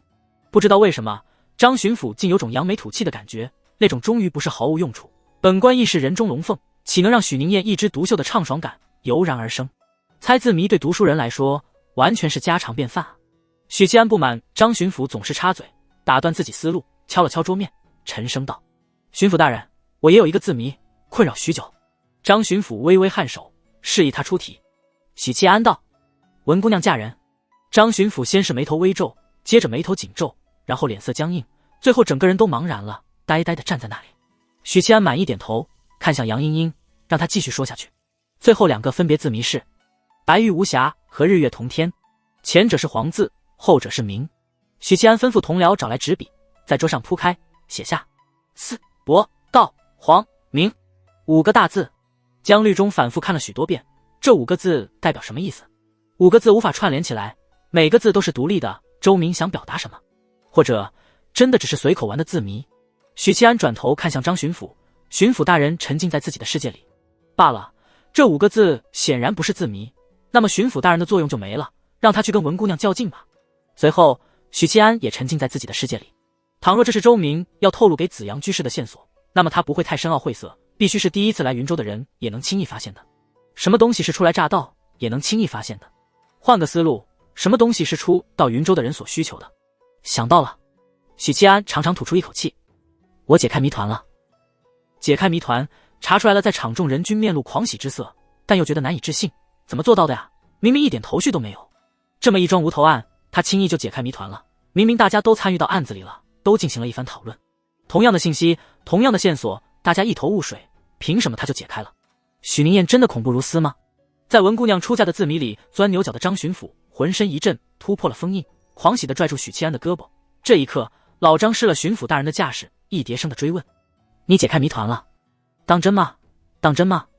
这时候我要说，骗你们的，估计会被打死。许七安起身往外走去，至少有重大突破了。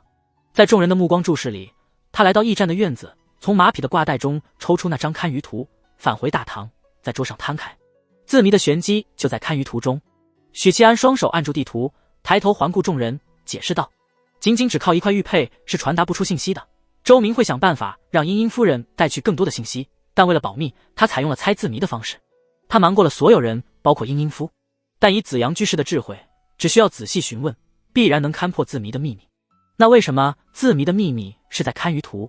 朱广孝皱眉问道：“因为堪舆图是最容易得到的东西，也是首次来云州的子阳居士必定会入手的。”许七安回答：“对啊，堪舆图驿站里就有，初来乍到，入手一份堪舆图是首要选择。众人恍然大悟，我的推理是对是错？大家一起来验证。许七安低头看向地图，字谜提供的5个字体分别是四、博、道、黄、明。众人哗啦啦涌到桌边，与他一起看地图。这份堪舆图展开，几乎覆盖了整个桌面，把整个白帝城囊括进去。一条条街道，一座座建筑、湖泊、桥梁、衙门等等，上面都有标记。众人一边默念着那5个字，一边搜索着相应的名称。宋霆锋忽然指着某处，思明桥。人们的目光随之落在他指头点在的位置，那里勾勒出拱桥的轮廓，迎头小字标志思明桥。另一位铜锣旋即指着另一处，这里有一个黄伯街。告和黄2个字则没有找到相应的地点，尤其是黄这个字太犯忌讳，整张地图里都没有。线索很可能就在这2个地点中的一个。许七安分析道，剩下2个字没有用了。有人问，其他字可能是掩人耳目，掺水掺进去的，暂时先不用管，等我们搜索这2个地方，看有没有收获再说。许七安道。张巡抚挑选出6名打更人，换上便装前去黄伯街探查情况。许七安则带上朱广孝和宋霆锋2位好基友，去思明桥探一探究竟。黄伯街离驿站不远不近，10多里路程，思明桥则足足有20多里。3人策马狂奔在宽阔的街道，沿途的阁楼、宅院有着明显的南方特色，白墙带瓦，院子里喜欢种枇杷树，枇杷是云州的特色之一。此外，百姓的穿衣风格与京城也有极大差距，这里的穿衣更加自由，到处都是小黄人。而在京城，明黄色的布料是皇家专用，但在云州许七安见到好些穿明黄袍子的路人。虽然各地风气不一样，可朝廷对云州的管控力是不是太弱了？许七安心生忧虑。云州这边的气候可真难受啊，潮湿阴冷。宋霆锋皱眉道，还是咱们京城好，是冷了些，但没这么瘆人。我今天送行商回去时，看见路人一边走一边抖。朱广孝发言，你们俩就像北方的狼，来南方冻成了2哈。许七安大笑着说，当然，练气劲的武者已经不惧寒暑，他纯粹是调侃。2人茫然地看着他，2哈是什么？其实在这个年代，南方的冬天比北方要好多了，穷苦人家冬天收集起稻草，再有一个遮风挡雨的住处，就能挨过冬天。北方不同，北方很多买不起炭的贫苦人在冬天无声无息地死去，毕竟大风的北方没有暖气。再有一点，冬天南方骑马，骑着骑着鼻涕水就出来了，冬天北方骑马，骑着骑着鼻子就没用了。半个小时后，他们抵达了目的地。思明桥垮在一条小河上，是一座有2大2小孔洞的拱桥，由汉白玉雕砌而成，桥身布满青苔。3人在桥上仔细检查许久，最后许七安目光锁定了桥身外侧一块突出的石砖，2指捏着石砖，缓慢地往外拽，一点点地把板砖大小的石砖给抽了出来。他伸手在砖洞里摸索了片刻，摸出了一只锦囊。果然，正是因为这个锦囊，让石砖无法严丝合缝。真的有东西。宋霆锋大喜过望，靠拢过来催促道，打开看看是什么。许七安打开锦囊，那里是一张纸条，展开纸条，上面写着墨100路12 340 7412，墨162 347 412，这2组数字代表什么意思？卧槽，周明真特娘的是个人才啊，太花里胡哨了，可惜人已经死了。许七安盯着纸条陷入沉默。宋霆锋和朱广孝对视一眼，前者茫然道，啥意思哦？我怎么知道？许七安没好气的回复，同样是打更人，怎么差距那么大？看看人家一个案子比你们这俩货强多了，没得比，没得比。案子本身就是佼佼者，各有特色，不然怎么做潜伏任务？宋霆锋道不服气的辩解，咱们这些衙门里打更人只负责武力就行了，案子属于拥有特殊技能的人才，或心思缜密，或聪明绝顶，而衙门里的打更人只负责暴力输出，两者是不同的。此时临近黄昏，许七安收好纸条，无奈道，先回去吧，等待他们的不，等待他的又将是一场头脑风暴。驿站因为黄伯街离驿站更近，去这条街探查情况的打更人已经返回，带回来令人沮丧的消息，没有发现。你们有好好探查吗？张巡抚质问道。那街白日没几个人影，问了隔壁街的住户才知道是个狗市，只在夜里开市，这会儿根本没人。前去探查的铜锣郁闷的回复，一条街说大不大，说小不小，这么没头苍蝇似的扎进去，能有什么收获？逢人就问，认不认识都指挥使司的周明周经理。唉，众打更人一阵泄气，摇头晃脑。张巡抚喝了口茶，坐了片刻，坐不住了，在大堂来回踱步。黄伯街没有线索，现在只能等许宁燕那边的消息了。如果他们也没有发现，那么案子就回到原点，他们还是原地踏步。千万要有收获呀，不然真成无头案了。张巡抚嘀咕道。他的嘀咕声一字不漏地进了几位银罗和江绿中耳里。他们回来了。门口位置的铜锣惊喜地出声，一伙人动作整齐划一地扭头望向门口，看着许七安带着2位同僚返回。怎么样？江绿中连忙问。张巡抚袖袍下的手握成拳头，期待又紧张地盯着他们。许七安取出纸条放在桌上，刹那间10几双手一起伸了过去。啪！江绿中一巴掌拍开所有的爪子，急哄哄地抢过来，展开信条一看，眉头又皱起来了。这写的什么？好吧，不是打更人衙门的暗号。许七安做出判断。我看看。张巡抚飞奔过来，劈手夺过纸条，纸张写着2组数字：末100路12 340 7412。张巡抚陷入长时间的静止状态，脑海里闪过一本读过的圣贤书，随后排除与书中典故呼应这个选项。这和文姑娘嫁人一样，都是欺负人的题目。张巡抚正苦恼着，看见许七安默不作声地上楼去了。宁燕，你去做什么？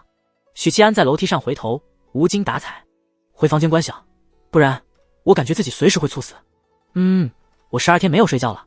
江绿中眉头狠狠一跳，他已经知道许七安在冲击炼神境了。当初在运河上，许七安就曾问过类似的问题，如何冲击炼神境。这几天看着他黑眼圈日益加深，江绿中猜测这小子可能在冲击炼神境，就是不知道他干了多少天。12天啊，12天还没突破极限，中途还打了一架。这意味着许七安的元神潜力很大，非常大。他踏入炼神境的话，元神会得到质变。江绿中自己当初晋升炼神境，熬了16天，其他金罗相差不大。看这小子的样子，12天明显不是极限，不知道他能一口气撑多久。想到这里，江绿中沉声道：记得别睡着了。回到房间，许七安脱掉鞋子，在床上盘坐，边吐纳炼气，边观想巨人图，时而转换金狮咆哮图。渐入佳境中，忽然听见了敲门声。什么事？他睁开眼。宁燕，状态好些了吗？张巡抚的声音从门口传来。得到许七安肯定的答复后，他旋即说道：随我去参加晚宴，会一会云州官场。晚宴？巡抚大人进城这么久，云州官场不可能不知道。许七安精神状态好了许多，反正也不能睡，在驿站待着无趣，便道：好，大人稍等片刻。他穿上靴子，把放在床头的铜锣绑在胸口，黑金长刀挂在后腰，打开房间的门。张巡抚站在门外，穿着绯色官袍，身姿笔挺，气态斐然。两人相互颔首，结伴下楼，在大堂等待片刻。江绿中才从院子里走进来，道：人员清点完毕，走吧。豪华马车停靠在驿站外，随行护卫的虎贲卫30人，打更人7人。本次夜宴地点是一处临河的大院，布政使司专门用来宴请官员的府邸，4进4出的豪宅。今夜月朗星稀，无风，虽是隆冬，但适合在后花园摆宴。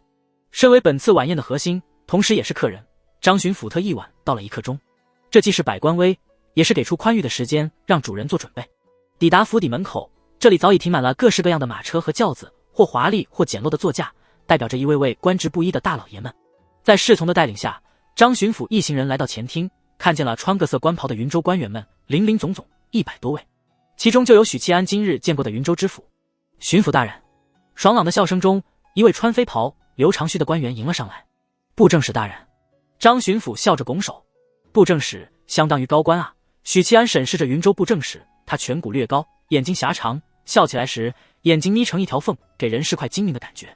您是宋霆锋失散多年的老爹。对了，没记错的话，这位布政使也姓宋。许七安嘴角勾起。宋布政使引着张巡抚逐一介绍，许七安目光追随着，把在场的官员牢牢记在心里。这位是咱们云州的都指挥使杨大人。宋布政使来到一位儒将风格的中年男人面前，周围的声音一下子小了许多，一双双目光停留在张巡抚和杨川南身上。两位朝廷大员彼此审视片刻，齐声大笑。张巡抚，久仰久仰。都指挥使大人，久仰久仰。气氛顿时又轻松起来，官员们脸上也露出了笑容。我怎么有种千钧一发的错觉？有那么一瞬间，许七安都以为场面会陷入僵凝，或者双方阴阳怪气的嘲讽几句，绵里藏针，这才符合官场老阴阳人的形象。结果竟如此和谐。巡抚大人，晚宴已经准备妥当，咱们一起去后院。布政使当即道。一州、省、之地，级别最高的3个衙门分别是都指挥使司、布政使司、提刑按察使司。其中提刑按察使司隶属于督察院，因此提刑按察使在张巡抚面前最像个狗腿子。来到后院，众官入席，主桌这边发生2个有意思的插曲。第一个插曲，张巡抚招了招手，道：“宁燕，过来本官身边。”主桌总共10个位置，一个唾沫一个钉，该做什么人能做什么人，在官场有着严格的规矩。众人顿时看向叫做宁燕的年轻人，他穿着玄色制服，披着短披风，胸口绑着铭刻暗纹的铜锣，后腰悬着一口特殊的与制式佩刀不同的修长战刀。眼光老辣的人只是看这一口战刀，就意识到这位铜锣身份不同寻常。无论在哪里，能搞特殊的人就不会是普通人。不少官员暗暗留意了许七安。第2个插曲是，都指挥使杨川南挡住了一位入座的官员，指着自己身边的位置说：“有位朋友要来。”那位官员一愣，而后想起了什么，竟恍然大悟般的一拍脑袋，毫无怨言的去了其他桌。朋友不是某位大人，而是朋友。许七安正襟危坐。宁燕，今日说的那个字谜。张巡抚低声道：“巡抚大人。”许七安沉声道：“其实很简单，只需要转变思路。”怎么说？您就是太正经了。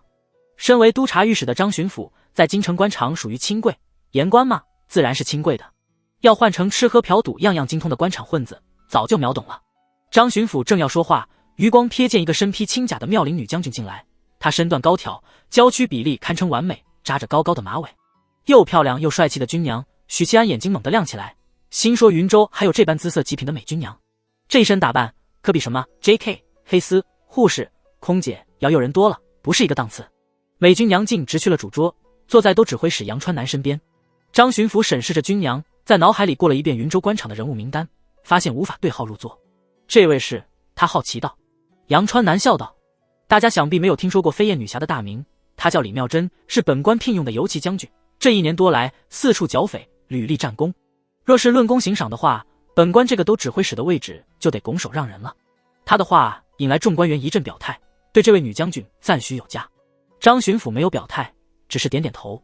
杨川南聘用的游骑将军，也就是说没有编制，不属于正规的朝廷将领。许七安审视着美军娘，心里一动。2号也在云州，也热衷于剿匪和喷援警地。他说过自己不是朝廷中人，我还曾称赞过他侠肝义胆。而这位帅气小姐姐叫飞燕女侠。噗，飞燕女侠。在运河之上聊天时，2号力挺杨川南，与他关系匪浅。他不会就是2号吧？许七安不动声色的喝茶，不着急，慢慢再找机会试探。地叔聊天群里，现在可以确认5号和2号都是妹子。2号颜值很能打，制服诱惑可以的，不知道5号颜值怎么样？南疆的小蛮妞。2列穿彩衣，入乡间的舞姬入场，在乐师的伴奏中翩翩起舞。云州没有子阳居士，因此大家都不抬举许七安，话题围绕在京城和张巡抚身上。呸！官场应酬着实无聊，浪费时间。李妙珍不动声色地打量巡抚一行人，他重点放在江律中身上，知他是位金罗4品5夫，但擅长什么，性格如何，一概不知。年岁不小，但气血似乎正值巅峰，不知道擅长什么兵器，养出了什么意。宴会结束后，问一问3号。李妙珍低头喝一口酒，旋即开始审视许七安。他气息内敛，看不出气机深浅，但铜皮铁骨境的武者，体表偶尔会有神光闪烁，而此人没有，顶多是个练神境。双眼中难掩疲惫，眼袋浮肿，一副被酒色掏空身子的色胚模样。此人要么是打更人衙门某位大人物的亲戚，要么是张巡抚的亲戚。我听杨川南说过，督察院归位渊管，张巡抚把自己亲戚安排在打更人，合情合理。晚宴在和谐的气氛中走入尾声，下人们端上来一盘盘色泽暗沉的枇杷，饱满大颗。这季节还有枇杷。许七安捻起一颗不怎么新鲜的枇杷，剥皮尝了尝，酸酸甜甜，滋味很不错。最主要的是竟然没有核。巡抚大人尝尝，我们云州的枇杷可谓一绝，成熟于春末夏初，京城可吃不到这么爽利的枇杷。枇杷成熟后便一直保存在冰库里，每10日挑拣一次变质的，到了现在所剩不得了。宋长府宋布政使热情地抓了几颗，放在张巡抚面前。张巡抚吃了一粒，惊奇地瞪大眼睛，竟然无核。宋布政使笑而不语，其他官员也笑了起来。张巡抚颇为惊奇，无核的枇杷他是第一次吃到，体验感简直不要太好，不可置信道：世上竟有无核的枇杷，妙妙啊！这算什么？你要吃了无籽西瓜，岂不是要感动得泪如雨下？许七安心说，这无核的枇杷是云州的特殊品种，本官以前怎么没听说过？张巡抚道：非也，只因枇杷树受过白帝庙的香火气息加持，因此才结出无核枇杷。宋部正使笑道：是啊是啊，此乃我云州吉瑞。云州本就得天独厚之地，受白帝诏福，风调雨顺。众官员立刻吹捧起来，给张巡抚灌输云州祥瑞之地的思想，众志成城。张巡抚陷入了沉思，他品出味道来了，但猜不透琵琶无合的玄奥之处在哪里，谨慎的没有反驳。宋部正使又包了一颗琵琶递过来，笑着问：巡抚大人，您说是不是？张巡抚无奈道：宋大人所言。宋大人此言差也。冷不丁的，许七安开口打断。主桌以及其他桌的官员看了过来，凝视着许七安。低头吃菜的李妙珍心里很不屑，他是知道原因的，只是他如今站在云州官场这边，因此没有拆穿宋部正使。他抬起头，盯着出言不逊的许七安，想听他会说些什么。宋部正使皱了皱眉，看向差不多被自己忽略了的铜锣，笑容不变道：这位大人有何指教？许七安放下酒杯，缓慢咀嚼嘴里的食物，咽下，这才拿起一颗琵琶，笑道：原理其实简单，只需在琵琶花期拔掉花蕊中心一须，接出来的琵琶便不会有合。部正使大人，下官所言可对？席上一下子寂静了，四周的云州官员脸色僵硬地看着他。宋部正使神色倏然凝滞。在这个时代，接出无合琵琶的法子，绝对可以称之为秘术。可对于有好好学习初中生物学知识的许七安来说，这不过是基操而已。他甚至还知道，可怜的植物想要传宗接代，不得不请蜜蜂这位隔壁老王帮忙受众。场面一下子有些僵凝。许七安这番话着实让众官员措手不及，难以置信。要知道，他们当初了解到琵琶去合法子，那叫一个拍案叫绝，岂料竟然被一个小小铜锣一语道出。李妙珍睁大了美眸，重新开始审视小铜锣。他意识到自己可能猜错了，这个铜锣或许是个被酒色掏空身子的色胚，但它不是酒囊饭袋，有几把刷子的。能被张巡抚安排在主桌，看来是有几分本事的。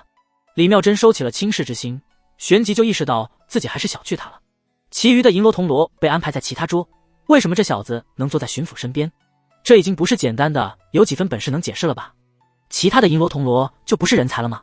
呵，搬起石头砸自己的脚。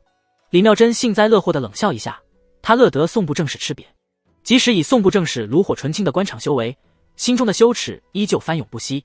先前说的天花乱坠，又是白帝庇佑，又是香火熏陶，结果当着众人的面以及巡抚的面被硬生生揭穿。宁燕，这种微末伎俩，宋部正使自然会与本官说明，你多什么嘴？张巡抚训斥道。他表面训斥许七安，其实绵里藏针的暗讽宋部正使。不知道这位大人高兴大名。不过有了巡抚大人的打岔，部正使大人终于缓过劲来，脸色不变地问道：下官姓许，名七安，字宁燕。许七安回答：此子颇有才华。张巡抚摸着胡须，笑盈盈地抬了下许七安。果然，众官员又把挪开的目光重新聚焦在他身上，思忖着这个铜锣的身份以及他在巡抚队伍里的地位。原来他叫许七安，咦，这个名字好耳熟。李妙珍略一思索，想起许七安是谁了。他记得3号曾经提过此人，并对其赞誉有加。是他呀，能得3号这般看重，果然不凡。一场尴尬被宋部正使强行化解。他随口介绍着云州的风土人情，绝口不提琵琶的事，证明心里还是非常介意的。张巡抚喝到微醺之时，晚宴便散了，没有酩酊大醉，也没有不长眼的提议去教坊司耍耍，否则宋廷峰一定很高兴。这种格调的晚宴反而不会有太纸醉金迷的行为，就像朝堂的诸公们几乎是不去教坊司的人，到了一定位置，身份会推着你去顾及形象。即使你是个巨贪，你表现出来的外在形象也得是伟光正的。就拿许七安来说，他现在可以尽情的白嫖，因为他年轻，身份也低微。可当他有朝一日位高权重，他就得付钱了。离开府邸，张巡抚与众官员在府邸外作揖分别，然后上了马车，扬长而去。马车行驶出一段距离后，他扬起车窗的帘子，赞许道：宁燕做得好。许七安知他指的是琵琶无合之事，便道：小事一桩。张巡抚啧啧两声，交谈时语气越来越随意：没有官架子，你竟连农桑之事也精通。不等许七安回答，前头的江律中笑着插嘴：他甚至精通炼金术，不比司天监的白衣差。你把我的逼给装了，那我装什么？许七安纠正道：错了，司天监的白衣得喊我拜师。三人哈哈大笑。许七安顺势问道：大人今日为何如此和气？张巡抚回头望了眼已经看不见的府邸，沉声道：这云州当以宋部正使为主，他与杨川南不和。许七安回忆了一下，是有点冷淡，但那杨川南对谁都冷淡。张巡抚冷笑道：这说明云州官场大部分人都姓宋，请大人指教。三司之中，以都指挥使司权力最大，但刚才迎接本官的是宋部正使。虽然部正使理当在这样的场合出面，可你仔细想想，他率先给本官介绍的是提刑按察使，而非都指挥使。显而易见，这两人关系不睦。本官在席上留意到，杨川南大多时候保持沉默，布政使才像个主人翁。哼，这在官场上可是很讲究的东西，不容越俎代庖。张巡抚笑道：明艳，学着点，我一个武夫学这些干嘛？许七安暗暗记下。还有，我现在回过味来了。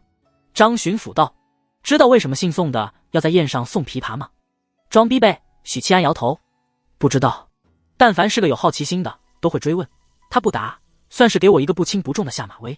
张巡抚冷笑道：再就是给我一个暗示，除掉一人，云州可安。正如那琵琶，除掉谁，不言而喻。你们当官的至于吗？一day day的就知道勾心斗角。许七安头疼的捏了捏眉心。魏公说的对，我果然不适合官场，人的精力是有限的，一半给扶乡，一半留着修行，再没那么多精力混官场了。许七安一副头疼的模样，让张巡抚开怀大笑，心态一下子平衡了。巡抚大人，不如咱们再来猜一个字谜。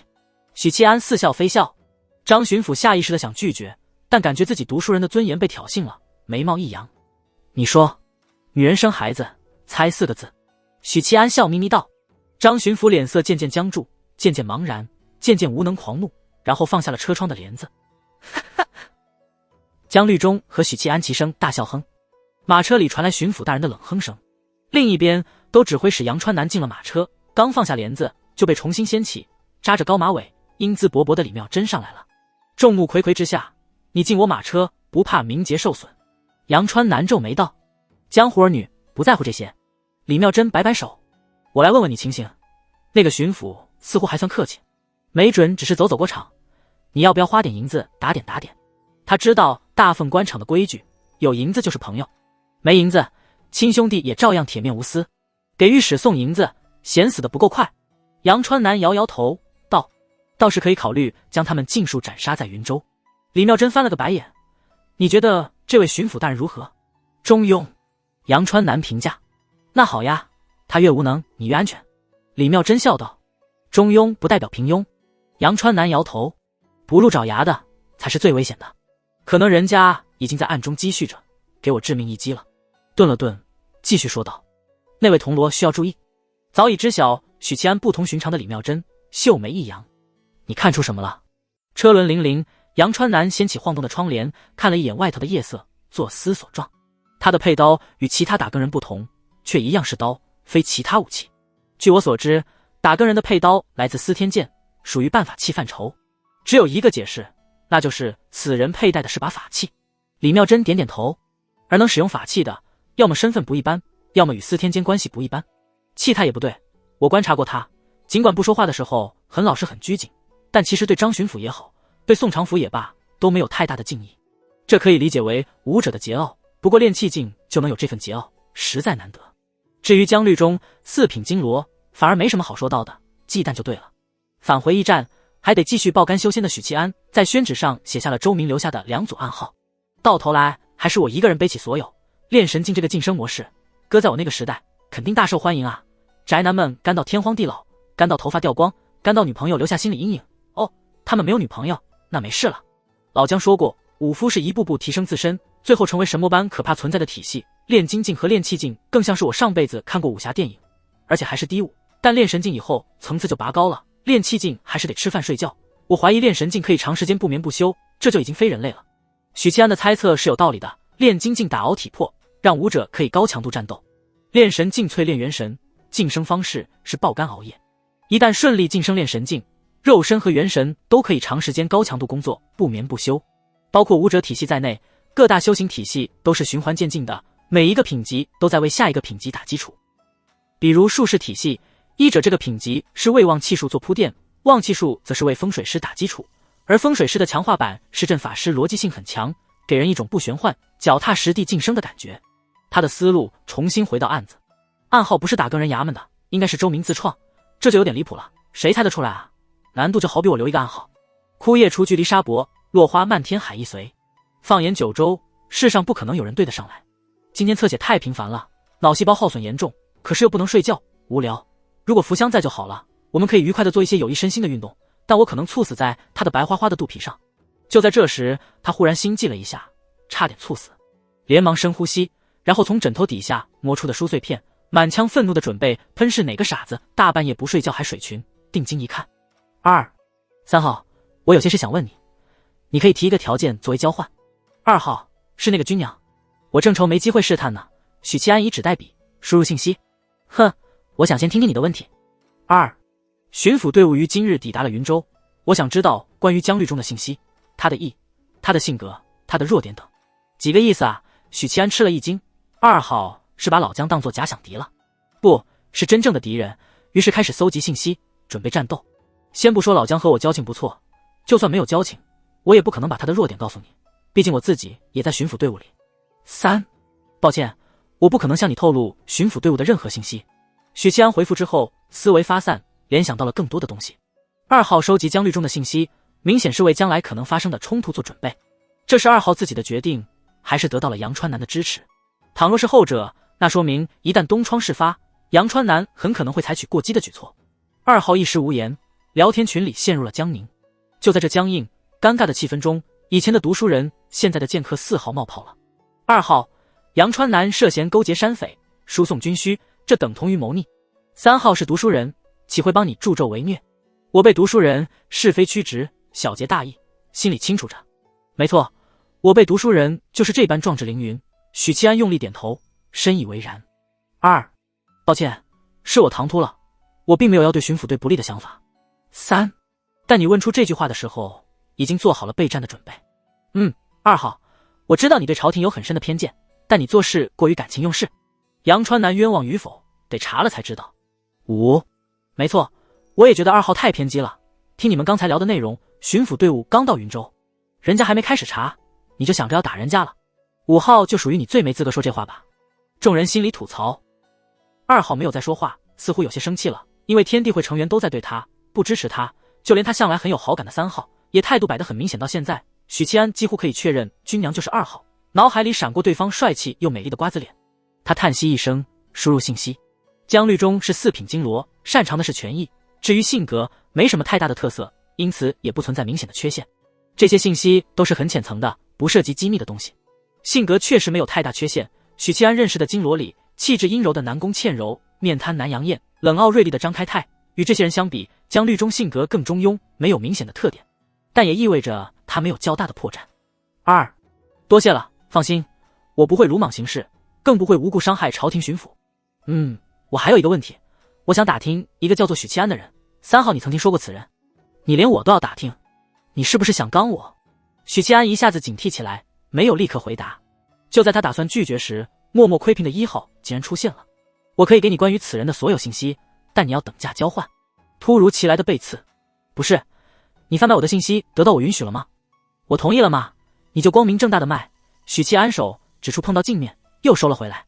怎么办？怎么阻止1号，他会买账吗？1号喜欢窥屏，比较神秘，虽说自己锁定了一个大致的范围，但这依旧囊括了很多很多人，而这些人里没一个是他能应对的。再者，以什么理由阻止？许七安的事和我3号有什么关系？我3号凭什么阻止？除非自曝身份。可是我之前那么夸赞铜锣许七安，现在被赤裸裸的揭穿，我会羞耻到原地爆炸的，没法做人了。思考之后，许七安打算静观其变，先看看1号怎么说，再就是看看2号的态度。若2号只做简单了解，或1号只透露浅层信息，那自己就不用理会。你想要什么？1，你可以欠着。没问题，请说，我会根据你透露的信息来判断价值。许七安此人原本是京城富郭县长乐县衙的一名快手，位卑言轻，没什么特殊之处。直到3个月前，其叔父押运税银途中不慎丢失税银，被判斩首。陛下余怒未消，将许家3族连坐，流放边陲。但谁都没想到，税银案事发后的第3天，案子便告破，许七安无罪释放。听到这里，南疆的小蛮牛5号忍不住感慨，运气真好。他刚说完，就遭到了1号的反驳。不，税银案就是他解开的，仅凭卷宗，身处大牢，解开了让府衙、司天监以及打更人头疼不已的税银案。是个人才，天地会成员心里同时浮现这个念头。原来如此，怪不得他能坐在张巡抚身边，怪不得他能一语道破乌合琵琶的秘法。此子纵使是个好色之徒，但不能否认他有很强的破案能力。他是冲着杨川南来的，冲着打更人案子死在云州这件事来的。2号恍然大悟。2. 明白了，感谢你的回答。1. 哼，你以为他的能力仅限于此？什么意思啊？这位叫许七安的铜锣还有其他战绩？天地会众人精神一振，等待片刻，果然又看见了1号的传书。前阵子3号不停提及的桑博案，你们知道打更人衙门的主办官是谁吗？也是此人。桑博案之前，许七安参与一起犯官抄家行动，因不满上级凌辱犯官家眷，一怒之下刀斩银罗，险些将其斩杀当场，而后入狱被判腰斩。4号、5号两人肃然起敬。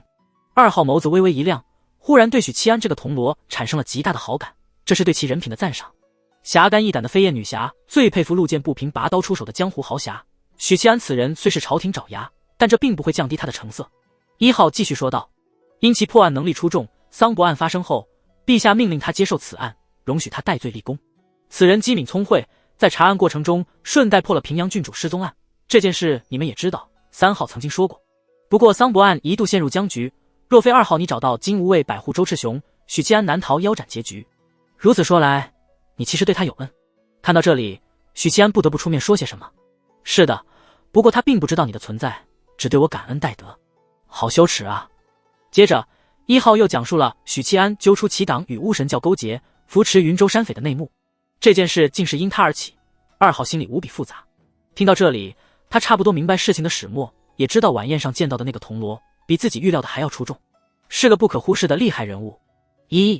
除此之外，许七安精通炼金术，与司天监的白衣交情匪浅。他未加入打更人之前，因为周侍郎公子的报复进过刑部大牢，但司天监白衣和云麓书院大儒的搭救，他安然无恙地离开刑部。与司天监白衣交情匪浅，2号想起了许七安独特的佩刀，微微点头，自己的猜想得到了印证。4等等，云麓书院大儒出手搭救，4号的反应太敏锐了吧？许七安咽了咽口水，有种自己很快就要被人肉出来的危机感。1号查过我，这可以理解，毕竟我在京城那段时间，因为桑博案和税银案一度名声鹊起，成为京城官场关注的对象。不过1号对我的了解都是在我加入打更人之后。想到这里，许七安心里一动，试探道：周侍郎公子报复，没记错的话，税银案的幕后主使就是周侍郎。只不过许七安运气实在太好，周公子因为劫掠张家庶女遭遇了清算，在打更人衙门里安插间谍的云麓书院理所应当知晓税银案幕后真相。许七安想试探的是1号知不知道自己陷害周丽的行为。让他失望的是1号并没有回答，似乎默认了许七安运气很好这个说法。云麓书院大儒之所以救他，有2个原因：一，此人写过一首诗赠给紫阳居士；二，他的堂弟是云麓书院的学子，已经考取举人功名。许七安的堂弟是云麓书院的学子，并考取了举人功名。许七安为了戴罪立功，不得不接手桑博案，而那段时间3号对桑博案非常上心，最后甚至不惜花数百两银子请2号将周赤雄押解入京，交给云麓书院。3号和许七安会是什么关系呢？与那位堂弟又是什么关系？4号精神一振，感觉自己发现了滑点，他为这个发现而兴奋起来，并积极开动脑筋，展开其他联想。当初桑博案剑气冲霄，3号很快就得到了第一手资料。祭祖时，打更人就在桑坡近处守卫着，云麓书院欲在打更人衙门安插碟子，如果是这个碟子是书院学子的家人，那么信任方面就能得到保证。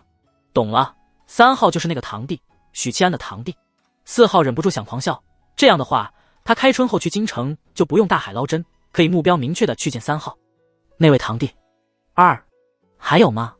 不知道是不是涉及到了3号的身份，天地会众成员们竟自动忽略了堂弟是云麓书院学子这么至关重要的信息。你们这么默契的保持沉默，反倒让我觉得心虚啊。许七安等了一下，想等5号揭穿他，以此来确认天地会成员的态度，但5号竟也罕见的保持了沉默。5号还是个孩子，不要对他要求那么多。许七安思索之间，1号回答了2号的问题。此人深得魏渊信任和看重。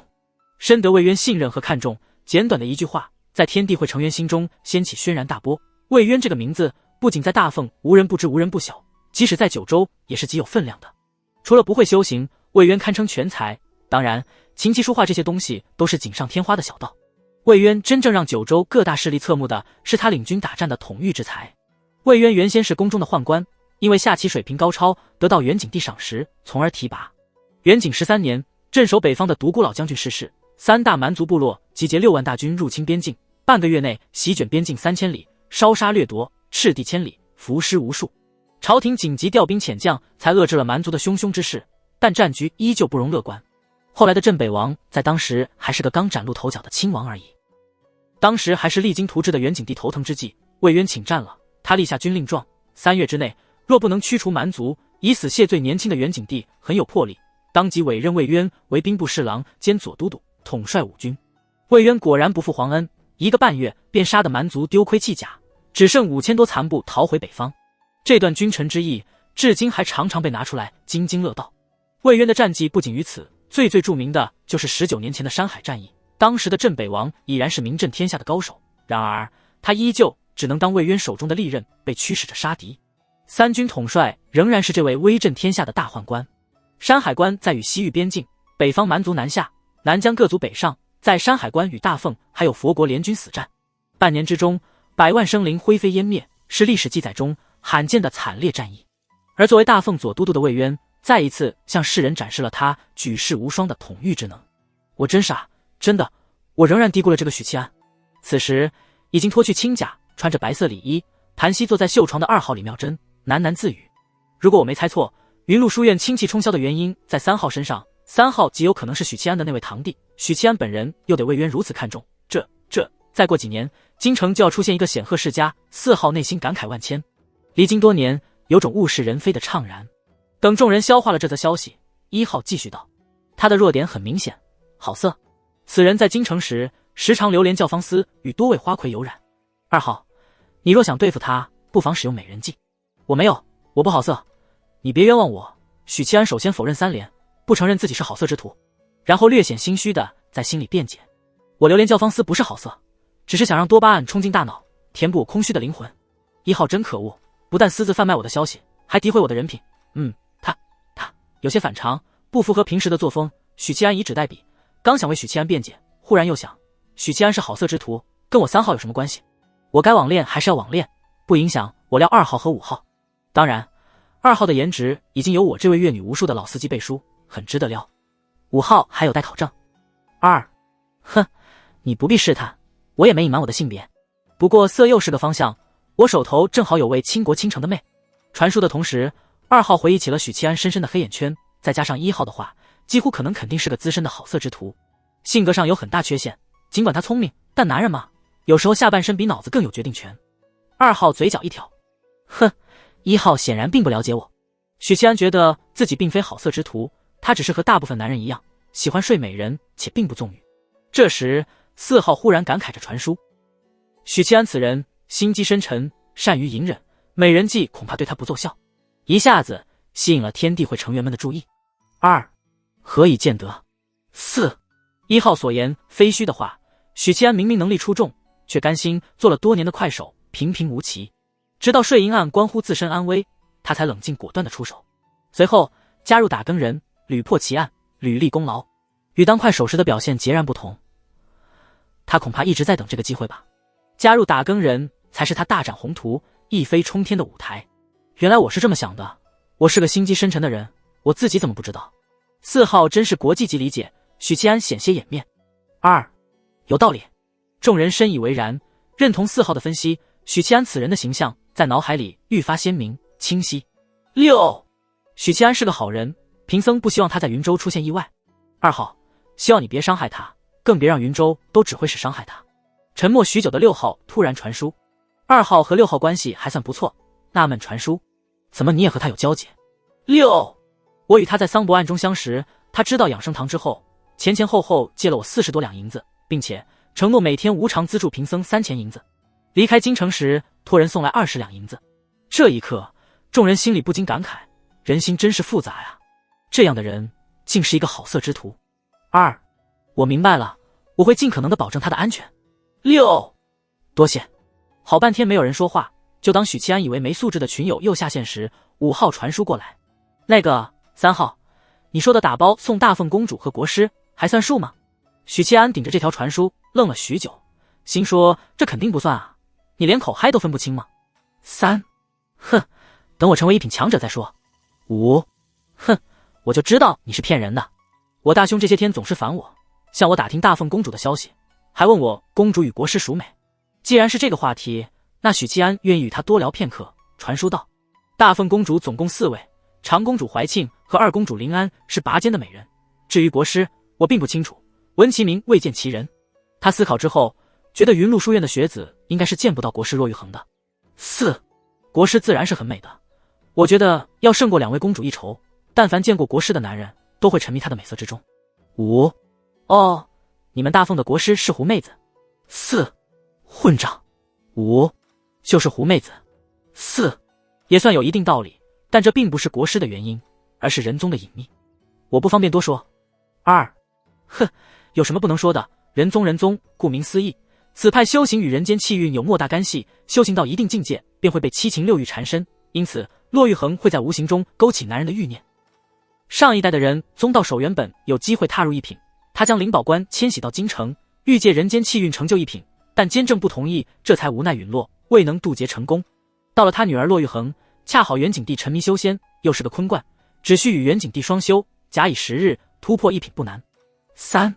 可我记得金莲道长说过，骆玉衡并未与元景帝双修。许七安恨不得金莲道长让他跳出来证实骆玉衡还是完璧之身。金莲道长可能大半夜出去抓耗子吃了，没有回复他。是4号跳出来解答，的确，国师未曾与元景帝双修，原因未知。4号以前是当官的，他与国师有交情，知道这些不奇怪，但2号怎么知道的如此清楚？许七安犹豫许久，没有在地书聊天群里问出这个问题。此事明显涉及到2号的身份了，在天地会成员心里是比较敏感的问题，2号未必会回答，即使回答了，说不定也要他等价交换。他此时身在云州，少不得因为杨川南的案子与2号产生交集，届时旁敲侧击的试探就行了，没必要再多付钱。许七安想了想，觉得自己应该说些什么，传书道：以许七安此人的机敏才智，虽是初到云州，但恐怕已经收获颇丰。2号，你若要色诱，抓紧了。这是出于对群友关心的提醒，并不是许七安自己有多喜欢美色。2号没有回复他。接着地书聊天群陷入死寂，无人再继续传书。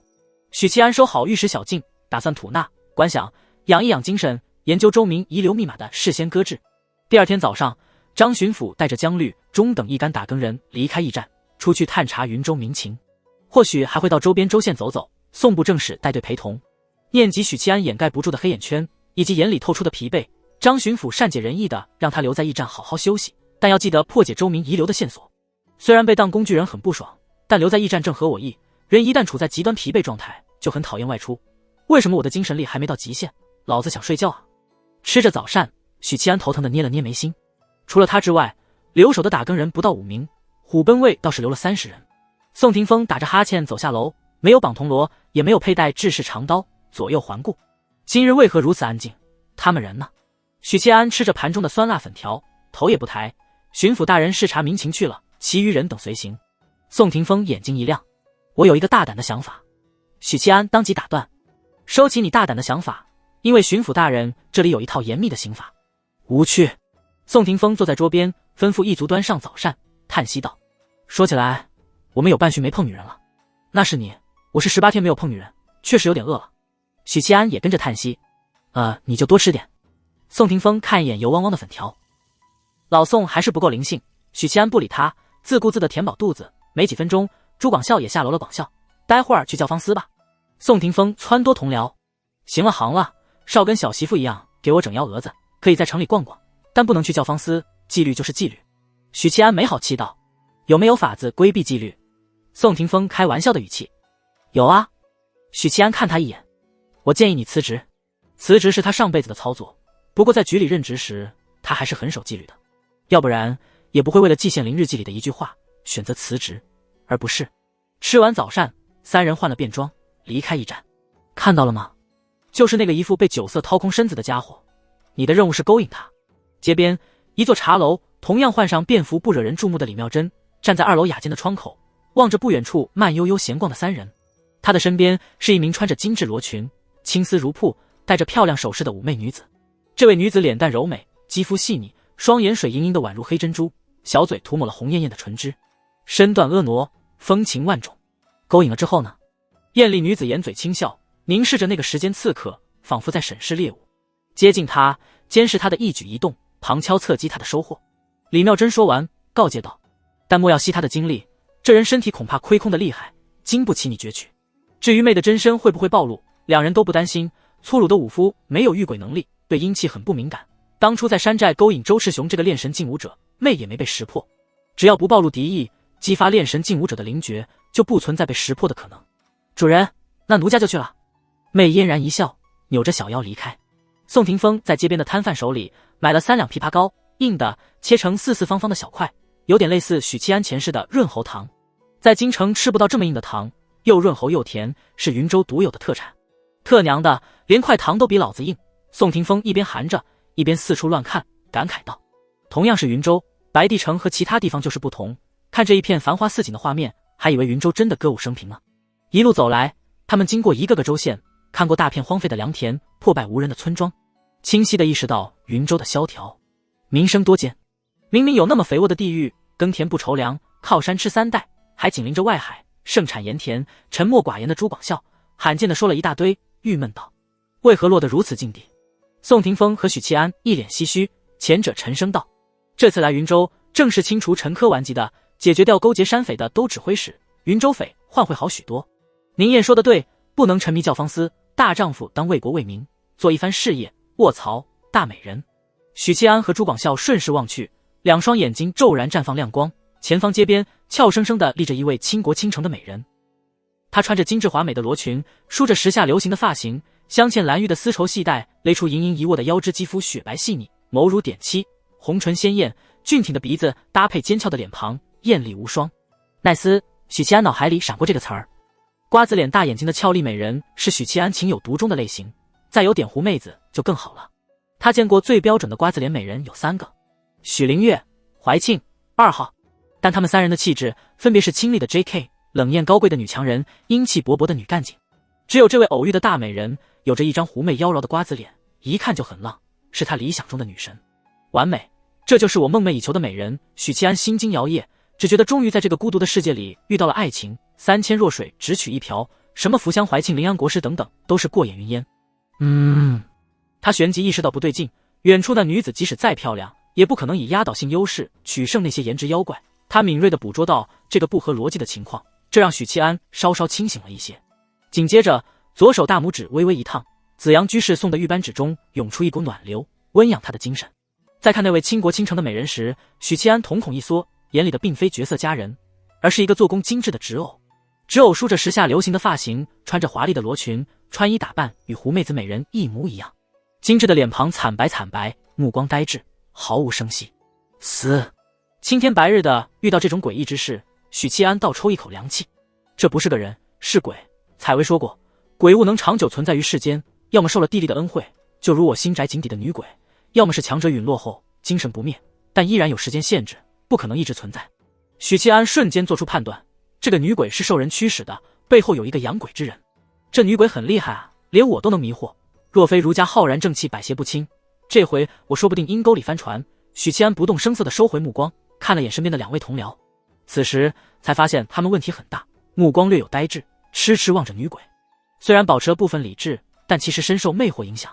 我刚才也是这副猪哥模样。许七安感觉有些羞耻。广孝、宁燕，我又相信爱情了。宋霆锋沉迷美色不可自拔，沉声道：我打算成家立业，我连儿子的名字都想好了。你那不是爱情，你那是缠他身子。不，他没有身子。许七安心说，你那只是好色。朱广孝吐槽了一句，面露纠结之色，在青梅竹马的邻家妹妹和一见钟情的女子之间难以抉择。会这般纠结，是因为他此时的念头与宋霆锋如出一辙。就在这时，那位姿容倾城的女子摇着小纤腰，娉娉婷婷地走了过来。3位公子也是出来游玩。到了近前，他顿住脚步，裙摆从晃荡到静止。她盈盈势力小女人孤身一人，着实无趣，不知道能否与3位公子同行。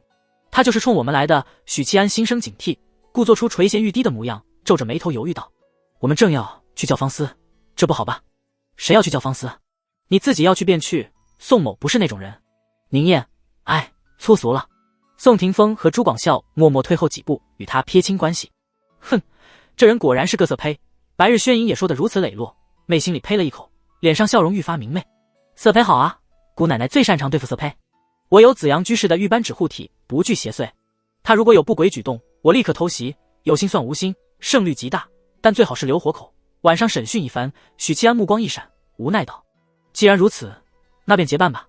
他打算先静观其变，没记错的话，大儒们赠送的魔法书中有道门针对鬼怪的法术，看似是你吊我，其实是我在吊你。茶楼窗户边，李妙珍半侧着身，借窗边的符布遮挡，俯瞰着远处三人，见妹如此轻易地打入敌人内部，她满意的颔首。诸多手段中，美色永远是对付男人最为奏效的利器。江律中随着张巡抚外出视察民情，3位司天监的白衣随行，今日是回不来了。而没了江律中坐镇驿站，没了术士的旺气术，妹就不会被发现。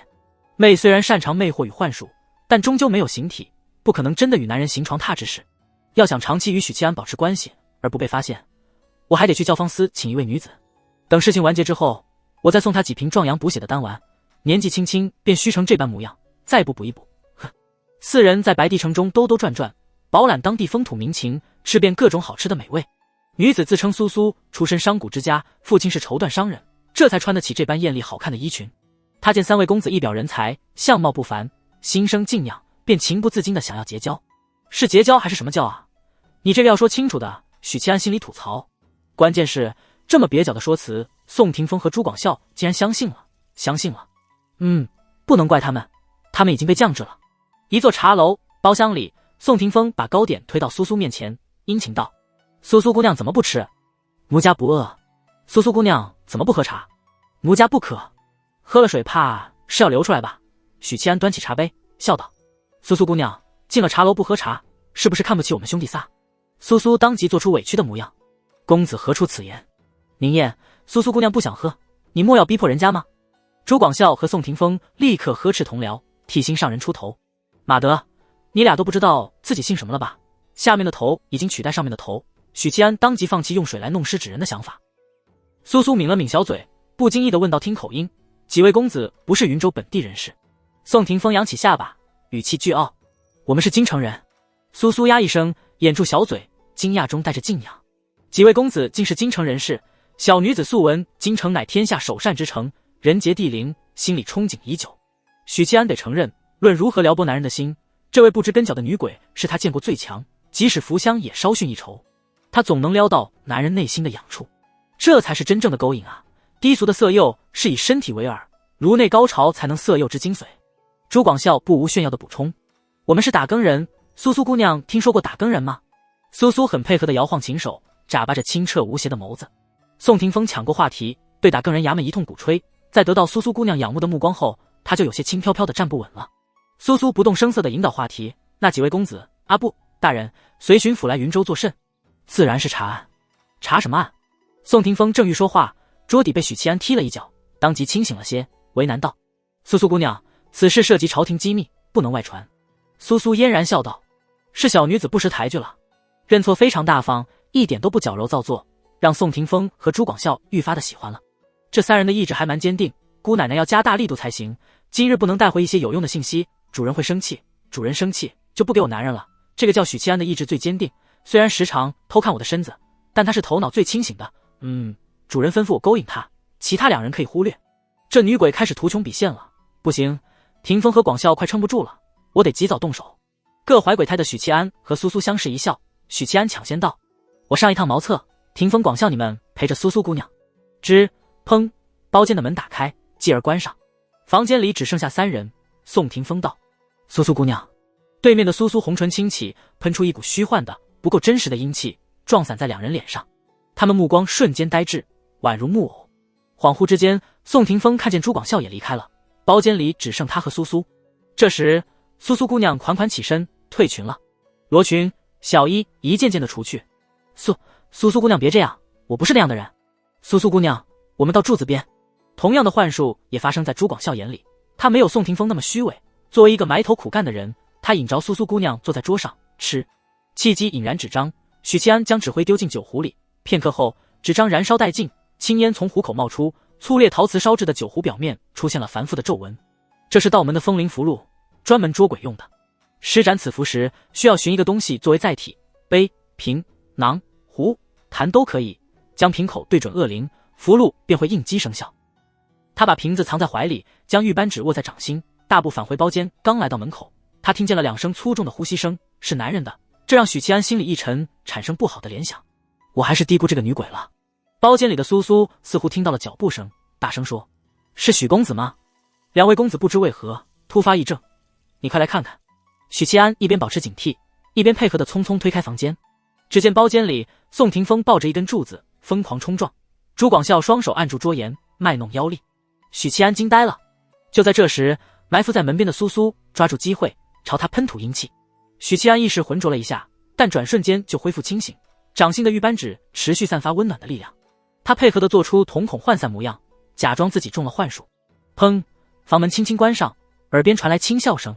那位苏苏姑娘连步款款的在包间里绕了一圈，咯咯笑道：“哼，男人。”她坐在长条凳上，翘着二郎腿，从妩媚艳丽的娇柔女子转变成高冷的女王。不理睬两个沉浸在男欢女爱中的铜锣，看向许七安，柳眉轻挑：“姑奶奶有话问你。”老实回答。许七安目光涣散的点点头，像一个听话的任人摆布的玩偶。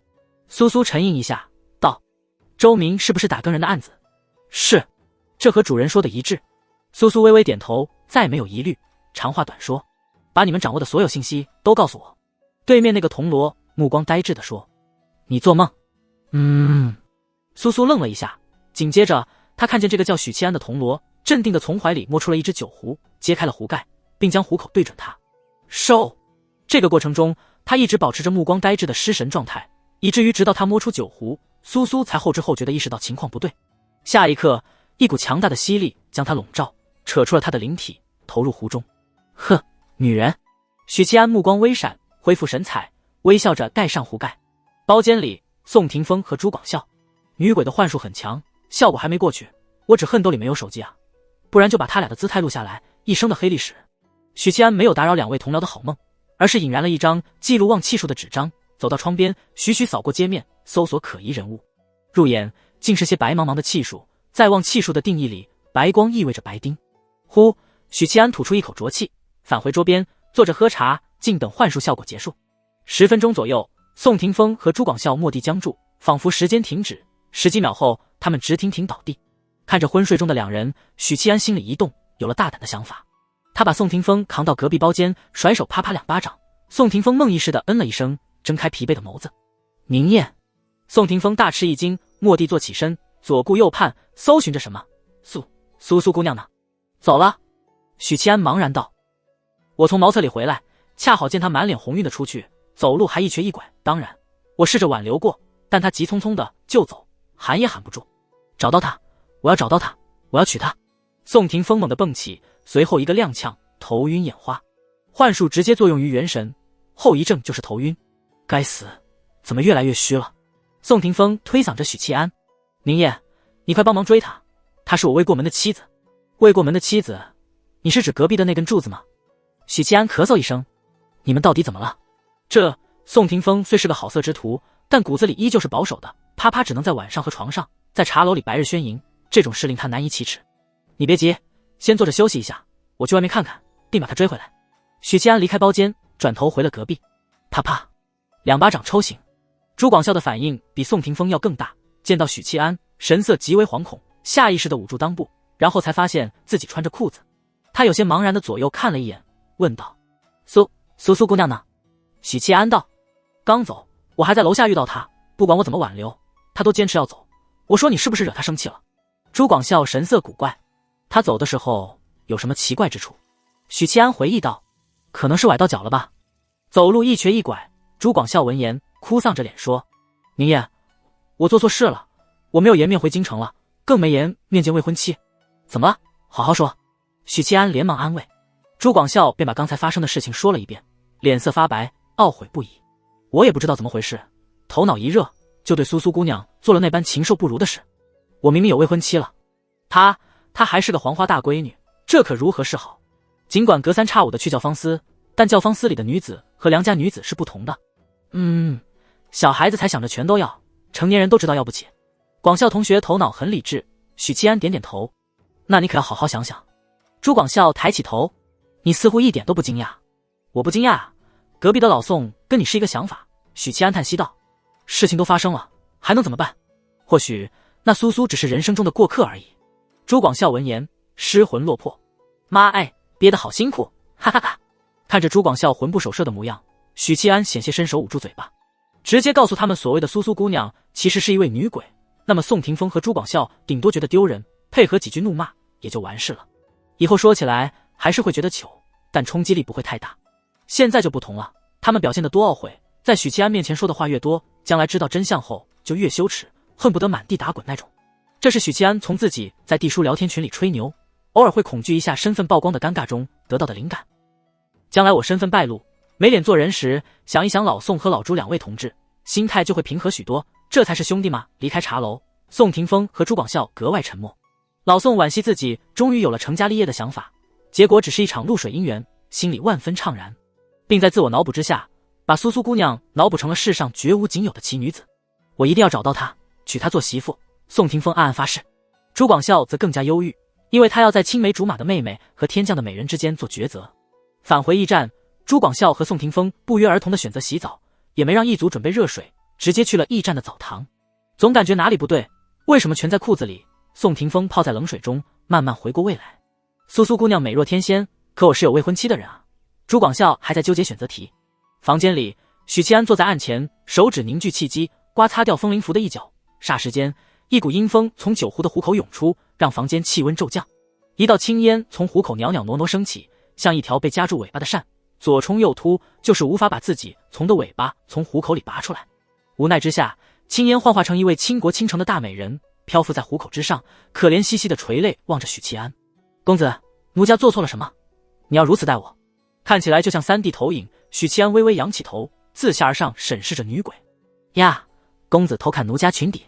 女鬼娇羞地按住裙子，咬着唇，娇媚的脸蛋透出欲说还休的勾人姿态。还想勾引我？话说回来，这种只骗人老婆真是宅男福音。许七安呵了一声，摘下玉石扳指放在案上。苏苏姑娘，继续努力。玉石扳指清气一闪，女鬼惊疑不定地打量着玉扳指。儒家的气息。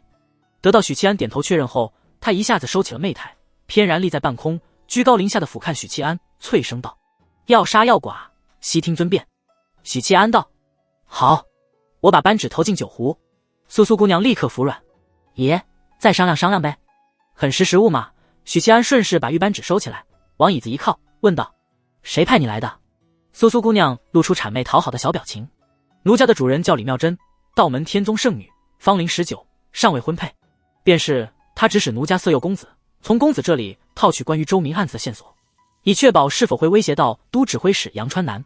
槽点太多，许七安一时间都不知道该怎么吐。首先，这个女鬼真的是2号指使来的，相遇时不过是怀疑。在茶楼里，他询问周明案信息后，许七安就基本断定他是2号的人了。2号执行力很强嘛，昨晚刚说要色诱，今天就立刻行动，不愧是君娘，这个女鬼就是媚。原来媚是指女鬼吗？其次，2号既然是天宗的圣女，倒也合理，因为各大体系里擅长养鬼御鬼的，除了巫神教，再就是道门。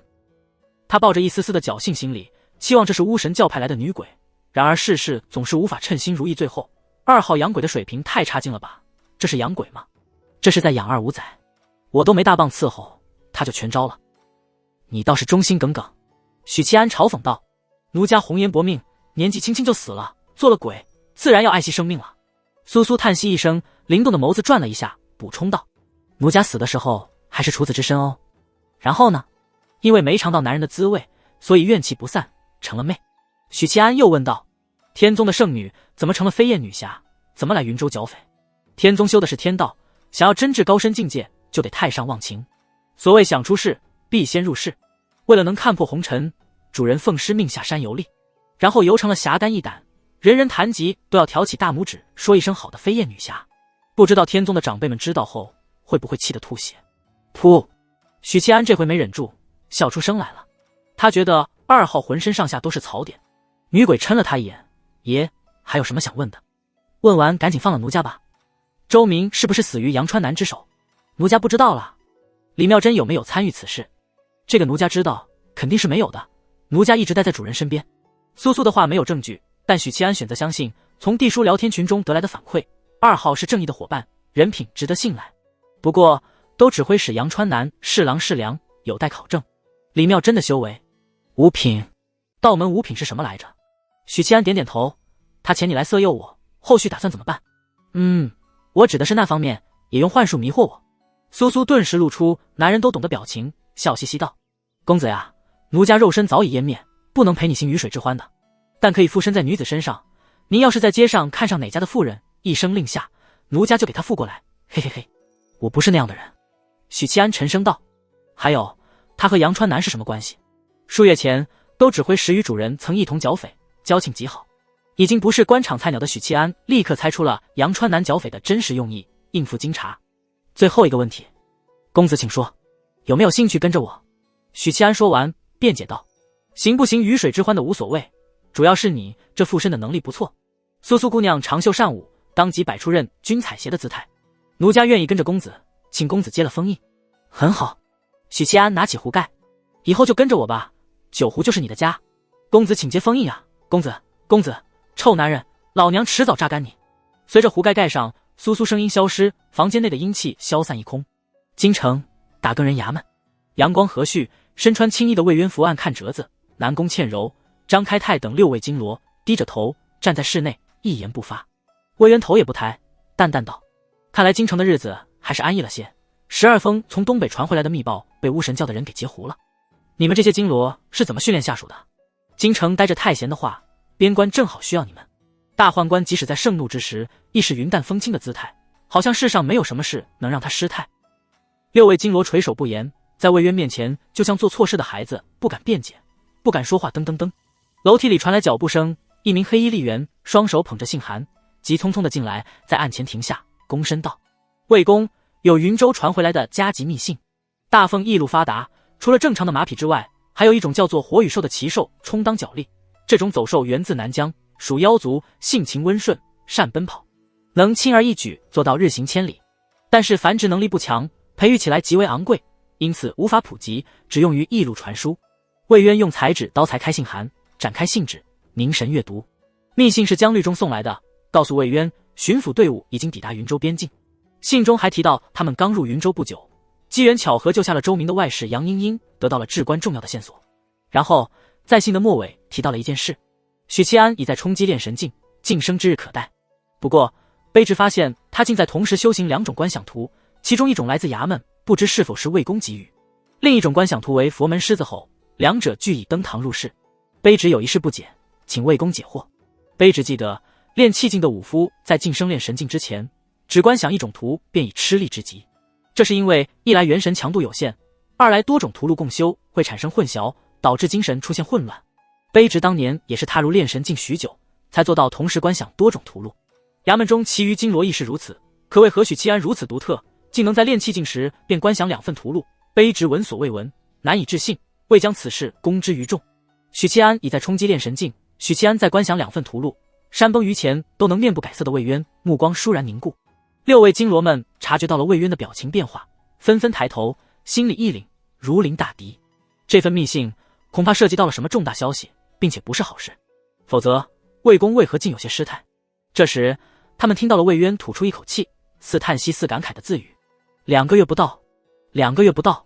金罗们无声的交换眼神，暗中猜测这句话背后蕴含的意思：2个月不到。显然意见这是某种时间限制或者时间跨越尺度。不过2个月不到所代表的是什么事才是至关重要的。金罗们彼此用眼神示意，怂恿对方去问，但也知道魏公此时在气头上，没人敢去触眉头。倘若是极其糟糕的事，不正好给魏公发泄的渠道？一纸文书调到边关去，那就安逸了。魏渊想起了自己当年武道修行的岁月，即使是被监正誉为大凤500年来最有希望踏入一品的天才的他，当年也用了3个半月才从炼气境跨度到炼神境。2个月不到就完成这个壮举的许七安，天赋比他预料的更强。此前魏渊欣赏许七安，欣赏的是心性，心性也是天赋的一种。至于许七安的修行速度，魏渊之前听说他将气机充盈到中丹田，已经对许七安刮目相看，想着明年春末这小子差不多就能晋升炼神境，5个月晋升一个品级，这份天资是金罗这一档次的。再加上他天生适合走武夫体系的心性，将来或许能成为第2个镇北王，3品武者。谁想许七安的天赋比他预料的更加强大。最重要的是，许七安在不知不觉中做到了一件堪称惊世骇俗之事：炼气境双观想。佛门狮子吼是绝学，但需要搭配观想图路，这种图路远远无法与真正的观想图路相比，毕竟金狮咆哮图只作为狮子吼绝学的辅助，属于绝学的配套部分。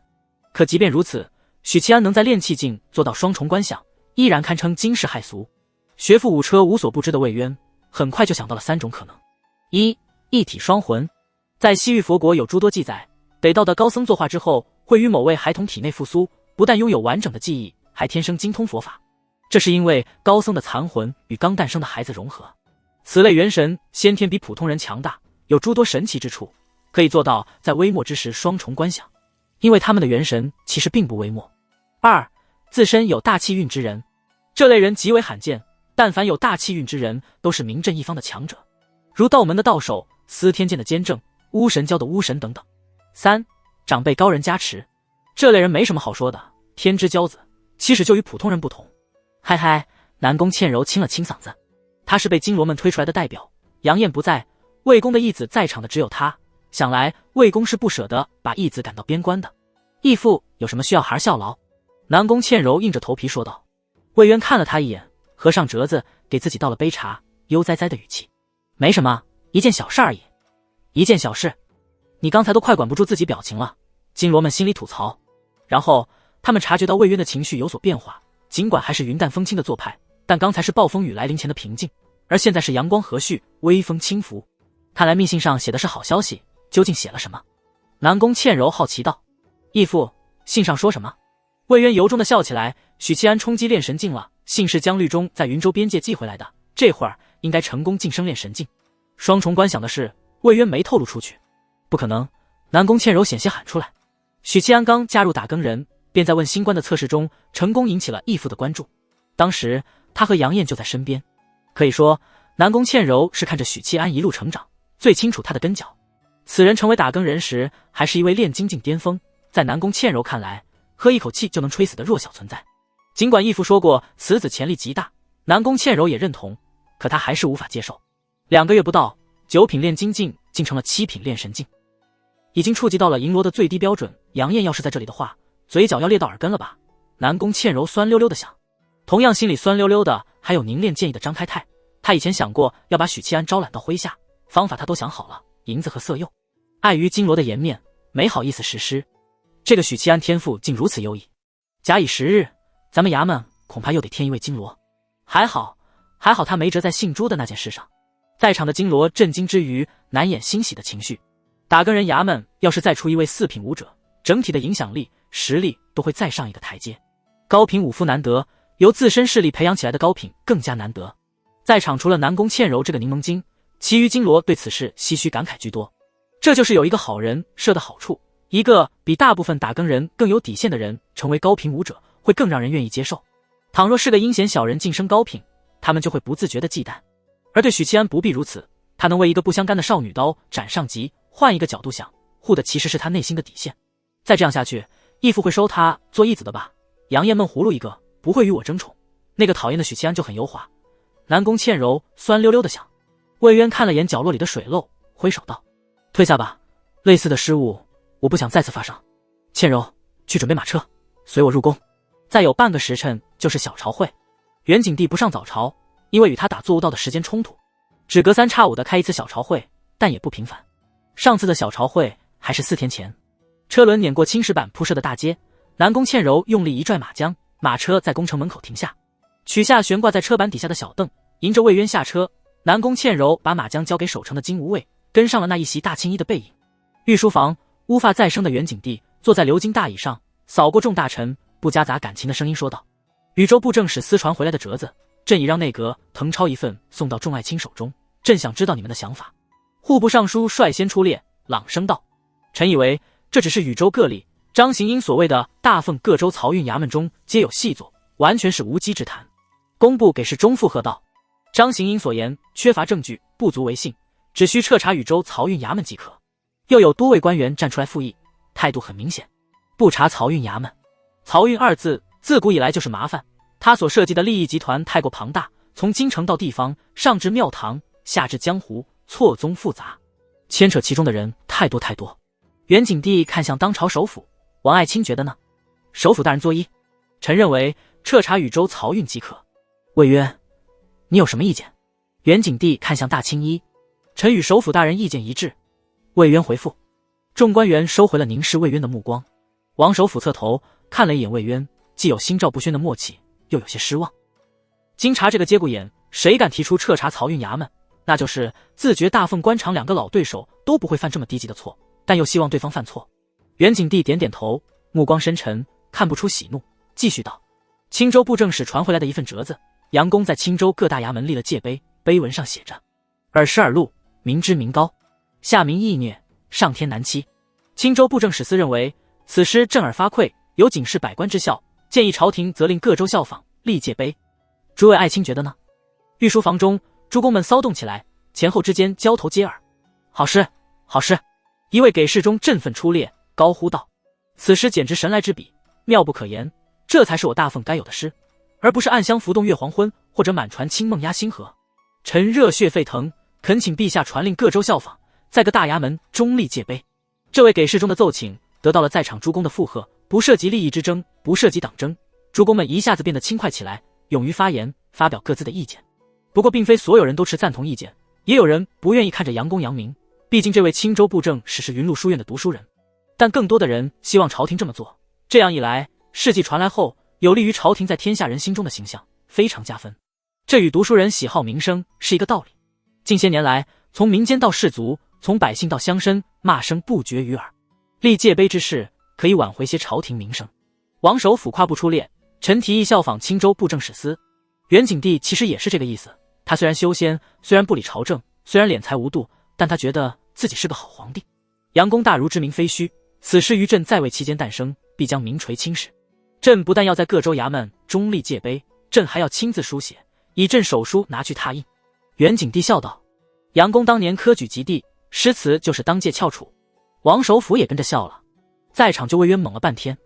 耳时耳禄，民脂民膏，下民易虐，上天难欺，这不是许七安当日在问新观中写下的诗吗？怎么就成了杨公的？还是说这本就是杨公的诗，许七安是听了他堂弟许新年的讲述？魏渊很快否定了这个猜测，论诗才，100个杨公都不及一个许七安。此诗最近才出现，巡抚队伍一路南下，势必路过青州，也就是说许七安回到青州，这首诗又是从青州传过来的。想通之后，魏渊皱了皱眉，心生疑惑：此诗是许七安所作，为何陛下方才忽略过去？是刻意的，还是青州布政使司故意没写许七安的名字？折子是青州布政使司传回京城，这类折子通常是由衙门吏员代写，毕竟布政使不可能事必躬亲，也就是可能存在吏员为了讨好布政使，刻意忽略原作者，到时候只需要说是写折子时的疏忽，便能搪塞过去。事情一旦定下来，杨公的名声便会随着此诗传出去，到时候即使杨公事后解释，消息能不能传开是一个问题，效果有多大还是一个问题，该是许七安的文明，谁都夺不了，还是太高调了，年轻了些。魏渊心里叹息一声，出列，朗声道：陛下容禀。袁景帝看向魏渊，颔首道：何事？魏渊问道：青州布政使司传回来的折子里，可有明确此诗是布政使杨公所作？他这话是什么意思？官场老油条们品出了端倪。袁景帝没有回答，而是反问道：有什么问题？折子里没有明确说诗是杨公写的，措辞如下：杨公责令青州百官立界碑，刻碑文，警示世人。这是一种很聪明的措辞，既不明确，又不急于否认。在袁景帝看来，这便是默认了此诗并非杨公所作，另有他人。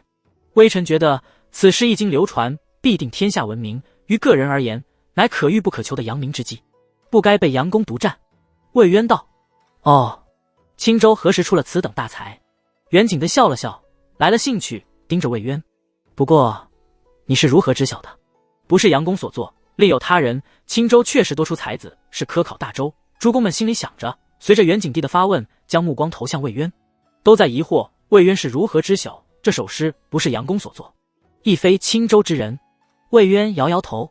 袁景帝疑问的语气了一声，而且微臣还知道此诗并非在青州所作，早在1个多月前便问世，也不是青州人所作。魏渊又说，这下众大臣也跟着疑惑的了一声。那位说这才是大凤诗词的给事中质疑道：魏公可别在陛下面前卖关子，老喷子了，开口就戴帽子。早在1个多月前便问世，也不是青州人所作。心思敏锐的官员心里一动，有了猜测。一时间诸公们的脸色古怪了起来。魏渊看了眼脸色猛然一沉的袁景帝，语气平静：此诗是打更人衙门铜锣许七安所作，原作还在衙门里摆着呢。诸位大人若是观赏，本官可以借阅。果然是他。低声的议论再次响起：此子大才，不读书真是可惜了。哼，那许平志就是个粗俗的武夫，鼠目寸光。许七安此子若是能进国子监，该多好。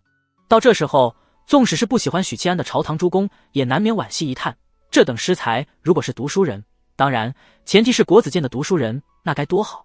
没人质疑魏渊说谎，哪怕是他的政敌。魏渊不可能，也没必要在此事扯谎，凭白掉份儿。那位给事中一脸尴尬，垂头不语，保持低调。袁景德呵了一声：“你说起此事是何意啊？”魏渊笑呵呵道：“自然是帮下属扬名。”袁景帝冷哼一声，倒也没说什么。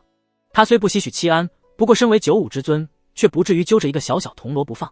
再说袁景帝不喜的人，朝堂上多的是。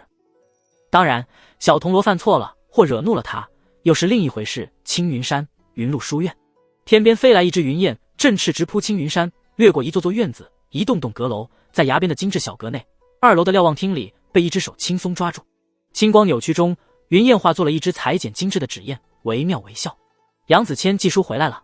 李慕白笑着转头告知室内手谈的2位大儒，2个臭棋篓子。张慎和陈泰正杀得酣畅，头也不抬，随口就问：“写的什么？”李慕白展开信纸，面带微笑的阅读，没多久，脸上笑容渐渐消失，然后脸色渐渐狰狞。无耻，简直无耻！李慕白蓦地将信纸拽在手中，咆哮道：“老贼杨公，厚颜无耻，枉为读书人！我李慕白以他为耻，以他为耻！”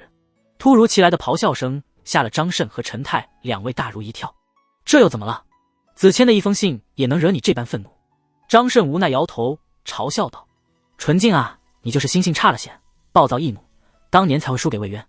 你看魏渊胸有静气，不动如山。”大儒陈泰摇摇头：“纯净性格的确急躁了些，信给我瞧瞧。”李慕白已经出离了愤怒，心里填满了柠檬的颜色，怒哼一声，把信纸甩到棋盘上。张慎伸手拾起，凝神阅读。杨公杨子谦在信上说，他在青州接见了巡抚队伍，见到了许七安。杨公大肆夸赞了许七安，称他为大凤500年第一诗才。夸着夸着，张慎就觉得不对劲了，看着有些炫耀和吃人嘴软的味道。再往下看，是一首诗：耳时耳录，民脂民膏，下民易虐，上天难欺，许七安，诗杨公。信上还说，这是从碑文里拓下来的。轰隆隆，崖壁剧烈震动，碎石滚滚，阁楼出清气震荡。张慎和陈泰的咆哮声响彻整个云麓书院。杨公老贼不配为人师表，老夫建议将此贼踢出云麓书院。一首送行诗就罢了，这首也归他，老夫不服，气死我了，气死我了！他还写信炫耀，在驿站吃过云州风味的午膳，许七安泡了的冷水澡，精神抖擞，穿着白色礼衣返回房间，揭开壶盖，袅袅青烟浮起，幻化成倾国倾城的美人，鼓着腮帮。臭男人！许七安无奈道：“本想放你离开的，现在改变主意了。”苏苏当即改变态度，娇滴滴的撒娇：“爷！”许七安眯着眼审视着他：“爷，您看什么呢？”苏苏眨巴着眸子，顺势做出任君采撷的勾人动作。我在想，宁采臣是怎么操作的？许七安直言不讳。宁采臣是谁？是一位书生，他也和一个妹相爱了。那个妹肯定是馋他的精气。苏苏气鼓鼓地说：“为什么？因为我就是妹啊，我就很馋男人的精气。你是怎么馋的？”许七安眯着眼，沉声道：“老实交代，我要根据你罪孽的轻重来考虑放不放你。”用嘴吸。苏苏做少女无辜状，人家吸的都是十恶不赦的山匪，没有滥杀无辜吸哪里？我只是好奇妹的手段。吸头？哪个头？许七安眼里射出凌厉的金光。苏苏神色有些困惑，但还是一五一十的回答，纤细的手指戳着自己的眉心。这里。许七安眼里的金光旋即熄灭，沉声道：“我想过了，你作恶多端，我不能轻易放了你，回去吧。”砰！盖上酒壶。浪费时间，许七安嘀咕着起身，离开房间，敲开宋霆锋的房门。什么事？宋霆锋原本打算睡一觉，养一养精神，裤子都脱了，许七安却来敲门。巡抚大人不在，但我们也不能松懈，我打算试着解一解周明留下的暗号。你与广孝都是经验丰富的打更人，你们的意见相信能对我的推理起到作用。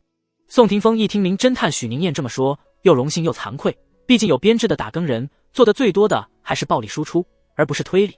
宁燕，我在破案方面其实并不在行，你听说过一句话吗？许七安严肃道。宋霆锋摇摇头。许七安道：“一些漫不经心的说话，将我疑惑解开，一种莫名其妙的冲动，让我继续追寻。你的一举一动，我却倍加留心。”宋霆锋警惕道：“你留心我的一举一动干嘛？你想做什么？”“不是，顺嘴了。”许七安岔开话题：“对了，苏苏姑娘的事有什么感想？”说话的同时，他盯着宋霆锋猛看，期待看见他掩面而逃的羞耻模样。宋霆锋一听苏苏姑娘，心里就很痛，沉声道：“今生不能找到她，将是宋某一生的遗憾。她就在我房间里，这货还没反应过来，这不合理啊！只要和朱广孝一对，苏苏的操作就暴露了，他们都瞒着彼此。为什么啊？是因为我更值得信赖吗？”许七安顿时有些感动。对了，苏苏的事，宁夜你别告诉别人，包括广孝。宋霆锋告诫道。放心，我嘴巴很严的。许七安露出灿烂笑容，道：“顺便问一句，是因为我比广孝更值得信赖吗？”不是啊，你为何会产生这样的错觉？宋霆锋奇怪地审视着他。因为你在男女之事上更没有底线，所以不怕被你知道。反正也不会比你更烂了。大家一起去的教坊司，凭什么我就更没底线？就因为我睡的是福香，你睡的是姿色一般的。许七安不服气，心说我既不恋童也不恋母，怎么就没底线了？每次与其他同僚说起你夜夜睡福香还不付银子，大家都一起骂，特娘的烂人。两人一起敲开朱广孝的门，宋霆锋皱眉道：“你怎么回事？蔫儿吧唧的，刚才就觉得不对劲。”朱广孝张了张嘴，欲说还休，最后看向许七安：“你看我干什么？你他妈是不是也觉得我是烂人？”许七安生气的翻白眼。三人结伴来到储存周明遗物的房间，仔细检查许久，宋霆锋就泄气了：“这些东西我们翻来覆去看了无数次。”朱广孝看向许七安：“您验是觉得遗物里存在与暗号相关的线索？记得我破解字谜找到暗号的思路吗？”许七安在遗物边踱步，细心地传授知识。换位思考是推理中不可或缺的环节。周明这个案子与桑博案不同，桑博起码有迹可循，顺藤摸瓜就可以了。但这案子完全没有其他线索，唯一的线索就是破解周明留下的暗号。宋霆锋和朱广孝微微点头，若有所思。有过桑博案的经历，他们对破案有了些许心得，但还处在照葫芦画瓢阶段。再出现类似桑博案的案子，两人可以模仿许七安的做法，尝试破案。可一旦案子的切入点改变，他们就摸不着头脑了。搁在武侠小说里，宋霆锋和朱广孝还处在练习剑谱阶段，而许七安是无招胜有招，手中无剑，心中有剑。别光顾着点头啊，说说你们的看法。宋霆锋不太确定道：“留下暗号是为了让我们破解，那么线索其实在很显眼，很容易找到的地方，就看我们能不能发现。”很好，盲僧你发现划点了。许七安调侃。接着他展开纸条，看着两组暗号，说道：“这是两组数字，数字为暗号的形式，必定对应着某个密码本，找到密码本，我们就能解开谜题。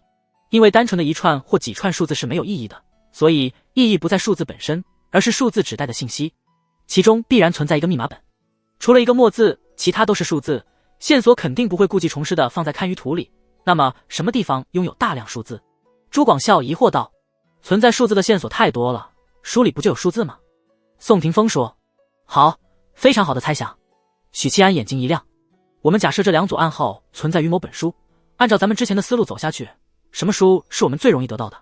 宋霆锋觉得自己的建议得到了采纳，斗志昂扬地分析着：“三字经、大奉会典、云州志，这些都是云州可以随便找到的书籍。三字经属于启蒙读物，大奉会典各州各衙门都有一份，云州志则是云州的史书，同样在衙门里很常见，驿站都有。”三人先让一组找来这些书，没有立刻翻找，因为还有一个问题摆在眼前。朱广孝问道：“那么字数代表什么意思呢？怎么找？”男人损失大量蛋白质后，脑子都会短暂的不好用。许七安看着他，认真的说：“这时候需要休息或者补一补。”什么意思？我的意思是，这些字数要么代表页数，要么暗指第几个字，这是最简单的推理。许七安回答。宋霆锋翻开三字经，肯定不是页数，因为三字经只有那么厚。他边说边翻阅三字经，第162个字是义，第347个字是情，其他暗号也解读出来了。周明给的两组暗号连起来是默人情信人知。好吧，这是错误的。宋霆锋解读失败的同时，许七安和朱广孝也在解读另外两本。朱广孝说：“莫华深水东中。”好吧，这也是错误的。两人一起看向许七安，他郁闷道：“莫要再白嫖了。”随后他们又找了许多随处可见的书籍，以这种方法解密暗号，但都失败了。宋霆锋和朱广孝有些泄气，前者把眼睛眯成一条缝，道：“宁烨，你突然就不聪明了。”能明显感觉到许七安的思维活跃度严重下降，没有往日那么敏锐。许七安抬起头，直愣愣地望着纵横交错的梁木，没好气道：“你朋友身体不好的那几天，是不是也特别没精神？怎么又提我朋友的事？”宋霆锋有些小小的尴尬。呵呵，许七安心说，我13天没睡觉了，你指望我脑子转得多快？苏苏那个没用的东西，提神都做不到，养它何用？不过这种魅的优点不在于内核，在于配套的外壳。养一只魅就相当于养了一个鱼塘，比他辛苦养怀庆、临安、福香、采薇这些备胎更轻松惬意。到时候鱼塘主许七安手握钢叉，看中哪条鱼就快准狠的插下去。不如休息一下吧。宋霆锋提议，让一族送一些甜食过来。许七安说，对抗大脑疲惫的最好办法就是摄入糖分，糖分是大脑唯一可以利用的能量。大部分人喜欢吃甜食，其实并不是甜食有多好吃，而是大脑促使着身体去摄入糖分。许七安现在就很需要糖分。一族给他们做了桂圆蛋花甜汤、葡萄干糕点、杏仁豆腐脑，甜的。许七安矮个里面拔将军挑选了桂圆蛋花甜汤，把杏仁豆腐脑推给眯眯眼。宋霆锋顿时高兴起来，笑道：明夜，你怎么知道我喜欢吃甜豆腐脑？因为你看着就是个异端。许七安笑道：因为咱们是兄弟吗？看你以泪洗面的，给你吃豆腐脑，甜一甜你的心。谁以泪洗面了？宋霆锋翻了个白眼，知道他暗指苏苏姑娘的事。话说回来，苏苏姑娘可真妙啊，是罕见的，能与我大战300回合的姑娘。宋霆锋想着今日在茶楼包间发生的销魂运势，10更了。你不会懂的，你是浪子，我不是了。宋霆锋摇摇头，冷笑道：以前你刚加入打更人时，我劝你娶吕青吕捕头，你扭扭捏捏的不同意，转头就跟福香好上，我当时就知道你是个同类。吕捕头要是嫁给你，那就是一朵鲜花插在牛粪上。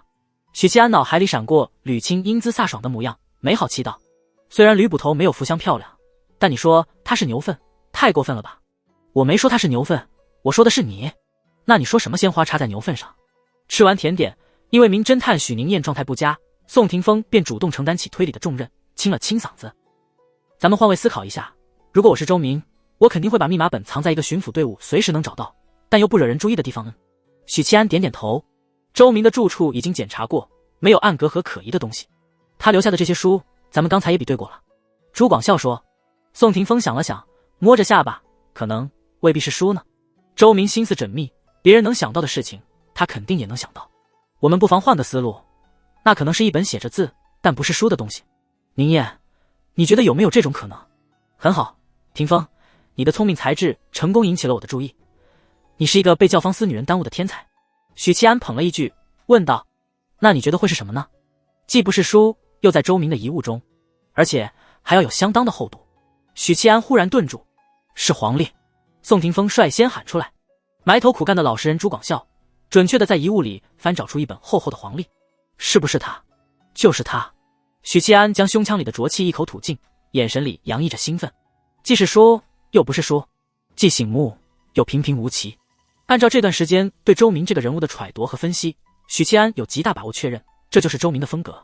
三人迫不及待地翻开黄历，从第一个字开始，按图索骥地数到第162个字，日，乙卯日的日。接着是第347个字，第4个字，第1个字，第2个字，组合起来，末日光丁15。显然这是错的。接着他们采用第2个方法，取页数而不是字数。取页数的话，那么每一个字数对应的就是日历中的某一天。组合如下：末4月6号、1月15号、1月29号、1月25号、1月26号。日又错了。许七安把黄历一丢，骂娘道：这个思路不对，重新来。或许我们可以先解开末这个字，因为它是唯一的字，而且排头。朱广孝提出自己的想法，排头的意义是很重要的。许七安捏了捏眉心，那你有什么思路吗？朱广孝摇摇头。许七安又问：末这个字在咱们衙门里没有特殊意义吧？宋霆锋沉吟道：巡抚大人和江金罗早已研究过暗号，如果末字指向的是衙门中的某个暗号，江大人和巡抚大人应该能发现。巡抚大人能发现什么？他也就猜字谜厉害。许七安撇撇嘴，下一刻他愣住了，灵光在枯竭的脑海里迸发，电光火石般的闪过。他想起了还在警校时，一位研究犯罪心理学的教授曾经讲过，一个人的行为和他的习惯是息息相关的。在对目标人物进行剖析和侧写时，首先要尽可能的收集对方的资料，了解对方的习惯。再狡猾的罪犯，行为模式也是有迹可循的，那就是他的习惯。周明的习惯是什么？是字谜。杨茵说过，周明喜欢在饮酒时与他玩猜字谜，所以周明在思考如何藏匿证据并留下线索时，他会习惯性的往字谜方向靠拢，由此推断两组暗号里唯一的一个字，也是一个字谜。许七安思路越来越清晰。宋霆锋和朱广孝相视一眼，默契地保持着沉默。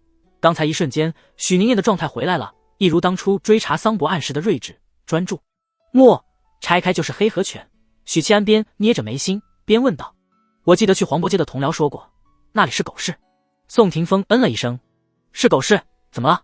许七安就说，墨字拆开来分别是黑和犬，而黄渤街的信息是周明在上一个字谜游戏里留下的线索，我觉得现在可以对应上了。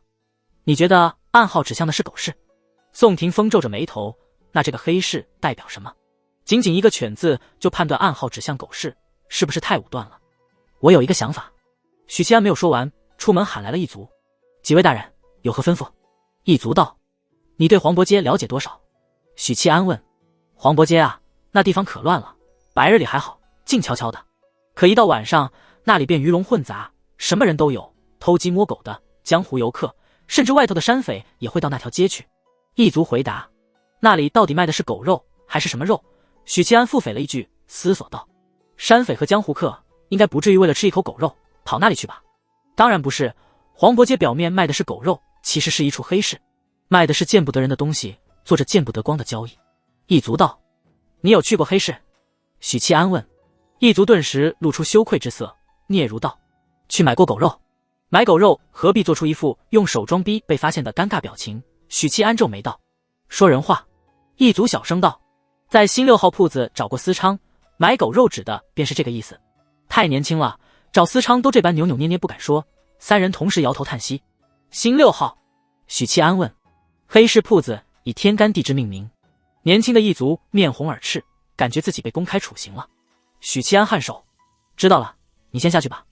等一族关门离开，听着脚步声渐渐远去，许七安耸耸肩，情况已经非常明显，黑犬指的就是这个挂狗肉的黑市。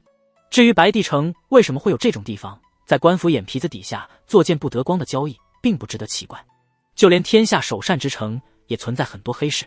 黄渤街距离驿站不算远，但归属于外城，夜里没有宵禁。那其他暗号指的是什么？宋霆锋自问自答，应该是告诉我们去黑市应该找谁，或者怎么找。答案就在黄历里。许七安很肯定的语气，刚才我们已经检验过了。朱广孝看着他，黄历的想法是没错的，但周明怎么可能会把至关重要的线索留在遗物里呢？许七安道：是往年的黄历，不是今年的。是哪一年？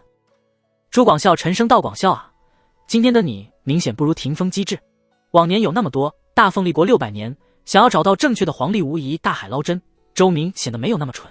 既然不是今年的黄历，我猜那个黄历对他来说有某种不同寻常的意义。黄历当然不会有什么特殊意义，但年份有，比如出生年月、新婚大喜日子等。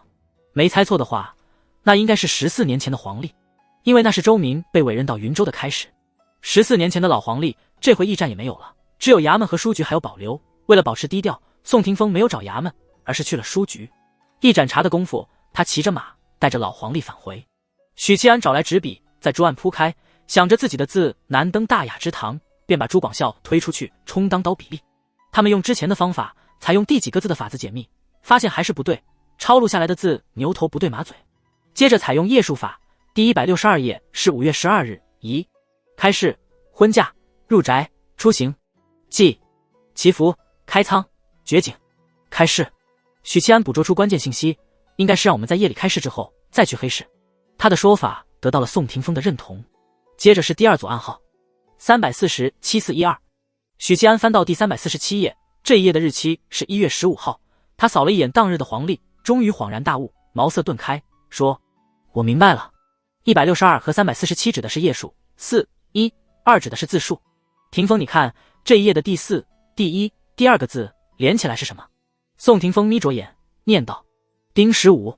联想到刚才一族说的信息，他脱口而出：黑市铺子丁15号。谜题终于解开了。许七安和宋霆锋如释重负，往椅子一靠，吐出悠长的一口气。朱广孝也搁下笔，感觉浑身轻松。许七安走到桌边，定睛一看，大吃一惊的表情说：广孝，你写的字竟这般难看。宋霆锋跑过来凑热闹，跟着大呼小叫：没法入眼，没法入眼。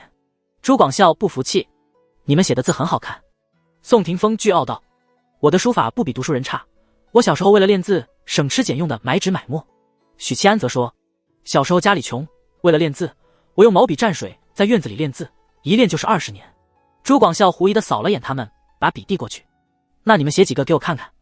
许七安和宋霆锋默契地转身，勾肩搭背。走了，回房休息，书法不是用来炫的。我也这么认为。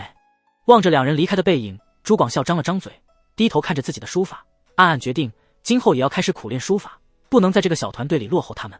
回到房间，许七安脱掉鞋子上床打坐，以确保晚上去黑市时他的状态是良好的。兴许是大脑过于疲惫，他很长时间没有进入状态，思绪不受控制的发散，难以收束。算算时间，怀庆和林安他们已经快收到我的信了吧？希望那封信能让怀庆转怒为喜。尽管我不知道自己哪里得罪了他，表表那个傻妞肯定很感动，他比楚采薇那个情窦未开的吃货更好撩。至于两位公主会不会私底下交流信件，或者被他们之外的人看见，许七安认为是不可能的。第一，怀庆和林安关系不睦，断然不存在交换信件的可能。而且他写的信有些暧昧，这年代的姑娘要脸，不可能会把这种信告诉别人。第二，怀庆和表表都是成熟的公主，成熟到已经可以进行受孕，拥有收发信件的自由和权利。皇帝和妃子们不会过问，其他人则不敢私拆公主的信件。他这个小铜锣给两位公主写暧昧信件的事，几乎不存在曝光的可能性。渐渐的，许七安进入了观想状态。京城皇宫，太子殿下在东宫宴请天界的兄弟姐妹，身为胞妹的林安早早的就到了，坐在椅子上晃荡着裙底的脚丫。她今天没有穿红裙，是一件紫色为底，镶金色滚边华美长裙。她头戴红宝石珊瑚冠，以珊瑚为骨架，两只栩栩如生的金凤拱卫中间的红宝石，垂下6条串着珍珠的流苏。此外，还有金步摇和翡翠簪子等首饰，打扮的华丽精致。紫色是宫中妃子常用的料子，衬托淑妇的优雅高贵，并不适合少女。但林安的气质太娇贵，给人一种盛装打扮的洋娃娃的感觉。再配以圆润的脸蛋，妩媚多情的桃花眸，既妩媚妖冶，又骄傲纯真，多种气质杂糅一处，偏偏又极好的驾驭住了。距离午膳还有半个时辰，皇子皇女们陆续来到东宫，大家早已习惯林安华丽精致式的漂亮。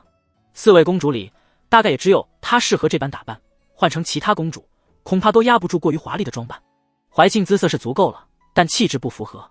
怀庆还没到吗？林安灵动的眸子转动，俏生生地望着门外。当差去传话过去，他晚些自会来。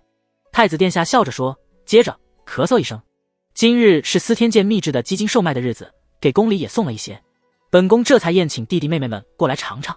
其实早在几天前，司天监就进贡了一批鸡精，送到皇宫的御膳房，几位皇子皇女都享用过这种令人欲罢不能的调味料。说到这个热门话题，皇子皇女们颇有兴趣地交谈起来。说到这个鸡精，滋味的确令人欲罢不能，只不过容易口渴。昨日父皇还说，此物不可多吃，清淡饮食才是养生之道。说着，几位皇子悄悄撇嘴，对于元景帝处处养生的理念很是不以为然。只有人到中年不得已，才会想着保温杯里抛枸杞，年轻人何须养生？林安左顾右盼一眼，圆润白皙的下颌昂起。你们知道鸡精是谁发明的吗？这时候就变表表了，表里表气。这问题皇子皇女们还真不知道。皇宫里知道此事的只有3人，太子表表和怀庆。3人不说，就没人会知道。在兄弟妹妹们的追问下，表表下巴昂得更高，嫣然道：是许七安，是我的下属。他重点强调后半句。许七安。4皇子皱了皱眉，那不是怀庆的人吗？4皇子是怀庆的胞兄，现在是我的人了，他发誓效忠于我。表表炫耀着自己挖怀庆墙角的行为，因为在一干兄弟姐妹眼里，他始终是被怀庆欺负的，现在好不容易扳回一局，就收不住了。许七安越出色，他越高兴，因为成就感越大。众皇子皇女哑然失笑，4皇子暗暗皱眉，对于林安撬他胞妹墙角的行为很是不悦。不过他虽然是皇后所出的嫡子，地位本该最高，但太子之位最后传给了庶长子，也就是现在的太子林安的胞兄。同时元景帝对其他子女一视同仁，却独独宠爱林安，以及不怎么喜欢怀庆，这让4皇子愈发的没有底气。母后说过，怀庆强势霸道，与年轻时的父皇如出一辙，而才华更胜数筹。他若是男儿身，恐怕要更让父皇厌恶。许七安是谁的人？这时门外传来怀庆清冷的有质感的悦耳声线，穿着月花色宫裙的皇长女驾到。众皇子皇女清晰地看到林安嚣张的气焰咻的一下萎靡了。他先是不服气，似乎想硬刚，但旋即又怂了，鼓着腮大声说：一人一半，用最嚣张的语气说最怂的话。怀庆呵了一声，他知道许七安左右逢源的操作，睁只眼闭只眼的容忍，主要是因为林安是个愚蠢的妹妹，完全没有威胁。抢人只是为了与他怄气。换成是其他皇子，敢这么抢他的人，怀庆就会反击，是不留情的反击，而不像对待林安这样，只是吓唬他。怀庆走到林安面前，居高临下的俯瞰他，淡淡道：“走开，这位置我要坐。”表表抬起头，只看见怀庆的眼睛，看不到他的下半张脸，因为怀庆胸前那讨人厌的几斤肉挡住了视线，这让他很泄气。这个姐姐不但比他更有才华，身材还更好，除了父皇的宠爱，她没有一样比得上怀庆。表表是个娇气的姑娘，被怀庆这么欺负，委屈的别过头去。没办法，打又打不过，吵架有失皇女身份，况且怀庆是个读书人，出口不带脏的，自己不是他对手。太子咳嗽一声，出来打暖场：“怀庆，你别与林安一般见识，你是姐姐。”怀庆这才放过表表，不欺负妹妹。吃饭时，太子随口道：“听说今日御书房的事了吗？”四皇子当即道：“界碑和漕运衙门。”太子点点头，笑道：“漕运衙门的事儿，咱们就不用知会了，自有朝堂诸公和父皇定夺。倒是界碑之事，让人拍案叫绝。”四皇子颔首：“耳识耳录，民脂民膏，下民易虐，上天难欺。好诗。”怀庆眼睛一亮，清丽的容颜绽放光彩。他向来是食不言寝不语的，但这首诗蕴含的内核，让皇长女心潮澎湃，比最后不知天在水，暗香浮动月黄昏更让他喜欢什么破诗，一点都没意境。表表心说。怀庆盯着四皇子问道：“此诗何人所作？”他从不留心宫中的消息。太子代为回答：“是许七安。”好诗。表表两只小手啪啪拍打桌面，大声夸赞：“是他的脾气。”怀庆笑了笑：“什么就是他的脾气了？说的好像你很了解他。”表表习惯性抬杠。怀庆本来不想搭理，但见几位皇子都在看着自己，沉吟一下道：“许七安此人嫉恶如仇，小节不顾大节不损，与那些只会嘴上说的冠冕堂皇的读书人不同，是他刀斩银罗之事。”太子殿下笑道：“前日与魏公闲聊，说起此人。”怀庆扫了眼皇子们。魏公说许七安入职以来未曾贪墨一分一毫，那你凭什么说他小节不顾？表表觉得怀庆在污蔑他的爱犬，他凶巴巴地瞪一眼怀庆。怀庆公主说：“许七安沉迷教坊司，夜不归宿，与影梅小阁的花魁福香关系匪浅。”表表脸上笑容渐渐消失，睁大了多情的桃花眸子，大声说：“你胡说！”他闷声扒了几口饭，感觉饭菜都不香了，把筷子一摔，发脾气说：“不吃了。”起身提起裙摆，带着自己的贴身宫女离开了。林安被气走了，但不影响大家吃饭。太子殿下有些尴尬，笑着举起酒杯，让宴会继续下去。宴会结束后，怀庆回到自己的宫院，吨吨吨地喝了一大碗茶，接着在闺房里打坐吐纳。他最近悄悄晋升了炼气境，那天找魏渊闲谈，为的就是此事。怀庆的天资很好，但他一直隐忍着，不显山不露水。但随着年岁增加，他觉得可以适当的提升自己的修为了。主要是今年一整年，元景帝都没提公主们婚配的事。父皇修仙，母后更是佛系，元景帝不提，他就懒得管。母后一直如此，身为母仪天下的皇后，却对自己的职务和身份毫不热衷。殿下，府上送来一封信，青州那边寄过来的。侍卫匆匆进来。府上指的是皇城里的怀庆府。公主和皇子们的信件一般是进不了皇宫的，会派送到各自的府上。青州，怀庆公主以为是紫阳居士给她写信了，颔首道：“拿过来。”侍卫恭敬地上告退。怀庆展开信封，开篇第一句：“写这封信的时候，我已抵达青州边界。”怀庆就知道了，写信的是许七安。信很长，足足有2页。他凝神往下阅读，看到禹州漕运衙门的贪污案后，怀庆公主一脸凝重。再往下看，忽然就不太正经了，因为后续的内容不是一个下属向上级汇报事务的语气，更像是一个男人在给心仪的女子说心里话。出淤泥而不染，濯清涟而不妖，中通外直不蔓不枝，香远益清亭亭净植，可远观而不可亵玩。怀庆公主喃喃重复着，沉浸于绝美的词藻，脑海里浮现莲花盛放的画面。许宁燕不读书，实在可惜，可惜。说完，怀庆公主倾倒信封，划出一片干瘪的莲花花瓣。这小子写这封信是在向我吐露爱意。怀庆公主陷入了沉思。本宫要是把信递到皇宫，他10个脑袋都不够砍。他把信封折叠好，夹在不常看的书籍里保存，然后兴致盎然地唤来宫女研磨，将信中写莲的金句写下来，挂在书房里。望着这幅字，怀庆轻轻翘了翘嘴角。殿下怎么了？不知道，从太子那儿回来就一直闷闷不乐。许是被长公主欺负了吧？可是不像啊，要是被长公主欺负，殿下这会儿已经破口大骂，骂完就不当一回事了。院子里几个宫女凑在一起说话，林安刚发完脾气，卧室里只有2个贴身宫女陪伴，其他人不敢去触眉头。殿下何必与怀庆公主置气？贴身宫女劝道。不是他。表表气道。是那个狗奴才。两位宫女愣了一会儿，才反应过来狗奴才指的是谁，其中一个还被许七安拍过屁股蛋。宫女们相视一眼，表情疑惑，心说殿下的狗奴才都离京半个多月了，他又怎么惹殿下了？我也不知道。林安神色郁郁，就是心里不舒服。这时一位侍卫来到院子里求见林安公主。宫女见是自家府上的侍卫，只好硬着头皮敲门。殿下，府上侍卫求见，说有您的信件，是青州那边来的。青州来的信？林安愣住了，他的交际圈很小，除了皇宫里的兄弟姐妹、宗室的兄弟姐妹，再就是一些大人们的家眷，偶尔会写信给他，邀请他参加女子闺房里举办的私密茶会，但这里面不包括青州。谁寄的信？宫女代问道。不知道。外头的宫女回复。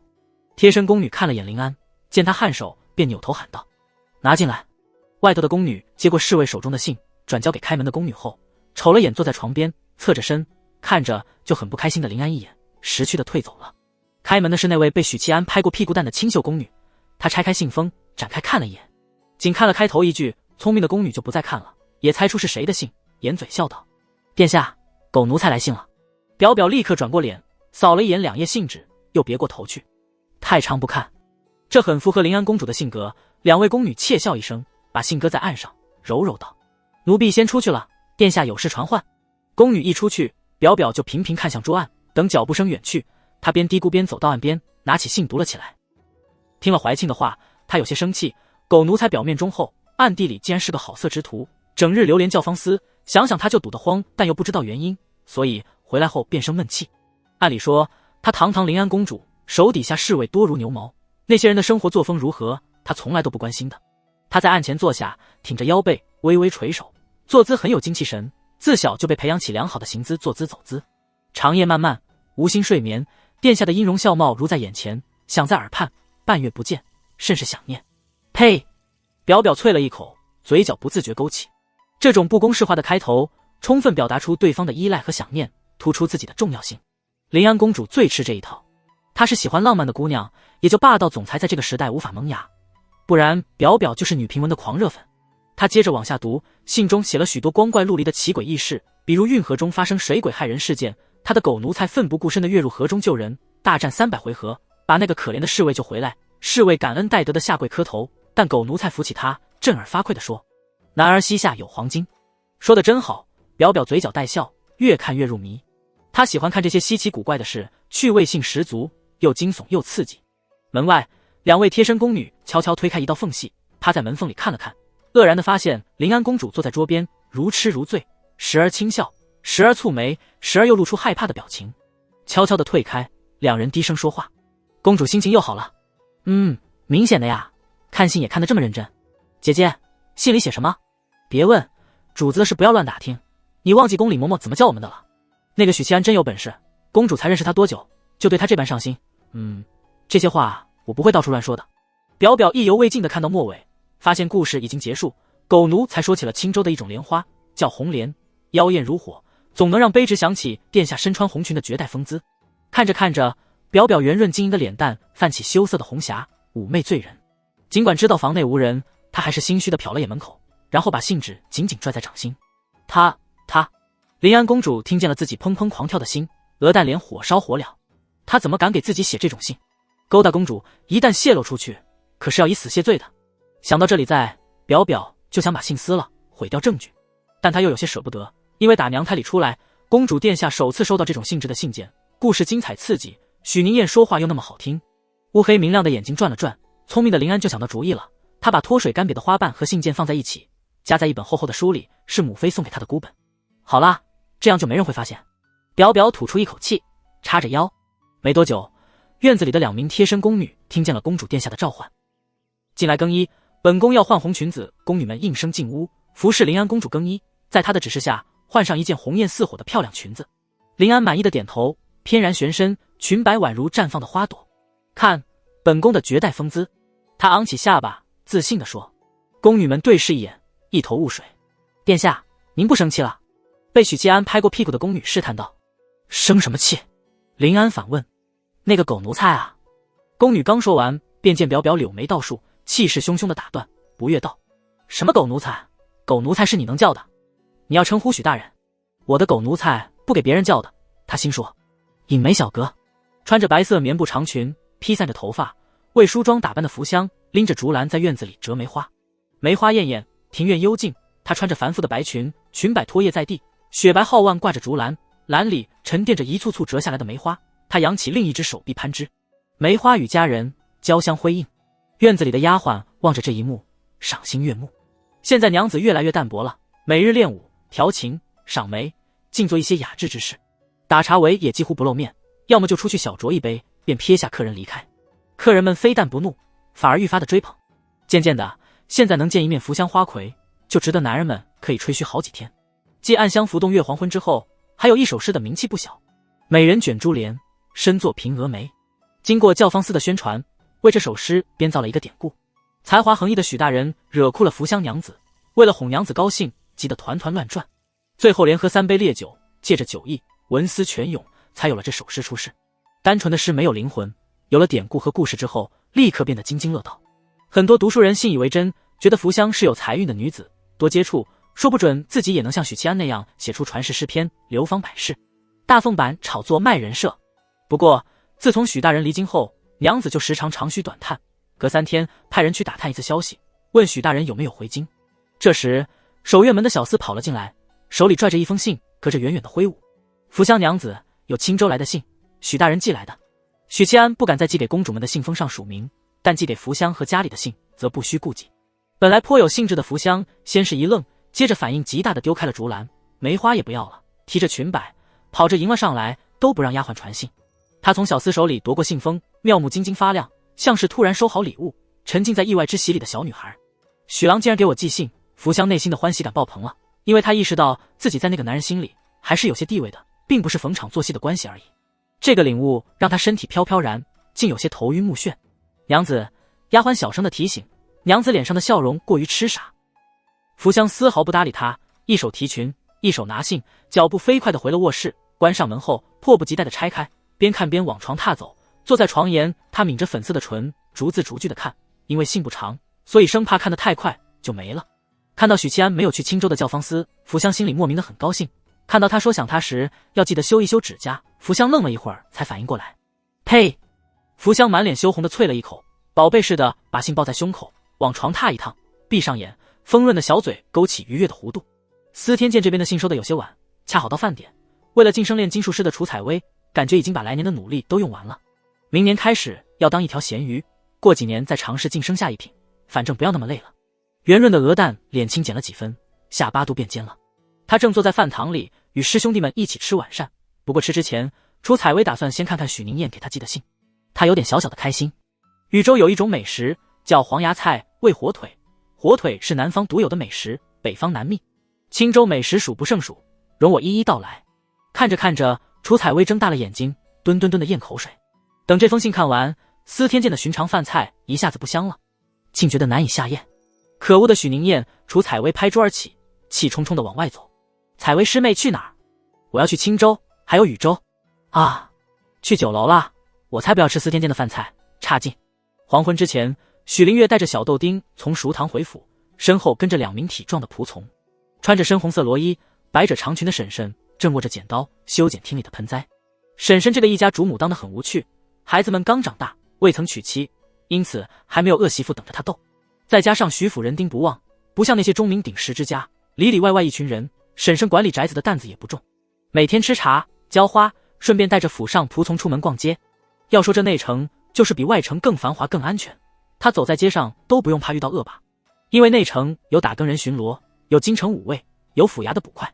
他都一把年纪了，上了街仍有男人魂不守舍地盯着他看，真讨厌。许灵月进了厅，看见母亲俯身修剪的背影，小腰纤细，宽松的罗裙下是浑圆丰腴的满月，他有些羡慕。娘，我回来了。许灵英脖子上挂着小布包，随着他的狂奔，布包一晃一晃，晃得他身形不稳，一头撞到婶婶的腿儿，咋咋呼呼的。婶婶回头骂道：训斥完幼女，他望向长女。灵英在熟堂表现怎么样？小豆丁上学了，这是上次许二郎回家时定下来的要求，绝对没有发泄不满的意思，纯粹是不想看着幼妹荒废学业。于是许二叔就托人在内城找了一家颇有名气的熟堂，先生是个老秀才，治学很厉害，举人是不会教孩子启蒙的。即使是秀才，教儿童启蒙已经是杀鸡用牛刀，但没办法，家长们给的太多了，与许灵英一起上学的孩子都不是普通人家的孩子。许灵月看了眼没心没肺的妹妹，叹口气，柔声道：先生说念书的时候他总是最大声的，最认真的，但念完之后他就忘了，今天终于会背3句3字经了。先生高兴得险些老泪纵横。婶婶觉得好丢人，用指头戳幼女额头：笨蛋，读书要过脑子的，不要左耳进右耳出。我不是笨蛋，不是。许灵英大声抗议：你就是笨蛋，娘才是笨蛋，因为我是娘生的。小豆丁跟他抬杠，婶婶哑口无言，拎着他啪啪打了几下屁股。皮糙肉厚的许灵英一点都不怕，非要证明自己不是笨蛋。婶婶叹口气，不打算和幼女争执，除了把自己气得嗷嗷叫，一点效果都没有。你大哥寄了几封信回来，搁桌上了，灵月你去看看。婶婶是不识字的。许灵月眼睛一亮，兴奋地走到桌边，拿起信扫了一眼，3封信分别是寄给自己的、父亲的、母亲的。娘，大哥也给你寄了。婶婶一愣，水润的眸子闪过惊喜，心说这个倒霉侄儿竟还惦记着老娘。我来读。小豆丁觉得自己上了几天学，是个读书人了，念信的担子应该交给他。许灵月好笑地看他一眼，把寄给父亲的信递过去，拆开寄给自己的。小豆丁接过信，顿时小眉头竖起，真厉害呢，大哥会写这么多的字，大哥的字写得比我好。废话，你要不要念？婶婶坐在椅子上，人之初，性本善，性相近。他念完了。这是信吗？这是你大哥写的信吗？婶婶生气了，这就是信，我都念出来了。小豆丁双臂像翅膀一样拍打，来增加自己的说服力。是你只会念这3句吧？这时候许灵月已经看完了大哥写给他的信，他把那片干瘪的花瓣收好，打算放进香囊里收藏起来。许灵月精致的瓜子脸盈满笑容，这才拆开寄给婶婶的信。娘，我给你念大哥寄给你的信。婶婶立刻换了一个慵懒的坐姿，矜持点头。请照顾好灵英。完毕。许灵月有些尴尬的抢笑一下，大哥写信又简练又点题，他是故意写信气我的。婶婶叫道，生气的别过脸。许七安和宋霆锋、朱广孝换上便服，只带了佩刀，赶在宵禁前离开驿站，来到了黄渤街附近。他们在临街的小酒楼点了桌饭菜，一边喝酒一边等待落日。许七安嘴里叼着筷子，手里捏着酒杯，看着街上行人越来越少，天色渐渐暗沉，最后一抹余晖消失在西边。他把酒杯往桌上一搁，小二结账。宋霆锋看着他掏出碎银结账，出了酒楼往黄渤街走去。他纳闷道：林燕，你哪来这么多银子？都没见你用过铜钱。铜钱这个货币单位配不上我这个气运之子。许七安道：你管我啊？不是，我就觉得你刚才那粒碎银有些熟悉，缺了一角。我昨天丢了3钱银子，也是缺一角，那好像是我的银子。宋霆锋有些不确定地说：自信点，把好像去掉，那就是你的银子。许七安拍拍他肩膀：我在你房门口捡的。你特娘的，快把银子还我。宋霆锋追着他打。很快他们来到了黄渤街，白帝城著名的黑市之一，与街外不同，这里并不清冷，人流熙熙攘攘，不过都有戴兜帽或面罩，不以真面目示人。3人披上一件黑袍，戴好兜帽，把佩刀藏在袍子里，进入了黄渤街。浓郁的血腥味扑鼻而来，两边铺子清一色都是卖狗肉的，有拴着的活狗，有烧煮好的熟肉，也有生肉。好多年没吃狗肉了，许七安有些异动。事情办完了，就买几斤狗肉回驿站，寒冷的隆冬里围着火锅吃狗肉，人生一大快事。很快他们按着铺子的门牌号找到了丁15号铺子。从外表看，这也是一家卖生狗肉的铺子，但耳目聪明的3人耳廓同时一动，听见了铺子里传出莺莺燕燕的声音。这确实是一家卖狗肉的铺子。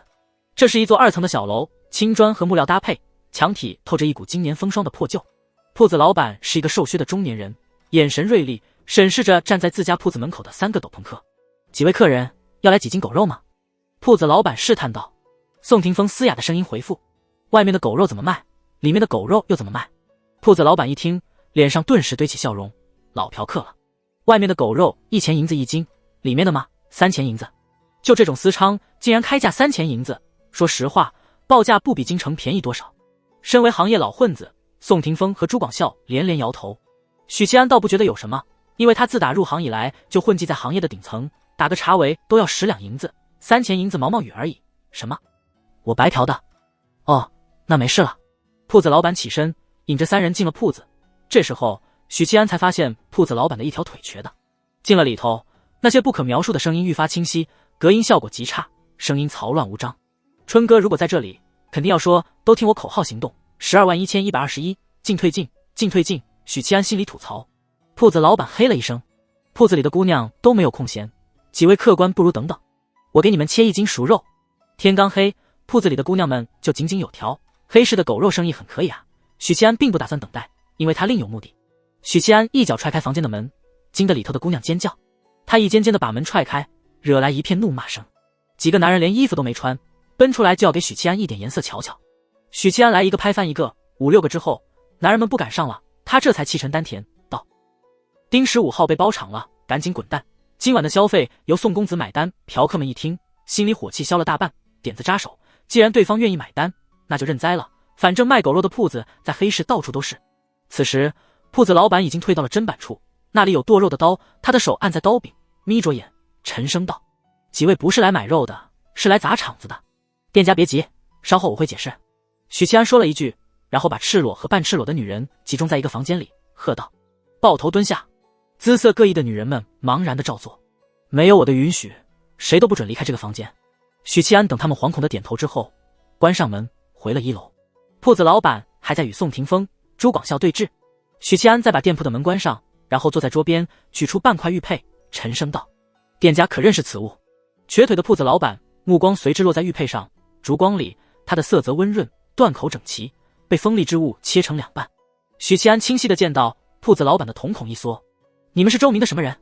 你不需要知道，我只问你认不认识这块玉佩。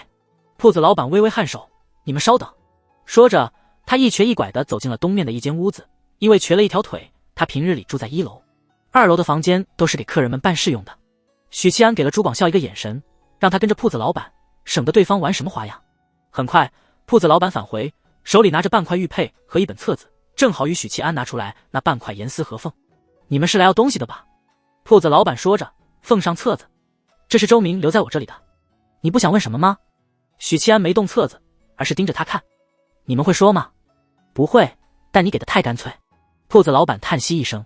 周明把这个册子交给我时交代过，玉佩为信物，不见玉佩不给东西，即使是他本人也不行。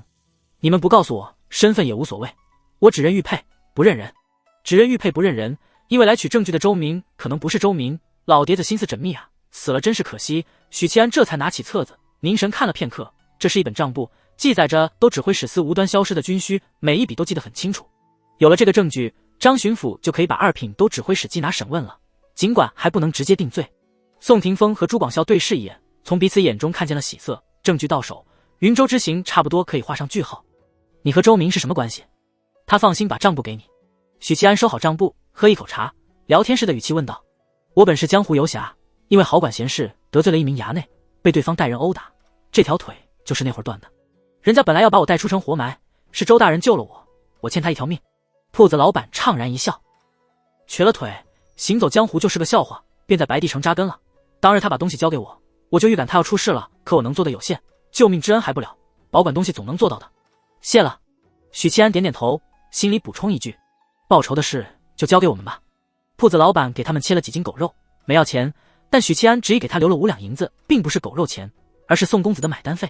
宋霆锋频频回头惋惜道：反正现在也回不去了，干嘛不在铺子里住下？我单都买了。是啊，铺子里还有美人伺候。许七安努嘴：那你回去吧，他们还润着呢。宋霆锋觉得许宁燕这个人说话真粗俗，应该说他们正等着任君采撷呢。深夜，某座大宅里，李妙珍盘膝坐在床榻打坐，一头乌黑亮丽的秀发披散，衬托着小麦色的瓜子脸，秀美中透着勃勃英气。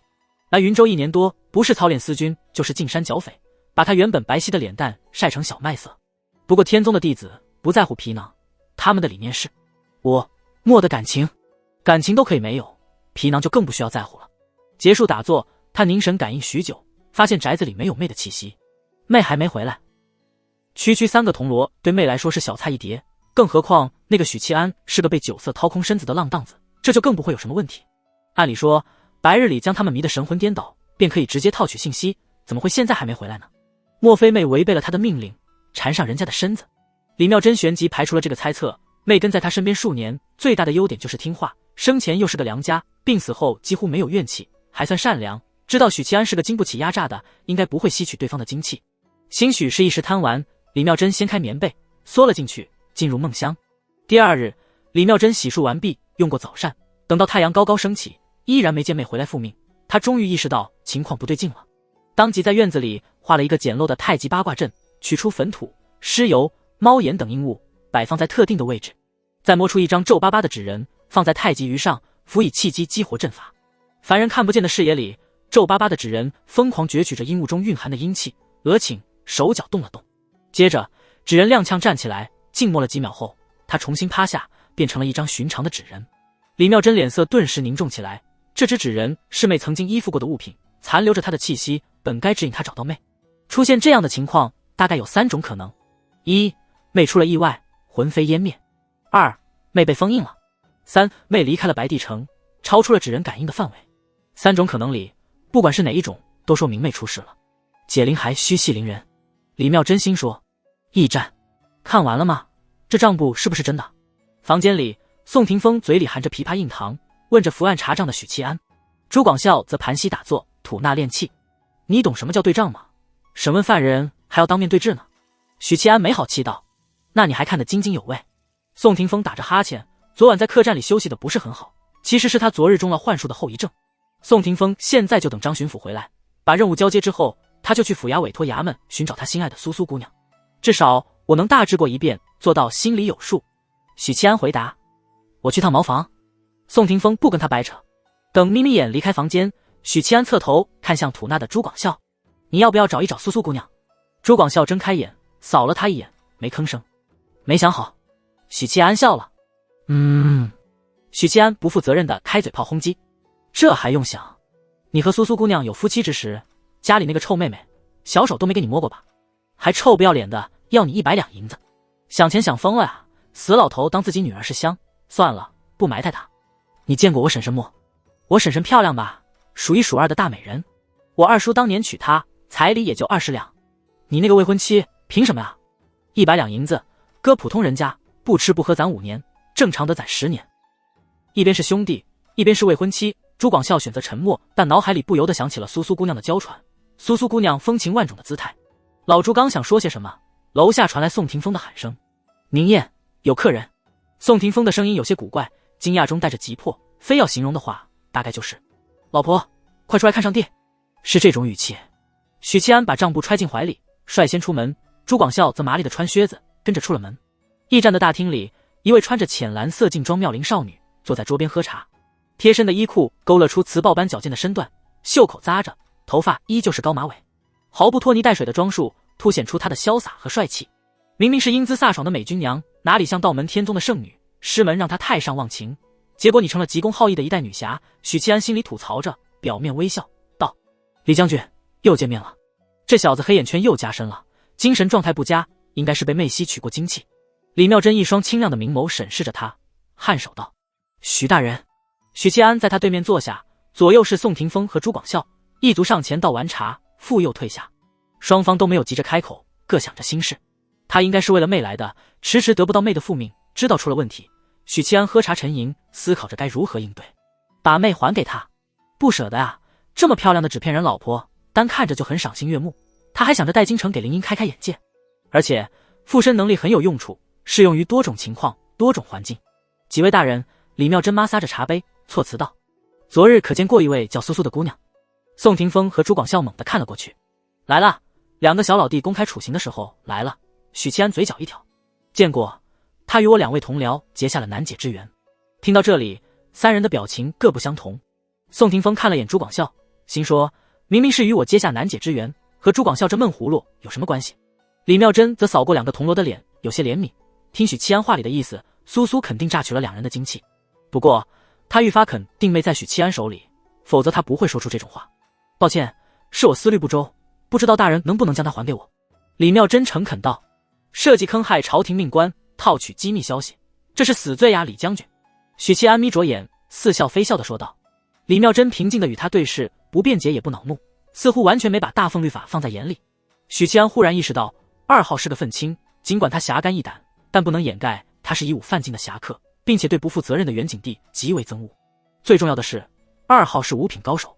对他来说，在座的各位都是垃圾，得改变态度。许七安打消了以势压人，将苏苏据为己用的想法，哈哈大笑起来。不过，本官不是那种得理不饶人的，凡事都可以商量。主要是敬佩李将军为爱发电，1年多里各处奔走剿匪，这份为国为民的情怀令本官汗颜不过。本官很中意苏苏姑娘，李将军能否割爱？许七安打算讨价还价。宅男都知道，只骗人老婆看得到吃不到，但不妨碍他们热爱。李妙真闻言蹙眉道：妹虽是高级怨灵，但本身无法长存，除非不停地摄取精气，长此以往会迷失心智，变成无法控制的怪物。只有跟在我身边才能维持原样。你非道门弟子，不精通此类秘术，把他留在身边只是害人害己。他现实里的形象和网上形象有很大区别啊，网上更活泼更愤青，而现实偏向严肃。严肃的形象适合领军，这大概算是一种伪装。许七安无奈道：好吧。许七安说了一句稍等，起身返回房间。朱广孝和宋霆锋目光呆滞，表情僵硬的对视。什么是媚？什么是摄取精气？他们在说什么？他们刚才说了，苏苏姑娘。额请。许七安拿着一只酒壶返回，砰地放在桌上，三人目光随之落在酒壶上。宋霆锋和朱广孝面露茫然，李妙真却眯了眯眼，认出酒壶上刻着的是道门风灵符。许七安揭开壶盖，下一刻袅袅青烟从壶口浮上来，幻化成一个千娇百媚的大美人。他先狠狠瞪了眼许七安，嗔怒交斥：臭男人，伦家要饿死了。紧接着他看见了李妙真，小脸蛋瞬间明媚，但又很快做出委屈状，哭唧唧道：主人，你要为我做主，这个臭小子欺负我，侮辱我，您再来晚些，我就怀上他的孽种了。呜！苏苏姑娘、朱广孝和宋霆锋在1月份的低温了，一寸寸的僵化。砰！李妙真把壶盖盖回去，颔首道：多谢许大人宽宏大量，此事我欠你一个人情，他日有什么要求尽管提。许七安这才露出笑容：李将军客气，2号的承诺还是很值钱的，用一个无法长久保留在身边的妹换一个承诺，赚了。他送李妙真离开驿站，行至门口，问道：以李将军的身份，修为想来不缺一只妹吧？李妙真斟酌道：妹不是寻常鬼物，必须是阴年阴月出生的女子，且死后依旧是处子之身，方能炼成妹。阴年阴月是何年何月？许七安微笑颔首，假装自己听懂了。不过李妙真话锋一转，挑起嘴角：就算养条狗也养出感情来了，对吧？许七安笑了起来，两人之间的气氛不再那么拘谨和生疏。李妙真趁机提出：许大人可否再送我一段路？许七安回以暖男微笑，乐意至极。说罢，他回头看了一眼，看到宋霆锋和朱广孝一动不动地坐在那里，背影孤寂落寞。走吧。许七安笑容愈发灿烂，沿着宽敞的大街往前走。李妙真背着银枪，腰挎长剑，迈步的英姿极为动人。许七安频频扭头打量这位天宗圣女的容颜，她的气质总让许七安想起读警校时暗恋过的警花，齐耳短发，五官漂亮，脸蛋干净，穿迷彩裤的双腿又长又直，深青色背心里藏着2团饱满，胸口雪腻。相比起那位警校校花，许七安脑补了一下，还是觉得白马银枪、负心红披风、穿软甲的李妙真要更胜属筹。李妙真淡淡道：许大人，江湖儿女不必拘泥小节，但我终究是个姑娘，你这般盯着看，过于失礼了。呸！这男人果然是个色胚。如果说色胚是宴会上出见识的印象，那么现在李妙真对许七安的标签改为不简单的色胚。感觉我色胚的印象很难扭转了。风评被害，许七安笑容不变。李将军很像我一位故人。呸！李妙真心里骂一声，脸上挂着笑容。这白帝城繁花似锦，但许大人随巡抚一路走来，荒凉景象怕是没少见吧？确实令人唏嘘。通常来说，益州都指挥使司管辖的卫所在20至30之间，但云州都指挥使司管辖的卫所只有15个。你知道这是为何？李妙真自问自答。因为云州人口稀少，匪患又严重，根本无法大规模屯兵，没有兵如何剿匪？按照大奉军制，都指挥使司以下的州府一级，设立卫，每个卫5600人；州府以下的郡县，设立所，每个所1100人。卫所总数只有15个的州倒不是没有，可云州是匪患严重地区，按理说卫所应该超过25个，军备力量才算合格。只需要开垦良田，军队平时自己耕作，应该能做到自给自足吧？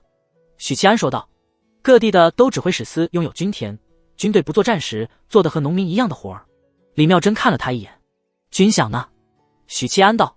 惭愧惭愧，想起来了，当兵是要发军饷的，可不是有饭吃就够，招的兵越多，军饷越多，要是发不起军饷，军队说闹事就闹事。这样的例子史书上比比皆是。我来云州1年多，与都指挥使杨川南合作剿匪20余次，每次他都尽心尽力。我不信这样的人会勾结山匪。李妙贞图穷匕现，表情认真地看着许七安。许大人是本次查案的重要人物，你的态度决定了巡抚的态度。我希望你能慎重处理此事。李将军过誉了，我只是一个小小的铜锣。许七安适当的表现出吃了一惊的神色。李妙贞坦然道：我有调查过许大人，自认对你还是比较熟悉的。比如你精通查案，比如你与教坊司多位花魁有染。许大人似乎有一个堂弟在云麓书院求学。2号果然怀疑3号的身份了，怀疑二郎就是热心肠的读书人3号。我不妨利用这个机会把误会扩大，反正2郎在书院，2号在云州，相隔10万8千里，这样我可以利用2郎的香火情博取2号的信任。反正我自己身份是不能暴露的，社会性死亡的后果太可怕了。许七安笑着说：是的，此就是一位满腔抱负的读书人，深受云麓书院大儒们的看重，据说是当书院的传承者来培养的。当传承者来培养，难怪3号知道那么多云麓书院的布局，知道那些机密情报。李妙贞恍然的点点头，笑道：许大人同样是一腔热血，侠肝义胆，态度明显变化了，似乎爱屋及乌的对许七安也有了些许好感。我这时候说一句，挨千刀的远景帝，2号对我的好感度会爆棚吧？聊了几句后，两人告别，一人继续往前，一人转身返回。李妙贞寻了一处僻静小巷，取出酒壶，抹去风铃符，释放出苏苏，接着弹出一张纸人，给她充当附着物。纸人化成妆容精致的苏苏姑娘，一脸哀怨：主人。李妙贞盯着她问道：你都跟她说了些什么？许七安能一语道破他道门弟子的身份，显然是从苏苏这里拷问出的情报。苏苏抬起手，大拇指掐着小拇指，示意道：就说了一点点。一点点是多少？一点点就是一点点。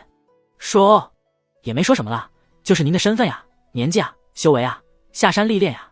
一个大大的问号出现在李妙贞脑海里。你这不全交代了吗？我至少没把您来鬼水的日子告诉他。许七安回到驿站，看见朱广孝和宋霆锋还坐在那儿，彼此对视，眼神里充满了对同伴的不信任。你为什么不告诉我你和苏苏的事？你不也没说吗？见许七安回来，宋霆锋目光无神地看着他。宁烨，你早知道苏苏的身份？我知道呀。那你怎么不告诉我们？朱广孝沉声道：是你们让我保密的。许七安耸耸肩。宋霆锋和朱广孝看他的眼神顿时充满了不信任。那我们和苏苏在茶楼里发生的事？宋霆锋低声问道。都是你们的幻觉。许七安如实回答。呼，两人都松了口气，原来只是幻觉。宋霆锋如释重负地笑了起来。是幻觉啊，那就没什么了，我只是受到了迷惑，昏迷过去了。许七安怜悯地看着他们，摇摇头。你们是中了幻术，但没有昏迷。没有昏迷。朱广孝和宋霆锋心里一沉。许七安来到柱子边，沉声道：霆锋，你当时是这样的。他抱着柱子疯狂冲撞。宋霆锋，广孝你是这样的。他来到桌边，双手按住桌沿，卖弄妖力。朱广孝，咦，你们俩干嘛钻到桌底下呀？许七安做完，发现朱广孝和宋霆锋钻进桌底不肯出来了。许宁烨，你给我滚，你走吧，求求你，你快走，我今天不想看见你。宋霆锋蹲在桌底抱着头，哈哈哈哈，舒服了。许七安神清气爽的上楼，留给两位同僚想静静的时间。我应该在车底，不应该在车里，看到你们有多甜蜜，酷酷酷，哈哈哈。他一边狂笑一边上楼。许宁烨，你个挨千刀的！身后传来宋霆锋和朱广孝羞愤的咆哮。接下来几天，许七安体会到了有一小船翻了的后遗症。宋霆锋和朱广孝对他采取冷暴力，不闻不问，当他是透明人。许七安主动找他们攀谈，他们也当作没听见，自顾自的做事。是心态崩了，觉得没脸和我说话，还是迁怒我？肯定是前者呀，许七安是这么想的。于是吃午饭的时候，许七安主动攀谈。我已经忘记茶楼里的事情了，不会再笑话你们了。什么？宋霆锋和朱广孝气疯了。苏苏姑娘玩弄我们的感情，你玩弄我们的友情，到底谁才是受害人？是你俩把控不住，中了那妹的幻术，怪我咯。许七安不忿地看着他们。我为什么要瞒着你们？你们还好意思问？我要是当场戳破，你俩还不得跳楼啊？你看，要不是因为那个李妙贞过来，这事儿是不是演得好好的？你们谁都不难堪。广孝不知道霆锋用他的小老弟撞了一颗中柱子，霆锋你也不知道广孝撑着桌子时腰力这么好。别说了。宋霆锋和朱广孝捂住了脸。其实如果当场戳破，老宋和老朱顶多尴尬一阵子，绝不会像现在这样羞耻到恨不得满地打滚，感觉没脸做人。每每想起自己在许宁烨面前说过的话，表露过的情，什么非他不娶，什么一生遗憾，宋廷锋和朱广孝就恨不得切腹自尽，离开这个黑暗的人世间。宋廷锋把脸转过头，冷笑道：“我没你这样的朋友，从那日起，咱们就恩断义绝了。”朱广孝沉声道：“我也是。”别闹，咱们仨的交情，岂是区区一个女鬼可以撼动？许七安见两人无动于衷，都冷着脸，一脸肉疼道：“大不了回京城，请你们去教坊司吗？”宋廷锋一脸不屑：“区教坊司就收买我和广孝。”许七安沉声道：“2次。”宋廷锋哼道：“滚，别跟我说话。”许七安心痛道：“3次。”宋廷锋呵。许七安咬牙道：“5次。”宋廷锋紧紧拽住他的衣袖：“那你立字据。”有意的小船翻了3天后，终于上了正轨。兄弟嘛，怎么能为一点点小矛盾真的闹翻呢？请客教坊司只是给双方一个台阶下，主要原因还是友情足够真挚。这话是宋廷锋说的。许七安很赞同，就说：“那叫坊司的事就算了。”宋廷锋和朱广孝齐声道：“割袍断义。”说着扬了扬手里的字据。再还有，朱广孝看了他一眼，不能把苏苏那个女鬼的事泄露出去，谁都不能说。你以后也不能拿这事取笑我们。宋廷锋补充：“没问题，我绝对不会酷。”许七安急忙扭过头去，捂住脸，几秒后回过头来：“绝对不会取笑你们。”你刚才笑什么？我没笑。你笑了。我真没笑，我是受过严格训练的，再好笑都不会笑。白帝城外，军营，李妙珍坐在军帐内，听着苏苏的汇报。宋廷锋和朱广孝大部分时间都在驿站里，偶尔吃腻了驿站的伙食，会出去找酒楼。他们是2人结伴，许七安没有参与其中，他是单独行动的，每次外出就去勾栏，几乎每天都会在勾栏待1个时辰，然后回驿站。期间没有去过任何衙门，也没有查过周明的案子在。周明的坟有被动过的痕迹，根据时间推测，应该是在巡抚队伍抵达白帝城的当天。这几天，苏苏充当着暗哨的任务，盯着驿站的一举一动。只要许七安3人组一出来，他就悄悄尾行。武夫是无法感应到阴气的，更看不见鬼魂，只要保持好距离，苏苏就不会被发现。还有什么异常？李妙珍问道。异常？那个许七安天天捡银子，算不算异常？苏苏心里嘀咕。不过他知道李妙珍问的是周明相关的事件，摇摇头。没有，他们似乎在等待巡抚回来，在调查周明的案子。魏渊堂和云州都指挥使杨川南的事情，其党早就传书告知了。巡抚队伍为什么而来，云州官场人人心知肚明。李妙珍拔开一只瓷瓶的瓶塞，召唤出住在瓶子里的一只鬼物，是个高瘦的中年书生。我说：“你写。”是，主人。以李妙珍通过天地会内部得到的信息，他自认对许七安此人有颇为直观的认识，查案很厉害，经验丰富。如果他真的有什么线索，或者是准确的方向，那绝对不会在驿站蹉跎这么多天。毕竟案子进度拖得越久，线索就越少，这意味着许七安也束手无策了。不多时，一封信写好了，李妙珍将信交给苏苏，把信给杨川南送去。好的。苏苏抱着信，扭着小仙摇出了军帐。他在厚厚的帘子前顿住，扭过头，皱着眉头，可怜巴巴的表情。W， 有话你就说。李妙珍没好气道：“主人不给我报仇的吗？那个臭小子凌辱我。”苏苏不甘心的告状：“关你1天而已。”李妙珍挥挥手，拒绝了女鬼下属的请求。女人都是小心眼的，越漂亮的女人越小心眼。关于这一点，李妙珍一直无法理解。她更喜欢大碗喝酒，大口吃肉，领兵剿匪的戎马生活，快意恩仇。说白了就是直男心态。哼！苏苏赌气的走了。白帝城周边的清平县，县里最大的酒楼。酒楼今天被包场了，作为本次巡视的最后一站，午膳准备得非常丰盛。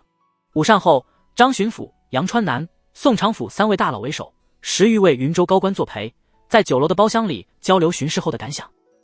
张巡抚借机大发雷霆，痛斥众官员竟是尸位素餐之辈，任凭匪患繁衍发展，致使云州流民增加，民生萧条。巡抚大人一番话，真是令本官汗颜啊！宋部正使羞愧道：“根据密报，云州的匪患是因为有人暗中扶持，输送军需。”张巡抚亦有所指，有些人识君之路，却做着窃国之事。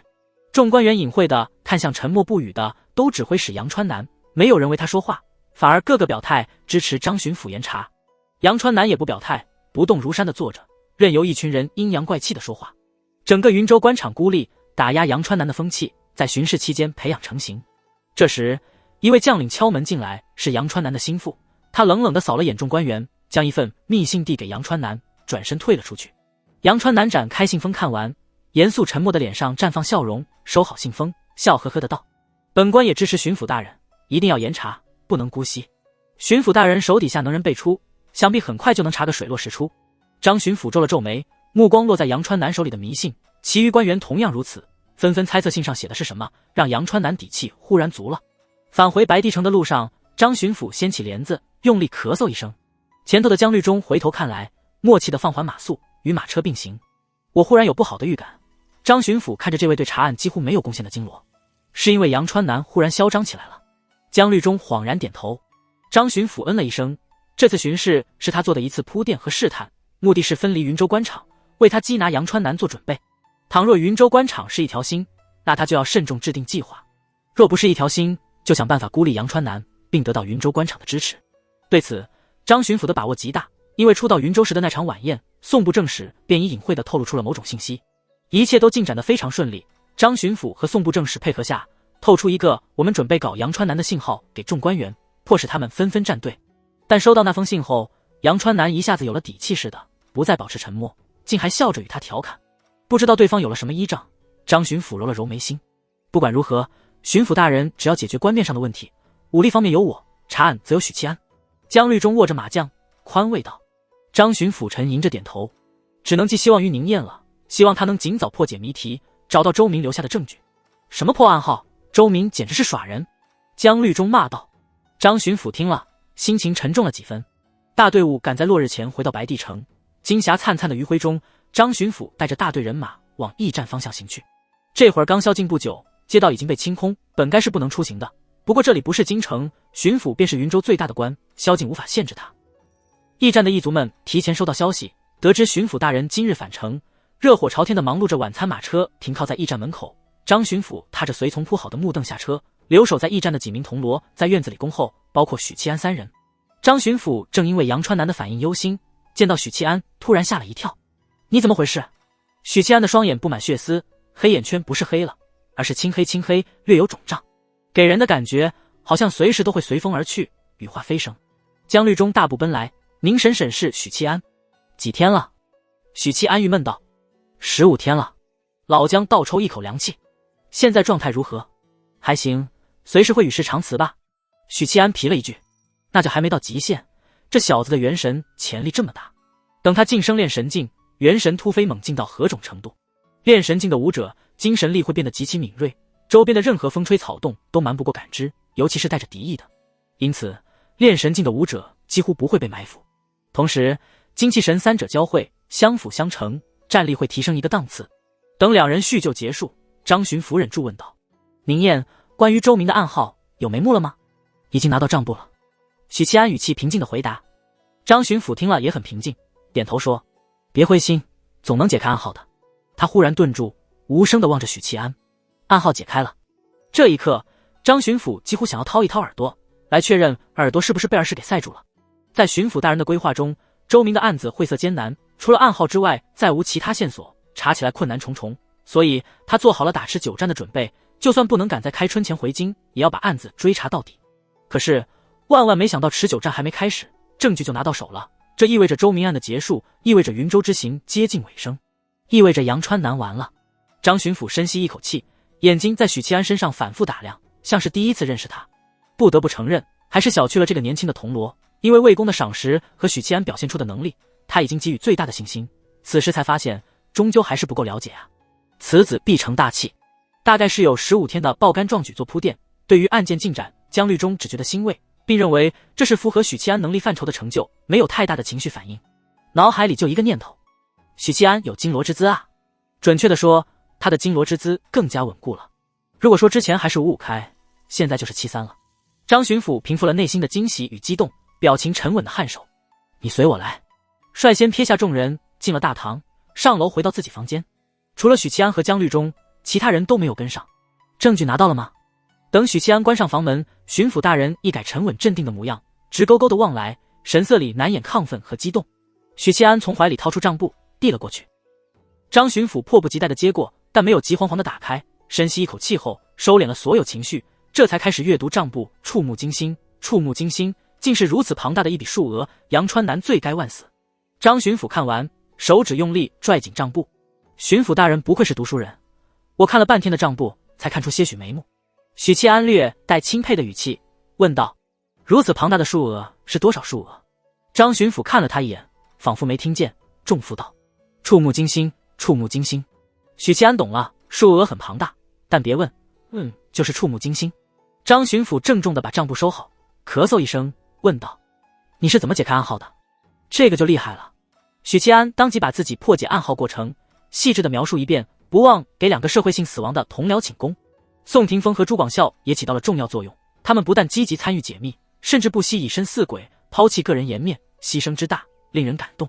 以身饲鬼，巡抚大人吃了一惊。是的，昨日出行时有怨灵拦路作祟，幸而宋霆锋和朱广孝奋不顾身，拼死相搏。许七安语气诚恳：“巫神教擅长养鬼育鬼，嘿，看来有巫神教的家伙隐藏在白帝城中。”江律中眉头一挑，许七安点点头，觉得巫神教背锅是合情合理的，问道：“巡抚大人，你接下来打算怎么做？”张巡抚抚须微笑：“兵贵神速。”话锋一转，又道：“不急，吃完饭再说。”席上食不言的张巡抚吃过晚饭，招手唤来宋霆锋和朱广孝，望着2位铜锣，巡抚大人温和道：“听明艳说，你2人在查案期间做出巨大贡献。”宋霆锋和朱广孝立刻望向许七安，有些感动。显而易见，是许宁燕在巡抚大人面前为他们请功。功勋是个好东西，首先关乎到升职，其次结束云州任务后，衙门会按照个人做出的贡献给予一定的赏银，而且非常丰厚。好兄弟啊！宋霆锋和朱广孝感动坏了，这是卑职们应该做的，为巡抚大人分忧，为朝廷效忠，万死不辞。宋霆锋笑眯眯地说着敞亮话，沉默寡言的朱广孝则用力点头。张巡抚赞许的颔首，关切道：“听明艳说，你们在查案期间以身饲鬼，对抗阻拦办案的怨灵，付出了极大的牺牲，可有此事？”宋霆锋和朱广孝脸上的感动瞬间消失，表情逐渐僵硬。怎么不说话？大人，小事一桩，不值得大人亲自过问。宋霆锋强颜欢笑。张巡抚摇摇头，温和道：“待事情结束，本官要写折子的，任何人的贡献都会被记录下来，上呈朝廷，届时论功行赏。”宋霆锋2人脸都白了。巡抚大人，卑职不是不想，只是被那怨灵伤了元神，精神有些时长，记不起细节了。2人动作很默契，一手捂脸，一手摆动。记不起来了，记不起来了。晚饭后，江律中和张巡抚带队虎奔卫家打更人，总计130人，浩浩荡荡的朝着都指挥使的府邸行去，刀枪弓弩等装备一应俱全，甚至还配备了火铳，已经做好都指挥使杨川南负隅顽抗的准备。张巡抚把缉拿行动留在夜里，就是要给对方一个措手不及，给整个云州官场一个措手不及，不给对方应对的时间。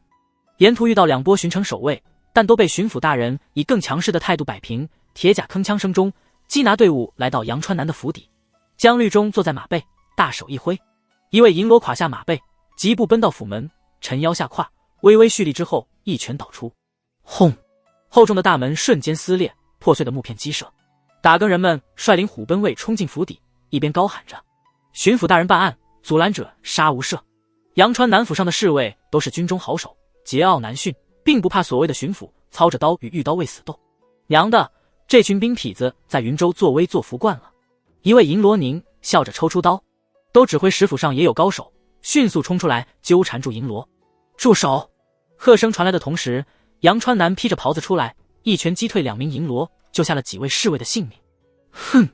始终观战的江律中跨步而出，朝着杨川南张开5指，他的指节粗壮，表皮泛着神光，不像血肉之躯，反而是青筋铸造。一股强沛难挡的气机笼罩杨川南，随着江律中的握拳，将他硬生生拉拽着飞过来。拳意爆发，这位金罗一拳击中横飞过来的杨川南胸口，当天地间仿佛一声洪钟震响，所有人都看到杨川南周身神光剧烈闪烁，下一刻溃散成碎光，铜皮铁骨破了。杨川南吐着血横飞出去。大人，府上的侍卫们目眦欲裂，握紧了刀柄，就要与这群不速之客玉石俱焚。都住手！杨川南踉跄起身，披头散发，身形摇摇欲坠。张巡抚适时出现，望着狼狈不堪的都指挥使，沉声道：“杨大人，请约束好下属。”杨川南趔趄走来，凝视着张巡抚，黑然道：“本官好歹是2品大员，张巡抚深夜带队冲入本官府邸，妄动刀兵，本官倒想听听有什么理由。也好，叫你明明白白。”张巡抚当然不会大庭观众之下掏出宝贝，沉声道：“周明的账簿，本官已经拿到手了。”杨川南瞬间瞪大眼睛：“不可能！”张巡抚冷笑：“杨大人随本官回一趟驿站，自然就知晓了。”说完，大喝一声：“带走！阻拦者斩立决！”侍卫们齐齐上前一步，做咬牙发狠姿态，但被杨川南呵斥回去。阻扰巡抚办案，劫犯人是死罪。杨川南一点都不怀疑打更人的杀法果断，更不怀疑金罗的战力，他不想手底下的人白白送死。当即就有虎贲卫上前，取出枷锁给杨川南套上，押着他往府外走。浩浩荡荡130多人离开了都指挥使府邸。白帝城外，军帐什么？打更人夜闯杨府，带走了都指挥使大人。李妙珍吃惊地站起身，瞪着回来报信的一个黑衣鬼魂。这是他留在杨川南府中的眼线，每3天替换一个。毕竟时间长了，鬼魂得不到阴气滋养，会灰飞烟灭的。坐在床榻边的苏苏晃荡着双腿，娇声道：“巡抚这么嚣张的吗？没证据也敢抓人？虽然他现在是白帝城最大的官，但无凭无据的竟敢动杨大人。主人，伦家建议点齐3000人马，荡平驿站，把那个姓许的铜锣吊在白帝城城头上。”渐渐冷静下来的李妙真斜他一眼：“有理，就委任苏苏为冲锋营先锋。”苏苏脑袋一缩：“我们还是按照大奉律法来做事吧。”滚远点！哦，苏苏撅着嘴，委屈的起身离开帐篷。回来！李妙真喊道：“好的，主人。”苏苏美艳绝伦的脸蛋一下紫云开雪霁，绽放甜美笑容。你确定那许七安真的没有暗中调查，并有了所谓的证据？李妙真狐疑地盯着苏苏。没有。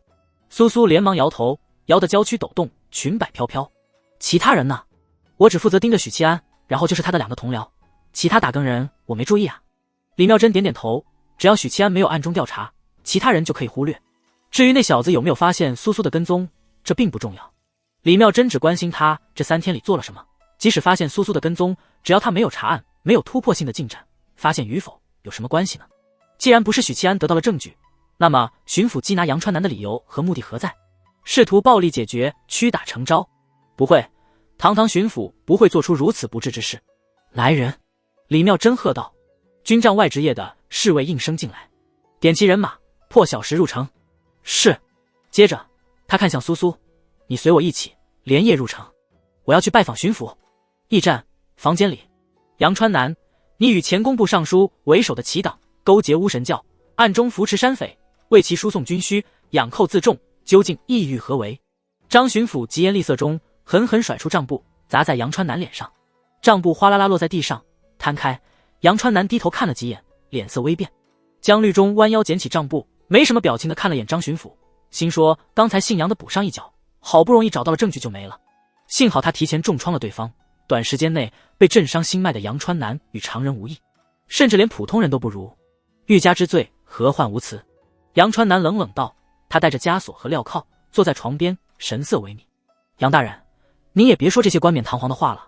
说话的人是许七安，他是唯一一个以铜锣的身份站在屋子里的人，3位白衣术士除外。这账簿是你找到的？杨川南盯着他。巡抚队伍来云州的第2天，李妙珍便告诉了他，有一个叫许七安的铜锣是本次巡抚队伍里的重要角色之一，甚至可以说杨川南的命运一定程度上握在那个铜锣手里。杨川南把李妙珍的话听进了心里，没有小觑叫许七安的铜锣，可他万万没想到，未等他做出任何应对，小铜锣竟提前奠定了结局。猝不及防。是我。许七安点头。厉害。杨川南摇头失笑，果然是英雄出少年。妙珍与我说起你时，我虽不曾小觑你，可终究是大意了。不只是你，我也是。张巡抚在心里默默附和一句，任谁也想不到许七安的业务能力强到这种程度。杨川南审视着许七安，冲击炼神镜。许七安点点头，心说到底是都指挥使，比2号那个娘们有眼光多了。老子堂堂正正的修仙，竟然怀疑我是纵欲过度的色胚。看来不管在哪个时空，黑眼圈的风评都被害了。张巡抚和江律中负手旁观，不催促也不插嘴，给予许七安最大的尊重。杨大人是齐党的人，这点没有问题吧？简单闲聊几句后，许七安直入主题，代替张巡抚展开审问工作。杨川南颔首，我父亲是齐的人，当年在兵部任职时，受过那时的兵部侍郎提携，便入了齐党。许七安茫然地看向张巡抚。张巡抚解释道，齐党是齐地人组成的党派，杨川南父亲时期，齐党把持的是兵部，那都是几10年前的事了。杨川南继续道，我父亲一直是齐党边缘化人物，到了我这里依然是，直到我被调来云州，10几年里屡立战功，慢慢爬到现在的位置。其中确实有齐党在朝廷为我斡旋的功劳，但我与他们的关系并不亲近，除了入京述职时会有交集，云州与京城相隔万里，也就靠那些许乡伙亲维持了。张巡抚微微点头，杨川南是靠战功爬上去的，正因如此，养寇自重的罪名才能坐实，也符合打更人衙门对他的评估。可要说我为其党输送军需，勾结巫神教，本官确实冤枉。杨川南摇摇头，我已经是都指挥使，云州还有比我更大的官。养寇自重，要不是想为云州百姓做点事，本官情愿调离这个鬼地方。这话说得很漂亮，冠冕堂皇，搁在我前世看过的影视剧里，就是为自己洗白。许七安心里呵呵两声，他一个字都不信，只信到手的证据。不过身为合格的审问官，他很懂得引导话题，顺势道：益阳大人的意思，此事背后还有隐情。杨川南看向了张巡抚，巡抚大人以为云州只有我一个齐党吗？齐党勾结巫神教，输送军需，幕后主使者就一定是我？都指挥使司里就只有我一个齐党？张巡抚摇摇头，都指挥使大人，难看了。这一切听起来就像是杨川南的狡辩，确实就是狡辩。所谓狡辩，就是没有证据的掰扯，试图摆脱责任。而身为都指挥使，衙门为山匪输送军需，责任最大的是谁？肯定是他这个最高级别的长官。这一点毋庸置疑，杨大人，你们中出了一个叛徒啊！许七安也觉得他在狡辩，但没有妄下定论。杨川南似乎看出了他们的不信任，顿了顿，说道：齐党确实有干这些事，但直到周明身死，我才后知后觉了整个事情的脉络。显而易见，我是齐党用来当替罪羊的，真正与巫神教勾结扶持山匪的另有他人。我本想偷偷找到证据毁掉，明哲保身，可惜你们快了一步。这是快了一步吗？这事你还没出泉水，我已经推高地了。许七安扭头看向两位白衣，打酱油了大半个月的三位术士，此时终于有了用武之地。他们一直在用望气术观察杨川南，似乎没有说谎。一位白衣术士回答：似乎。许七安不悦地盯着他，被许公子质疑，术士们还是有些焦急的，忙说道：我们是6品风水师，这位都指挥使是5品，按理说我们的望气术是不会出错。可是吧，这并非100%之事。首先，倘若杨大人苦修过元神，意志坚定，那他的谎言我们就无法看破。就比如许公子您的一旦踏入炼神境，那么等闲的8品术士就看不穿您，须得同品级甚至高1品级的术士才行。其次就是屏蔽气息的法器，当然杨大人已经搜身过了，没有法器。最后，巫神教和我们术士都有修改记忆的法术，杨大人若是提前做了准备，那他现在说的确实都是真话。修改记忆，许七安吃了一惊，他头一次听说还有修改记忆这个操作，那是高品强者才能掌握的法术。白衣术士们解释，念及这个世界的高品强者和低品强者的鸿沟太大，许七安就理解了。低品高手就是低武，高品则堪比神魔，他体内的神书和尚就是一个例子，被封印在桑坡整整500年，且是残肢断臂，仍旧不灭。对了，我体内还有一个神书大师，我自己都差点忘记了。许七安顺便在心里吐了个槽，这和尚被封印500年，元气大伤，借他身体温养，一直睡到现在。如果是修改记忆的话，那案子就难办了，普通的查案手段不奏效了，只有仙侠才能打败仙侠。早知道就申请让宋清或者逼王随行，而不是3个区区风水师。许七安皱了皱眉。杨川南凝视着许七安，许大人，以你的本事，够资格让我称一声许大人。本官说的是真是假，你不妨去查查。哼，这也是我万不得已情况下的一个备选方案。用敌人来打败敌人吗？许七安没好气的心想，我为什么要帮你？直接把你绑回京城，事情就结束了。许七安冷笑，也可。杨川南闭上眼睛。驿站自今日起开始3班轮换巡守，不管白天黑夜，没经过巡抚大人批准，任何人都不准离开进入驿站。虎贲卫们精神很亢奋，因为罪魁祸首已经被缉拿，可以预见他们回京的日子不远了。南方真是个鬼地方啊，阴冷潮湿，夜里值守时风吹进脖子里，会让人情不自禁的打哆嗦。虽然北方的寒冷是南方的数倍，可习惯北方生活的他们完全无法适应南方的湿冷。许大人真是神人啊，这才到云州几天，半旬左右便破了这么一起大案。嘿，一点都不奇怪，咱们在京城时就听说过他的大名，桑博案闹得沸沸扬扬，还不是被他给破了。是啊，这次回京城恐怕又得成为风云人物，我们路上多与他亲近亲近，将来好歹算个靠山。虎贲卫们与有容焉，值守时凑在一起评头论足，赞叹许大人断案如神，心思活络的已经在思考如何攀附许大人，趁他还是同罗氏结交，将来这份香火情，许大人地位越高越珍贵。不要求有多大情谊，只需要让对方记得名字也就够了。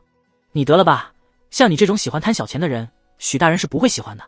告诉你们，许大人可是嫉恶如仇的人，在京城时，因为不满上级欺凌女子，险些一刀斩杀上级。呸！难道你这种喜欢逛勾栏的人，许大人就会喜欢？正聊着，忽然看见一道身影出现在驿站门口。什么人？值守的虎贲卫按住刀柄，沉声喝道。门口站着银枪软甲高马尾的李妙贞，她漂亮的瓜子脸肃然一片，寒冷浮动她的马尾，竟有一种与世为敌的豪迈感。游骑将军李妙贞求见巡抚大人。李妙贞高声道：“让他进来。”江律中低沉的声音传出。虎贲卫们让开道路，李妙贞微微颔首，跨步进了驿站的院子，走了几步，回头道：“磨蹭什么？跟上。”几秒后，一个倾国倾城的大美人不情不愿地走过来，扭扭捏捏：“主人呀，这里都是讨人厌的武夫，气血太旺了，烫得人家浑身疼。”苏苏在军营里时，基本缩在李妙贞的军帐里，极少外出。军营倒还好，驿站对他来说简直是火山一般。四品武夫的气血过于旺盛，让鬼物难以承受。李妙贞抽出一张符箓，屈指一弹，贴在苏苏胸口。他顿时开心地进了院子，蹦蹦跳跳，不怕气血烫人了。主人，我跟你说啊，这里有2个打更人可迷恋我了。他叽叽喳喳地说着，穿越院子来到大厅，李妙贞见到了张巡抚以及江律中和许七安3人，其余打更人不在大厅。李妙贞身姿笔挺地站在厅中，抱拳道：“巡抚大人，你们缉拿都指挥使杨川南可有证据？”“你说的是这个吗？”江律中手里握着账簿，扬了扬：“证据确凿。”张巡抚态度温和，微笑道。李妙贞一下子看向许七安，神色复杂，求证道：“你干的？”包括江律中在内，其余人外出视察民情，根本没时间查案。除了许七安，他想不出还有谁。这和李妙贞想的不一样，他是来试探情况的。如果张巡抚是暴力缉拿，没有证据，他就打算联合军队施压，要求巡抚释放杨川南。可如果对方真的有证据，那要救出杨川南就困难重重。“我没干。”许七安摇头否认，接着补充道：“不过是我找到的。”